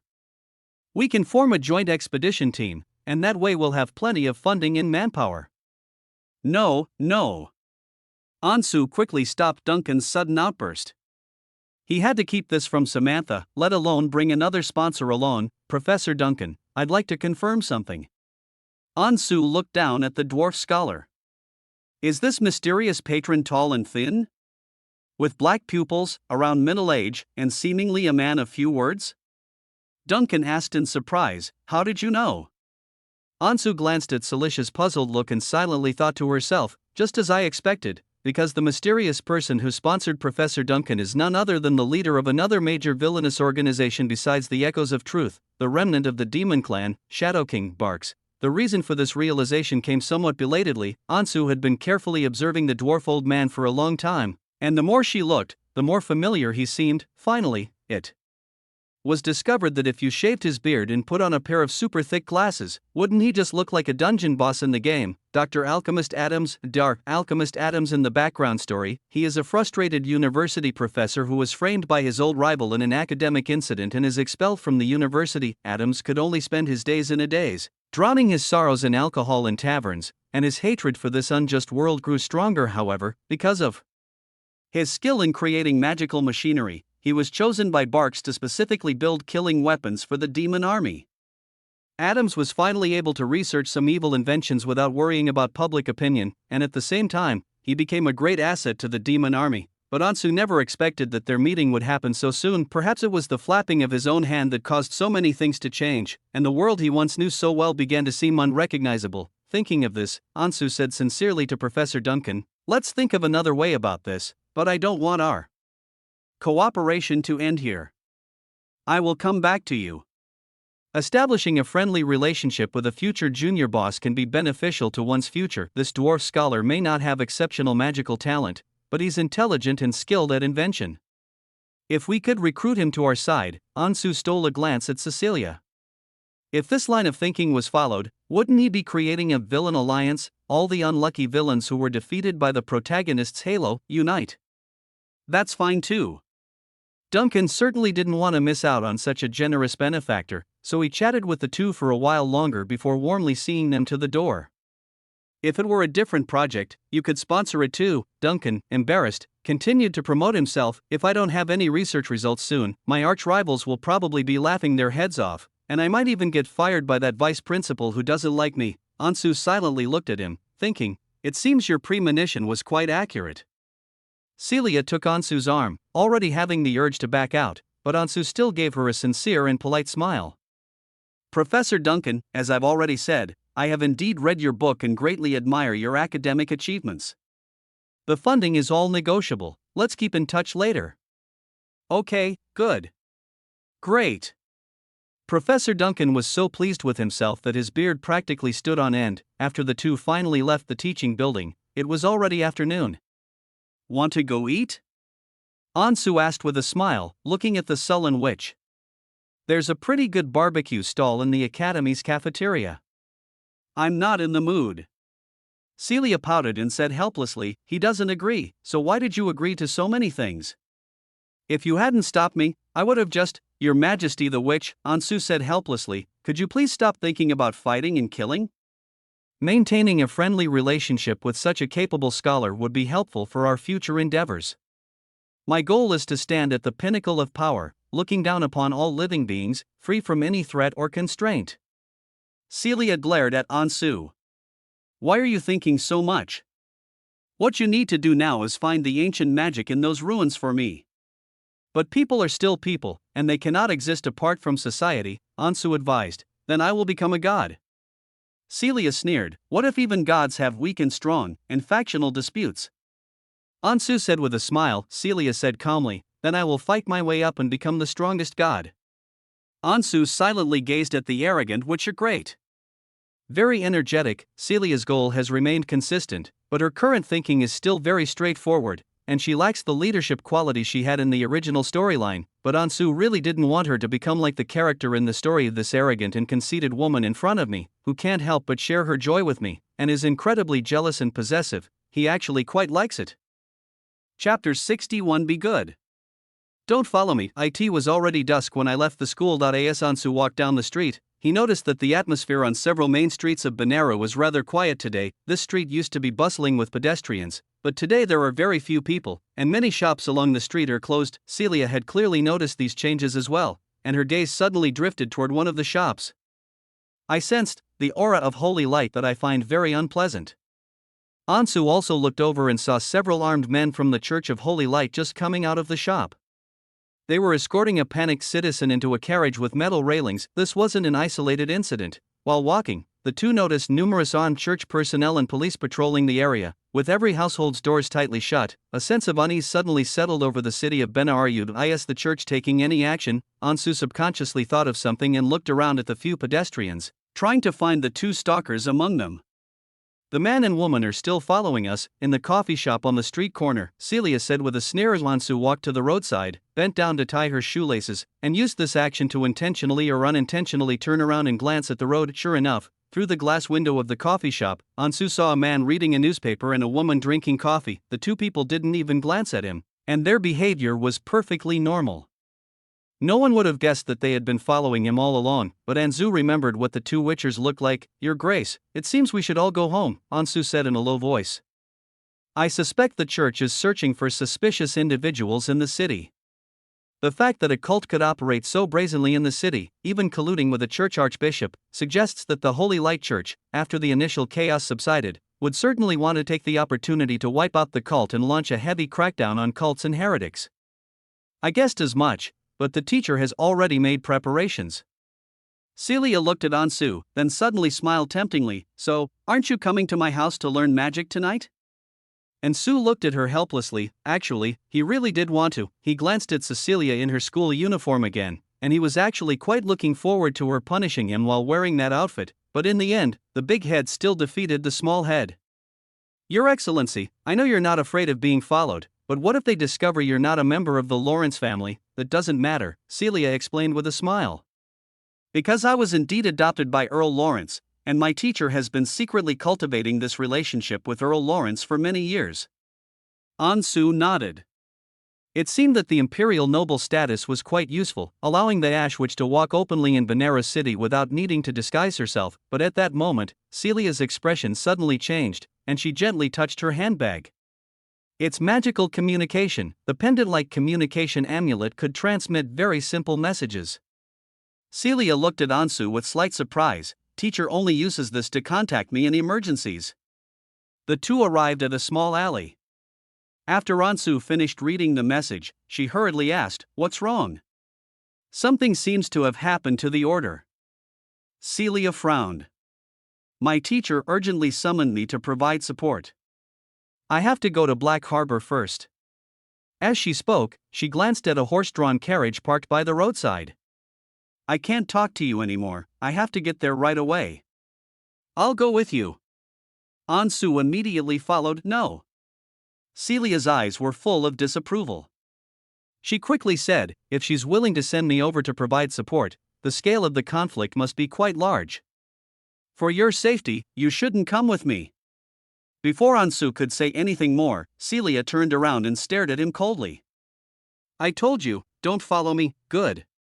Ansu could only helplessly stop where she was. She hailed a carriage, paid the fare, and the carriage sped away from the block. Ansu's gaze swept across the deserted street. The two demon hunters sat chatting on a bench by the roadside, maintaining a distance that was neither too close nor too far from Radata's sudden, ominous premonition filled his heart. Ansu still remembered the clues he obtained after using the simulation last time. You sense something amiss beneath your peaceful life. A new conspiracy seems to be brewing. Regardless, he still had to go, because he felt that Celia might be in trouble this time. Of course, this is done in a simulation. Wanting to use the 10-hour simulation, Ansu went to a bookstore, borrowed a book, and sat in a corner to read it. He quietly took out his future diary. Opening her journal, Ansu quickly wrote down Chinese characters in the blank spaces. Next, I'll flag down a horse-drawn carriage and follow Celia to the Black Harbor to see what's going on. Write down anything that happens. Even if it's strange behavior, write it down. After repeatedly giving herself positive self-suggestions, Ansu put away her notebook and decisively started the simulation. 10 hours later, May 5, 3:35, 50 points will be consumed. Start simulation? Start simulation. Everything around him came to a standstill, and darkness quickly enveloped his vision. As the countdown in cursive script gradually disappeared, a tremendous change had occurred before Ansu's eyes. What was once a quiet bookstore at dusk has been transformed into a rocky beach, and a dilapidated seaside winery is now engulfed in flames. This place is the headquarters of the Order in Benares City. Weren't you going to the Black Harbor district? How did you end up here? Ansu immediately looked around. He felt that he must have just arrived at the seaside winery, because there were several curious fishermen gathered not far away, all of them looking at the burning estate in the distance, just like him. What's going on? Why are there so many churches and soldiers here? Did that winery owner do something wrong? The winery owner seems like a nice guy. My son even worked at that estate. Ansu noticed that there were many armed members of the church and fully armed imperial soldiers around the winery, which was obviously a large-scale siege operation. Looking further away, I noticed they had even brought over the cannons. Brother, can I borrow your torch? Ansu borrowed a torch from a fisherman, then squatted down and began to read his diary by the light of the torch. As the distorted text gradually became clearer, various memories flashed through Ansu's mind. I intended to take a carriage to the Black Harbor immediately, but those two witchers suddenly appeared and stopped me, saying that I should go to the Church of Holy Light for investigation. After wasting so much time, and finally managing to kill that male witcher named Ken, I finally managed to flag down a taxi after running far away. Damn it, what a waste of time. Ansu gradually recalled the scene on the street where she pierced the famous male demon hunter with a shadow arrow. What do you mean by a second chance at the top? That's a move that's hard to beat, isn't it? I just arrived in the Black Harbor district and saw several criminals arrested on the street. I don't know if they are members of the cult. I'm already too late. Using my status as a friend of the church, I approached them and struck up a conversation. I learned that they had an even bigger operation planned in the suburbs. Isn't that the headquarters of the Echo of Truth in the Benares region? Celia might have gone there again. There are a lot of Imperial soldiers on the road. It seems this is a joint operation between the church and the Imperial military. After a bumpy 4-hour journey, the carriage couldn't go any further before reaching the abandoned fishing port because the road to the winery was blocked. Explosions are coming from the winery, the army is shelling, and the light from the holy magic hasn't stopped. It seems both sides are very determined to carry out this siege. I need to hurry. The recording ends here. Ansu's memories are finally complete. Unfortunately, due to the long distance, most of his time was wasted on the road, which made him even more resentful of the two witchers who wasted his time. After taking back the notebook, Ansu grabbed a torch and ran quickly toward the tavern. The road was littered with corpses, mostly Imperial soldiers, with a few belonging to clergy and cultists. As Ansu ran, he was stopped by several guards. Who are you? Military operations ahead, no further advance permitted. The dark muzzles of guns were all pointed at Ansu. Ansu had no time to care about that, because he had already seen the witch's figure. Chapter 62. The Witch Has Gone Mad. Amidst the burning ruins of the manor, a terrifying aura of forbidden magic continued to emanate. At this moment, Ansu saw that Celicia's demonic features were now clearly visible. Half of her arm had turned into a demon claw, and her blood-red eyes were indifferently watching all the terrified soldiers she slaughtered indiscriminately under the siege of the Imperial army in the church. Wherever she went, clouds of blood mist would burst up around her, and the area outside the winery had become a slaughterhouse. They went berserk. Ansu couldn't even count how many people Celicia had killed, mangled corpses and fragments were scattered everywhere, and the stench of blood was nauseating. The soldiers surrounding the area were all intimidated by this female killer and dared not approach any further. They could only scatter and hide around, not daring to even peek out and fire. Support! We need support! Seeing that the situation was getting out of control, an officer turned around in panic and shouted, but the next second, a shadow spell pierced through the back of his head, and his hideous corpse fell backward to the ground. Ansu also noticed that, apart from Celia and the 3 elders of the cult wearing golden masks, all the other cult members were dead. At this moment, the 4 people had fought their way out of the ruins and were breaking through in his direction, taking advantage of the moment when the soldiers who had been blocking her dispersed. Ansu immediately rushed forward to meet up with her. A wave of heat hit him in the face, and the surrounding smoke made him cough repeatedly. Just then, a terrifying pressure suddenly locked onto him. Ansu's heart pounded, and the scent of death seemed to be right next to her, but the oppressive aura vanished in an instant. The next second, Ansu? A hoarse, surprised female voice came from behind. Ansu looked at Celicia, who was walking quickly toward him, covered in blood. When she saw me appear, her dark red eyes showed a moment of surprise, but it quickly turned into helplessness. Why are you here? I told you not to come. Cecilia angrily rebuked. I'm here to save you, Ansu said. Save me? Celia was taken aback, then laughed in anger. What do you have to save me with? With your strength. Coming here is just asking for death. No. Ansu said firmly, I really will save you. As he spoke, he subconsciously glanced around at the countless corpses of soldiers. Fortunately, this was a simulation. If she had actually killed this wave of Imperial troops, there would have been no turning back. Ansu didn't want her to go down a dark path. He wanted Cecilia to change. In fact, because of her own existence, Celia has indeed changed a lot compared to the world-destroying witch in the story. Because this was 3 years ago, many irreversible things had not yet happened, and even the cult sacrifice case was perfectly resolved through my efforts. Ansu is confident it can do more. While it's completely impossible for Cecilia to repent and turn over a new leaf into a champion of justice, or even join the ranks of the righteous gods, he felt that the world wasn't just black and white, and becoming a refined shade of gray was quite nice too. If he and Celicia could lead the order, Echo of Truth could just focus on magical research. As for reviving the great magic empire and causing the whole world to regress, let's forget about it. Alright, stop bragging. Celia was unaware of the deeper meaning behind Ansu's words. She glared at Ansu with annoyance before glancing at the 3 elders of the order behind her. Before the Imperial Army's reinforcements arrive, quickly activate the teleportation array.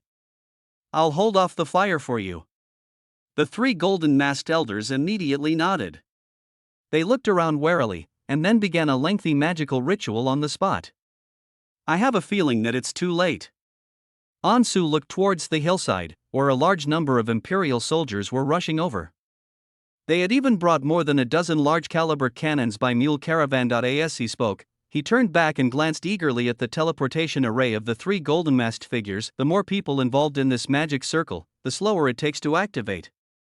Right now, only a faint ring of magical runes is visible on the ground, and it's unclear when it will be completed. There's no other way, we have to bring them along. Celia sighed as she saw Ansu's urgency. These are all the teacher's confidants. She finally managed to suppress the Reconstruction faction and ascend to the position of leader. If these supporters also die, the balance of power may tip again. You work so hard for Samantha, yet she puts you in danger without a second thought. Ansu's voice was laced with suppressed anger. You truly are her most useful weapon. This is what I owe her. Celia shook her head. Ansu became even more agitated. You don't owe her anything. You've done so much for her all these years, you've already paid back what you owed her.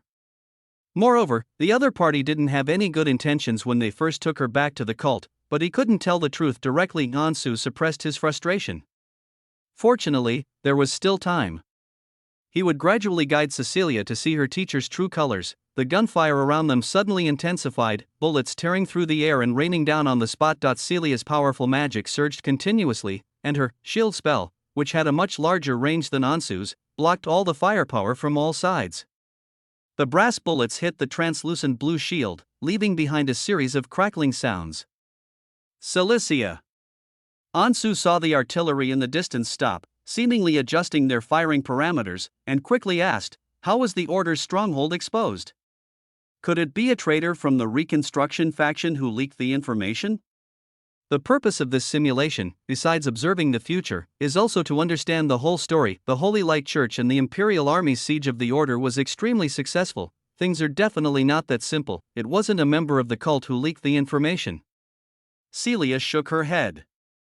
At this point, continuing infighting would be suicidal.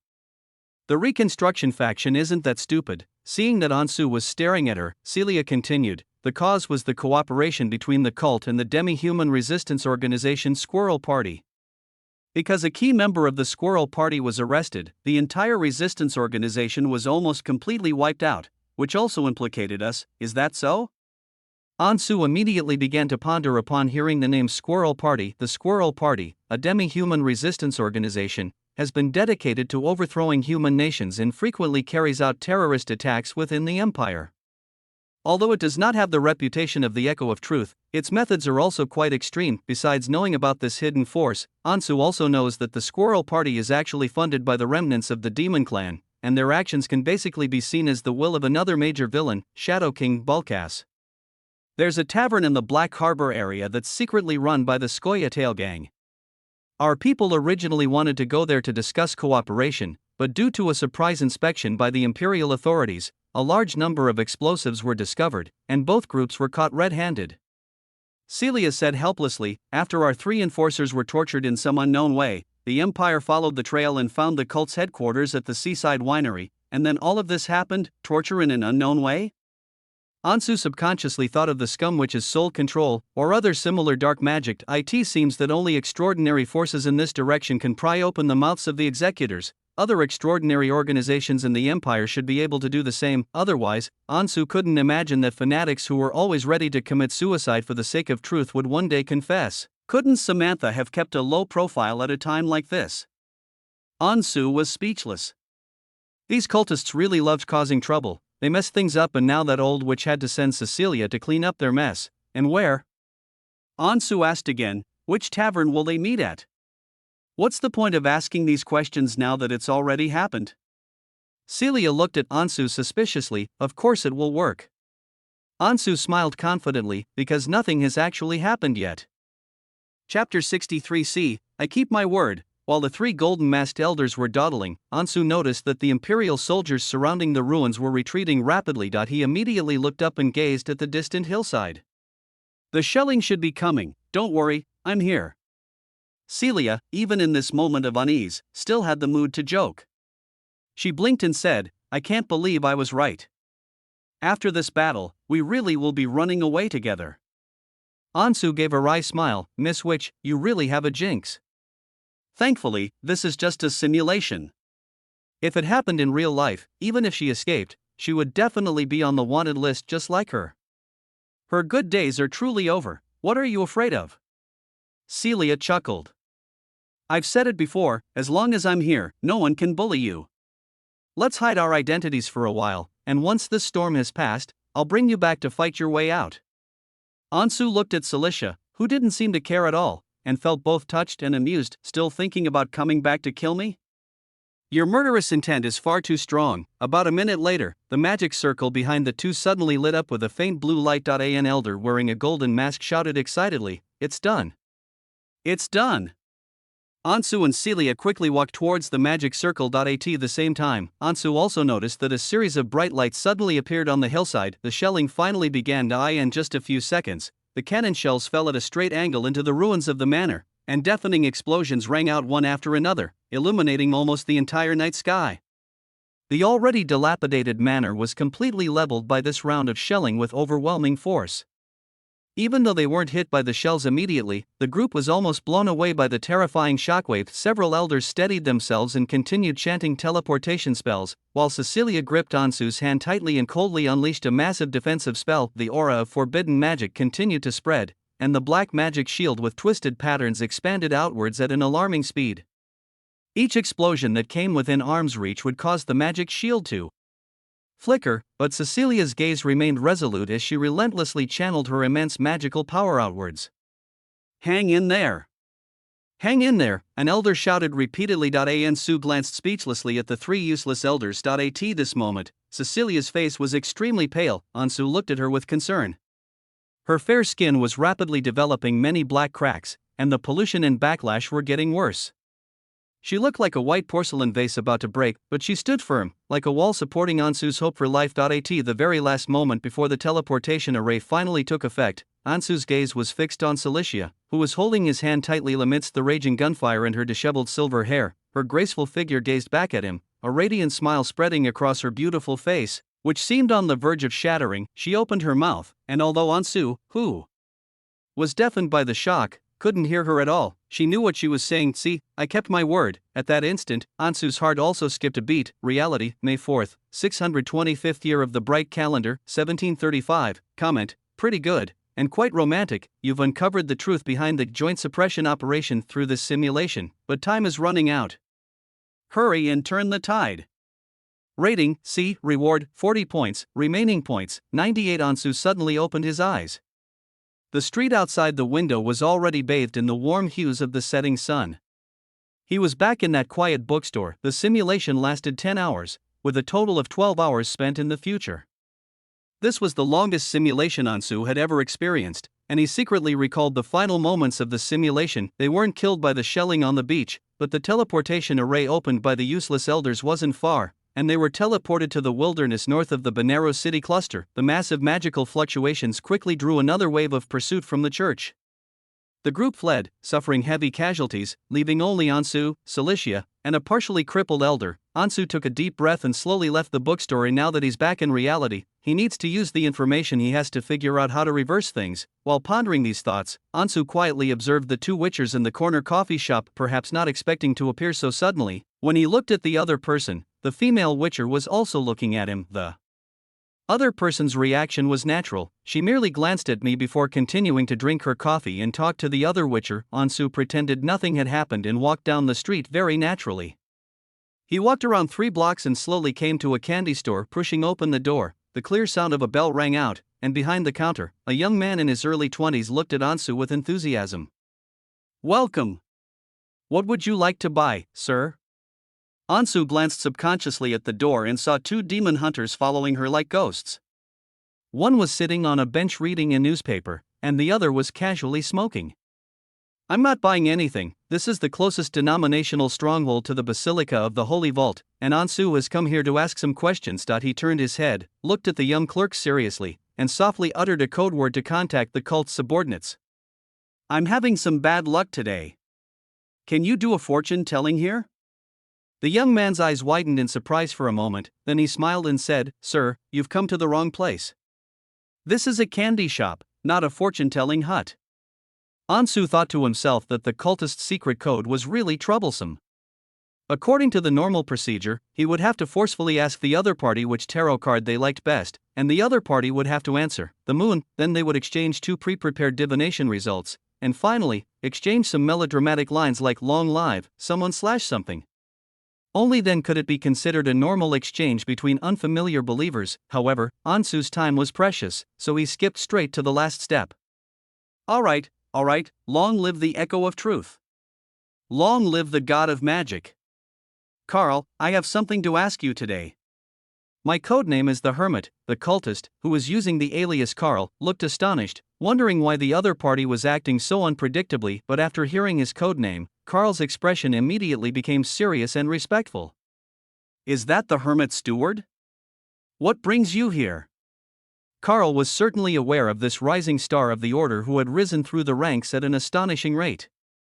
Seeing that his direct superior had something to ask him, he quickly glanced out the door.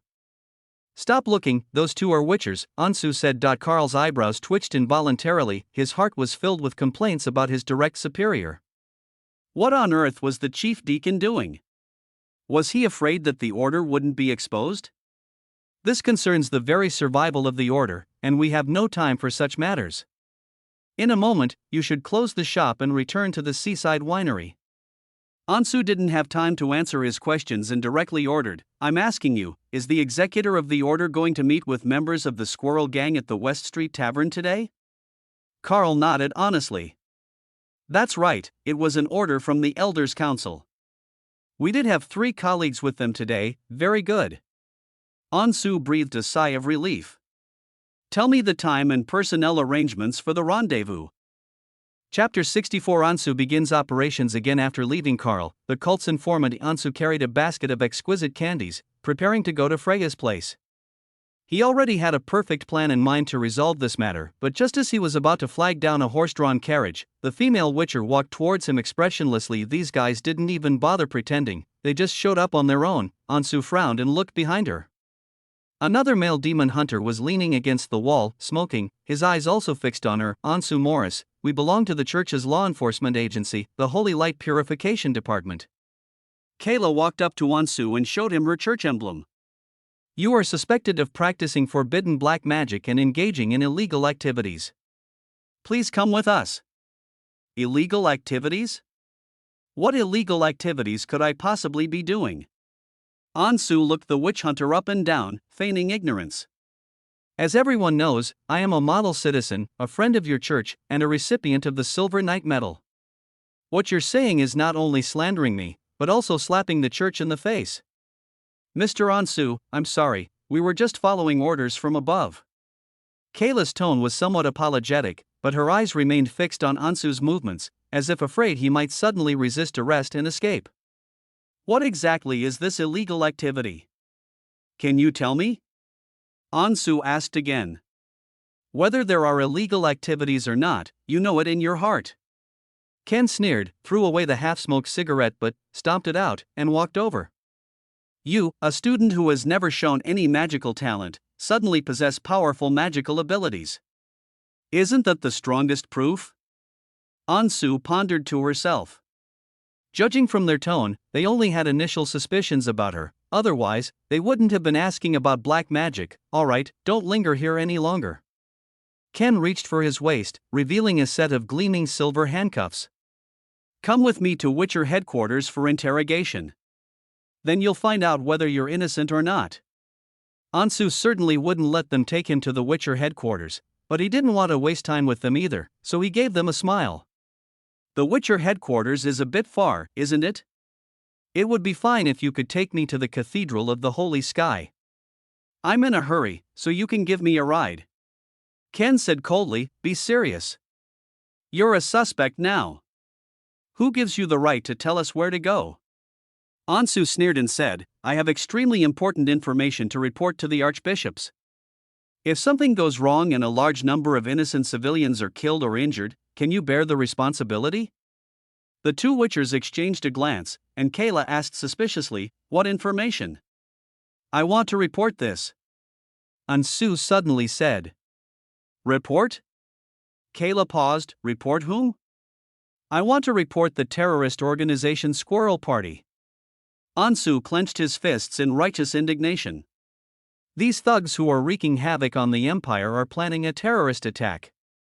Only I know where they are right now. You too, take me back to the cathedral immediately. To prevent this from happening, we must strike hard this time. The two witchers exchanged another glance, both somewhat bewildered. The Squirrel Party? How did we suddenly get onto this topic? What's going on? 20 minutes later, in the office on the second floor of the Holy Dome Cathedral, the two witchers stared blankly at the suspects who were beaming with excitement at the sight of the Saintess and Bishop Paul. This is truly the first time such an arrest has been carried out. The other party inexplicably transformed from a suspect into an important witness, and even started giving orders to their Archbishop and Saintess. In addition to Bishop Paul, who was in charge of the local diocese, Leonard, their Witcher commander, also rushed to the scene. This is none of your business. Leonard glanced at the two witchers guarding the door, walked over, and whispered, put aside the arrest warrant for Ansu for now. Go back and prepare, there might be new operations soon, sir. But Ken hesitated, glancing at Ansu. This guy's behavior today was indeed suspicious. Didn't you already instruct us to arrest him immediately if he acted strangely? Leonard turned around and gave Ansu a deep look. Hey! Bishop Leonard, what are you all whispering about? Ansu pouted and looked at Leonard standing outside the door with dissatisfaction. The encirclement plan can't be without you. Why are you so slow? Being late for meetings is not a good habit. Bishop Leonard's gaze was inscrutable. When did this kid become so bossy towards him? He took a deep breath and managed to hold back his anger. Okay, I'll be right there. In the office, Ansu had been talking for quite a while.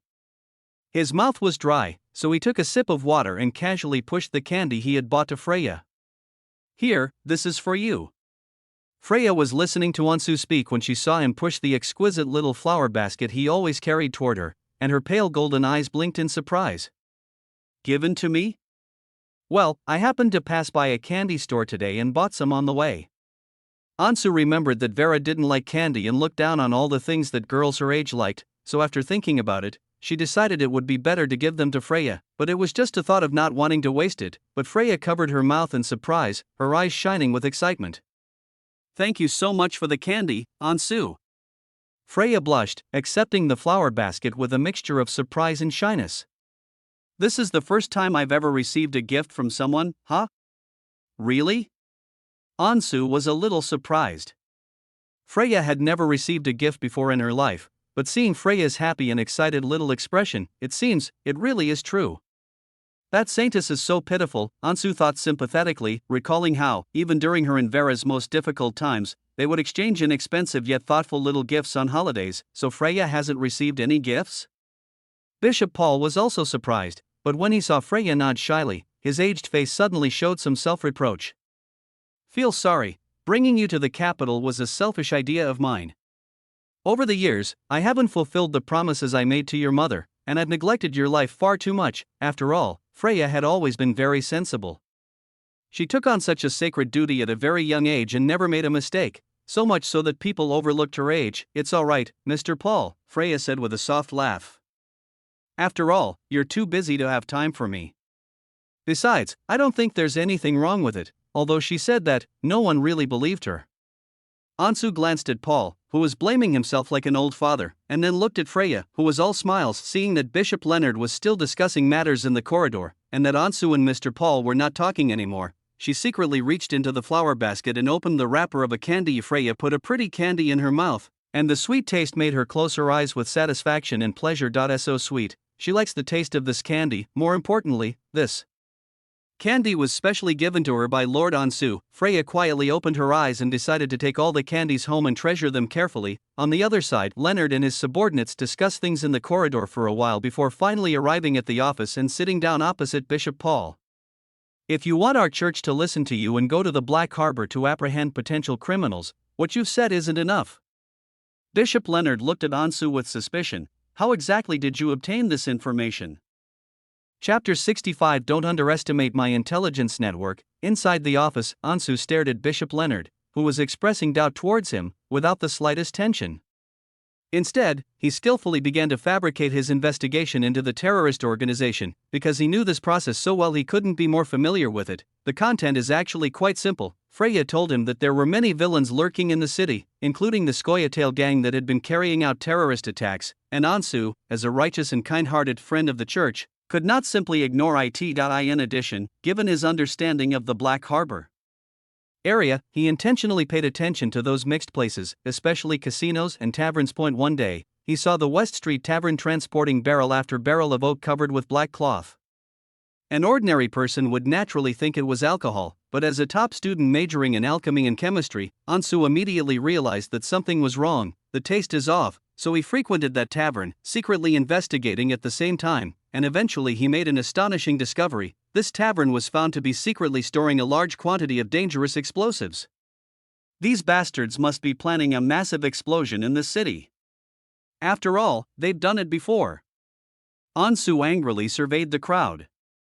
This is outrageous. As a friend of the church, I absolutely cannot let this go unpunished.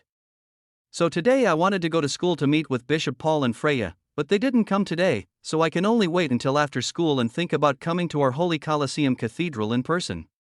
But unexpectedly, I ran into these two kind-hearted demon hunters as soon as I stepped out the door. Ansu looked sincerely at the two inconspicuous figures standing silently waiting outside the door. They were busy with official duties but still thought to give me a ride. Thank you so much. The two witchers exchanged a helpless glance, at a loss for words. After listening, Bishop Leonard's lips twitched involuntarily, thinking to himself that this kid was really good at spreading rumors. These past few days, aside from going to school and going home, you've basically stayed nowhere. He stared intently at Ansu, asking suspiciously, Where did you find the time to investigate the squirrel gang? Bishop Leonard, Ansu countered. How can you be so sure I haven't been anywhere other than school and home? Did you follow me? Leonard frowned, a sudden surge of annoyance rising within him, but he had nowhere to vent it. That he was well aware of Ansu's whereabouts, but he couldn't say so here because he hadn't received formal authorization from the Bishop's Council. Instead, he had secretly dispatched witchers to follow him. Ansu looked at Leonard's suppressed expression and sneered inwardly at the fact that he was being followed was Leonard's personal action.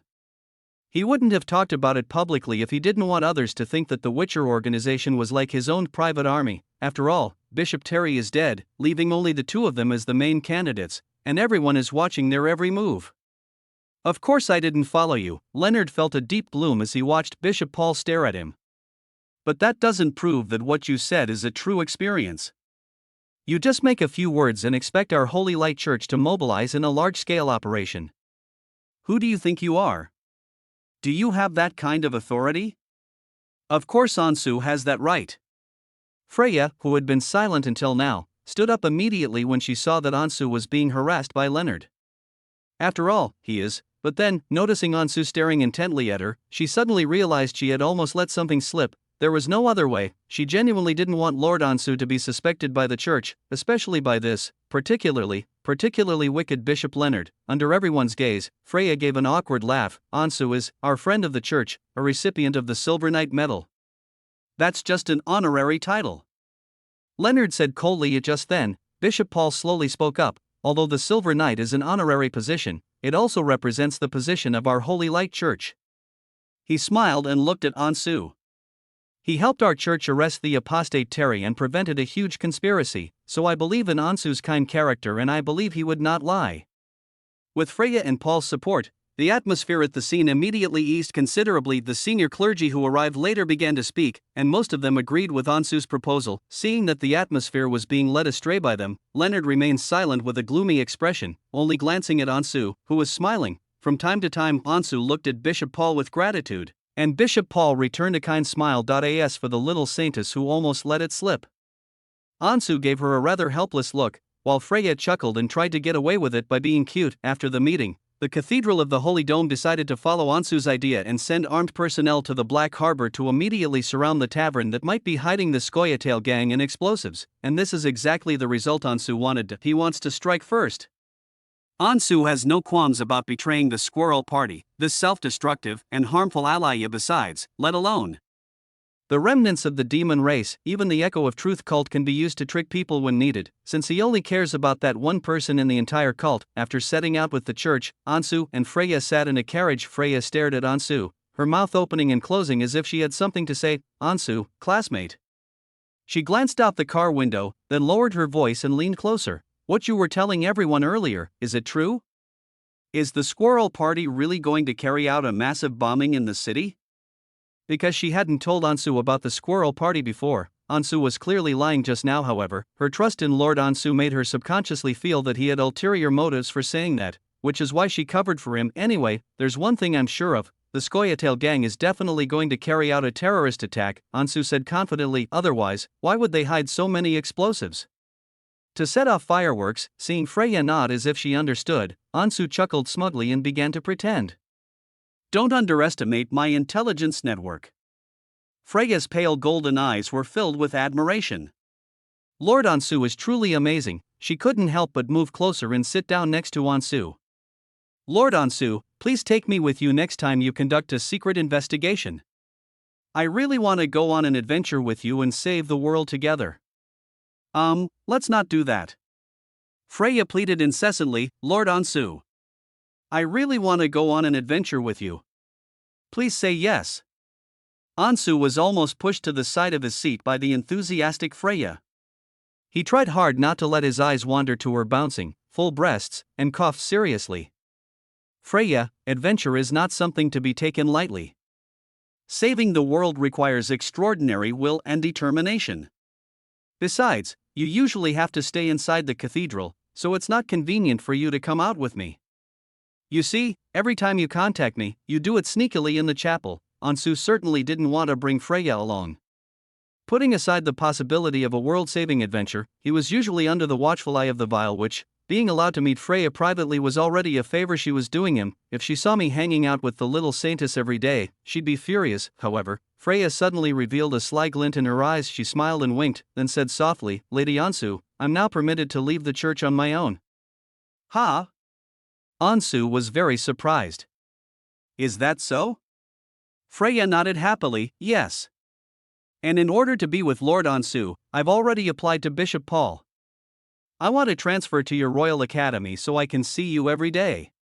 Ansu stared wide-eyed in shock at Freya's beaming face. Chapter 66. Even the church's holy maiden has been turned? You're transferring to our school? Ansu repeated, wanting to confirm again, yes. Freya exclaimed happily, envisioning the future. Bishop Paul has already taken care of the paperwork for me, and next Monday, I can study at the same school as Lord Ansu and see him every day. I won't have to sneak around like that anymore.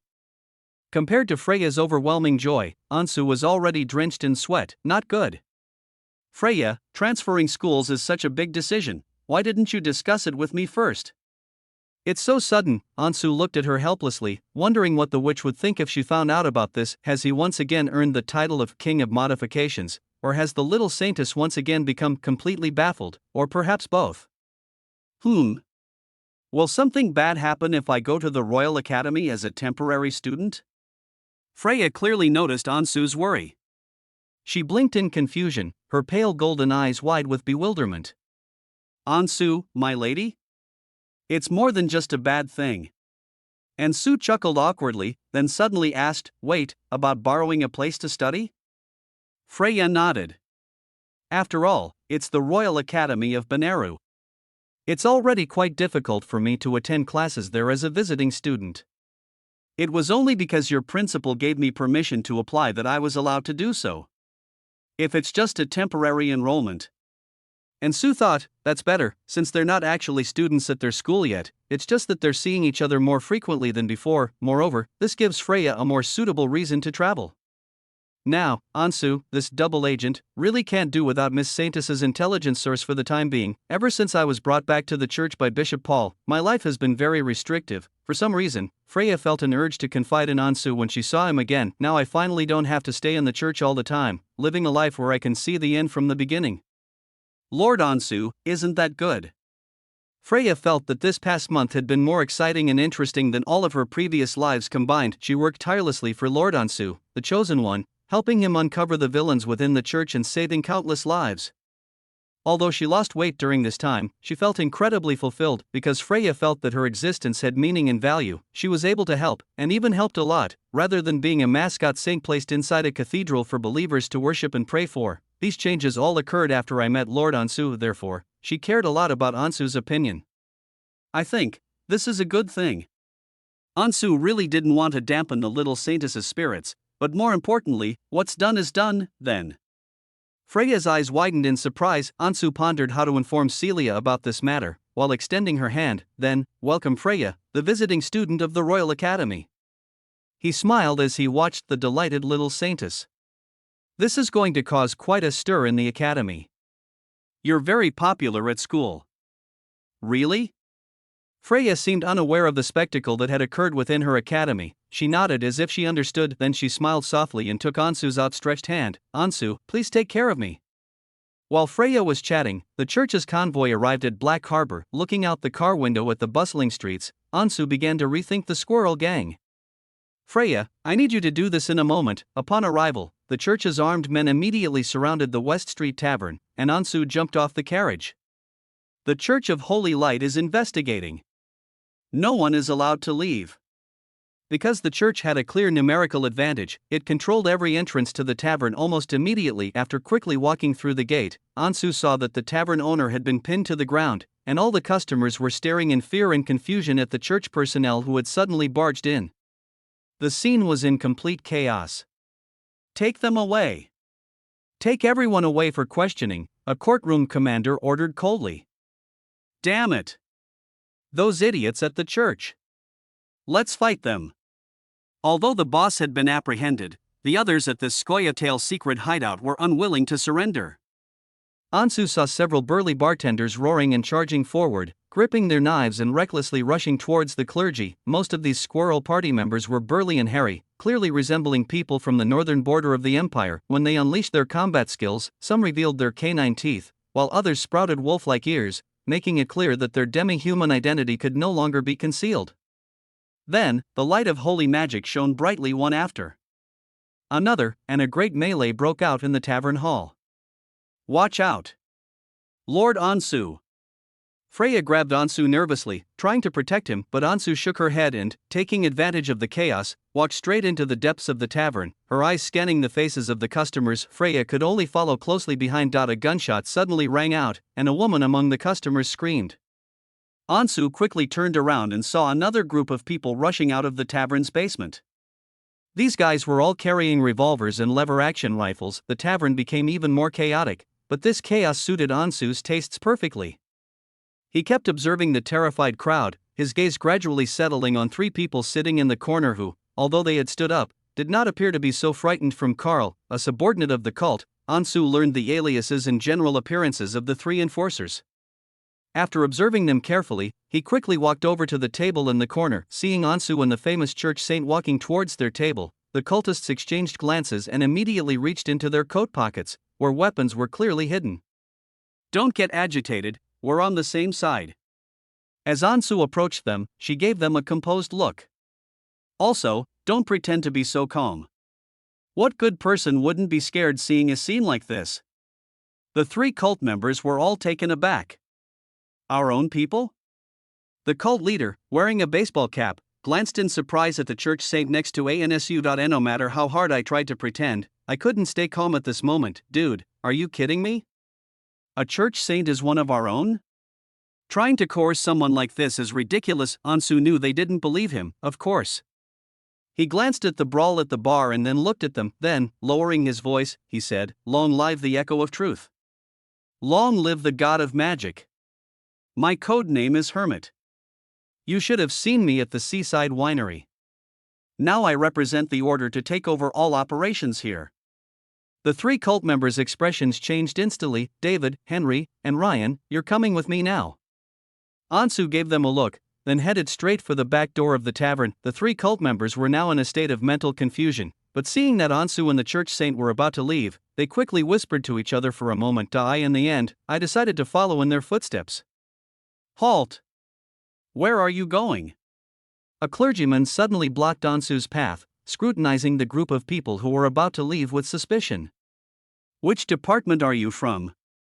Freya asked, her face serious as she stared intently at the clergyman. "Saint, Your Excellency?" The other party recognized Freya's identity and immediately adopted a friendly expression. "I am John from the local parish enforcement team. May I ask what you need?"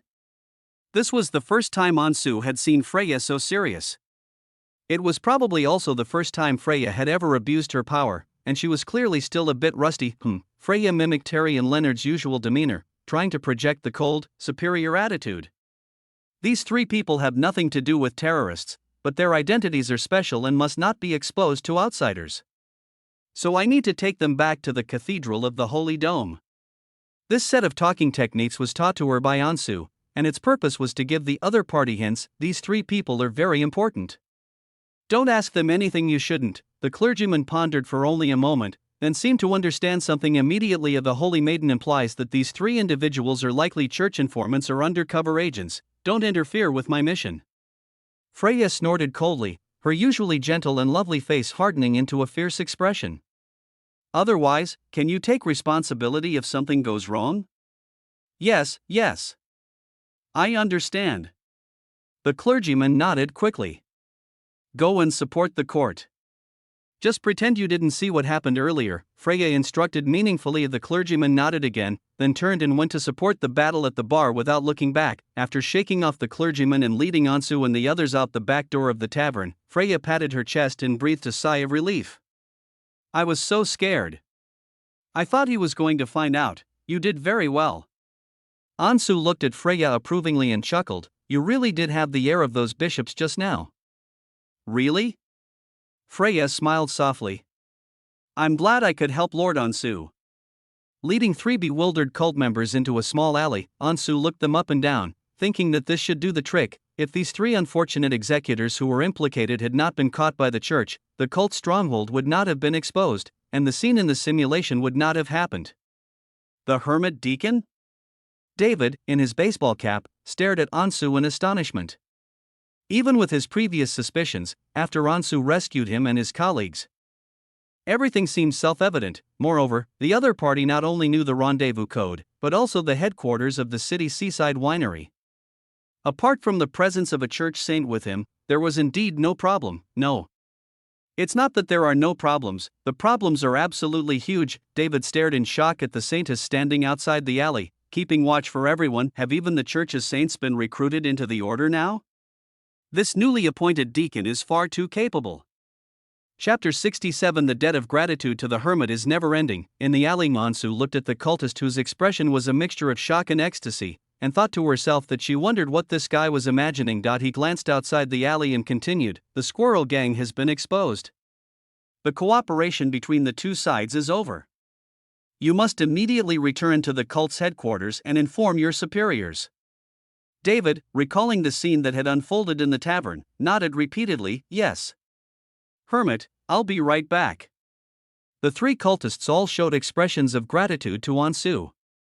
Without this deacon, the entire underground organization of the cult would have been in crisis. The hermit had single-handedly saved the cult. "Thank you, hermit. Thank you for rescuing me today.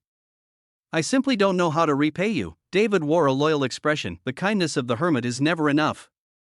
All right, stop flattering me, let's go." Ansu felt that he had unintentionally gained the support of the cult members, and thought that he might be forced to get a promotion again after making another great contribution. Damn it, this chosen one hasn't even had a chance to save the world, and yet he somehow ended up in a high-ranking position within a cult. This development was something I hadn't expected at all at the beginning. After watching the 3 cult members leave, Ansu returned to the outside of the alley. The fighting inside the tavern had come to an end, and the corpses were being carried outside, attracting an ever-growing crowd of onlookers. "Lord Ansu, the situation has been brought under control." Freya looked towards the tavern. All the customers had been escorted onto the carriage. Of the squirrel gang members who had put up a last stand, only one had survived, but he had fallen unconscious and was being revived by clergy using holy light magic. Very good. Ansu nodded. Even if the squirrel gang member was rescued, it didn't really matter anymore. It is estimated that within half an hour, everyone at the seaside winery stronghold will have evacuated, and the remaining cultists lurking in the city will also go into hiding and not show their faces again after being notified. The church will be busy after the investigation into the squirrel gang bombing case. "Freya, you should go back now," Ansu said with a smile, bidding farewell. "Lord Ansu." Freya hesitated as she looked at Ansu, her mouth slightly open, as if she had something to say.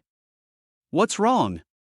Freya took a deep breath, as if she had made a great decision in her heart. Those pale golden eyes stared directly at Ansu, and she suddenly asked, "The evil organization you infiltrated is the Echo of Truth Order, isn't it?" Ansu nodded. In fact, when he uttered the slogan "Long live the Echo of Truth, long live the God of Magic," he was already prepared to be questioned by Freya. To be honest, she only found out about this today, and even Ansu herself found it a bit unbelievable. It can only be said that the little saintess trusts herself too much. This level of trust is probably a level higher than that of relatives or lovers. Is this the power of faith? It really is the Order of Echoes of Truth. Freya's gaze became extremely complicated. This is the Holy Light Church's greatest enemy, the most evil and cruel cult organization within the Empire. Lord Ansu is actually infiltrating such an organization all by himself. How does he spend his days? Do you live in constant fear, afraid that your identity will be exposed and you will be retaliated against and punished? Cults can be incredibly cruel, Lord Ansu. So, you obtained the information about Bishop Terry's matter in this way. Freya thought about it and suddenly understood everything. Why did he instruct him to keep an eye on the 3 archbishops from the very beginning? Because he was already lurking within the Echo of Truth Order and had long known about Terry's conspiracy with the cult elders. But, after this matter was over, why did Lord Ansu still stay in the Order of Echoes of Truth? Is there some important reason that can't be told? Lord Ansu. Freya couldn't help but worry about Ansu. Your life within the cult must have been very unpleasant. Well. Ansu hesitated for a moment, unsure whether she was happy or unhappy. at least being stepped on by Cecilia was quite enjoyable. This can't go on. If you remain trapped in the echoes of Truth Order, how will you ever escape? Freya's tone was tinged with sadness. When would the Chosen One be able to return to the embrace of the Church of Holy Light?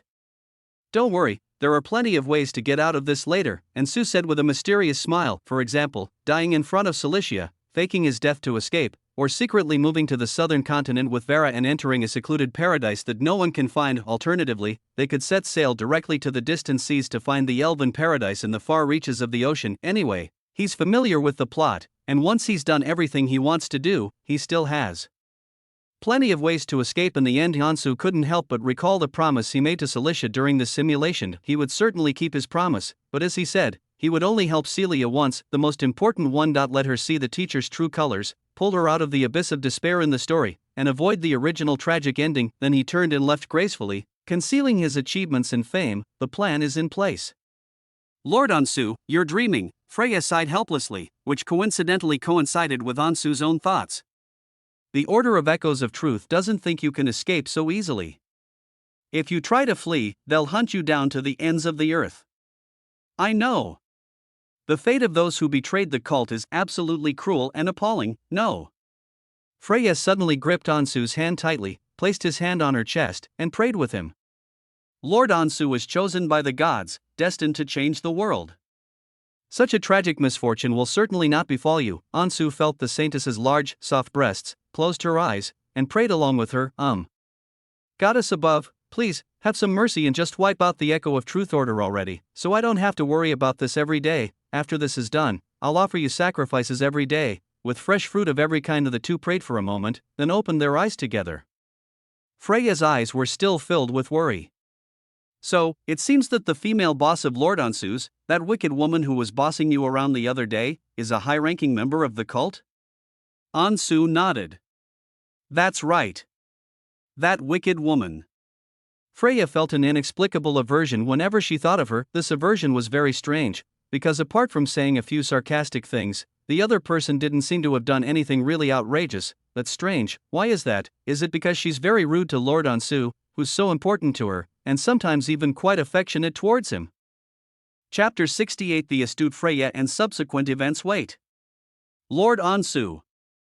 Freya gazed at the sky in contemplation for a moment, then, as if suddenly remembering something, she said with a surprised expression, when I first saw her, I had a feeling of déjà vu. I couldn't have met that bad woman before, could I? Ha? You've met him before? Ansu was even more surprised than her, thinking that apart from the time you lost your head in the simulation, the ambush of Bishop Terry should have been the first time the two of them met. Let me think. Freya kept pondering. Then, his pale golden eyes gradually widened. Since she's a high-ranking member of the Echo of Truth and possesses such formidable strength enough to easily eliminate an archbishop for you, she's definitely not an unknown figure. Your superior, Haley Lawrence, could she be? Freya seemed to have grasped the truth. That legendary Ash Witch who comes and goes without a trace, ranked third on the Empire's wanted list, and whom the Church can't catch no matter what. Ansu blinked, looking at the little saintess in surprise, who seemed to have suddenly understood. Why are you so smart today? At this time, Celia's name has not yet appeared in the public eye, and moreover, she is still associated with the aristocratic identity of Haley Lawrence. Even Leonard has not connected her with the Ash Witch. Freya actually guessed it right away? Freya, you've cheated again? Ansu couldn't help but recall the scene when Freya revealed that she was the chosen one. What, cheating? Freya looked at him in confusion. Why did Lord Ansu always use words she couldn't understand? It's nothing. Ansu shook her head and dismissed her association. She's not the Ash Witch, and Freya is the one. I advise you not to investigate any further. But Freya was not about to give up. Although Lord Ansu did not admit it, the more she thought about it, the more she felt that this was the case. That wicked woman must be the Ash Witch. For some reason, perhaps it concerns Lord Ansu's safety, she is very perceptive in this matter. Lord Ansu is actually working under the Ash Witch. Freya anxiously looked up again. No. This won't do. Lord Ansu, I must help you get rid of that wicked woman. Ha? No way. Ansu rejected it again, at least not now. Why? Freya looked at him in confusion. Did Lord Ansu still have some secret plan that he hadn't completed? That was her first thought. After all, surely Lord Ansu couldn't possibly be reluctant to leave that wicked witch, could he? Because I have a secret plan here. I need to infiltrate the inner circle of this high-ranking member of the cult to learn more intelligence. Ansu gave her a knowing look. So it's the same as always, for the sake of the holy light, for the safety of the entire world. You absolutely must not reveal this to any outsiders.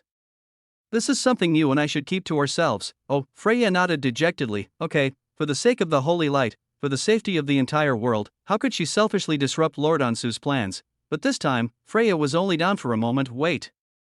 Lord Ansu also said that it's not possible right now. But not now is not equal to not in the future. Freya tried hard to suppress her emotions and kept thinking about it in her mind. Lord Ansu will eventually escape that wicked woman. At the very least, I should try to find a way to help him in advance. The next morning, Ansu started paying attention to the outside world as soon as she got up. The most obvious thing was today's newspaper headlines. Ansu went to the street and bought several newspapers from a newsboy. They were all about the demi-human terrorist organization Squirrel Party. The church received a tip from a concerned citizen who wished to remain anonymous. They swiftly raided a key stronghold of the terrorist organization, seizing 3 tons of black powder and preventing a planned bombing. 3 tons? Ansu muttered to herself as she read the newspaper at home. The Squirrel Party was making such a big fuss, she wondered what their target was. He secretly recalled the original plot, the deeds of the Squirrel Gang, the explosion maniacs. Logically, it should have happened much later, but whether it was Professor Duncan or the Squirrel Gang, many plot points were brought forward. It seems my existence has already significantly altered the original world line. Ansu does indeed feel some sense of crisis about the uncertain future, but such changes are inevitable. As he actively intervenes more, the world's direction will become increasingly unfamiliar. The accuracy of the larger predictions may decrease, but fortunately the smaller simulations have always been reliable. Just as Ansu was reading the newspaper, a system notification popped up. System rewards are being generated. Thanks to the kind citizen who reported the incident, you prevented a tragedy from happening. Comment: whether it's a cult or the Holy Light Church, your contributions are undeniable. You've mastered the art of profiting from both sides and exploiting information asymmetry. Reward: 20 points. Reward: Spiritual Experience LV1. Remaining points: 118. The system comments were always humorous, but Ansu ignored them and went straight to the new skill reward. Talent: Spiritual Experience LV1. Primal magic is violent and chaotic, driving people to madness and raising the level of spiritual experience. It can help magic practitioners greatly stabilize their mental strength and soul will, thereby opening the mysterious door to higher-level magic. After reading the description, Ansu was overjoyed. Although he had only been learning magic for a short time, he was indeed troubled by his inability to learn high-level magic. His LV3 flashbang was useful, and even produced some unexpected effects several times, but it wasn't sustainable to rely on such low-level magic all the time. Ansu didn't want to fight with only a spell for illumination in one hand and a sword in the other. He wasn't Gandalf, the battle mage who had misallocated his stat points. With this Spiritual Experience LV1, he can cultivate mid to high level magic of the 3rd ring or above, and his combat strength will definitely increase significantly. Bro, is today's news really that funny? Vera, who had just gotten up, wandered into the living room in her pajamas, yawning. She saw her brother reading the newspaper with a smile in his eyes and assumed he was looking at the daily joke submission section in the corner of the Banera Daily. Of course not, but today's newspapers are full of good news. Ansu put down the newspaper and looked at her younger sister, who was clearly still half asleep. Vera, still half asleep, moved closer to Ansu and glanced at the newspaper. Terrorist organization, attempted bombing? Vera's eyes finally widened a little. She read the newspaper carefully, muttering to herself, what terrible news. These demi-humans and cults, they're absolutely wicked. Yes, Ansu nodded. They are absolutely wicked. Thank goodness for this kind citizen. Vera patted her chest with relief. If it weren't for his tip-off, with so many explosives, who knows how many people would have died? And who exactly is this mysterious citizen? Yes, Ansu stroked her chin thoughtfully. Who could be such a warm-hearted, righteous, kind, intelligent, and handsome citizen? Vera looked at her brother suspiciously. Ansu returned her a mysterious smile. Vera blinked in surprise, then said thoughtfully, "Could it be?" Chapter 69. Vera's anxiety in the secret meeting. While chatting with her sister, Ansu suddenly noticed a change in the status of the communication amulet she had placed in the warehouse. He took out the small amulet, and a faint, ethereal blue light flickered within it. Lawrence Estate, come quick. Lawrence Manor was Celia's residence in the Riverside district. Ansu quickly put away the amulet and looked at Vera, saying, "You can have breakfast by yourself. I have to go now." Vera, wearing an apron and busy in the kitchen, peeked out and looked at Ansu, who was hurriedly changing her clothes. My brother gets all worked up whenever it comes to that female boss, it's unbelievable. Brother, come back soon. Ansu smiled and waved her hand, then gently closed the door. Vera gazed silently at the fried eggs that had already been cooked and the sumptuous breakfast that had been prepared, and sighed helplessly. Although life has indeed improved now, for some reason, Vera actually misses the impoverished days of the past. Back then, my older brother was always there for me, unlike now, where we have so little time alone together. Vera turned off the stove, sat on the sofa, and had no appetite for breakfast. Her mood suddenly became chaotic. My brother has changed a lot lately, he's surrounded by more and more outstanding girls. Vera always felt like she was about to lose something. It's kind of ridiculous. For so many years, Vera thought she had perfectly controlled her brother's social circle, keeping him focused on his studies and preventing him from having any more thoughts about those foolish and enthusiastic female students. As a result, despite all the precautions, neither the kind and gentle Freya nor the incredibly beautiful but vicious female boss are people from my brother's school. On the sofa, Vera clenched her fists angrily. This can't go on. After leaving home, Ansu did not rush to the Riverside district. He walked slowly down the street, keeping an eye on his surroundings, but the two pursuers seemed to have vanished completely. Whether it was the result of Paul and Freya's behind-the-scenes maneuvering, or Leonard's reluctance to target him too much, the Witcher organization seems to have withdrawn its surveillance of him only after confirming that it was safe. Did Ansu finally flag down a carriage upon arriving at Celia's mansion? The head maid led him to the second-floor reception room. When Ansu opened the door, he discovered that there were quite a few people present. Besides Celia, who was staring intently at him, there was Samantha, a tall, thin middle-aged man, and 5 familiar-looking elders of the cult. Our chief steward has finally arrived. When Samantha saw Ansu appear, she smiled and introduced him to the others, saying, "I don't need to introduce this new member codenamed Hermit, do I?" The middle-aged man observed Ansu for a moment, then quickly put on a friendly smile. "Oh? So the Hermit is actually so young?" Under everyone's watchful eyes, Ansu calmly walked to Cecilia's side. Cecilia teased in a low voice, "You did another great service for the order yesterday." "Not at all." Ansu could only put on a humble expression. "I am also a member of the order, and it is my duty to contribute to the order."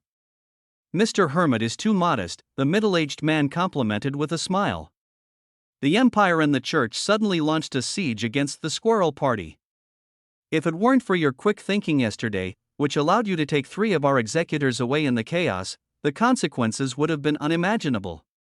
Several elders nodded in agreement, their eyes filled with anticipation for Ansu, the rising star of the cult. If Samantha's promotion of this newcomer to the position of deacon of the Banera district had drawn criticism from many, then after yesterday's incident, probably no one will question his abilities anymore. After being flattered by his praise, Ansu immediately put on a flattered expression.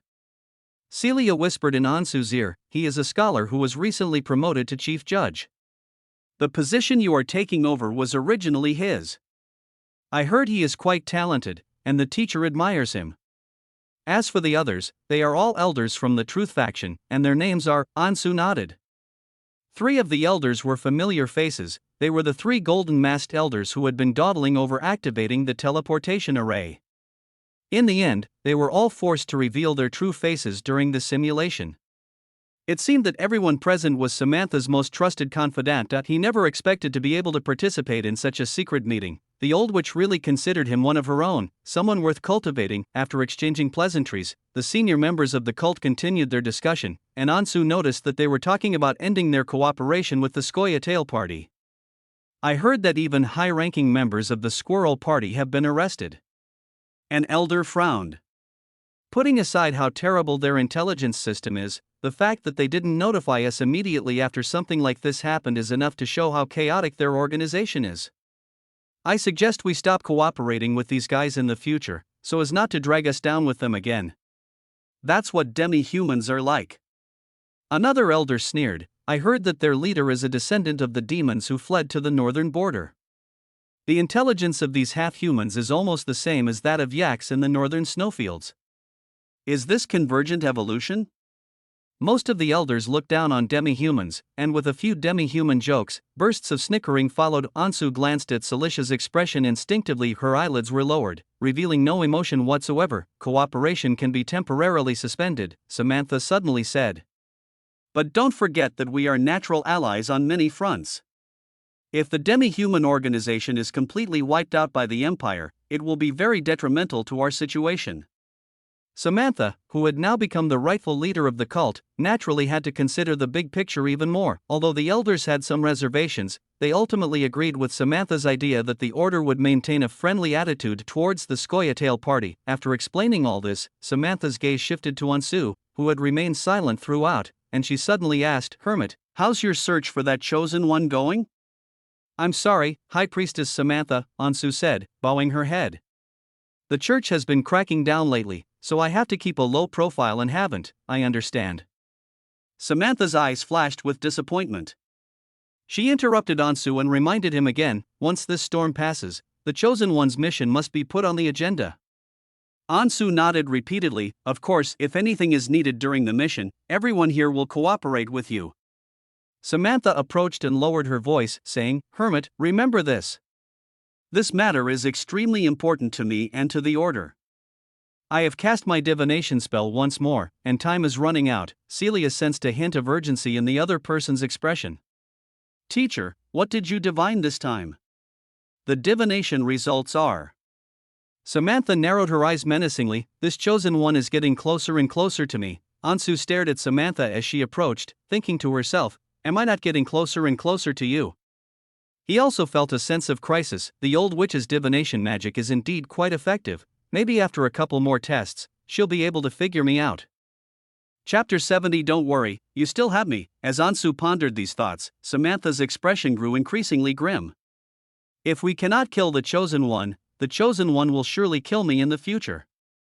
The divination results made Samantha realize that her death was imminent. Suppressing her fear, she said coldly, I am not afraid of my own death. I am afraid that if I die, all our great undertakings will be destroyed in an instant. So, Hermit, do you understand the importance of this mission? Ansu silently watched Samantha, who was clearly afraid of death but kept saying she was doing it for the greater good. He sneered inwardly, but on his face he still wore a loyal expression of sharing the leader's burdens. Queen Samantha, rest assured, I will definitely help you find this damned chosen one. So that you will have no more worries. Very good. Samantha nodded, her expression finally relaxing a bit. The abilities the hermit had demonstrated these past few days had indeed given her hope. At this moment, Ansu looked at the worried Samantha and glanced at Cecilia beside her, and an idea suddenly arose in her mind. A good idea to sow discord. He was going to gamble. Gamble on the extent of Samantha's trust in Celia. Sect leader Samantha, how about this? Ansu, as if thinking from her perspective, suddenly made a suggestion. Now that you're stationed in the rear, with various forces watching you, you might not be able to get information in a timely manner. Therefore, if I find this chosen one, I will report to Lady Celia immediately and have her kill him right away. You can just wait for our good news. Ansu's suggestion is actually quite reasonable. After all, Cecilia was actually the most suitable person to carry out this mission, but she insisted on doing it herself. After he finished speaking, he stared intently at Samantha's expression. Samantha paused for a moment, then quickly glanced at Cecilia. No. She immediately rejected the suggestion. Your task is simply to search. Once you find it, report back to me immediately, and then I will personally take action. Master, why? Ansu asked, puzzled. Isn't it the simplest way to let Lady Celia make the decision directly? With Lady Celia's strength, she'll surely be defeated the moment she shows her face. Yes, teacher, Celia was also a little confused. In fact, the whole mission was strange from the beginning. If she wanted to kill the other party so badly, wouldn't it have been better to just send herself to do it? However, when she initially informed her of this matter, she only asked her to select an informant within the academy and repeatedly warned her not to act rashly. Why does it have to be so roundabout? Samantha did not directly answer Celia's question. After a moment of contemplation, she began her riddle-solving act. I naturally have my own considerations on this, because this matter is not as simple as you think. Ansu glanced quickly between the two, her eyes flashing with a moment of sudden realization, but she quickly suppressed that emotion. All right. Since leader Samantha has already made this plan, there must be a reason. He swallowed the second half of the sentence, pretending he dared not say it. The wise hermit cleverly discovered that the leader of the Samantha cult did not trust Celia, so he chose to remain silent. A moment of silence fell over the room, and a subtle glint flashed in Cecilia's eyes. Samantha frowned and gave the talkative young man a cold look. I'm sorry. Ansu quickly lowered her head in alarm. Master, I shouldn't have offered such advice. Don't think that just because I promoted you to deacon, you can talk nonsense. Samantha threatened coldly. In short, remember this. If you fail to complete this task, you have no reason to exist in the order. Ansu lowered her head even further, but if you can complete this task, Samantha's tone shifted, and she casually painted a rosy picture. That would be a tremendous opportunity for you. I will persuade the Council of Elders to promote you, Hermit, to be the youngest elder in the history of the order. Unlimited glory and wealth await you. Upon hearing these words, which combined kindness and severity, Ansu's eyes lit up, and she excitedly raised her head. Thank you for your trust, High Priestess Samantha. I will definitely complete the mission. Very good, Samantha nodded again, her gaze slowly shifting to the other trusted confidants. After the episode about the Chosen Ones ended, Samantha then gave some instructions on how the cult should keep a low profile and reduce its activities in the near future. Before leaving the mansion with a few other close confidants, after they left, the atmosphere in the reception room became quiet. Ansu quietly observed Celia, who was leaning against the edge of the sofa, her brows furrowed, as if she was deep in thought. Your Highness, which Ansu finally broke the silence, are you thinking about what she just said? Celia stared at Ansu with her deep purple eyes for a moment, then suddenly cast an impenetrable magical barrier. You asked that on purpose? Celia narrowed her eyes. Ansu nodded honestly. I guessed it, Celia said, pursing her lips. Otherwise, why would you go through all that trouble? Your Majesty is so clever, you must have figured it out by now. Ansu looked directly into her eyes and said, word by word, your teacher doesn't actually trust you. Since the prophecy foretells that the Chosen One will ultimately kill Samantha, Ansu said calmly, then she will not give you this task no matter what, because she is full of suspicion and fear of you. Samantha is worried that once you find the Chosen One, you'll use him to get rid of her and then take his place. Ansu tried to plant a seed of doubt in her mind. After saying this, he quietly watched Cecilia's reaction. Perhaps she's just overthinking things, so she has to kill the Chosen One herself to feel at ease. Celia sighed softly. After all, it concerns her own death. Ansu, perhaps you're overthinking it. Ansu could clearly sense Celia's dissatisfaction and suspicion, but she still habitually avoided him, just like last time, which made him angry at her lack of self-control. She seems domineering and eccentric in public, but deep down she's very vulnerable and easily manipulated by her closest relatives. That makes sense when you think about it. Samantha came first, and now I'm in her shoes. Ansu felt that her method of using hypnosis to gradually soften her heart towards her was quite similar to PUA, but Ansu still thinks that what she did was a good form of PUA. Samantha, the old witch, is a wicked PUA. Your Majesty, this can't go on any longer. Ansu's tone hardened as she approached Celia, who was struggling with her inner turmoil. You've been by her side for so many years, and she hasn't developed even the slightest bit of trust in you. Even a pet would be familiar with you by now. She's only nice to you now because she can use you, but what about later? Ansu stared at the stunningly beautiful face so close to hers, coldly pressing for an answer. If an irreconcilable conflict arises between you, she will likely attack you immediately. Yet, the naive witch shows no sign of wariness. You will suffer greatly. Ansu, the witch, who was usually tough, had a rare look of confusion in her eyes. She leaned against the edge of the sofa, slowly lowered her head, and murmured to herself, even if what you said is right, the day hasn't come yet. My teacher couldn't possibly want to kill me, could she? How could there be such a huge conflict between us? I can't imagine, and Sue sneered inwardly. That was exactly what she thought. You two, this seemingly master and disciple relationship, and all the tenderness between you, are all fake. How could a vicious old witch who only wants to survive develop feelings for her vessel? But he didn't show it. He knew that too much of a good thing could be bad today. Making Celia doubt her teacher is enough to complete the mission. Once suspicion takes hold, it will spread like a plague, and the other party's conspiracy will be exposed sooner or later. So, Ansu gazed at the rarely seen weak witch, who was caught in a mental breakdown, and a gentle smile appeared on her face. "Miss Witch, I don't think it's a big deal. So what if you and your teacher become enemies?" Cecilia gently raised her head and gazed intently at that gentle smile. "Because you are not alone." And Sue smiled gently. "Even though you don't have a teacher anymore, you still have me." Chapter 71. You're not allowed to smile like that at other people again. The atmosphere in the reception room suddenly became quiet. Under the lamplight, Celia stared blankly at the boy's smile. The boy's face was already exceptionally handsome, and his gentle smile seemed to possess a strange magic that reassured people and subtly bewitched them, making it irresistible to want to get closer and explore more. "Ansu, you," Celia, who was about to say something, suddenly found her mouth tied in knots and quickly lowered her head, avoiding their gazes. "I am not alone, because I have him." She liked that sentence very much. A warm feeling welled up inside her, and an indescribable emotion spread through her. But on her face, Cecilia frowned and reverted to her cold, sour expression. That's just how awkward her personality is. The happier and more joyful something is, the less she dares to touch it. Easily, deep-seated feelings of inferiority and insecurity made her instinctively resistant to anything that evoked beauty. All right.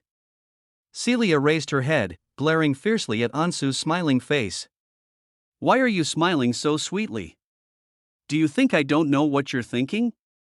"Ha!" And Sue was taken aback for a moment, then immediately wiped the smile off her face. "What's wrong with this scumbag witch again? I was just trying to comfort you, wasn't I? They really don't appreciate kindness." "I know you mean well, and I know you want me to be wary of her."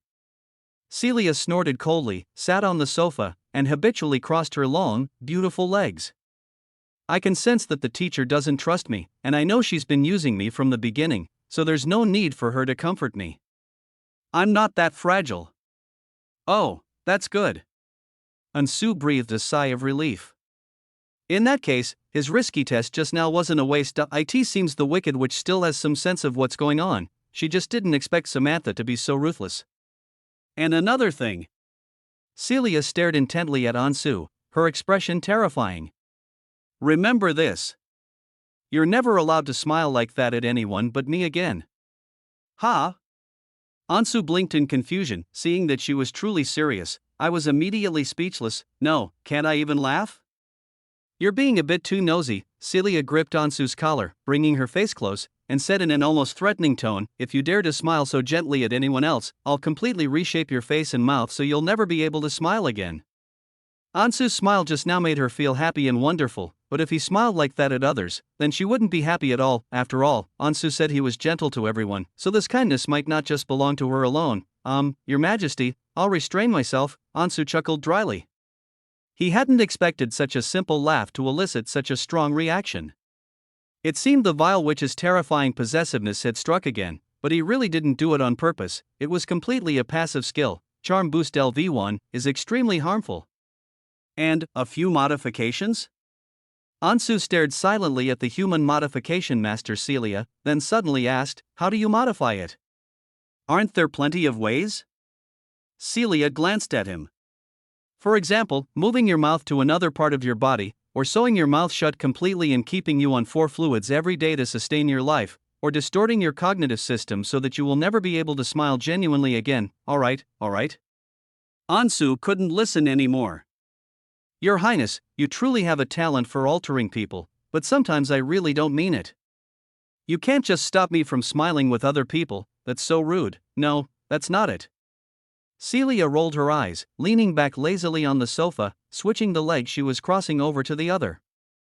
"A polite smile is definitely different from what happened earlier. I can tell whether you're being sincere with others. In short, stop smiling at people indiscriminately and stop trying to win over other girls." Ansu looked at her helplessly, thinking to herself, "You mean the discretionary power is entirely yours? If you say yes, then yes. If you say no, then no. Why do you seem so reluctant?" Celia glanced at him again, then looked down at her raised right leg. "My leg is sore, give me a leg massage." Ansu sat beside Cecilia and expertly lifted the long leg encased in black stockings, placing it on her knee. How could I be unwilling? Since your highness the witch doesn't like it, I'll do as you say.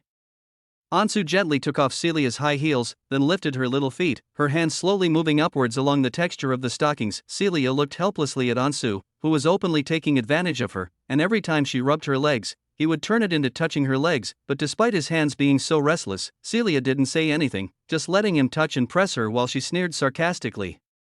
Besides that, there's something else that makes me very angry. What is it? Ansu had already touched the fleshy thigh. After I left the school gate. Celia said irritably, didn't I tell you? For your safety, don't come with me, and don't get involved in this. I didn't follow them. Ansu felt wronged. He squeezed the witch's thigh hard, making her let out a soft groan. Go easy. Why are you hitting so hard again? Sorry, I couldn't help it, Ansu said with a smile. You didn't go with them? Celia looked at Ansu suspiciously. Then how did you know that the squirrel gang was being besieged? You didn't even inform me before taking action on your own, and you rescued our people with that saintess. Your Majesty, I am the deacon of the Banera region. Of course, Ansu would not tell her about the scene he saw in the simulation.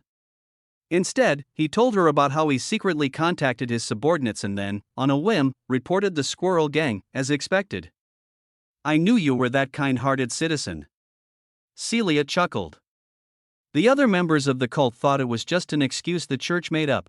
The elders even thought there was another traitor in the family, but only I know you. This kind of unconventional yet highly effective tactic could only be done by you. Ansu wore a smug expression. Isn't this great?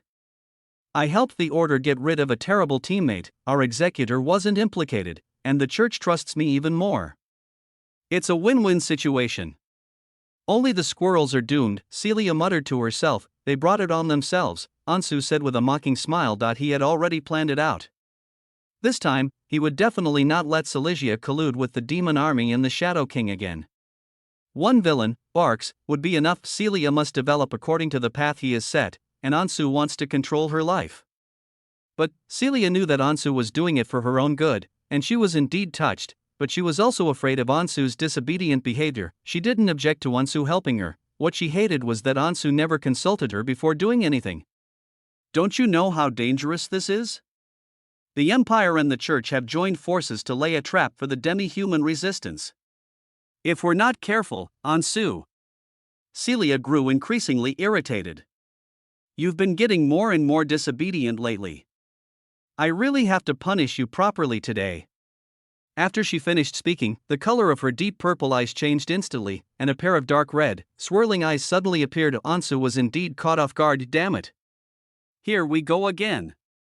Chapter 72. I will never let you go. The sudden attack by the wicked witch caught Ansu off guard. He was rubbing his legs and enjoying it, so why did he suddenly bring up punishment again? What? Are you going to torture yourself all over with your little feet again this time? The reason Ansu was caught off guard was that he had changed his magic immunity LV2 once during the battle with the Witcher, and this time he needed to reselect Celicia's hypnosis. Seriously. I have to be quick every time I reselect, otherwise if that scumbag witch manages to sneak up on me, I'll be completely finished. Selected immune skill, soul domination, hypnosis. After those dark red blood red eyes appeared, Ansu pretended to be affected, staring blankly into her eyes. No matter what happens in the future, you must tell me. I forbid you from acting on your own again. Celia commanded coldly. Yes, Your Highness the Witch. Ansu nodded, and Celia looked at Ansu, who was so close to her, and subconsciously thought of his gentle smile again. After a moment of silence, she looked at Ansu with a complicated expression. You said you wouldn't leave me alone, so will you really stay with me forever? This problem, Ansu, was really hard to say. The promise the witch longed to hear was clearly beyond his ability to fulfill. Besides, even setting aside his desire to get rid of her, is anything in this world truly forever? Ansu sighed helplessly to herself. Oh well, I'll just have to take it one step at a time. If he doesn't say something nice today, then this punishment will really become a punishment. So, Ansu stiffly replied, yes, I will always stay with the witch. Celia's smile returned to her face, and her dark red eyes shone with excitement and joy. She couldn't help but move even closer, almost touching Ansu's face. Celia scrutinized him closely, observing every detail of him intently, as if trying to etch his face into her memory. Ansu, with her red lips slightly parted, the witch uttered a sentence she would never normally say. "Thank you. Thank you for being there for me. I thought I would be walking this path alone forever. It feels so good to have someone by my side." Celia gazed at the boy who had given her a feeling she had never experienced before, her dark red eyes flickering slightly. She couldn't help but want more. "Ansu, hold me tight." Ansu was slightly taken aback, but she could only obey her command and slowly opened her arms to her. Then, he gently hugged her. Celia leaned on Ansu's shoulder, her body involuntarily moving forward to embrace him. She closed her eyes, a blush rising on her fair cheeks. Before this, she had never been so intimate with anyone, even if it was just a polite and peaceful hug. It still made her fall into a state of reverie and daydreaming. What a warm embrace! It was a warmth she had never experienced before. So Cecilia hugged her even tighter. Ansu could feel that her arms were tightening around her, and her usual prickly exterior seemed to have completely disappeared. At this moment, she was like a little girl yearning for warmth and protection. "Hold me tighter too." A moment later, Ansu gradually increased her strength. The witch lowered her head, buried it in Ansu's neck, and curled up in this warm embrace, greedily enjoying the comforting scent. "I really like hearing that sentence. Please say it again." Ansu satisfied her. "Miss Witch, you are not alone, because you still have me." Celia nestled in Ansu's arms, giggling happily. "Will you promise you'll never leave me?" "I promise." "Okay." Celia raised her head and gazed deeply at Ansu. "Then you absolutely must not betray me, because I believe in you." Although she had hypnotized him countless times, she still wanted to hear him say it himself, even if she forced the other person to do it through hypnosis. But wouldn't it be great if she could force him to stay for a lifetime? As the dark red light in her eyes slowly faded, Celia smiled and waved her hand in front of Ansu. "All right, wake up." Ansu's eyes gradually regained their luster, and he looked helplessly at the witch in front of him. "Is it that kind of hypnosis again?" Celia had already sat back down on the sofa, and she asked with a smile, "Really? What's wrong?" "Your Highness the Witch, do you still distrust me?" Ansu feigned dissatisfaction and disappointment, attempting to manipulate her. "Even now you're still trying to hypnotize me all the time. Am I really that suspicious?" "No, how could I not trust you?" Celia paused for a moment, then her smile became somewhat awkward, because no matter how she explains it, her actions do seem somewhat hypocritical. She couldn't possibly tell the other person, "I hypnotized you because I wanted you to hug me," could she? This is so embarrassing. Ansu, of course I trust you completely, but Cecilia was momentarily at a loss for words. She stroked her smooth chin, her expression shifting between deep thought and shaking her head repeatedly. No, wait. I hypnotized you like this because," Ansu smiled as she looked at the lovely witch, waiting for her reply. "It's because." Celia seemed to finally think of a reason. "I'm doing this for your sake." "For my sake?" Ansu looked suspicious. "Yes." Celia nodded vigorously, then feigned concern and said, "You're always so hostile towards the teacher, but Samantha, she's not a simple person. Don't try to test or provoke her anymore. Otherwise, given how wary the teacher is, you'll be exposed sooner or later. So for your safety." The more she thought about it, the more plausible this reason seemed. "I can't let you continue to be so casual around her. I'm telling you subconsciously, you need to be fully vigilant towards your teacher from now on. You can't say a single thing you shouldn't say." What else could Ansu say? He could only nod helplessly. "Very well, since your majesty the witch truly means well for me, then I won't say anything more." Cecilia breathed a quiet sigh of relief. "But," Ansu suddenly said, "I still don't want you to continue hypnotizing me, witch.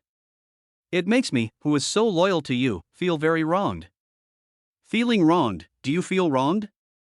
Celia stared blankly at Ansu. She hadn't really thought about that aspect. She thought she had been very good to Ansu. In fact, Ansu was probably the person she cared about most in the past, even more so than the kind of care she had for her teacher. But if we don't hypnotize him, what if he's unhappy with himself, or even runs away? Celia could not accept this ending. The atmosphere suddenly became quiet. Ansu observed Celicia's complex expression. He knew from the start that this domineering and shrewish woman had never developed a normal set of values. and making her feel remorse and guilt wouldn't be easy, so the reverse training of her has never actually ended. If you don't like it. Cecilia seemed to ponder for a long time before finally letting out a soft sigh. I'll reduce it a bit. And don't feel wronged, I really trust you. Although she didn't agree immediately, Ansu still breathed a sigh of relief that he's managed to awaken her softer, more human side to some extent, but there's still a long way to go, and he's not in a hurry. At least stop treating yourself like a toy, a decorative object that doesn't need to have a self. The atmosphere eased again, and Celia sat on the sofa, lost in thought. Seeing that she had nothing more to say, Ansu took her leave. Your Majesty, I shall return now. Okay, sure. After Ansu turned around, Celia stared at his departing figure, a strange emotion suddenly welling up within her. Are you really not going to hypnotize him anymore? No. Of course not. As Ansu closed the door, Celia gave a strange smile. Because I will never let you go. Chapter 73. Ansu's new desk mate. Ansu spent the new Monday surrounded by a large group of students. To be precise, it was Freya, who was standing next to him, who was also observing him. When the church Saint Freya officially became a visiting student at the Royal Academy, she quickly caused a sensation at the school. The lecture halls in the South Campus were already packed. This was the first time Bishop Paul's class had so many students. Even the aisles and outer corridors were completely filled. Students, my topic today is religious tradition and contemporary life. Paul, standing on the podium, looked at the students who had no interest in listening to the lecture and felt quite helpless, so he tapped the blackboard. I know you are all very curious about Freya, but you should also know that taking elective courses in theology is not child's play. The school has credit assessment standards. After saying all this, some students finally started to back down. After all, not many people want to listen to church elders lecturing on those dry and boring theological classics. This credit is not easy to earn. Bishop Paul instructed his assistant to close the door, saying, "Those who haven't registered for the course, please don't come in. As for those who have already registered, I'll give you some time to consider." As a buzz of discussion arose in the lecture hall, Freya, sitting next to Ansu, quietly glanced at him. I'm sorry, Ansu, I didn't expect it to turn out like this. Freya gave an apologetic smile. Her original plan was to attend the same school as Lord Ansu, so that they would spend more time together. As a result, there were too many people today, and she was being watched everywhere she went, so she didn't have much time to talk and chat with Lady Ansu. There should be fewer people joining in the fun in a few days. Ansu was also helpless. If things continued like this, he'd be rumored to be the Saintess's boyfriend. Freya couldn't help but cover her mouth with a laugh. She glanced at Bishop Paul on the podium, whose expression was starting to falter, then lowered her head and began scribbling in her notebook. A moment later, the notebook was pushed to Ansu, who was sitting next to her, looking at the neat and beautiful handwriting in the notebook, along with a cute smiley face drawn by her. Ansu couldn't help but smile, inexplicably recalling her campus life in another world. Secretly passing notes behind the teacher's back, that was so youthful. Ansu, the bishop's conference has now granted me permission to go out. Bishop Paul and Leonard both encouraged me to go out and do what I want to do. This is wonderful. I finally don't have to stay in the church anymore. Carrot. Ansu looked at the excited little saintess. Although she didn't want to discourage her, she still wrote a note in her notebook. I have a feeling this matter isn't as simple as you think. Freya, standing beside him, paused for a moment, her beautiful almond-shaped eyes blinking blankly. Ansu pondered this silently. She remembered hearing Leonard first suggest granting the Saintess freedom of movement, which was quite strange. Think about it, Paul is now Leonard's biggest rival. The old pope is dying, and the election for the next pope is just around the corner. At this critical juncture, Leonard, that old man, is definitely not up to any good. Freya stared at the words Ansu had written in her notebook, then belatedly realized what was happening and frowned. Indeed, given his numerous past offenses, Bishop Leonard's every move cannot be interpreted in a simplistic way. That's exactly what Ansu was thinking. At this crucial juncture, if either of the two main candidates ran into trouble, it would be an opportunity for the other side. So, Leonard letting Freya go might be a way of waiting for her to cause some trouble, which would then implicate her direct supervisor and guardian, Bishop Paul. At this moment, Ansu could think of Freya's biggest weakness, which was her hidden identity as a demi-human. The Holy Light Church is inherently very conservative, and the enlightened Bishop Paul, who doesn't care about Freya's bloodline, is an anomaly. If Freya's identity is suddenly exposed and causes a huge uproar, Paul, who insisted on bringing her to the capital, will inevitably bear the main responsibility. Besides Paul, Who else knows information about your family members? Ansu quickly asked again. Only Mr. Paul knows, and he destroyed the evidence from back then long ago. My parents have also moved away. They are under the protection of Mr. Paul's old friends and are very safe and well hidden. Oh. After the class, the two no longer had to pass notebooks around. After leaving the teaching building, Ansu and her companion destroyed the notebooks and then strolled together among the towering Gothic buildings of the South Campus. You must avoid fighting as much as possible during this period, and be careful not to expose your identity. Ansu cautioned the little saintess beside her. I remember that it was difficult for you to suppress your demi-human characteristics continuously during battle. Be careful of Leonard's entrapment. Leonard is a master of fishing enforcement. If it weren't for Ansu, he would catch fish every time and would almost never miss. Yes. Freya nodded. Lord Ansu's concern for her made her smile happily. By the way, Ansu. Freya suddenly said, I have something else to report today. What's up? It's that demon army treasure you asked me to investigate a few days ago. Freya said in a low voice as she walked. I've reviewed a lot of internal church documents and archives and found that a small team from the Inquisition has been tasked with finding this place. They will be conducting another operation soon. If you're so eager to know the inside story, why don't I ask them for you? Ansu let her continue, and then learned that this Inquisition team had searched 6 times during Bishop Terry's term, but all to no avail. Now that a new leader had taken office, the mission had been restarted. Of course, the Church of Holy Light's persistent search for the demon army's treasure was not for the priceless riches inside. The Church was not so desperate for money as to get rich by stealing treasure. The Church's purpose is not to seek, but to destroy. Ancient relics symbolize alien civilizations and pagan beliefs. The Church of Holy Light had already destroyed many of them before, and this legendary Holy Land of the demon race, which had attracted countless people, would certainly not be spared. Ansu. Freya looked at Ansu, who was lost in thought and did not answer, and asked expectantly, so what do we do next? She had just transferred here and hadn't yet adapted to school life. The only person she knew was Ansu. Wherever Ansu goes, she wants to go too. Ansu looked at her, then suddenly hesitated, because he had originally intended to go to Professor Duncan's side. I went there alone, but after seeing the little saintess with her hands clasped together, blinking her big, pitiful eyes with a pleading expression, she nodded, her heart softening. I need to go see Professor Duncan in a bit. Then, Ansu, can I go with you? Freya asked cautiously and softly. All right, you can come with me. Ansu sighed. Freya's pale golden eyes instantly brightened, and she nodded happily. Yay!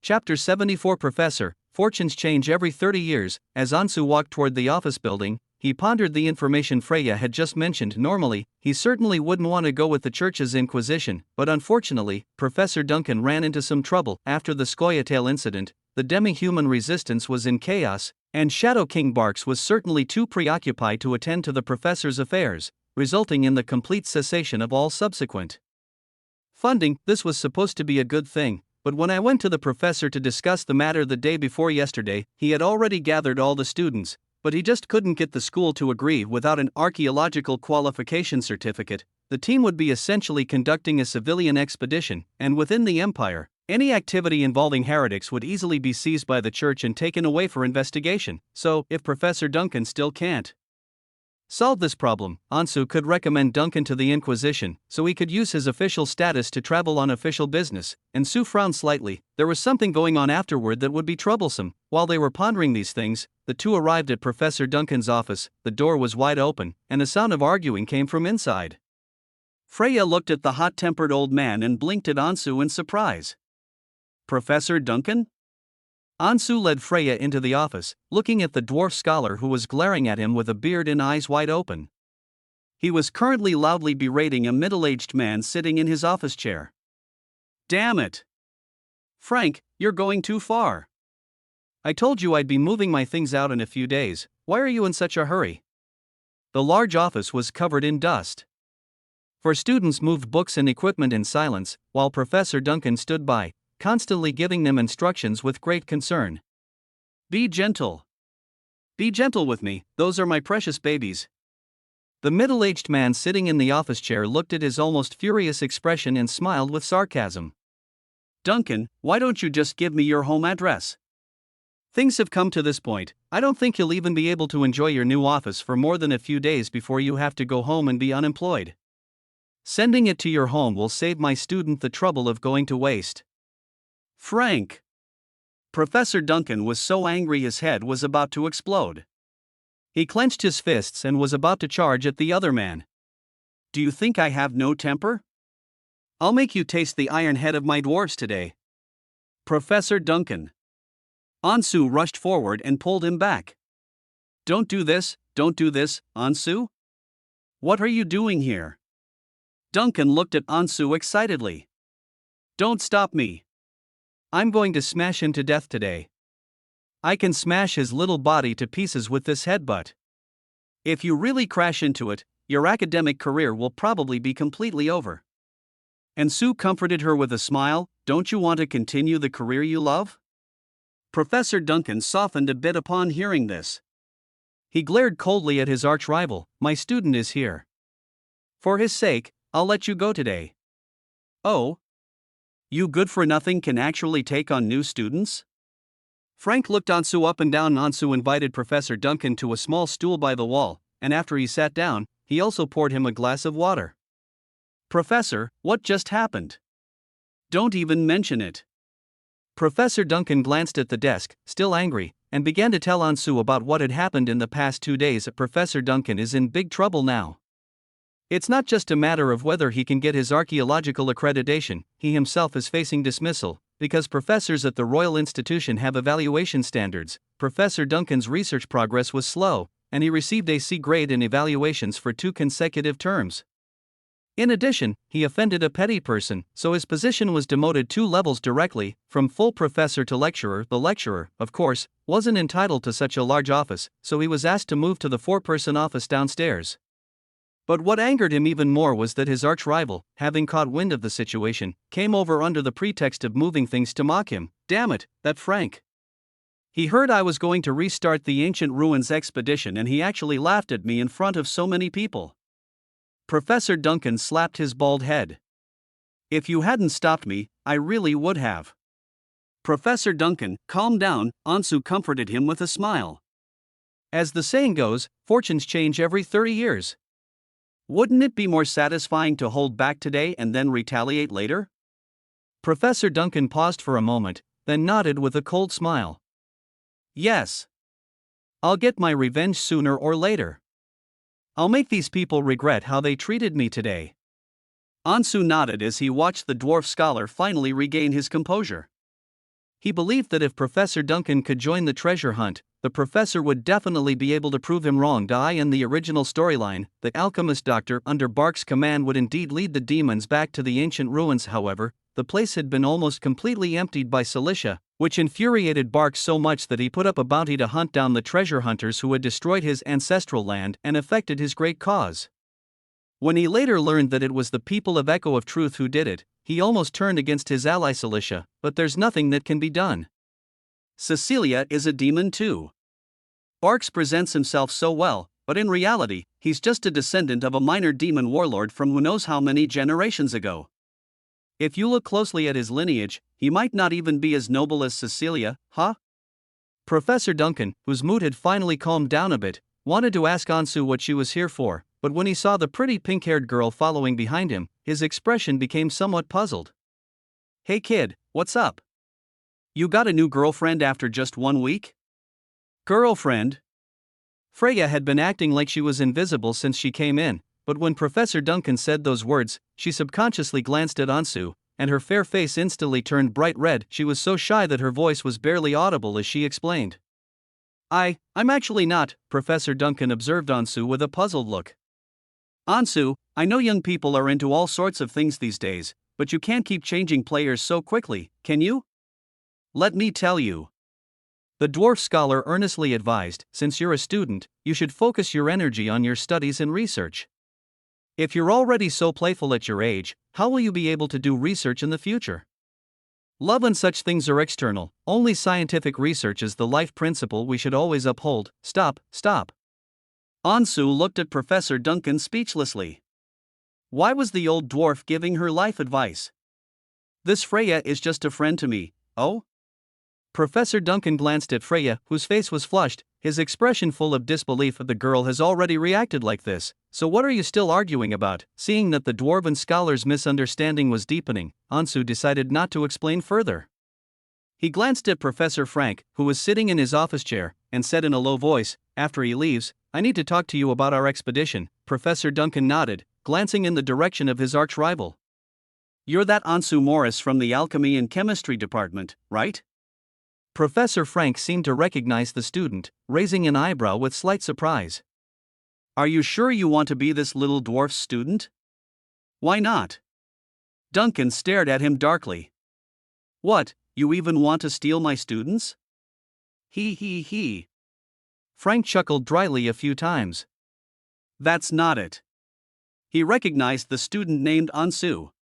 He was well known in the Department of Alchemy and Chemistry and had excellent grades. It was obvious that such a talented student would become a pillar of the Empire after graduating from the Royal Academy. "I just never expected that this damned dwarf would actually manage to recruit such a student." So, Frank, pretending to be concerned for the students, smiled and provoked them. "Duncan, you're a useless professor who even got the worst performance review during your tenure. Don't you want to mislead students? Are you planning to hire him as an assistant? Aren't you afraid of ruining this student's future?" Ansu glanced around the office, which had been tidied up, and then looked directly at the front door. "Professor Frank, becoming Professor Duncan's student was my own choice, so I won't trouble you with that, right? I have an important topic to discuss with Professor Duncan. To avoid any leaks of classified information, you'd better leave for a while." Professor Frank frowned, and a sneer unconsciously escaped his lips. What kind of research could he possibly have? Perhaps it's a topic that can even surpass Professor Frank's. Ansu gave a polite, seldom visited smile. "Professor, no need to see me out." "What a joke. He thinks he can outdo me?" Professor Frank sneered and walked straight out the door, but it was only after the door closed that he belatedly realized what had happened. "Wait a minute, isn't this my office?" However, even though the door was not locked, Professor Frank could not open it no matter what he did. "After studying it for a long time, I could only turn around and leave in frustration. I in the office." Upon hearing the other person's departing footsteps, Ansu smiled and withdrew Mage's hand. "Ansu is amazing." Freya also disliked the aggressive Professor Frank, so she thought his act of helping Professor Duncan save face was particularly cool. Ansu was indeed a very kind person. "I knew I hadn't misjudged her. A mere level 0 magic." Ansu chuckled lightly, feeling that she could always pull off a feat from the little saintess. Professor Duncan's gaze swept back and forth between the two intimate young people before he finally coughed. "By the way, Ansu, what happened to your ex-girlfriend? Can she still sponsor me?" Chapter 75 About Girlfriend and the Great Inventor. Ansu looked at Professor Duncan helplessly, feeling that the misunderstanding was getting bigger and bigger. Freya suddenly grabbed Ansu, leaned closer, and asked in a low voice, "Ansu, you're treating your cult boss like your girlfriend, aren't you?" Ansu paused for a moment, then could only nod. Although she did indeed have herself play the role of a surrogate boyfriend that day, Freya pursed her lips. Of course she knew about the relationship between the two of them. The Ashwitch seemed to trust Lord Ansu quite a bit. But no matter what, it had absolutely nothing to do with being a girlfriend. So how did the professor misunderstand it as this kind of relationship? Freya silently observed Ansu's expression, her suspicions growing stronger. Could it be that while I was away, they... No. Impossible. Freya subconsciously dismissed the idea. Of course, Lord Ansu would not have any goodwill towards cultists. Even if he did, it was all a facade. Lord Ansu needed to obtain information through him, and he was merely using him. Thinking this way, Freya finally felt a little better. That woman is actually just Ansu's boss. Freya looked at Professor Duncan and explained to him earnestly. Although there was definitely a misunderstanding, for some reason, she didn't want the professor to continue overthinking things. "Boss?" Professor Duncan's gaze shifted to Ansu, his expression becoming even more peculiar. Anyone with eyes can see that his relationship with that girl from that day was not normal. So Ansu is having an affair with his female boss. Professor Duncan's expression suddenly shifted from earnest to intriguing. He patted Ansu on the shoulder admiringly and gave him a "Wow, you're awesome, kid, look." "Professor, let's get down to business." Ansu sighed, rubbing his forehead. He had no idea what these two were imagining. it was making him so embarrassed. Professor Duncan's expression finally became more serious. That's right. The Church's Inquisition is organizing an expedition to search for that lost ancient demonic ruin. Since the professor can't get things done with the school, why don't we join the Church? I think you are fully qualified to be an expert advisor for this operation. Oh? Professor Duncan was somewhat surprised. He pondered for a moment. Using the Church's official status does indeed eliminate the need for the university's accreditation, but, he said helplessly, you're thinking too simply. Why would the Church hire me as an advisor? I'm not qualified. Why isn't the professor qualified? Ansu smiled and looked to the side. Do you know who this Freya is? Professor Duncan scratched his sparse hair, looking at the pink-haired girl with a puzzled expression. So who is she? Ansu smiled slightly and solemnly introduced Freya's identity. She is the Holy Maiden of the Holy Light Church today. She is a person certified by God and endowed with divine revelation. She is the spiritual idol in the hearts of millions of believers.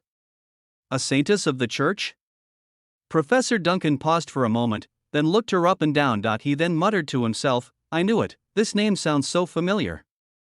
Freya was a little embarrassed by Ansu's introduction, and she smiled shyly as she said, well, Professor Duncan, my position in the Church is indeed somewhat special, so I can introduce you to the Inquisition. Ansu nodded in agreement. The new presiding judge of the court would not refuse Freya this favor, especially since Duncan was indeed a man of genuine talent. Sigh. I never imagined that a young lady like you would have such a distinguished status, Professor Duncan sighed. Although he was a dwarf and did not believe in the goddess of light, he knew the status of the divine revealers in the major Orthodox churches. What saddened him even more was that the qualification certificate he had tried so hard to obtain was actually just a matter of a single word from someone else. If the young saintess could introduce me, that would be wonderful. Please help me.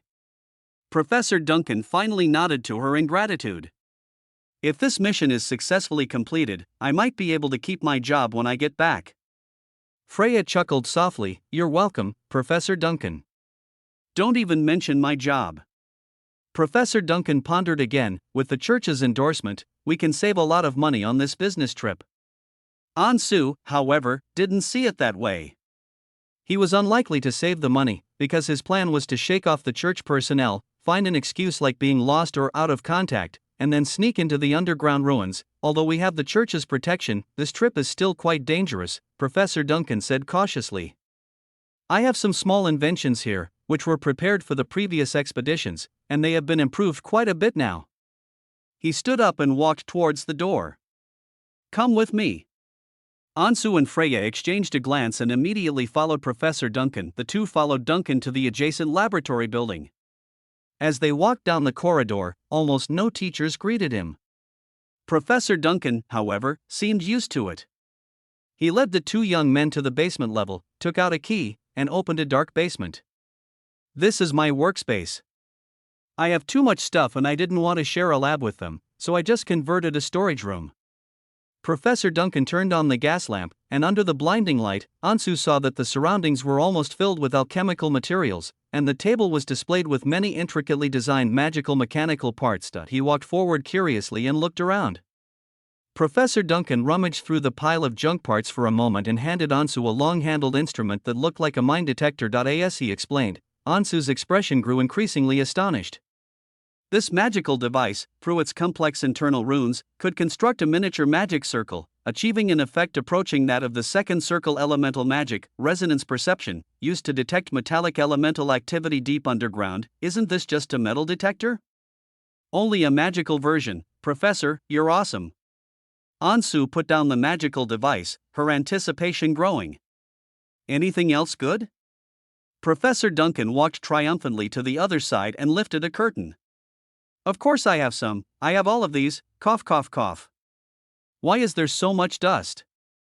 Dust filled the air, and Freya quickly covered her nose and mouth, instinctively releasing a holy light spell. A faint, shimmering light enveloped her and Ansu, keeping them completely untouched by any dust. Professor Duncan, his hair covered in ash, couldn't help but glance at the two of them. Why didn't this divine shield block it for me? Once the dust settled, Ansu stepped forward and listened curiously to Professor Duncan's explanation. This new gadget surprised him even more, because this tractor-like vehicle was essentially a geological survey instrument that could transmit the vibrations caused by magic to the depths of the earth, and then receive the signals through sensors composed of complex runes to determine the existence and location of underground cavities. Professor, you are simply a great inventor. It's a waste of your talent for you to stay here. Ansu looked down at the unkempt old man. This little villain, the alchemist doctor, was indeed something special. It was almost a waste to have him create killing weapons for the demon army. Such talent should be sent to the Royal Academy of Magic to become an academician, on equal footing with the principal. Professor Duncan hadn't been praised like this in years, and he was so happy his mustache stood on end. Oh, not at all. While these little gadgets are indeed quite useful, they're far from meeting my expectations. What is your vision? Ansu asked curiously. It's still because of the great magical collapse, Professor Duncan sighed. What you see today only reaches the second level of magic at best. The third level is already quite difficult. If I could design more advanced rune structures, that would be truly amazing. What a pity. That's true. Ansu knew that in the background story, those powerful magical nations that had already perished could easily create towering magic towers all over the place. Those things were nothing short of terrifying magical war fortresses. Compared to them, these magical machines did seem rather small-scale. This is why Professor Duncan insisted on visiting that ancient site no matter what. It embodied the greatest expectations of his academic career. Ansu accompanied Professor Duncan on a long tour of his workshop, where they saw many novel gadgets, but what finally made him stop and take a look was a silver revolver with an exquisite relief engraving. Beside the silver revolver were large alchemical bullets specially developed by Professor Duncan, and a formula. Ansu picked up the recipe and looked at the long list of magical materials and effects, becoming more and more amazed. Wouldn't firing one shot from this thing shatter a person? It's almost like a violent aesthetic. Professor, do you still need this? Ansu picked up the pistol and said with a smile, if it's useless, why don't you lend it to me to play with? Ha! Freya leaned closer, puzzled. Ansu, aren't you a magician? What's wrong with being a mage? Ansu glanced at her. Is it strange that I, as a mage, carry a gun? Chapter 76 Lord Ansu, let's elope. Duncan watched as Ansu picked up the revolver and held it with obvious delight, and began to explain it to him. This gun was a project of mine before. It was originally intended to be developed for the military, but I got hung up on what they called high firepower. In the end, not only were the materials hard to find, but the production of alchemical bullets was also very slow. Professor Duncan shrugged helplessly. In the end, they didn't like it, so I just left it here. Take it if you like. Thank you, Professor. Ansu smiled happily and put away the precious alchemical bullets as well. It was definitely worth the trip. I never expected to get such powerful weapons for free. Freya remained confused. After all, in her stereotype, mages shouldn't use firearms. Don't look at me like that. What's wrong with a magician using a gun? Ansu raised his gun and gestured. Believe it or not, this thing is more useful than magic. If I had it, I could easily win any magic duel. Professor Duncan's alchemical bullets were far more sophisticated than those of the Witcher organization. Because Duncan was quite skilled at miniaturizing magical runes, his alchemical bullets weren't the kind enchanted with a single attribute. Ansu's shot could unleash an overload of multiple magical effects.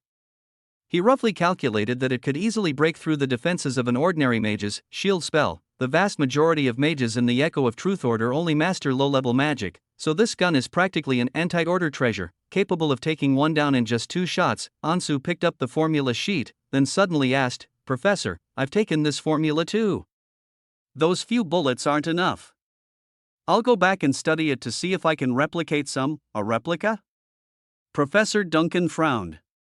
Come on, even I have a hard time with these alchemical bullets, and they keep exploding. You think you can replicate this? Don't worry, Professor. Ansu smiled confidently. A mere alchemical bullet is no challenge for me. After all, he has the alchemy system. I haven't had a chance to use this thing since that reward, so I'll just use the alchemical bullet to practice.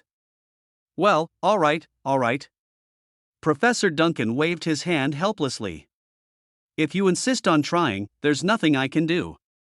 Just remember to reduce the amount of medicine. Okay. Ansu nodded and decided to increase the amount of medicine loaded. In the afternoon, as the bell rang, Freya looked reluctantly at Ansu, who was packing her shoulder bag beside her. Having spent 3 precious open classes with Lord Ansu, even though she was reluctant to leave, she had to go. Freya rested her chin on her hand, gazing at the teacher tidying up books on the podium, wondering why he couldn't teach a few more classes. The more classes I attend, the more time I can spend with Lord Ansu. After leaving the classroom, Freya followed Ansu the whole way. The students around them were all looking this way, and Ansu had no choice but to stop. Freya, do you want to come back to the alchemy department with me? If you don't have any classes, you should go back and rest. Okay. Freya said softly with a smile. She truly loved this day. After all, it was her first day back in freedom, and she had her most admired Lord Ansu by her side the whole time. As Ansu was about to leave, Freya hesitated for a moment, then suddenly chased after him, etc. What is it now? Ansu turned around and saw the little saintess fidgeting, looking like she had something to say. Freya suddenly mustered her courage. Lord Ansu, let's elope while we have the chance. Ha? Ansu blinked, staring at Freya in astonishment. What did you say? The saintess always startled him with her surprising remarks. Ah. No. Freya thought to herself, wondering how she had accidentally blurted out her inner thoughts. She lowered her head, her cheeks slightly flushed. What I mean is, I'm going with the Inquisition's expeditionary team too. Otherwise, let's use this business trip as an excuse not to rush back to Benares City. Freya didn't dare look at Ansu's expression, and whispered with her head down, they all promised me, saying they'd let me see the vast world outside. Ansu, let's go travel to farther places, and then, she clenched her little fist. Let's travel the world, gather like-minded friends, punish evil and promote good. Help those in distress. Let's change the world according to our ideas. Ansu looked helplessly at the very thoughtful saintess, thinking that the villains had already conspired 3 years ahead of schedule, and now the Savior Team protagonist group was also being brought out prematurely by her, the chosen one who gets the best sword in the starting village, the saintess who ran away, and along the way they encounter a half-baked magician, an assassin burdened with a blood feud, a decadent paladin uncle, a cool elf archer, and a standard heroes party is complete. Freya seemed to be lost in daydreams about the future. Just thinking about going out with Lord Ansu and traveling to more distant places makes me look forward to it, but I refuse. Ansu shook her head. He looked at Freya, who suddenly seemed dejected, and although he felt a little soft-hearted, he still explained the pros and cons to her. What should we do with Bishop Paul? Are you just going to leave him here all alone? Leonard will probably make his life miserable. Also, my sister can't live without me. Ansu sighed. If that little girl found out that her brother wasn't coming back and had been kidnapped by the Holy Maiden, wouldn't she immediately transform into Hunter of Darkness? No, this should be Hunting for Light. Finally, not to mention Celia. Ansu couldn't even imagine the scene of the scumbag witch discovering that she had eloped with Freya behind her back. I'm sorry, Lady Ansu. Freya's eyes were full of apology. I think I didn't think things through. It's all right. Ansu smiled gently. I understand. You must have been really feeling cooped up. If it were him, having been confined by the church for over a decade and forbidden from going anywhere, he too would want to travel the world and make up for it if given the chance. The two continued walking side by side on the tree-lined path. Ansu could feel those pale golden eyes glancing at her every now and then, and she looked very conflicted. So he couldn't help but ask, Freya, you're acting strange today? Ansu, you don't want to leave here, is it because of that Ms. Haley? Freya suddenly asked. Haley was obviously referring to Celia. Ansu pursed her lips and subconsciously said, of course not. Why would I be so cautious around her? Who am I? That's good. Freya breathed a sigh of relief. She chuckled softly and then suggested, Ansu, I've already thought of a way to help you get rid of that bad woman. What method? Ansu felt her heart race for no apparent reason, and her expression became very serious. If Ansu isn't in a hurry to go back, let's go to that little chapel to talk. Freya blinked and gave a confident smile. Ansu's brow twitched. He had a very ominous premonition. He didn't care about how to get rid of Cecilia. What he cared about more was, last time Freya gave them a bad idea and smiled confidently, they both ended up in big trouble. I think it's best to hold off for now. Just as Ansu was about to advise her against continuing with this idea, Freya's expression suddenly changed, her pale golden eyes fixed on the front as if she had seen some kind of enemy. Ansu suddenly felt like she had a thorn in her side. No. There's murderous intent. He quickly turned his head and then saw, in the middle of the tree-lined path, Cecilia stared at him expressionlessly. Your Highness the Witch. Ansu tried to soften her smile. Weren't you not coming today? Did you suddenly need to talk to me? Can't I come to the school to see you if there's nothing wrong? Celia glanced coldly at Freya beside Ansu, and when her gaze landed on Ansu's face, a strange smile appeared on her lips. If I hadn't come, how could I have witnessed such a harmonious scene? Miss Saintess and her rumored boyfriend Ansu? Chapter 77. Stay with me forever. When Cecilia appeared, it was mid-May, but the temperature on the tree-lined road was inexplicably cold, and Ansu couldn't help but shiver. Ansu, classmate. Freya also sensed the killing intent and quickly tried to stand in front of him. Freya, you should go back to the church first. Ansu pressed her down, giving her a serious look. I have things to do. See you next time. Although she was very reluctant, Freya nodded slightly when she saw Lord Ansu's serious expression. Okay, but I live near the school now, so I don't need to go back to the Cathedral of the Holy Vault. Also, you seem quite reluctant to leave, huh? Celia looked at Ansu with a half-smile. Are you coming or not? Coming right now, Ansu chuckled and followed Celicia without turning her head. While walking, Ansu noticed the witch's unpredictable expression and instinctively wanted to change the subject. Oh, by the way. Your Grace, what about Professor Duncan? Cecilia showed no reaction on her face.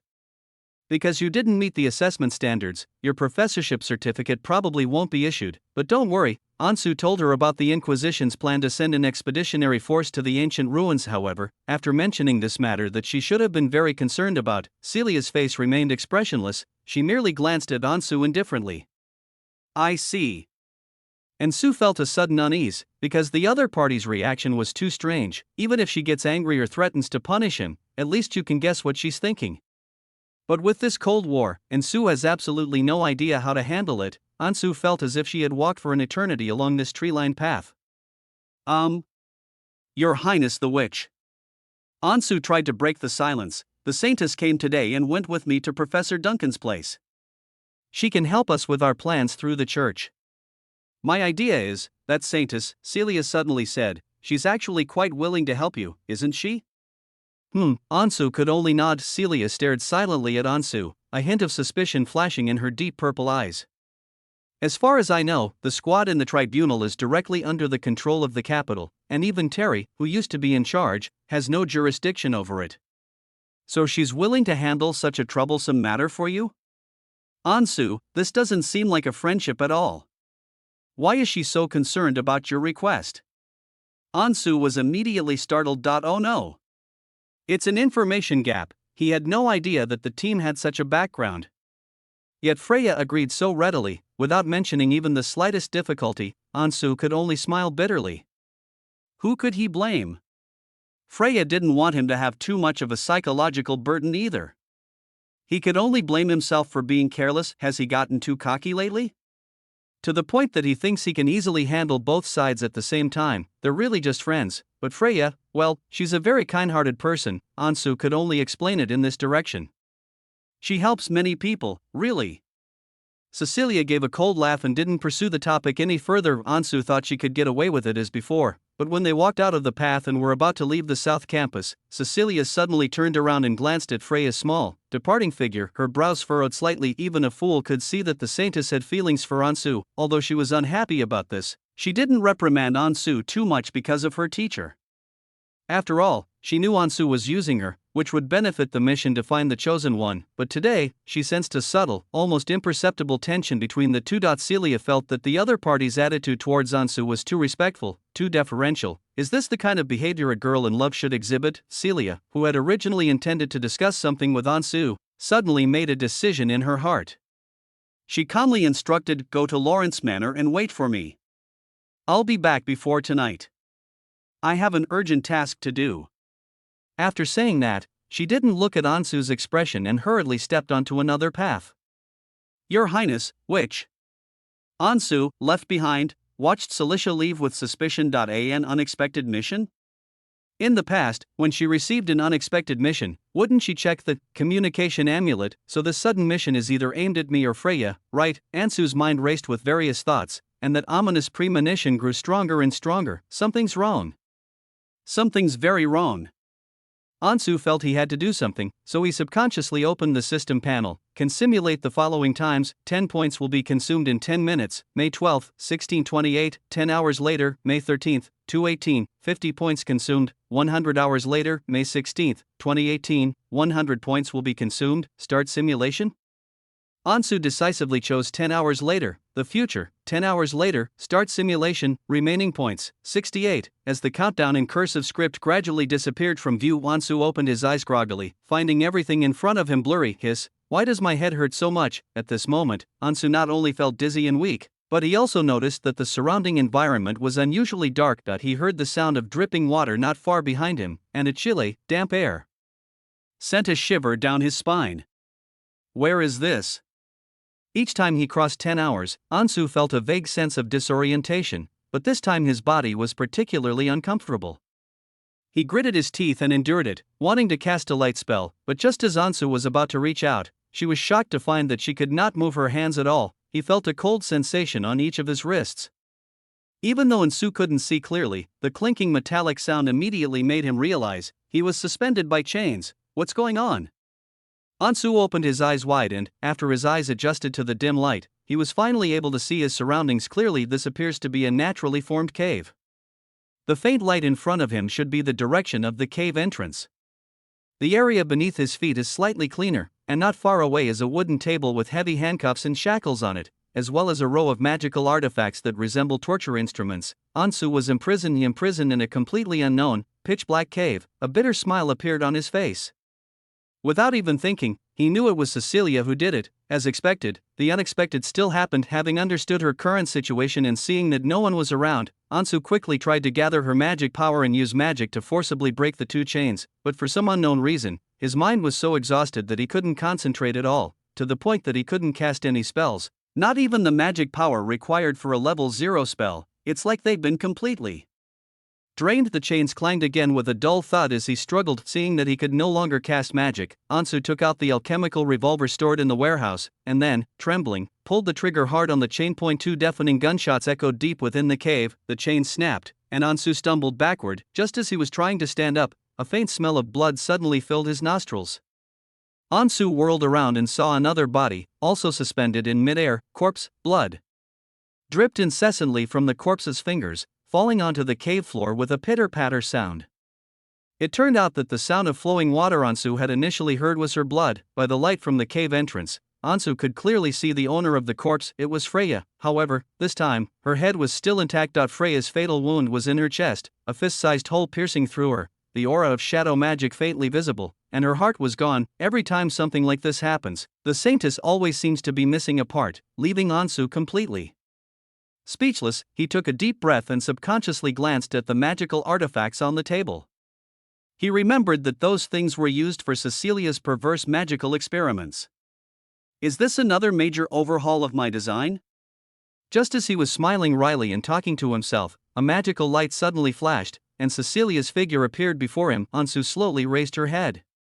The witch's figure blocked the faint light, and the expression on her face was inscrutable. What drastic changes! Are you saying those weird things again? Surprisingly, Cecilia's tone didn't seem so dangerous. Ansu watched her warily. Celia examined the shackles that had been shattered by the alchemical pistol and looked at Ansu again. She gave a strange laugh. Ansu, you're really getting more and more secrets. With a surge of magical power, Ansu easily disarmed the alchemical pistol she was gripping. Celia smiled and walked slowly towards them. She stopped in front of Ansu, silently observing Ansu's wary expression. After leaving the academy, I caught up with Freya. Celia gazed at Ansu with a complex expression. Thanks to what she said back then, that she lived near the school, not the holy cemetery, catching her wasn't nearly as difficult as I'd imagined. So you, Ansu suddenly understood something. I hypnotized her. Celia's gaze shifted to the corpse, her expression full of mockery. Do you want to know what I learned from her? Ansu was speechless after she said hypnosis. He felt there was no point in explaining anything anymore. Chosen by God, a dual identity, a hypocrite, two-faced. He has too many secrets he can't let Celia know, so many that if any of them were revealed, he could be executed by both sides hundreds of times over. Celia leaned closer to Ansu's body, reached out, and gently stroked his cheek. Are you scared? Ansu looked at her. Still silent, lies always come to light eventually, and he had no idea what kind of wrath he would face from Celia, but unexpectedly, Celia gently and affectionately stroked his cheek. Don't be afraid, Ansu, I won't hurt you. But in order to protect you, and to prevent your identity from being discovered, Celia's dark red eyes were fixed on Ansu. Finally, she gave a sickly smile. I will never let you out. You will stay here and stay by my side forever. Chapter 78 is all lies. Deep within the dark cave, when Celia revealed that gentle yet sickly smile, the atmosphere became eerily quiet. Ansu could only hear her own heartbeat and the dripping sound of blood behind her. Protect me? Ansu stared at the witch in surprise, and the witch nodded slightly. Yes. To protect you. She gently smoothed Ansu's messy hair and said in a low voice, the greatest enemy of the Echo of Truth Order, the one who will change the world according to the Oracle, even the chosen one whom your teacher is determined to kill by any means necessary. So it was you. So, Celia stared intently at Ansu, a strange smile on her face. To prevent you from being found and killed by the teacher, and the rest of the order, I had no choice but to do this. Ansu, you don't need to worry. It's safe and secluded here, no one will find you, I will hide you away carefully, forever. But I don't want to spend the rest of my life in this dilapidated cave, and Sue gave a bitter laugh. To be honest, the way things had turned out was somewhat unexpected. Despite constantly guarding against being hypnotized by the witch, I couldn't stop her from hypnotizing Freya. The saint knew at least half of her secret, but this half of the secret is deadly enough. What he didn't expect was that after Celia learned that he was the chosen one, she wasn't so angry that she wanted to kill him. Instead, she wanted to hide him. I am the one prophesied to defeat you, kill your teacher, and even kill you. And Sue raised her head and looked directly into those dark red eyes. Why didn't you kill me? Why did you leave me as a threat? Why would I kill you? Celia suddenly said in a gloomy tone, in your eyes, am I such a heartless person? Ansu recalled the simulation at the beach, and the hysterical state of the madwoman. At least in the past, that was indeed the kind of person she thought she was. I never believe in those so-called prophecies. So what if it's an oracle? What can a god do to me? Celia scoffed dismissively, her gaze fixed on Ansu once again. And another thing. I want to see how you, who have no ability to move and no magical power, will kill me. Ansu paused for a moment. Wait. What do you mean by incapable of action? Celia looked Ansu up and down, her body limp, and smiled as she reminded her, haven't you noticed that something's wrong with your body? Ansu lowered her head and tried to clench her fists, but after only a moment, her entire arm began to tremble slightly. After waking up, he was indeed unable to exert any strength in his body, and his head was extremely dizzy, so he could not sense any magic power at all. No need to try anymore, I have cast a forbidden spell on you. Celia proudly explained, this vicious black magic is a mental plague specifically targeting magicians. You'll become half a cripple, your brain's control over your body will gradually weaken, you'll be perpetually in a daze, and you'll never be able to concentrate your mental energy again. You can forget about casting spells for the rest of your life. That was really vicious. Ansu slumped to the ground, speechless. Didn't you promise me? Celia looked down at Ansu, her expression unusually serious. You promised to stay with me when I'm lonely, and never leave me.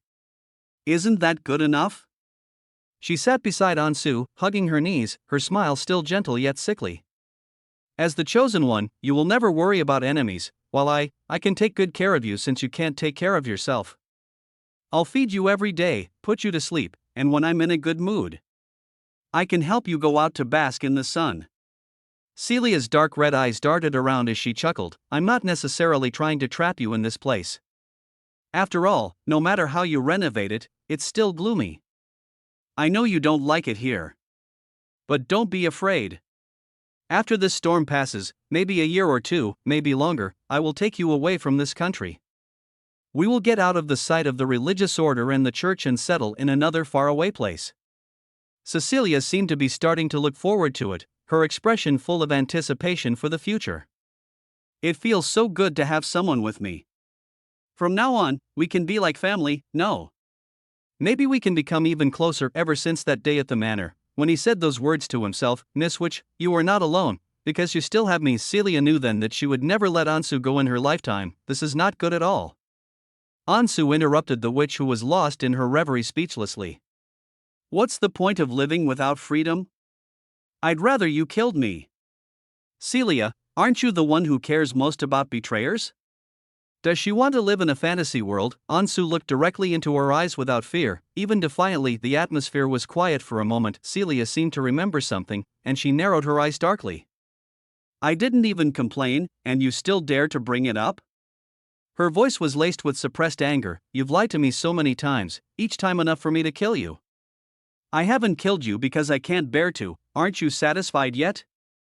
Ansu stared at her expressionlessly. Celia looked at Ansu, whose expression was indifferent, and her body suddenly trembled with excitement. A dark, twisted claw gripped Ansu's neck, its crimson eyes fixed on the person standing close at hand.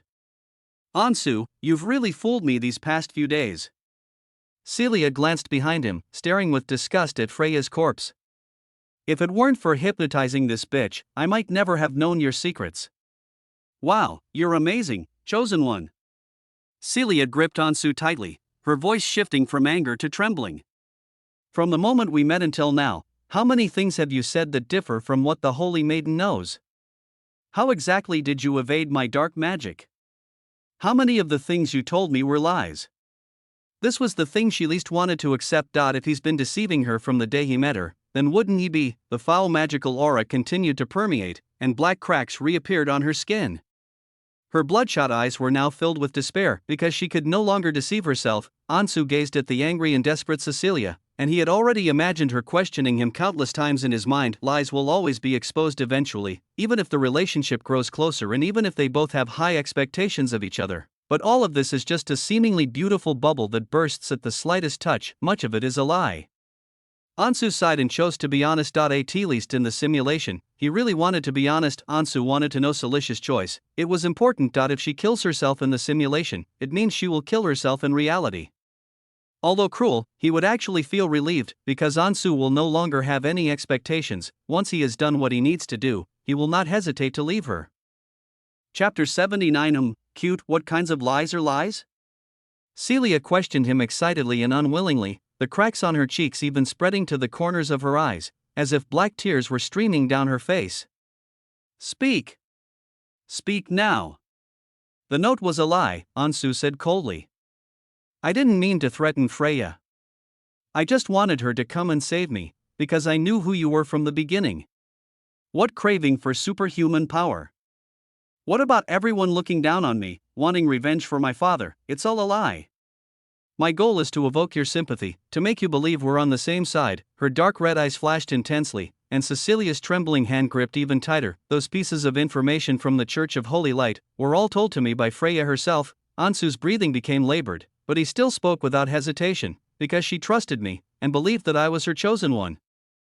I used your trust in me to deal with Bishop Terry, and thwarted a cult plot at the Royal Academy that could have threatened me. After that, I took advantage of the fact that both organizations recognized me, repeatedly switching sides, to profit from it all. Samantha, the bishops, Freya, and you. You were all completely fooled by me. Ansu felt a strong sense of suffocation. And, enough, stop talking. Celia didn't want to hear any more. She gripped Ansu's throat tightly, her voice hoarse with despair. Shut up. Shut up. From the very first time we met, I've been lying. Ansu's vision grew darker and darker, and his consciousness began to fade, but he kept talking. There has never been such a thing as never betraying you. Not a day goes by that I don't want to escape from you. Celicia, you woman, you have a terrible personality, you're unpredictable, you have no normal values, you do whatever you want. Ansu forced a mocking smile onto her face. You never value my life or dignity, so how can I possibly trust you? Be loyal to you? Those promises, don't you find them ridiculous? Ansu. Celia's anger and disappointment had reached their peak, and she suddenly tightened her grip on her arm. The next second, Ansu, who had been lifted up, fell heavily to the ground. He clutched his throat, gasping for air, his whole body almost curled up like a shrimp. Celia crouched down, grabbed Ansu's hair tightly, her ferocious and twisted face resembling a vengeful ghost. I'm going to kill you. I'm definitely going to kill you. Ansu resignedly closed her eyes. Come on, kill me. That way I won't hesitate or waver anymore. This kind of life of mutual torment and testing, it should have ended long ago. 1 second, 2 seconds, 10 seconds. Cecilia did not make a move. Ansu looked up in surprise.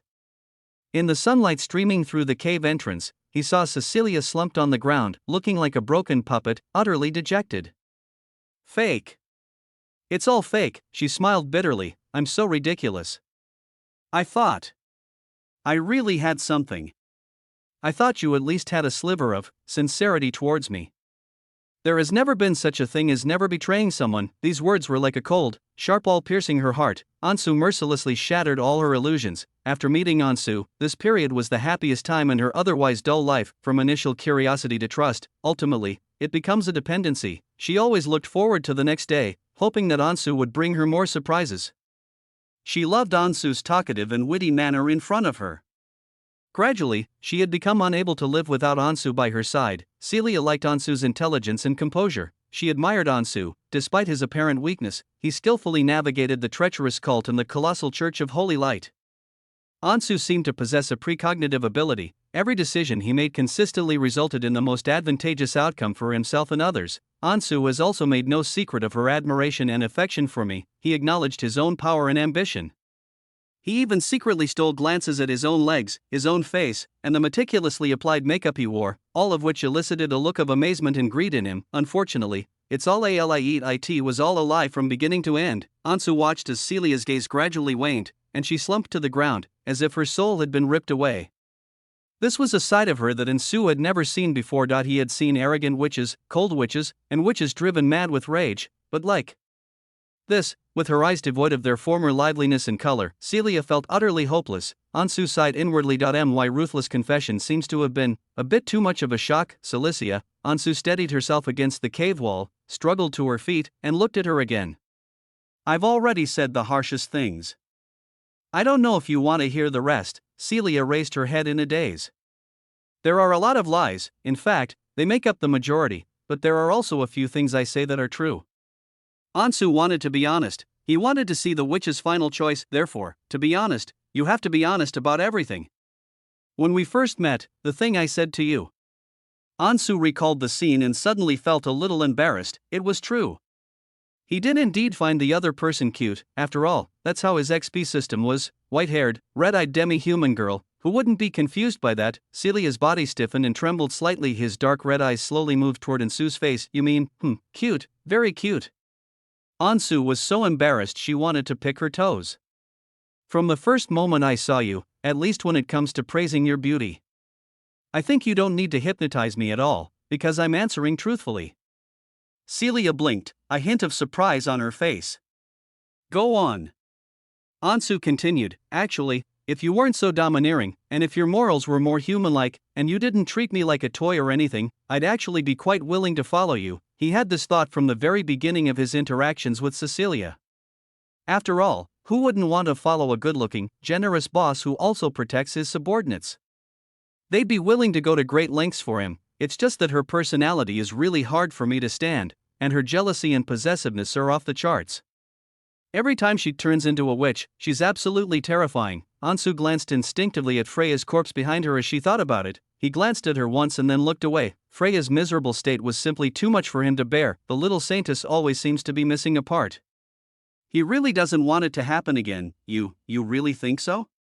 Celia's eyes flickered slightly as she stared intently at Ansu, many emotions seemingly rekindled in her mind. Ansu continued, and it's also true that I'm willing to help you and assist you. Cecilia's eyes widened in surprise. But aren't you afraid of me? Ansu shook her head. After a certain incident, I did change my mind because you moved me. The scene of the witch risking her life to save him after the Church of Holy Light's divine descent was imprinted in his mind during that simulation. Because of her help, Ansu wanted to help her in return, hoping to change the tragic ending in the story. Such a thing exists? How come I didn't know? Celia was puzzled. She frowned and thought for a long time. Which incident made me worthy of your approval? Was it the time I helped you kill Elder Hall? Or, the time I dealt with Bishop Terry? Well, Ansu chuckled lightly, I can't say. In short, you'll never guess which incident it is. For the real Cecilia, the simulated academy battle never actually happened. Celia was quite displeased with Ansu's Riddler behavior. She snorted, stood up, and stepped closer again. Is there anything else I don't know? Is there anything else you want to confess? Speak up, hurry up. Her face was already filled with eagerness. Ansu stared at Celia, who seemed to have suddenly come back to life, and silently grumbled to himself, I'm practically a miracle doctor reincarnated. Chapter 80. Ansu is completely finished. Ansu looked at Celia, who was staring at him expectantly. She took a deep breath and continued her story. Do you remember when you asked me what I thought of you? My answer is disappointment. Of course I remember. Celia nodded, then hesitated. Since you can ignore my hypnosis, isn't this just another instance of playing hard to get? Every time she thought about this, she felt extremely annoyed. This guy in front of me has been taking advantage of my trust and goodwill to do this. He's actually influencing my mind all along, from the beginning until now. Every word has been a meticulously designed trap. Ansu has taken one step after another, making it increasingly difficult for her to kill him, until it was completely overrun. I am truly disappointed, Ansu said helplessly. But disappointment is predicated on expectation. I did have expectations for you because things didn't change as I had hoped. Between me and Samantha, you still chose her. You, Celia suddenly realized, you've believed since then that the teacher doesn't trust me, and even knew that she is wary of me? Of course. Ansu chuckled. My judgment of people is never wrong. Where does this confidence of yours come from? Celia frowned. Even now, she was still full of questions about the man before her. This man had far too many secrets, so, if I really didn't care about you at all, and had absolutely no feelings for you whatsoever, Ansu shrugged, frankly admitting, would I go to such lengths, risking my life to sow discord? I'd have nothing better to do. I'm saving you. Because Samantha really is going to kill you. Celia's eyes widened suddenly, her dark red pupils fixed on Ansu with delight. She seemed completely unconcerned about the words, she will kill you, and she just kept repeating Ansu's words in her mind over and over again. If you say that, then wouldn't that mean, Ansu, you, to me? Ansu leaned weakly against the wall, maintaining such a tense state for so long had almost exhausted his strength that he couldn't help but rub his forehead, thinking to himself that the witch's forbidden magic spell was simply too powerful. It's comparable to a mind-altering drug. I didn't expect her to have this trick up her sleeve. I really need to be careful when I get back. Say something. Why did you stop talking? Celia moved closer urgently, almost cornering Ansu against the edge of the cave wall. You really think that way about me? You have so many feelings for me? Tell me, I'll tell you. Ansu glared at her speechlessly. I do have feelings for you. I have quite a few thoughts about you, okay? Honestly, as a perfectly normal male, facing a girl who was incredibly beautiful, extremely attentive to me, and whose eyes are always on me, it would be impossible not to feel any possessiveness. Big head can be stubborn, but small head never lies. This was also the reason for Ansu's previous struggle and hesitation. He wanted to get rid of this despicable witch, but he also felt that if he really changed her, continuing with the status quo wasn't necessarily a bad thing, but in reality, you can't have it all. Didn't we suffer a severe blow this time? Although Cecilia truly couldn't bring herself to kill him, and his reverse strategy was yielding great results, it seems the situation is starting to evolve in a terrifying direction he never imagined. Before her, Cecilia's symptoms of the forbidden magic's backlash were gradually fading. The black cracks on her face were no longer increasing, and in their place was a pretty blush. However, the strange glint in those dark red eyes only grew stronger. Celia stared intently at Ansu, her terrifying gaze seeming as if she wanted to devour him alive.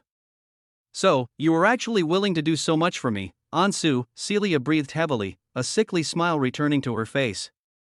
Even if I don't believe you, even if it means risking exposure in front of a suspicious and fickle teacher, you still had to find a way to help me. Why didn't you say so sooner? You said it yourself, even you don't believe it, Ansu muttered. Celia was trembling all over. The journey from hell to heaven seemed to happen in an instant. So what were your thoughts after that? Ansu didn't dare reveal his plan to fake his death and escape from her. He didn't even dare mention what Cecilia most wanted to hear. Instead, he answered with a serious expression, I have a feeling that Samantha will definitely do something to you, and that day is getting closer and closer. Her death will also be your end, therefore, I hope you will follow my plan and go to the ancient ruins. It will greatly enhance our strength and give you the ability to rival Samantha. I have decided to gradually dismantle her authority within the cult, making you the one that all believers look up to. Celia kept nodding, waiting for Ansu to say something else. And then, after everything is over, the two of us, her smile grew increasingly eerie and unsettling. We should also manage the order properly, Ansu continued. We can reorganize the Echo of Truth organization and stop being so radical. After all, we should have a legitimate banner to unite all mages. The Truth faction should clean up those twisted elders who have gone mad from studying magic. I think the Reconstruction faction is more pragmatic. They should make good use of the underground intelligence network inside and outside the Empire. We should just watch the corrupt and decadent Empire collapse on its own. Natural disasters and internal strife are inevitable. If we lie low for 2 to 3 years, and wait for Duke Barry to raise an army in rebellion, leading his angry and hungry people to storm the capital, so we can be together forever? Celia seemed completely out of sync.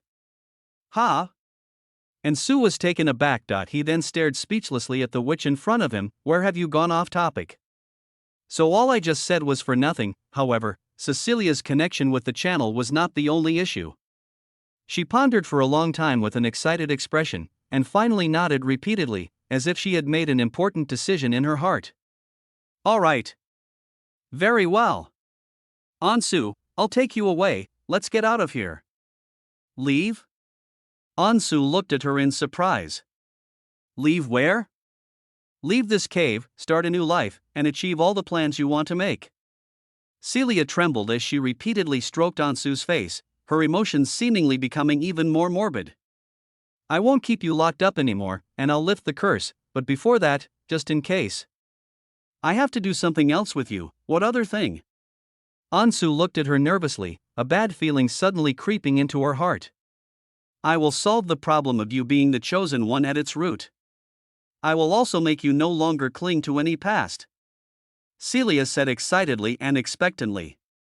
Since you care about me so much, but for various reasons, you can't be honest with me, then why don't I just let you forget the past? Crazy thoughts took hold of her mind, and she kept talking to herself. I don't blame you for lying to me. You were forced into it. I want you to forget your entire life before you met me, and to forget your original mission, and your ability to be immune to dark magic. Ansu, let's start over, okay? Cecilia became happier and more excited the more she thought about it. In that case, you'll only have me in your heart. You won't have any family ties, and you won't have to go through all the trouble of maneuvering between two organizations. The only person you'll care about will be me. Only me. Serve me wholeheartedly. Help me. Isn't this what you wanted? Celia stared at Ansu, who was completely stunned, thinking that he was also surprised. She gripped Ansu's wrist tightly. Let's go. We're leaving now. To prevent you from becoming immune to my memory erasure, I've already come up with a plan. This time it will definitely succeed. Ansu stared at Cecilia in shock. I feel like she's completely gone mad. Chapter 81 A Nightmare. Ansu was dragged by Celicia to near the cave entrance, where a blinding light made him squint uncomfortably. Ansu, let's go. Let's set off right now. Celia was smiling happily the whole time, but to Ansu, that smile, it's getting more and more distorted. Celicia, Ansu avoided the glaring light outside, staring speechlessly at the crazed woman. Where are you taking me? And what's your plan? What plan do you have? She just said she could break her own magic immunity. However, Ansu believed this was simply impossible. You want to block system crashes too? Are you trying to defy the heavens? Of course I have a way. Celia explained triumphantly. There's a reclusive elder in the cult who's a true believer. She has some unique insights into the realm of spirit and soul, and I learned my soul manipulation technique from her. I'll take you to see her now. I know she's developed a profound theory that can tap into the depths of the subconscious. Deep in the subconscious? Ansu asked in surprise. That's right. Celia chuckled, taking Ansu's arm. According to her theory, all I need to do is put you into a long sleep, and your subconscious will remain in a completely unguarded and stable state. And that way, I can take the opportunity to uncover all your thoughts, and even change them. Change your mind. Ansu's eyebrows almost jumped up. This kind of operation sounded like it was in the realm of psychology. Did the Echo of Truth really have such an amazing elder? Moreover, the elder she mentioned doesn't seem to be using magic, but rather science? I wonder if his magic immunity will be enough to counteract it. Ansu was now filled with lingering fear, both of Celia's morbid behavior and of the other party's methods. He really underestimated the Echo of Truth, this mysterious organization with a history spanning thousands of years. Well, it's just that her place is rather remote and hard to find. Cecilia hesitated for only a moment before becoming excited again. But don't worry, I have plenty of time. And it's okay even if she doesn't want to help me. His dark red eyes gleamed with a chilling light. I'll give her a reason she can't refuse, Ansu thought to herself. Your compelling reason is probably a threat to their life. Can I say no? Ansu could only smile bitterly. Celicia, if my memories are altered, am I still me? And what about my family? How could I possibly leave Vera alone here? Of course you are you. A person's personality isn't so easy to change. You are Ansu.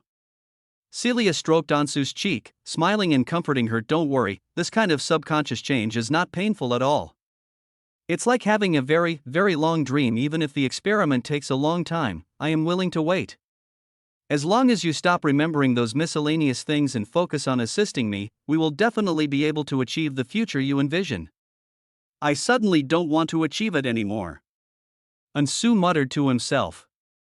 After being manipulated like this, he seemed to be better off than a puppet, but what was the point of living like this? The missing part of his life may not always be full of beauty, but it is still an indispensable part of his life.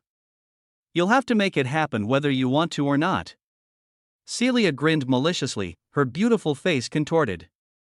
You've lied to me so much already, and this is the first time you've been truly sincere. How could I not hold on tight? You can forget about ever thinking of escaping again. After he ruthlessly confessed those things, Celia felt as if her heart was being torn apart. Her world turned dark, and she lost all will to live, but everything took an unexpected turn. It turned out that Ansu really did still harbor those feelings for him. She knew Ansu was telling the truth. Because what he said was absolutely true. Ignoring Ansu's disappointed gaze, Celia continued excitedly, and don't think I'm really that heartless. I've already figured out what to do with your sister. And what about Vera? Ansu raised an eyebrow. I know you two have relied on each other for many years. You met in the orphanage when you were very young.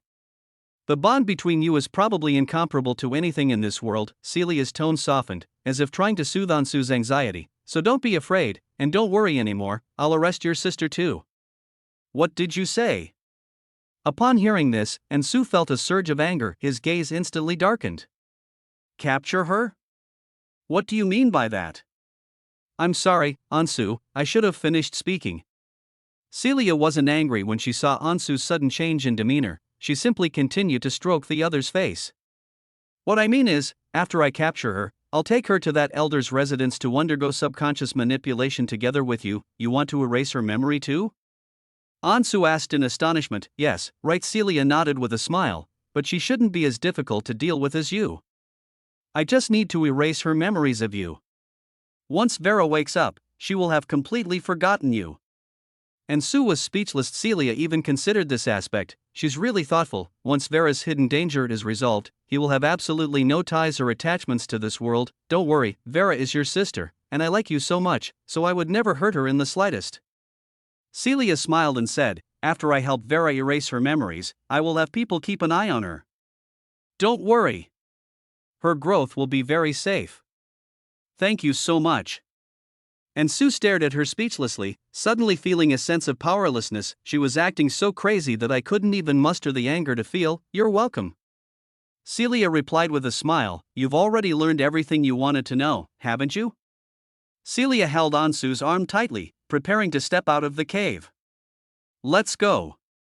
That elder lives in the remote northern border of the Empire. I plan to avoid everyone and secretly take you there. She paused again after thinking for a moment. It's really not safe to keep traveling in the wild, especially considering your current condition. As if struck by a thought, Celia suddenly turned around and looked towards Freya's direction. Deep within the cave, the smile on his face slowly faded, replaced by a deep sense of disgust. I almost forgot, there's also this bitch, Ansu. Sit down and rest if you're tired, wait for me. Celia gave Ansu a gentle look, and her figure suddenly flashed into the depths of the cave. Less than half a minute later, Ansu suddenly sensed a sinister aura of forbidden magic. Following closely behind were a series of low, eerie roars. Ansu quickly grabbed the wall and took a few steps back, wanting to see what the witch was up to. The ghostly magical aura allowed him to quickly see Cecilia's actions. She was setting up a mysterious magic circle, and at the very center of the circle was Freya's gruesome corpse, its chest hollowed out. Under Ansu's watchful gaze, her corpse underwent a bizarre transformation. Some disgusting, wriggling buds grew out of the corpse's wounds. Then, they slowly swelled under her skin. Her legs suddenly burst open, and more crowded, thick tentacles surged out to replace her lower limbs. The entire corpse slowly began to move. If I suddenly disappear, the Order might look for me, and besides, there are many monsters in the northern wastelands. Celia turned her head and smiled as she explained to the astonished Ansu, that's why I'm going to be your bodyguard. Look at this, isn't this kind of zombie guard pretty good? With a spell from Celicia, Freya, a half-tentacle-like zombie, crept eerily toward Ansu's location. Since the flesh and blood forbidden technique is immune to rejection, should I attach some weapons to her upper body? That would make her even more powerful. Celia remembered the suggestion Ansu had given her, and her eyes lit up. She looked at Ansu, who was expressionless, with excitement and pride. Why is that expression on your face? Isn't this what you thought back then? Everything you said to me. I've always kept it in mind. Let's go. Ansu didn't want to see Freya like that, so he turned his head and looked at the light at the cave entrance. Okay. Let's go. Celia helped Ansu up, and together they slowly walked towards the light outside the cave. Tentacle zombies followed closely behind the two. Celicia, what time is it? Ansu asked casually. It should be almost afternoon by now. Celia smiled happily, enjoying the scenery and fresh air outside the cave. Ansu didn't say anything more. The simulation was almost over, and now that he's back in reality, he has to do something. He simply couldn't face Celia like that. I won't let you succeed. Suddenly, Ansu left out those words. Celia tilted her head and blinked in confusion. What? I mean, Ansu used all her strength to approach her, staring at her fearlessly. You can't touch my head, the game is over. Celia gave a sinister laugh. Are you dreaming? It's too late. You think you can beat me? It was definitely a dream, a nightmare. Ansu closed her eyes and quietly waited for time to return. Chapter 82. Ansu begins extreme operation. With a moment of disorientation, Ansu suddenly opened her eyes. The world before him was bright, and he finally returned to that quiet, tree-lined path. Reality, May 12, 625th year of the bright calendar, 1618. Comment, wow. There's even a Yandere. Congratulations to Ansu, the resilient king. This simulation was a complete failure. Bro turned it into a Yandere racing game. Rating, D. Reward, 8 points. Remaining points, 76. Ansu stood frozen in place, the scenes unfolding in the simulation sending chills down his spine. Caves, chains, imprisonment, and an evil memory erasure plan. Damn, that was terrifying. I almost turned him into a Yandere. Although the simulation was over, the morbid and insane Cecilia had left an indelible impression on him, and it took him a long time to recover. No, I have to do something right away. Ansu quickly looked toward the fork in the road. Celia hadn't gone too far yet. In just a little while, she would sneak up on Freya, go back to her secluded off-campus room with her, hypnotize her, and learn information that would be extremely detrimental to her. Ansu forced himself to calm down. He had to nip this crisis in the bud. I need to plan this carefully. I absolutely mustn't let those two meet later. Then, I need to take a risk. Ansu already had a plan in mind. However, this plan is inherently risky, so he needs to test the waters first. Ansu restarted the simulation. 10 points will be consumed in 10 minutes. May 12, 1629. Start simulation. Remaining points, 66. Blackness quickly invaded his vision, and as the faintly glowing countdown disappeared, the scene before Ansu's eyes instantly changed. A dark and cluttered basement appeared before him. No, wait, Ansu was startled by the scene before her. thinking that she had been captured and imprisoned by Celia again, but it was only a momentary shock. After observing carefully, he realized that he was not restrained and that Cecilia's expression was not so unusual. Ansu cautiously watched the witch who kept talking to herself. She looked worried and her expression was also very anxious when she looked at her.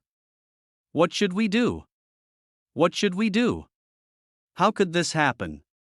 Why did this have to happen, Ansu? Ansu breathed a sigh of relief, realizing that everything was under control. That he then gently comforted the other person. Fine, it's really alright now. It seems the plan worked. Ansu realized she had scared herself. It seemed that as long as Cecilia wasn't in her Yandere witch state, she could still communicate normally. Having confirmed that the plan was indeed feasible, Ansu returned to the tree-lined path once the simulation ended. Reality, May 12. 625th year of the bright calendar, 1619. Comment, it's no big deal, why are you so scared? Rating, E, reward, 5 points, remaining points, 71. Ansu received its lowest rating and fewest rewards ever, but there's nothing I can do. Ansu really does have some psychological trauma. After calming down, Ansu quickly caught up with the departing witch. Your Majesty, please wait, there's something I want to tell you. Celia turned her head away, her deep purple eyes fixed on Ansu, who had suddenly caught up with her. What's up? Her original expression was one of impatience, because she had something very important to do, but seeing Ansu's unprecedentedly serious expression, she stopped in her tracks. It's a very, very important thing. Ansu paused. I hesitated for a long time about this. At first, I was hesitant to tell Her Majesty the witch, but I felt I should still tell you. Celia looked Ansu up and down suspiciously. His expression was really strange. She was conflicted and nervous, but her eyes held a remarkably firm resolve, as if she had made a tremendous decision deep within her heart. The atmosphere was quiet for a moment. Celia snorted and crossed her arms. Go on, hurry up and tell me, I'm in a rush. So Ansu began the operation. Your Majesty, it seems that I am the chosen one. Celia thought she had misheard, and she was stunned for a moment. Then his pupils dilated, and his expression changed instantly. What did you say? I knew you were shocked, but don't worry, let me explain. Ansu looked at the other person's astonished expression, took a deep breath, and slowly said, a few days ago. Freya told me that I am her chosen one. Ansu gave a bitter smile. Although her tone was tense, her eyes remained resolute, as if she were upholding some important promise. If what she said is true, then I should be the chosen one we've been searching for all along. Cecilia opened her mouth, as if she wanted to say something, but he remained silent for a long time. Finally, she forced a smile, as if it were a forced one. What? How could that be? Ansu, you're talking nonsense again. This kind of joke isn't funny at all. She glanced around warily, stepped forward, and glared fiercely at Ansu. Don't make jokes like that again. If you keep talking nonsense, I'll sew your mouth shut. It's true, Your Highness the Witch. That's really what she told me. Ansu said urgently, glancing around carefully before whispering in the other's ear, although I don't know how it happened. How did I, an ordinary student of the Royal Academy, become the chosen one in the Oracle? Besides, I'm a magician. Ansu did not explicitly confirm his own opinion, he was merely reiterating Freya's view. She said, from the first moment she saw me, she believed I was her chosen one. She even asked me this time why I didn't want to admit it. Admit my ass, this is just too outrageous. How could the true God have chosen me? I've always been drawn to magic.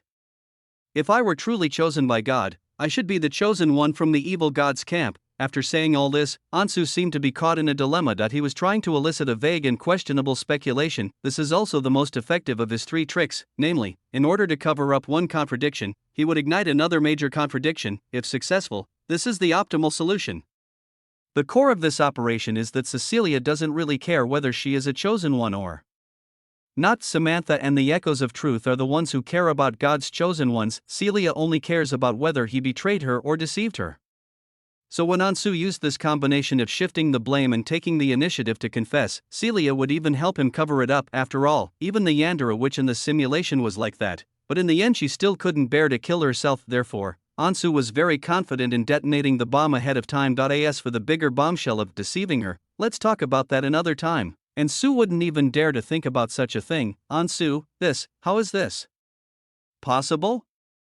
Celia's expression was extremely complicated. Looking at the person so close to her, She could never have imagined that he was the chosen one the cult had been searching for. This gave her a very absurd feeling. If it is indeed true, then wouldn't that mean the teacher entrusted the important task of finding the chosen one to the chosen one himself? Is there anything more ridiculous in this world?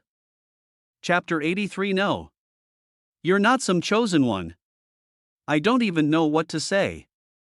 My reaction to this was far more shocking than that of the witch. Ansu wore a mournful expression, worried but also pretending to be nervous as she secretly observed Cecilia's expression. His furtive glances were naturally noticed by the other person. This pitiful expression, like that of a lost puppy, immediately softened Celia's heart. She sighed softly, giving Ansu a reproachful look. Why didn't you tell me about this right away?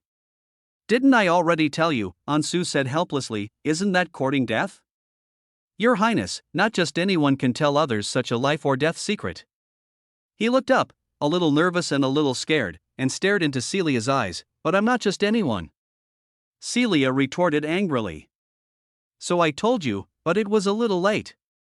Ansu chuckled awkwardly. After all, you said that no matter what happens, you should tell me and not act on your own. I value my promises very much. Celia paused for a moment, then, a long-lost smile finally appeared on his lips. Although she still harbored many doubts and anger, she was willing to listen calmly to Ansu's story. It's said that Freya is someone who has received divine revelation. Judging from how certain she seems, I can't really be. Let's find a safe place to talk. Celia glanced around and quickly pulled Ansu away from the quiet path. Arriving at the familiar underground storage room, Celia solemnly locked the door from the inside. Did she really say that? Are you sure you didn't misunderstand? Yes, Ansu was about to speak when she saw Cecilia turn her head. Her eyes already turned dark red. Soul domination, hypnosis. That's exactly what she said, Ansu replied stiffly. But I don't know if I misunderstood. At first, I thought she was joking, but then I realized she was really serious. No wonder she was so attentive to me from the beginning. I thought she had fallen for me, but it turns out there was another reason behind it. When Celia heard Ansu say that, she instantly understood Freya's strange attitude towards her. So that's how it is. However, with a woman's sensitive mind, she still felt that Ansu was oversimplifying things. The saintess showed great respect and admiration for Ansu, but beyond that, it's impossible to say that she had absolutely no feelings for Ansu. But Celia didn't have time to dwell on that now. She took a deep breath and cancelled the hypnosis on Ansu. Celia knew that Ansu didn't like her hypnotizing him, but that didn't mean she didn't trust him. However, she had to be cautious about this kind of thing. She needed to know the circumstances, in case Ansu was deceived. After it was finally confirmed, Celia's expression turned very ugly. She kept muttering to herself, her face filled with worry and fear. What should I do? What should I do? How could this happen? Why did this have to happen? Ansu, Celia, on the contrary, seemed to be seeking help, staring intently at Ansu, wanting to hear what he had to say. Ansu stepped forward and gently comforted the other person. Fine. If I am the chosen one prophesied from heaven, no. You're not. Celia said firmly, gripping Ansu's wrist tightly as if afraid he would suddenly disappear. But, there are no buts. I say you're not, and you're not. Celia grabbed Ansu tightly. That was just Freya talking nonsense. And one more thing, she continued, don't use that word in public anymore. Remember that? Okay, Ansu sighed. He observed Celia, who seemed to have already deceived herself, and muttered to himself, but the problem is still there and won't disappear just because we ignore it. I think we should still think of a solution. Celia lowered her eyelids, lost in deep thought. Your Majesty, will you kill me? Ansu asked softly. No, of course not. Celia answered instinctively, her expression turned bitter. Now that things had come to this, how could she possibly bear to kill Ansu? Then, what hope would she have for the rest of her life? How could she possibly kill a man who brought her warmth and hope? For the first time, Celia, who never believed in fate, felt that fate, that cruel creature, had played a huge joke on her. After a long and arduous search, they finally found the legendary chosen one who would surely descend, leading the righteous gods to the light, yet also destined to destroy them, the wicked. It was Ansu, the person she cared about most. Celia smiled bitterly. She now preferred to hope that the church saintess had lost her mind, or perhaps she had fallen in love with Ansu and was thus misinterpreting the oracle to take advantage of the situation and stay by his side, etc. Freya, Celia seemed to have grasped the key point immediately. She became excited and quickly said to Ansu, since she's just misinterpreting things, why don't we just kill her? Kill her? Yes. Kill the church's saint. Celia's eyes were filled with murderous intent. She said coldly, I don't care whether what she said is true or false. As long as I silence her, no one will doubt your identity anymore. That won't do. Ansu immediately shook his head. We absolutely cannot kill Freya. Ansu, Celia looked at him in surprise, puzzled. What do you mean by this? In the past, she would have been very jealous, thinking that Ansu couldn't bear to part with Freya and didn't want her to hurt her, but given the current situation, how could Ansu still be thinking about these things? Celia stared at Ansu's serious gaze, subconsciously sensing that he had some doubts. Freya came to Betrayal City in search of the Chosen One. Everyone in the church knows this, and they have even provided a lot of help for her search. Ansu pretended to ponder for a moment, then gave Celicia a disapproving and cautious look. Freya, as the divine revealer, has a great deal of discretion in the matter of finding the Chosen One. If you act rashly, wouldn't I be exposed directly? As everyone knows, Ansu continued, pondering, Freya and I are very close, we're practically inseparable at school. If you kill her and take me away, many people will probably instinctively guess my identity.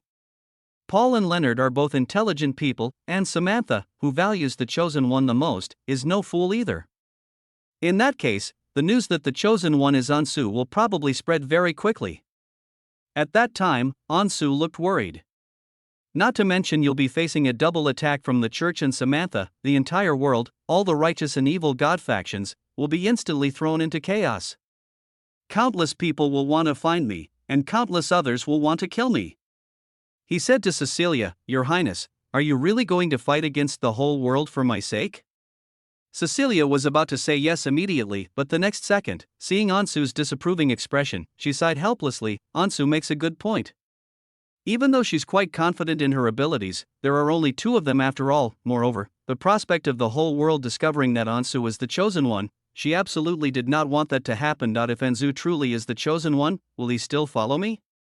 What if he is taken away by someone else, returns to the side of those devout believers, and is embraced by them? Cecilia thought of her cultist identity, and of her evil, tainted, forbidden magical power. Light is destined not to return to the embrace of darkness. Ansu was also destined not to belong to him. Cecilia lowered her head, lost in thought, her eyes, unseen by Ansu, filled with, at this point, the darkness had become extremely distorted. Chapter 84, We can drag this out as long as possible, Your Highness, the witch? What's wrong? Ansu looked at Cecilia, whose face was lowered and who seemed to be lost in thought. It's nothing. Celia looked up, her expression no longer twisted as before. She whispered, Ansu, don't tell anyone about this. Her eyes were full of worry. Ansu nodded. Celia breathed a sigh of relief. That's good. Although it was just that foolish saintess joking, it wouldn't be good if someone with ulterior motives overheard it, even if you're not really a chosen one. Good. You should go home first, she patiently instructed. I'll leave for a bit, and I'll come find you when I'm done with my work. Ansu was startled and asked, Your Majesty, you wouldn't still be plotting to harm the Holy Maiden, would you? Of course not. Celia shook her head gently. At this point, the best thing for us is to maintain the status quo and pretend that nothing happened. She would rather Ansu be found by the church than have Ansu found by the church. Although the followers of the Echo of Truth are called cultists, Celia knows that the fanatics of the Church of Holy Light, when they go mad, they are no less than cultists. Therefore, maintaining the status quo is for the best for her. She was even grateful that the saintess had believed Ansu's lies and hadn't easily revealed his identity. I'm just going back to consult some ancient texts. I need to learn more about the Chosen Ones. Hearing her say that, Ansu breathed a sigh of relief.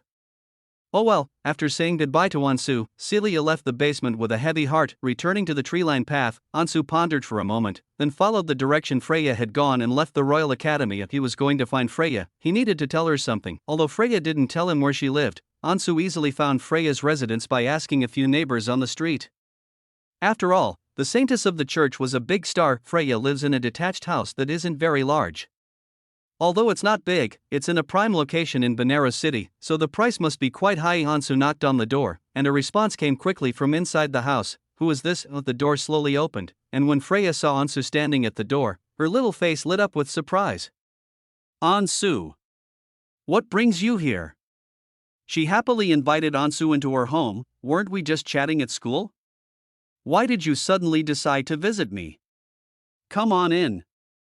Please have a seat. Freya happily ran off to prepare black tea for Ansu. Ansu gazed at the little saintess, whose body parts were all intact, and felt a strange mix of emotions welling up inside her. The lively little saintess is so adorable. Thankfully, the scene in the simulation won't actually happen. He sat on the sofa, idly looking around at the empty surroundings. At first glance, Freya's home was almost devoid of decorations. There were no trendy art paintings or small ornaments like vases. Apart from basic necessities like cabinets and a bed, there was nothing else. Freya doesn't have any hobbies?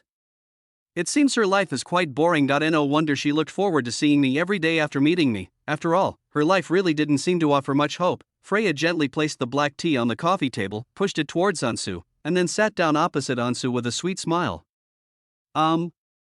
Freya, I came here because there's something I want to tell you. Ansu spoke up. Freya's pale gold eyes showed a fleeting disappointment. Oh, so you wanted to talk to me about something?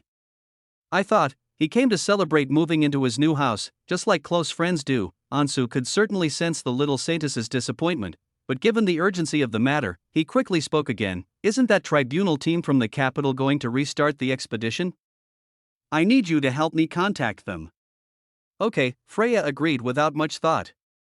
I'll write an urgent letter right away and use special channels.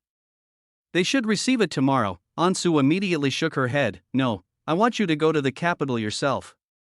Freya blinked in confusion. Why? I know the squad leader in charge of the operation. If I explain the situation to him, he shouldn't refuse to let you and Professor Duncan join us. But I heard, this operation has always been directly handled by the capital.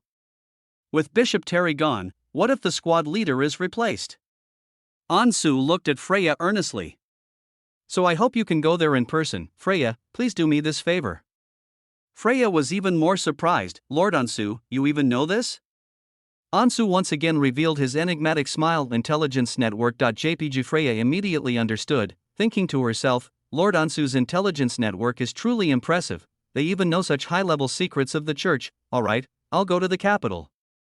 Freya nodded helplessly. After all, Lord Ansu had made such a sincere request to her. Even if he hadn't said that, I would have agreed to whatever he wanted to do. Ansu looked at the slightly reluctant little saintess. In fact, her purpose in doing this was to avoid the two of them meeting. By the time she returns from her trip to the capital, her own team should be ready, and the expedition to the ancient ruins is about to begin. Celia probably won't have many opportunities to be alone with her. As for the future, Ansu really didn't have the energy to think about it for that long. She'd rather drag it out as long as possible. Maybe he can actually fix Celia. We will win. Freya looked at Ansu, who had been talking about serious matters ever since he came to her house, and sighed softly. How she wished Lord Ansu could talk to her about things other than work. Lord Ansu, I just transferred here and I have to go to the Royal Cathedral. By the time I get back, I don't know how many days will have passed.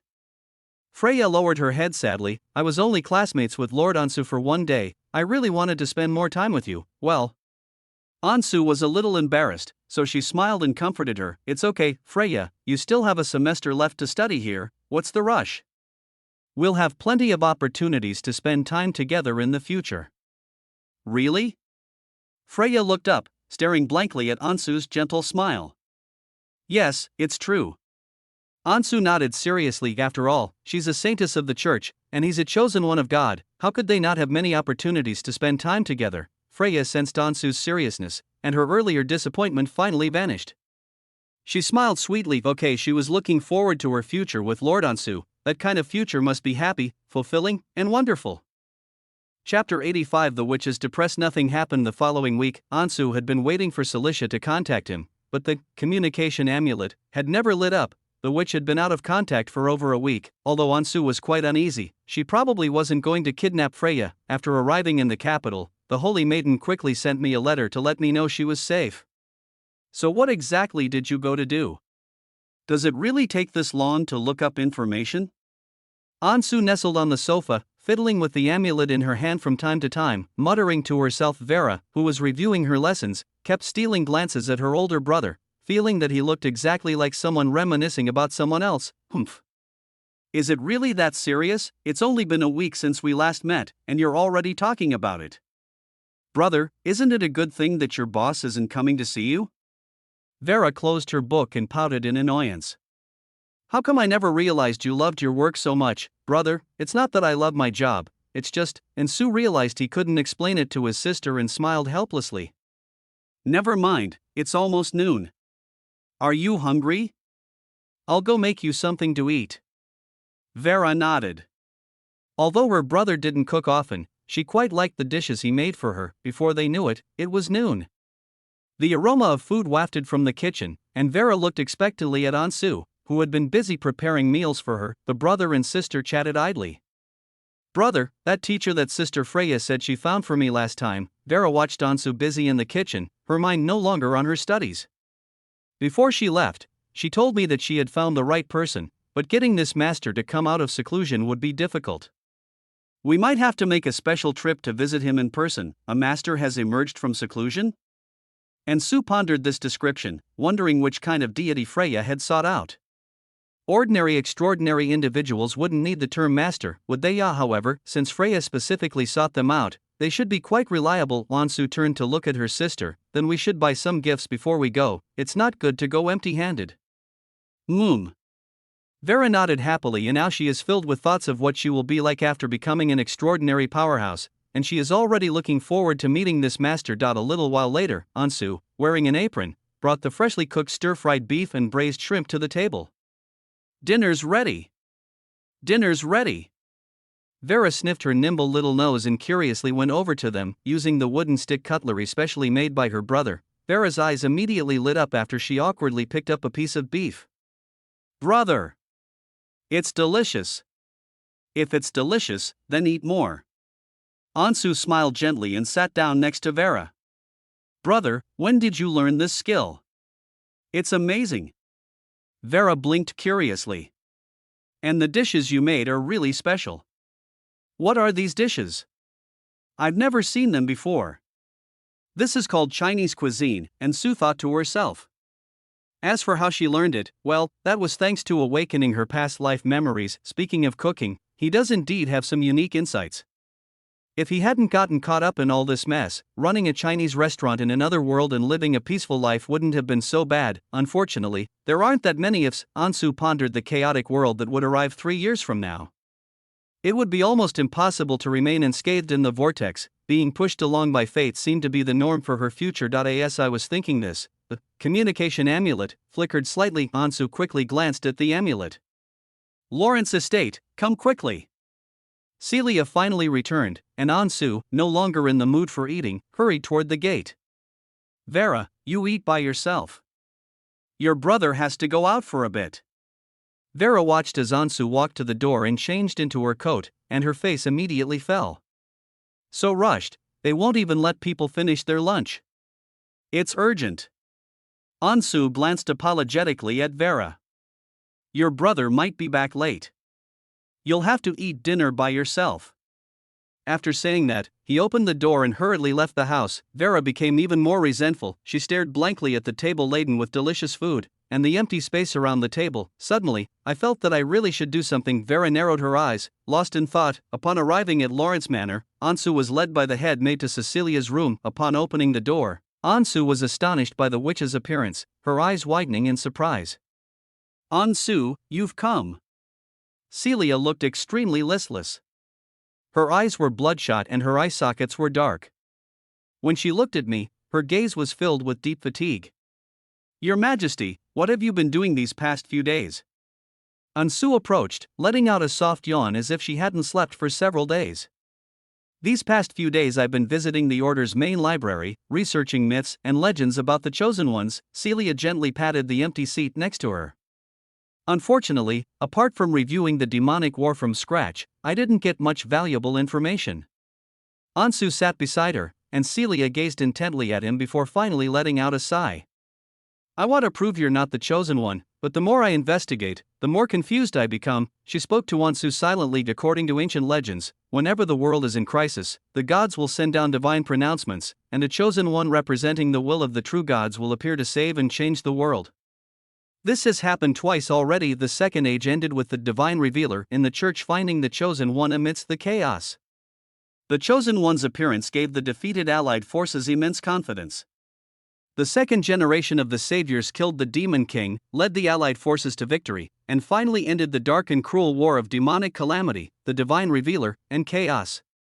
Celia murmured, almost exactly the same situation as now. Since this has happened twice, it will surely happen a third time. Ansu smiled and comforted her. The divine revelation is indeed Freya, but the Novolon Empire seems perfectly fine. Where is this chaos? Celia gave him a disapproving look. Anyone with a bit of foresight knows that the old and decaying edifice of the empire is riddled with holes, and perhaps all it takes to knock it down is a single opportunity. The prosperous city of Benaru in the royal capital certainly wouldn't show it, but on her way south to the Order's Grand Library, she saw abandoned farmland and countless refugees, and the unruly lords, large and small, were already in a de facto state of fragmentation. Ansu knew, of course, that chaos was coming. He was just trying to comfort Celia. To be honest, there were signs of the empire's decline, but people at that time could never have imagined that things would be so chaotic 3 years later. After all, the thriving magic industry had seemingly given the dying empire a new lease on life, and everything seemed to be full of vitality and flourishing. Even with numerous external military leaders and deeply entrenched internal problems, it shouldn't have led to his sudden death in just 3 years. I have a feeling that this divine oracle is actually quite problematic. Ansu had a feeling that the whole world was being manipulated. Even though the Sword of Eternal Night didn't mention much about the higher gods, he could sense that there was something wrong with them. Ha! Ansu looked at the worried Celia and suddenly joked, since divine revelation and chaos are indispensable, why don't we prevent chaos from happening? That way, it won't matter whether there are chosen ones or not. Cecilia was stunned. She had never thought of it from this angle before. Why don't you, witch, repent and reform? Ansu said with a smile. That way, you won't have to get stuck on this one point. Celia chuckled. You want to reform the core member of the Echoes of Truth Order, a cultist feared by everyone in the church, the Ash Witch? Ansu, you must be joking. Although she knew it was impossible and that Ansu was just joking, her mood still improved a little. Why not? Ansu muttered to himself. After all, that was really what he thought. Celia shook her head. Right now, I'm just worried about. He was worried that people would discover his identity as the chosen one and then take him away from him. His deep purple eyes were fixed intently on Ansu. She also offered her own idea. How about this, Ansu? You never leave my side again, you just stay here forever. Chapter 86. The Suspicious Celia. No. Ansu looked at Celicia's sinister eyes. Why was she still thinking about imprisoning him? Wasn't all that work for nothing? Of course not. I'm a living, breathing person, and a student at the Royal Academy. If I suddenly lose contact, it will definitely cause a big problem. Ansu said helplessly, you can drop out of school. Celia suddenly exclaimed excitedly. If you drop out voluntarily, no one will think too much about it. Then you can move in with me. My house is quite big, and it has everything. Ansu, I can fulfill any needs you may have, as long as you never leave again and live in my Lawrence Manor forever. She became more and more excited as she thought about it, feeling that this was the best solution. Moreover, he can see Ansu every day, and he will never leave his sight. This is house arrest, my witch. Ansu couldn't help but rub her forehead, feeling like she had suddenly come full circle. This isn't house arrest. Celia tried to convince Ansu. This is to protect you. No one cares about a student who has disappeared from society. Only in this way can I prevent them from taking you away from me. I disagree. Ansu snapped, taking advantage of the fact that she didn't know much yet. He gave a very firm attitude. A moment of silence followed. Celia looked at the reluctant Ansu and sighed softly. All right, she lowered her head sadly. Ansu, let me think of another way. Ansu observed the witch who had suddenly become docile and thought to herself, thank goodness Freya wasn't hypnotized like that. Although she seems to be experiencing mild depression and paranoia, it is still somewhat under control. But what if it's the Yandere version of Celia from the simulation? Then he really won't be able to escape. So Ansu continued to try to comfort her. Your Majesty, it's really not as serious as you think. Besides, nothing has happened yet. However, Cecilia's behavior became increasingly strange.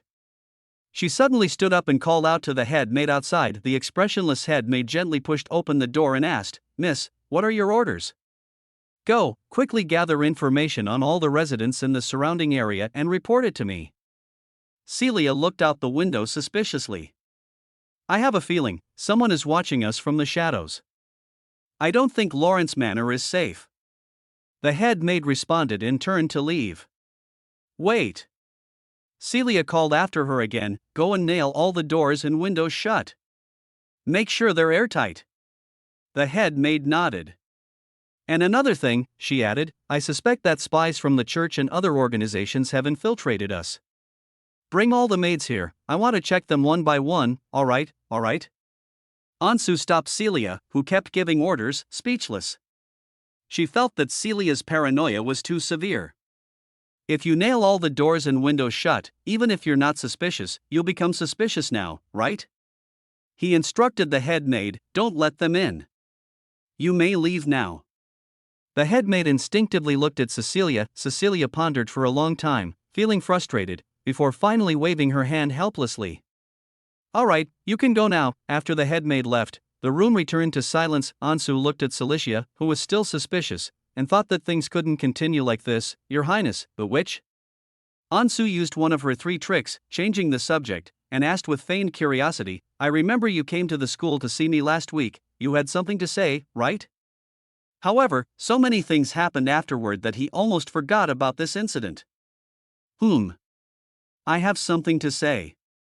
Celia glanced at Ansu with a sinister look. I heard about your affair with that saintess at school, and I even saw you two walking together so intimately. I was furious. I don't have the mind to talk to you about this. Ansu gave an awkward smile. There's nothing I can do about it. After all, she really treats me like. Celia narrowed her eyes instantly, reminding him not to say the word chosen one again, a word she didn't want to hear. Ansu's smile faded. In short, our relationship is not what you think at all, Your Majesty the witch. You must believe me. I believe you, but I don't believe her, Celia said sullenly. Who knows when that little saint might transform her faith and worship into love? She still knows how popular Ansu is with girls. Celia stared intently at Ansu's face. Although this guy always seems carefree and nonchalant, he's actually quite calm and reliable in crucial moments. Besides, even disregarding the aspects I admire, Ansu's appearance is very much to my liking. Even if I wasn't his boss, and I didn't hypnotize or force him to join the cult, if they were 2 ordinary people who were equals, she might have been attracted to each other's qualities, right? The more Cecilia thought about it, the more she felt that was true. Luckily, he was hypnotized. Celia never regretted it. Thinking about this made her feel a little happier, although Ansu had no idea what she was thinking about again. Seeing that her mood had calmed down a lot, she asked curiously, so what is it? It's a matter of money. About money? Ansu asked in surprise, Celia nodded grimly. After these several raids, the Order's legitimate revenue streams have been forced to shrink, and the finances are becoming increasingly strained. The Master also forbids me from allocating large amounts of Order funds anymore. So, regarding the matter of funding Professor Duncan, Ansu never expected that the first problem to arise with Professor Duncan would be money. Then should we agree to fund his £300,000? I can only scrape together 100,000 at most, Celia sighed. Otherwise, I might sell some of the collectibles at Lawrence Manor. Perhaps that would raise some funds. It's best not to do that. Ansu shook her head. Why would a noble lady like you sell off her family's assets for no reason? It would raise too much suspicion. The Echo of Truth Church was indeed very wealthy before. After all, such a large underground organization must have controlled countless black and white industries, and even received donations from a large number of wealthy believers on the periphery. However, several recent major events have forced Samantha to be more discreet, as the church might discover that she possesses too much wealth of dubious origin. But since Professor Duncan is willing to join the church's expedition team, Cecilia finally remembered this, although she didn't really want the church involved in the trip. This approach would undoubtedly save a lot of money, but 100,000 is still not enough. Ansu looked at Celia, who had been sullen all day, and suddenly suggested with a smile, Your Highness, let's think about something happy. How about I take you to make some money? Make money? Celia looked Ansu up and down. You can make that much money? Ansu smiled confidently, of course, who am I? I'm someone who has cheat codes. Chapter 87 Making Money in Dating? Then tell me, how do you plan to make money? Celia looked completely incredulous. Let's make this clear beforehand, robbery and theft don't count. Things are getting tense right now, don't cause us any more trouble. Of course I wouldn't rob or steal. Ansu said speechlessly, I'm a friend of the church and a model citizen, how could I do such an illegal thing? So what are your thoughts? Celia looked at Ansu expectantly. These past few days have been incredibly stressful for her, but seeing Ansu's confident and smug expression suddenly made her feel much more relaxed. Have I told you before that my father is actually very good at gambling? Ansu chuckled. I'm not very talented myself, but I've inherited a bit of my gambling father's talent. Dr. Maurice? Celia knew his father, of course, and looked at him with surprise. I didn't know he had this kind of hobby. This was quite a contrast, considering she had investigated Ansu's family background. His father was a well-regarded retired military doctor who had even helped many people free of charge and was a very kind person. After Dad came back from the army, he was like a completely different person, Ansu pouted. He became addicted to drinking and gambling. No matter how Vera and I tried to persuade him, he wouldn't listen, and as a result, he ruined his health. Of course, he brought up his gambling father to patch up his own image. If you have the ability to simulate gambling, wouldn't you easily transform into a gambling god the moment you sit in a casino? But it wouldn't be good if you acted too abnormally, Celia chuckled. Dr. Morris isn't your biological father, is he? Besides, how can this be hereditary? If you keep bragging like this, you might end up losing your own assets. Ansu smiled mysteriously. Then we'll wait and see, Your Highness the Witch. Celia suddenly became expectant. She rested her chin on her hand, looked at the confident Ansu, and smiled. So what do you want to bet on? Where do you want to bet?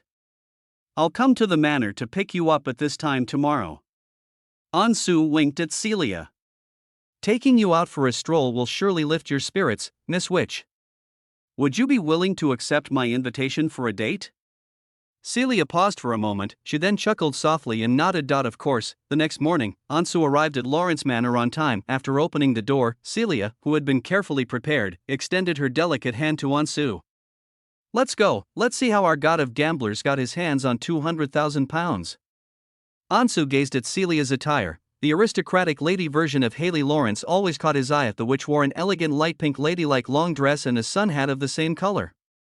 Although she looked conservative and reserved, the dress accentuated her slender waist and graceful figure. Ansu kept appreciating the witch from top to bottom, from her hips to her waist, and from her waist to her chest. Her beautiful curves were breathtaking from every angle, especially the hem of the long skirt, with its glimpses of snow-white legs as she walks, creates a tantalizingly alluring effect. Yes, it looks good. Ansu's overly blatant gaze made Celia roll her eyes in exasperation.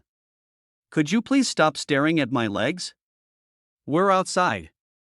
Haven't you had enough of touching it at home? Ansu shook her head honestly. I haven't touched it enough. Celia glanced subconsciously at the maid who was waiting for her to get into the car with a blank expression, and glared at Ansu with annoyance. Stop your nonsense. If you don't want me to punish you, hurry up and get me in the car. If the punishment is still leg rubbing, then please punish me more, Your Majesty the Witch. Ansu said with a grin. Seeing that the witch's expression was getting more and more unfriendly, she finally took her hand and pulled her into the carriage. Celia's attire was indeed unsuitable for exercise. After getting into the car, she began to adjust her skirt. Ansu wanted to help, but as soon as she touched her fair ankle, she was met with a cold glare from Celia. Your Highness seems to be in excellent spirits today. Ansu looked at Celia's face. The bloodshot in her eyes had lessened considerably. Although she still looked preoccupied, she no longer had the lingering weariness she had yesterday. It seemed she was really looking forward to today's date. I finally got a good night's sleep. Celia sighed, glancing resentfully at Ansu. Because of you, I haven't slept well for days. Ansu, how are you going to make it up to me? I will compensate Your Highness the Witch with 200,000 pounds. Ansu said with a smile. I just praised you a couple of times, and you actually think you're a gambling god? Celia didn't expect him to make money at the casino today, she just wanted to play along with his antics. She crossed her arms irritably. Even if you do win money, it's not compensation. Ansu said seriously, if I make the witch feel super good today and she doesn't have insomnia anymore, would that be considered compensation? Well. Celia glanced at Ansu, thinking to herself that she was actually in a pretty good mood right now. But immediately, she still snorted coldly. Making me happy isn't easy. Since you're so confident. She crossed her arms, then I'll reluctantly cooperate with you. Don't worry, just entrust yourself to me today. And Sue's mood improved as well. That Tsundere witch is finally back. How wonderful. He doesn't want a Yandere. Ansu absolutely, positively wants to never see the Yandere version of Celicia again. He's determined to bring her over no matter what. They're going to win. An hour later, the four-wheeled carriage stopped in the bustling and crowded downtown area. Ansu got out of the car first, then gentlemanly opened the door and led Celia, who was lifting her skirt, out of the car. The surrounding crowd looked curiously at the carriage, wondering which young lady from a wealthy family had come to experience the local customs. Upon getting off the vehicle, the distinctive murky air and chaotic atmosphere of the Black Harbor district caused Celia to frown. Slightly, she leaned close to Ansu's ear and whispered, "I heard you say you're a big fan of horse racing, so I thought we'd get off in a more respectable part of the city. Black Harbor is a place where all sorts of people mingle, so there must be plenty of casinos, but I've never heard of a racetrack there. After all, those kinds of places are almost always associated with the rich and noble. I wouldn't bother with ordinary horse racing tracks. The horse racing in the Black Harbor area is the real thrill." Ansu laughed and said, "Come on, miss, today I'll show you what real horse racing is all about. I'm not some rich girl." Celia smiled helplessly. After getting off the bus, she glanced down at her long dress and thought to herself that if she had known she was coming to the Black Harbor district, she wouldn't have dressed so elegantly. Fortunately, Ansu remained by her side as a gentleman, like a knight protecting a princess. Cecilia's lips curled into a slight smile as she affectionately took his arm. "Let's go then." Chapter 88 Invitation to Visit, and the unique racecourse. After getting off the bus, Ansu didn't rush to take Celia to the casino. The two first had breakfast at a well-known snack shop in the Black Harbor area. "You didn't eat anything this morning, you must be hungry." Ansu brought over a steaming plate of fish and chips and a crepe covered in sauce, and ordered 2 cups of refreshing black coffee. He then sat down with Celia at a street-facing table in the shop. Ansu took a couple of bites, then noticed that there was no movement from the other side, so she looked up as Celia showed no intention of starting the car. She simply rested her chin on her hand, quietly gazing at the bustling street outside, her thoughts drifting elsewhere. Aren't you hungry?"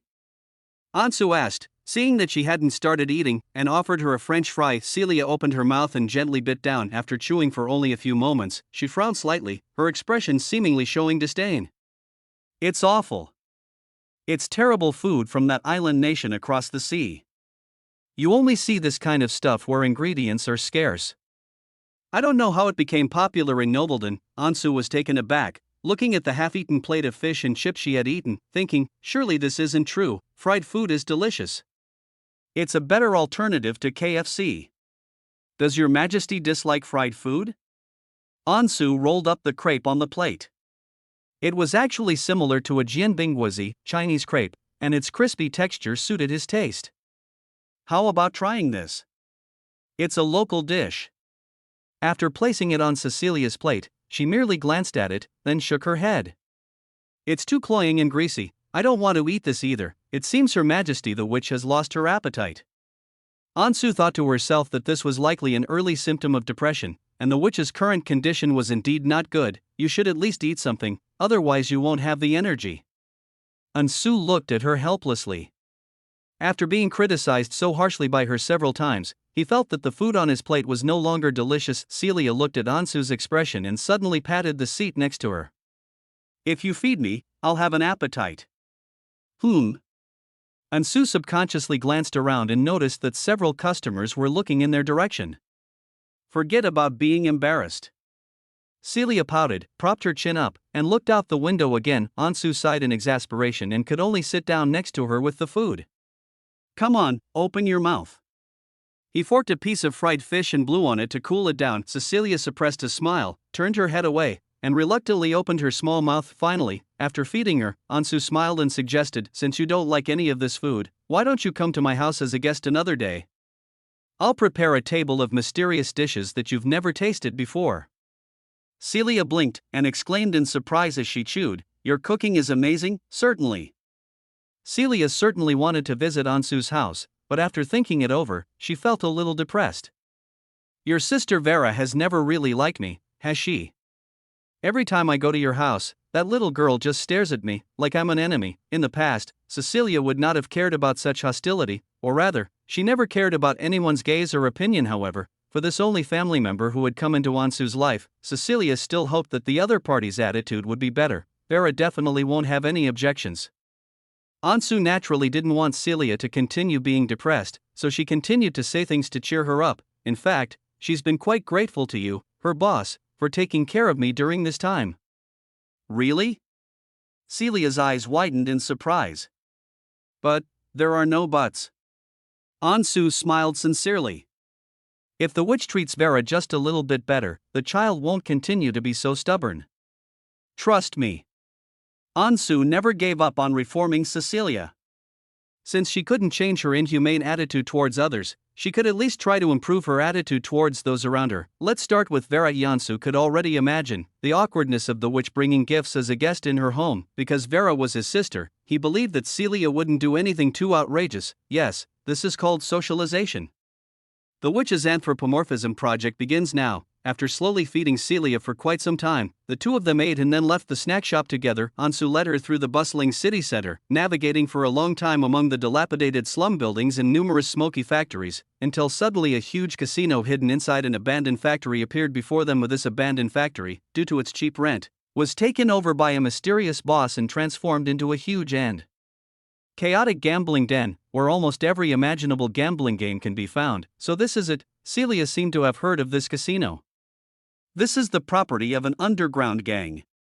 The cult has dealt with them before. Although they are just a gang, they have several superhumans under their command. Ansu nodded. Since they could set up such a large casino, the gang must have some ability. Although it was morning, there were already many gamblers outside the casino, their faces flushed with anger and shouting.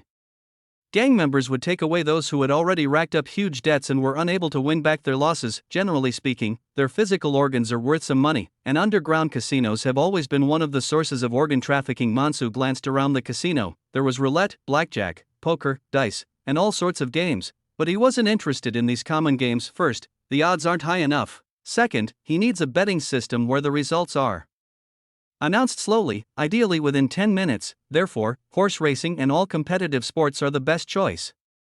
Come on, I'll take you to see something exciting. Seeing the crowd and chaos around them, Ansu instinctively took Celia's hand and led her to the innermost part of the casino. Celia looked down at her hand, which he was holding tightly, and her eyes flickered for a moment. He then smiled and replied, As soon as the two entered the circular arena of the racecourse, a cacophony of excited voices erupted. Celia discovered that the horse racing here was somewhat different from what she had imagined, because horses and contestants were constantly being carried out of the racetrack. Most of them were missing limbs, and some were even torn to pieces, with the pieces of flesh collected in metal buckets. Cancelled tickets flew everywhere, and shouts rose and fell all around. At this moment, whether they were gamblers or enthusiastic spectators, they all stared wide-eyed, cheering for their favorite horse race. This is horse racing? Celia looked at Ansu, blinking in surprise. This is a unique horse race in the Black Harbor. Ansu, finding the surrounding noise too loud, could only lean close to Celia's ear. There aren't many complicated rules here, it's all about the violent thrill. No matter what method the racer uses, as long as they can circle the track and finish in the top 3, they're good to go. So on the track, you can sprint to become number 1, or you can just knock out your opponents. After all, if you take out all your opponents, isn't that a win too? This is interesting. Celia watched the match unfold with great interest. Before they had even finished a full lap, only half of the original 14 racehorses remained. The track was littered with mangled corpses.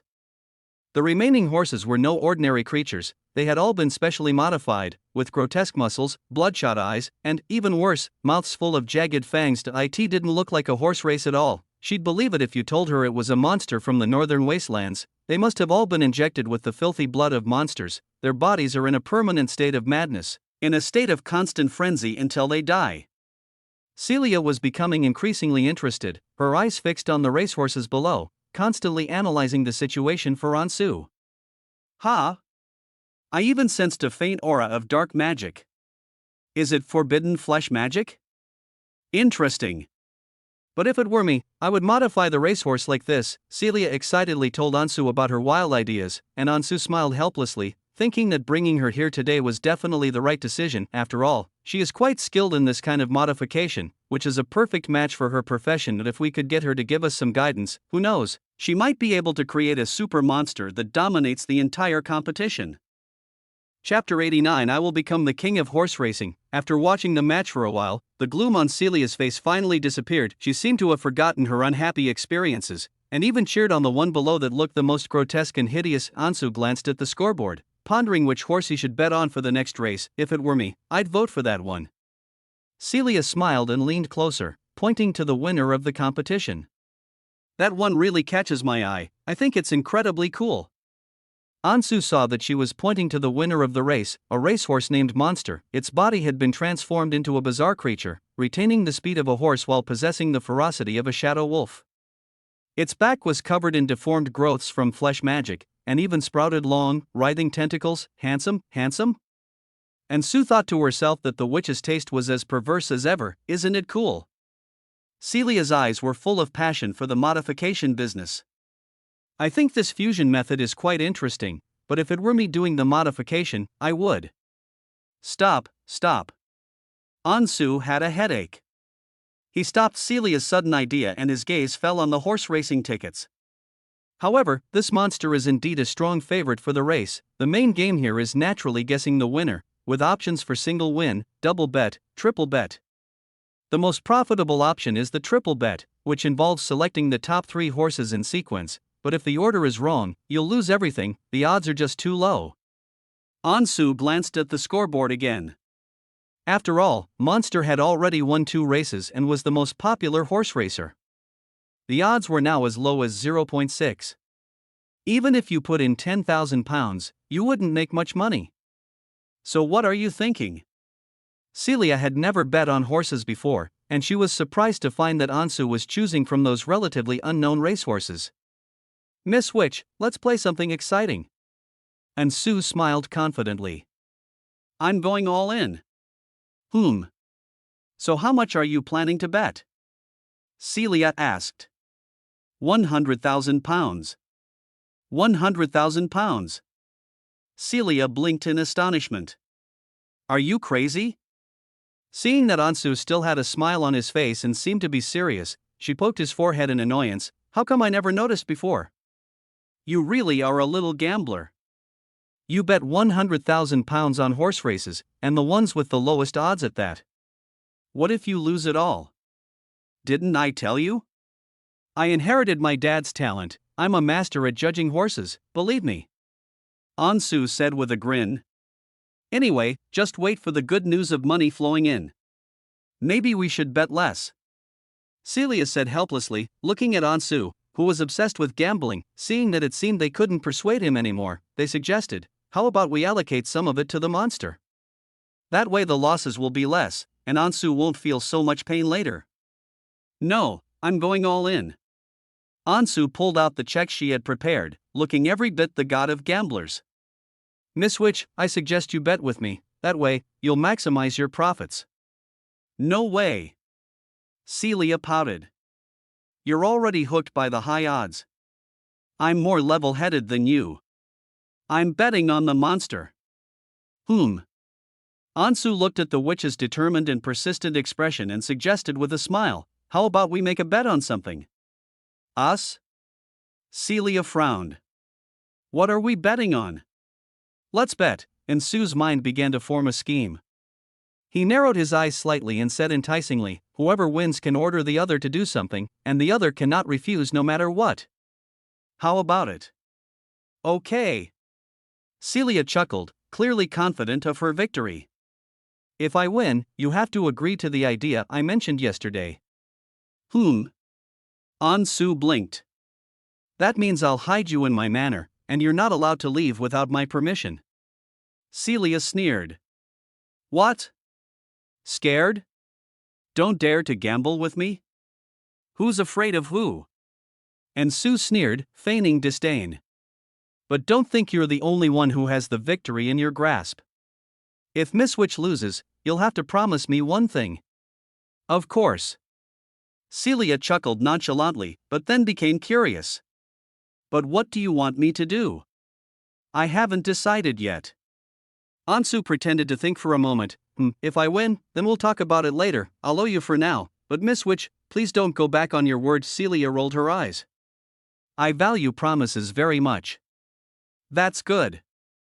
Ansu's smile deepened. Celia truly values commitments, so this will be a solid insurance policy for the future. If Ansu's delaying tactics fail, this insurance policy, to avoid a catastrophic failure, might prevent things from turning into something as dire as being locked in a dark room and having their memories wiped, although it's unlikely to be much better. After the race ended, the horses were taken off to rest, including the favorite on a winning streak, Monster, which attracted more and more bettors. Ansu, on the other hand, was focused on the new racehorses that had been added to the pack. In addition to the top FEW.to compete in this unrestricted arena of carnage, most of the racehorses are of good quality, each one more ferocious than the last.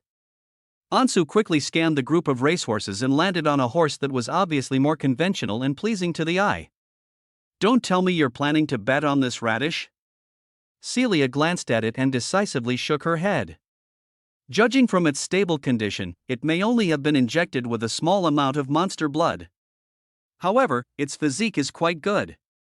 It should be able to achieve good results in a regular racetrack, but it won't work here. I'm not sure yet, Ansu observed for a moment, then glanced at the scoreboard. The odds are 5.2, ranking last. Radish, how utterly useless you are, Ansu inwardly scoffed, almost deciding against choosing it altogether. Because it was halftime, many food vendors rushed in to sell their wares, and the noise at the scene quieted down considerably. Taking advantage of this moment, Ansu opened the system panel. Hang it up. I want to become the god of gamblers. I want to become the king of horse racing. 10 minutes later, May 19th, 10:12, 10 points will be consumed. Start simulation. Blackness quickly filled Ansu's vision. After the countdown gradually disappeared, Ansu arrived at the racetrack 10 minutes later. To his surprise, the scene, which should have been quite noisy, fell into an eerie silence. Ansu looked toward the center of the arena, then widened his eyes in surprise, because the monster that was the favorite to win the championship had now gone out of control. Its blood vessels burst, and black, foul blood seeped from its skin. This blood-covered monster was frantically attacking its master, who was trying to control it. Meanwhile, the racetrack was littered with gnawed corpses. The racehorses must have all died at the hands of the rabid beast. As for the final champion of this match, Ansu silently gazed at the radish being stroked by its owner. The gamblers around them were shouting and cursing like madmen. What is this? All the other racehorses were bitten to death by the monster. Only this piece of trash survived because it was the slowest. It doesn't count. This doesn't count. How can it win? It just strolled to the finish line like it was taking a walk. The atmosphere at the scene was briefly out of control, since most people had bet large sums of money on the monster. Moreover, even if not everyone bet on the monster, those who bet on other horse races and those who played the rankings all lost everything. Because the monster directly disrupted the race, there's only one useless racehorse left on the field, so what's the point of ranking it? Seeing the scene getting increasingly chaotic, the underground casino's managers could no longer sit still and immediately dispatched a large number of gang members to maintain order. Fights broke out in many places on the stands, and gamblers screamed as they were beaten with sticks. Even if you disagree, that's the rule. You have to accept the consequences. Ansu withdrew her gaze and looked again at Radish, the racehorse that had inexplicably won the race. This poorly modified horse's victory was truly due to being the slowest. It's a remake of the tortoise and the hare race, right? Chapter 90, All in his wisdom. Upon returning to reality, Ansu immediately took a check for £100,000 and bet it all on the horse race. Not only was Celia surprised, but the casino staff also looked at each other in bewilderment. Even the many passionate gamblers around were stunned, and all eyes fell on this young man who was so extravagant yet seemed to be joking. With £100,000. Betting on that most useless, scoundrel racehorse? And it's a double jackpot, which is extremely difficult to win. Does this guy not understand horse racing rules, or does he think he has too much money and is rushing to give it to the casino? Ansu, you're deliberately going against me, aren't you? Celia tugged at his sleeve, speechless. The first prize in this double lottery you chose is a carrot, and the second prize is a monster? You just want to outdo me, don't you? No one with a sound mind would think that carrot could beat monster, but Ansu just bet on it anyway. Isn't that going against her? Ansu was both amused and exasperated. He really hadn't done it on purpose. After the monster went berserk, Carrot easily strolled to the finish line, while the monster's owner, enduring a chorus of boos, perhaps fearing retaliation, was forced to steer the crazed monster to the finish line, nearly dying in the process, so in the end, only 2 horses remained in the race. Ansu decisively chose the double bet option, and the casino gave a final odds of 8.2 times, pound 100,000 has become pound 820,000. Is there any way to make money faster than this? Ansu's heart raced, and she even became a little addicted. All in betting is indeed a sign of wisdom. Hey! Once you've placed a bet, you can't cancel it. Seeing the two of them discussing amongst themselves, the staff member quickly kept a close eye on Ansu and reminded her, "Here's your receipt, put it away properly." Ansu glanced at the staff member and thought to herself, "You're quite proactive." So he picked up the receipt, glanced at it, and smiled with satisfaction. Celia said quietly from the side, "Have you figured out how to ask the school for leave?" "A request for leave?" And Sue was taken aback. "What kind of leave?" "Take sick leave and then move to my Lawrence Manor, okay?" Celia had already thought it through for him. At first, go to school every few days. Once everyone knows you're sick, you can just apply for a leave of absence and live with me permanently. The more she thought about it, the more reasonable it seemed. This way, your disappearance won't arouse any suspicion. Just stay right under my nose and don't go anywhere else. In this way, she no longer needed to worry about Ansu's identity being exposed, and she could even find a reason to keep him by her side. It's a win-win situation, and Sue muttered speechlessly, "Miss Witch, why are you still thinking about this? Couldn't it be that my favorite radish pulled off a major upset and beat the monster to victory?" Cecilia pouted. "Come on, if Radish can win, I'll just..." Before she could finish speaking, her gaze fell upon the increasingly agitated monster, which was growling in a low voice, and its master was almost losing control of it. "See? My bets were calculated carefully." Ansu lied without batting an eye. That monster, due to the injection of filthy blood and the continuous matches, is almost on the verge of becoming a monster. I don't think it can last this match. This, Celia raised an eyebrow in surprise, suddenly realizing that Ansu's words actually made some sense. But that's no reason why Radish should get first place. She looked at the other contestants, who among them wasn't physically stronger than Luobo? It's hard to say. Ansu smiled confidently. After buying another serving of fish and chips, Ansu and Celia returned to their original seats and ate while waiting for the match to begin. Under the excited gaze of countless people, a tense atmosphere pervaded the racetrack. When the starting gun fired, the horses galloped forward, and the entire track instantly erupted in cheers. Cecilia seemed to be encouraged by the atmosphere as well, cupping her hands into a megaphone and shouting loudly, a rare sight for her, "Monster! Go for it!" Like everyone else around her, Ansu excitedly stood up, shouting, "Radish! Don't be afraid! Charge! Charge! Charge! Charge! Charge!"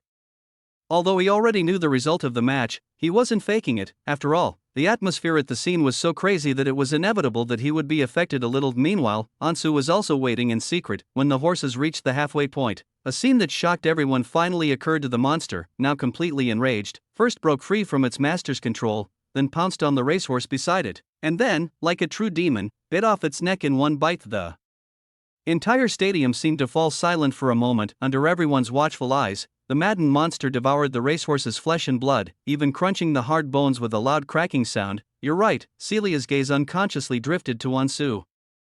"The monster really has gone berserk. It started attacking other racehorses again," Ansu said hastily. Celia looked over again and, sure enough, saw the monster start biting wildly. Because it was the fastest, it blocked the front of the track like a giant beast, and any racehorse that passed by it would be attacked. Ansu watched the scene silently from the field, and then a chorus of boos immediately erupted from the crowd. The race began to take an unexpected turn. At this moment, the slowest horse, Luobo, slowly ran towards the finish line of the track, in the bewildered gaze of its owner. "It's a fixed match! It's a fixed match!" Torn tickets flew everywhere, and many gamblers, their faces flushed, started shouting. Some of the drunken gamblers even started smashing things up, acting more like they were at a horse race in a racetrack. Several devastated gamblers surrounded Ansu, crying out, "It's all over. All my savings were invested in the monster. It was the safest bet. What else could this be but a fixed match? We've all been set up." Damn casino owner, come out here right now. A rematch. It has to be a rematch. Celia glanced at a drunken gambler shouting incessantly not far away and curled her lip in disgust. Ansu protected her, put his arm around her waist, and walked off the field. It's getting more and more chaotic. Let's go redeem the prize money first, Ansu whispered. Celia glanced at him nervously, protecting her, and a slight smile appeared on her lips. Although with her abilities, she might never have the chance to be protected by Ansu, she still felt very pleased with this competent protector throughout the day. She didn't know when it started, but she had never relied on anyone in her pursuit of power.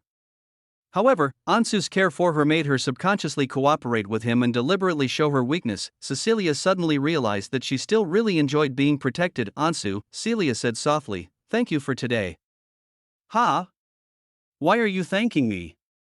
Looking at the witch who had suddenly become soft and gentle, Ansu felt that the other girl's delicate appearance was becoming more and more adorable. Celia winked playfully, but didn't explain anything, because he really did it, making himself, who was originally anxious, very happy to. It seems that as long as he's around, all that messy stuff like the chosen ones doesn't need to be considered at all. After exchanging the prize money with Cecilia, Ansu happily put away the check for over 800,000. But just as he was about to leave, he noticed that more and more people were gathering outside the office, and it seemed that even the top brass had been alerted. At this moment, the middle-aged man who looked like the casino manager was scrutinizing him with a gloomy expression. As they walked, Celia whispered a reminder, you're being watched by the gang.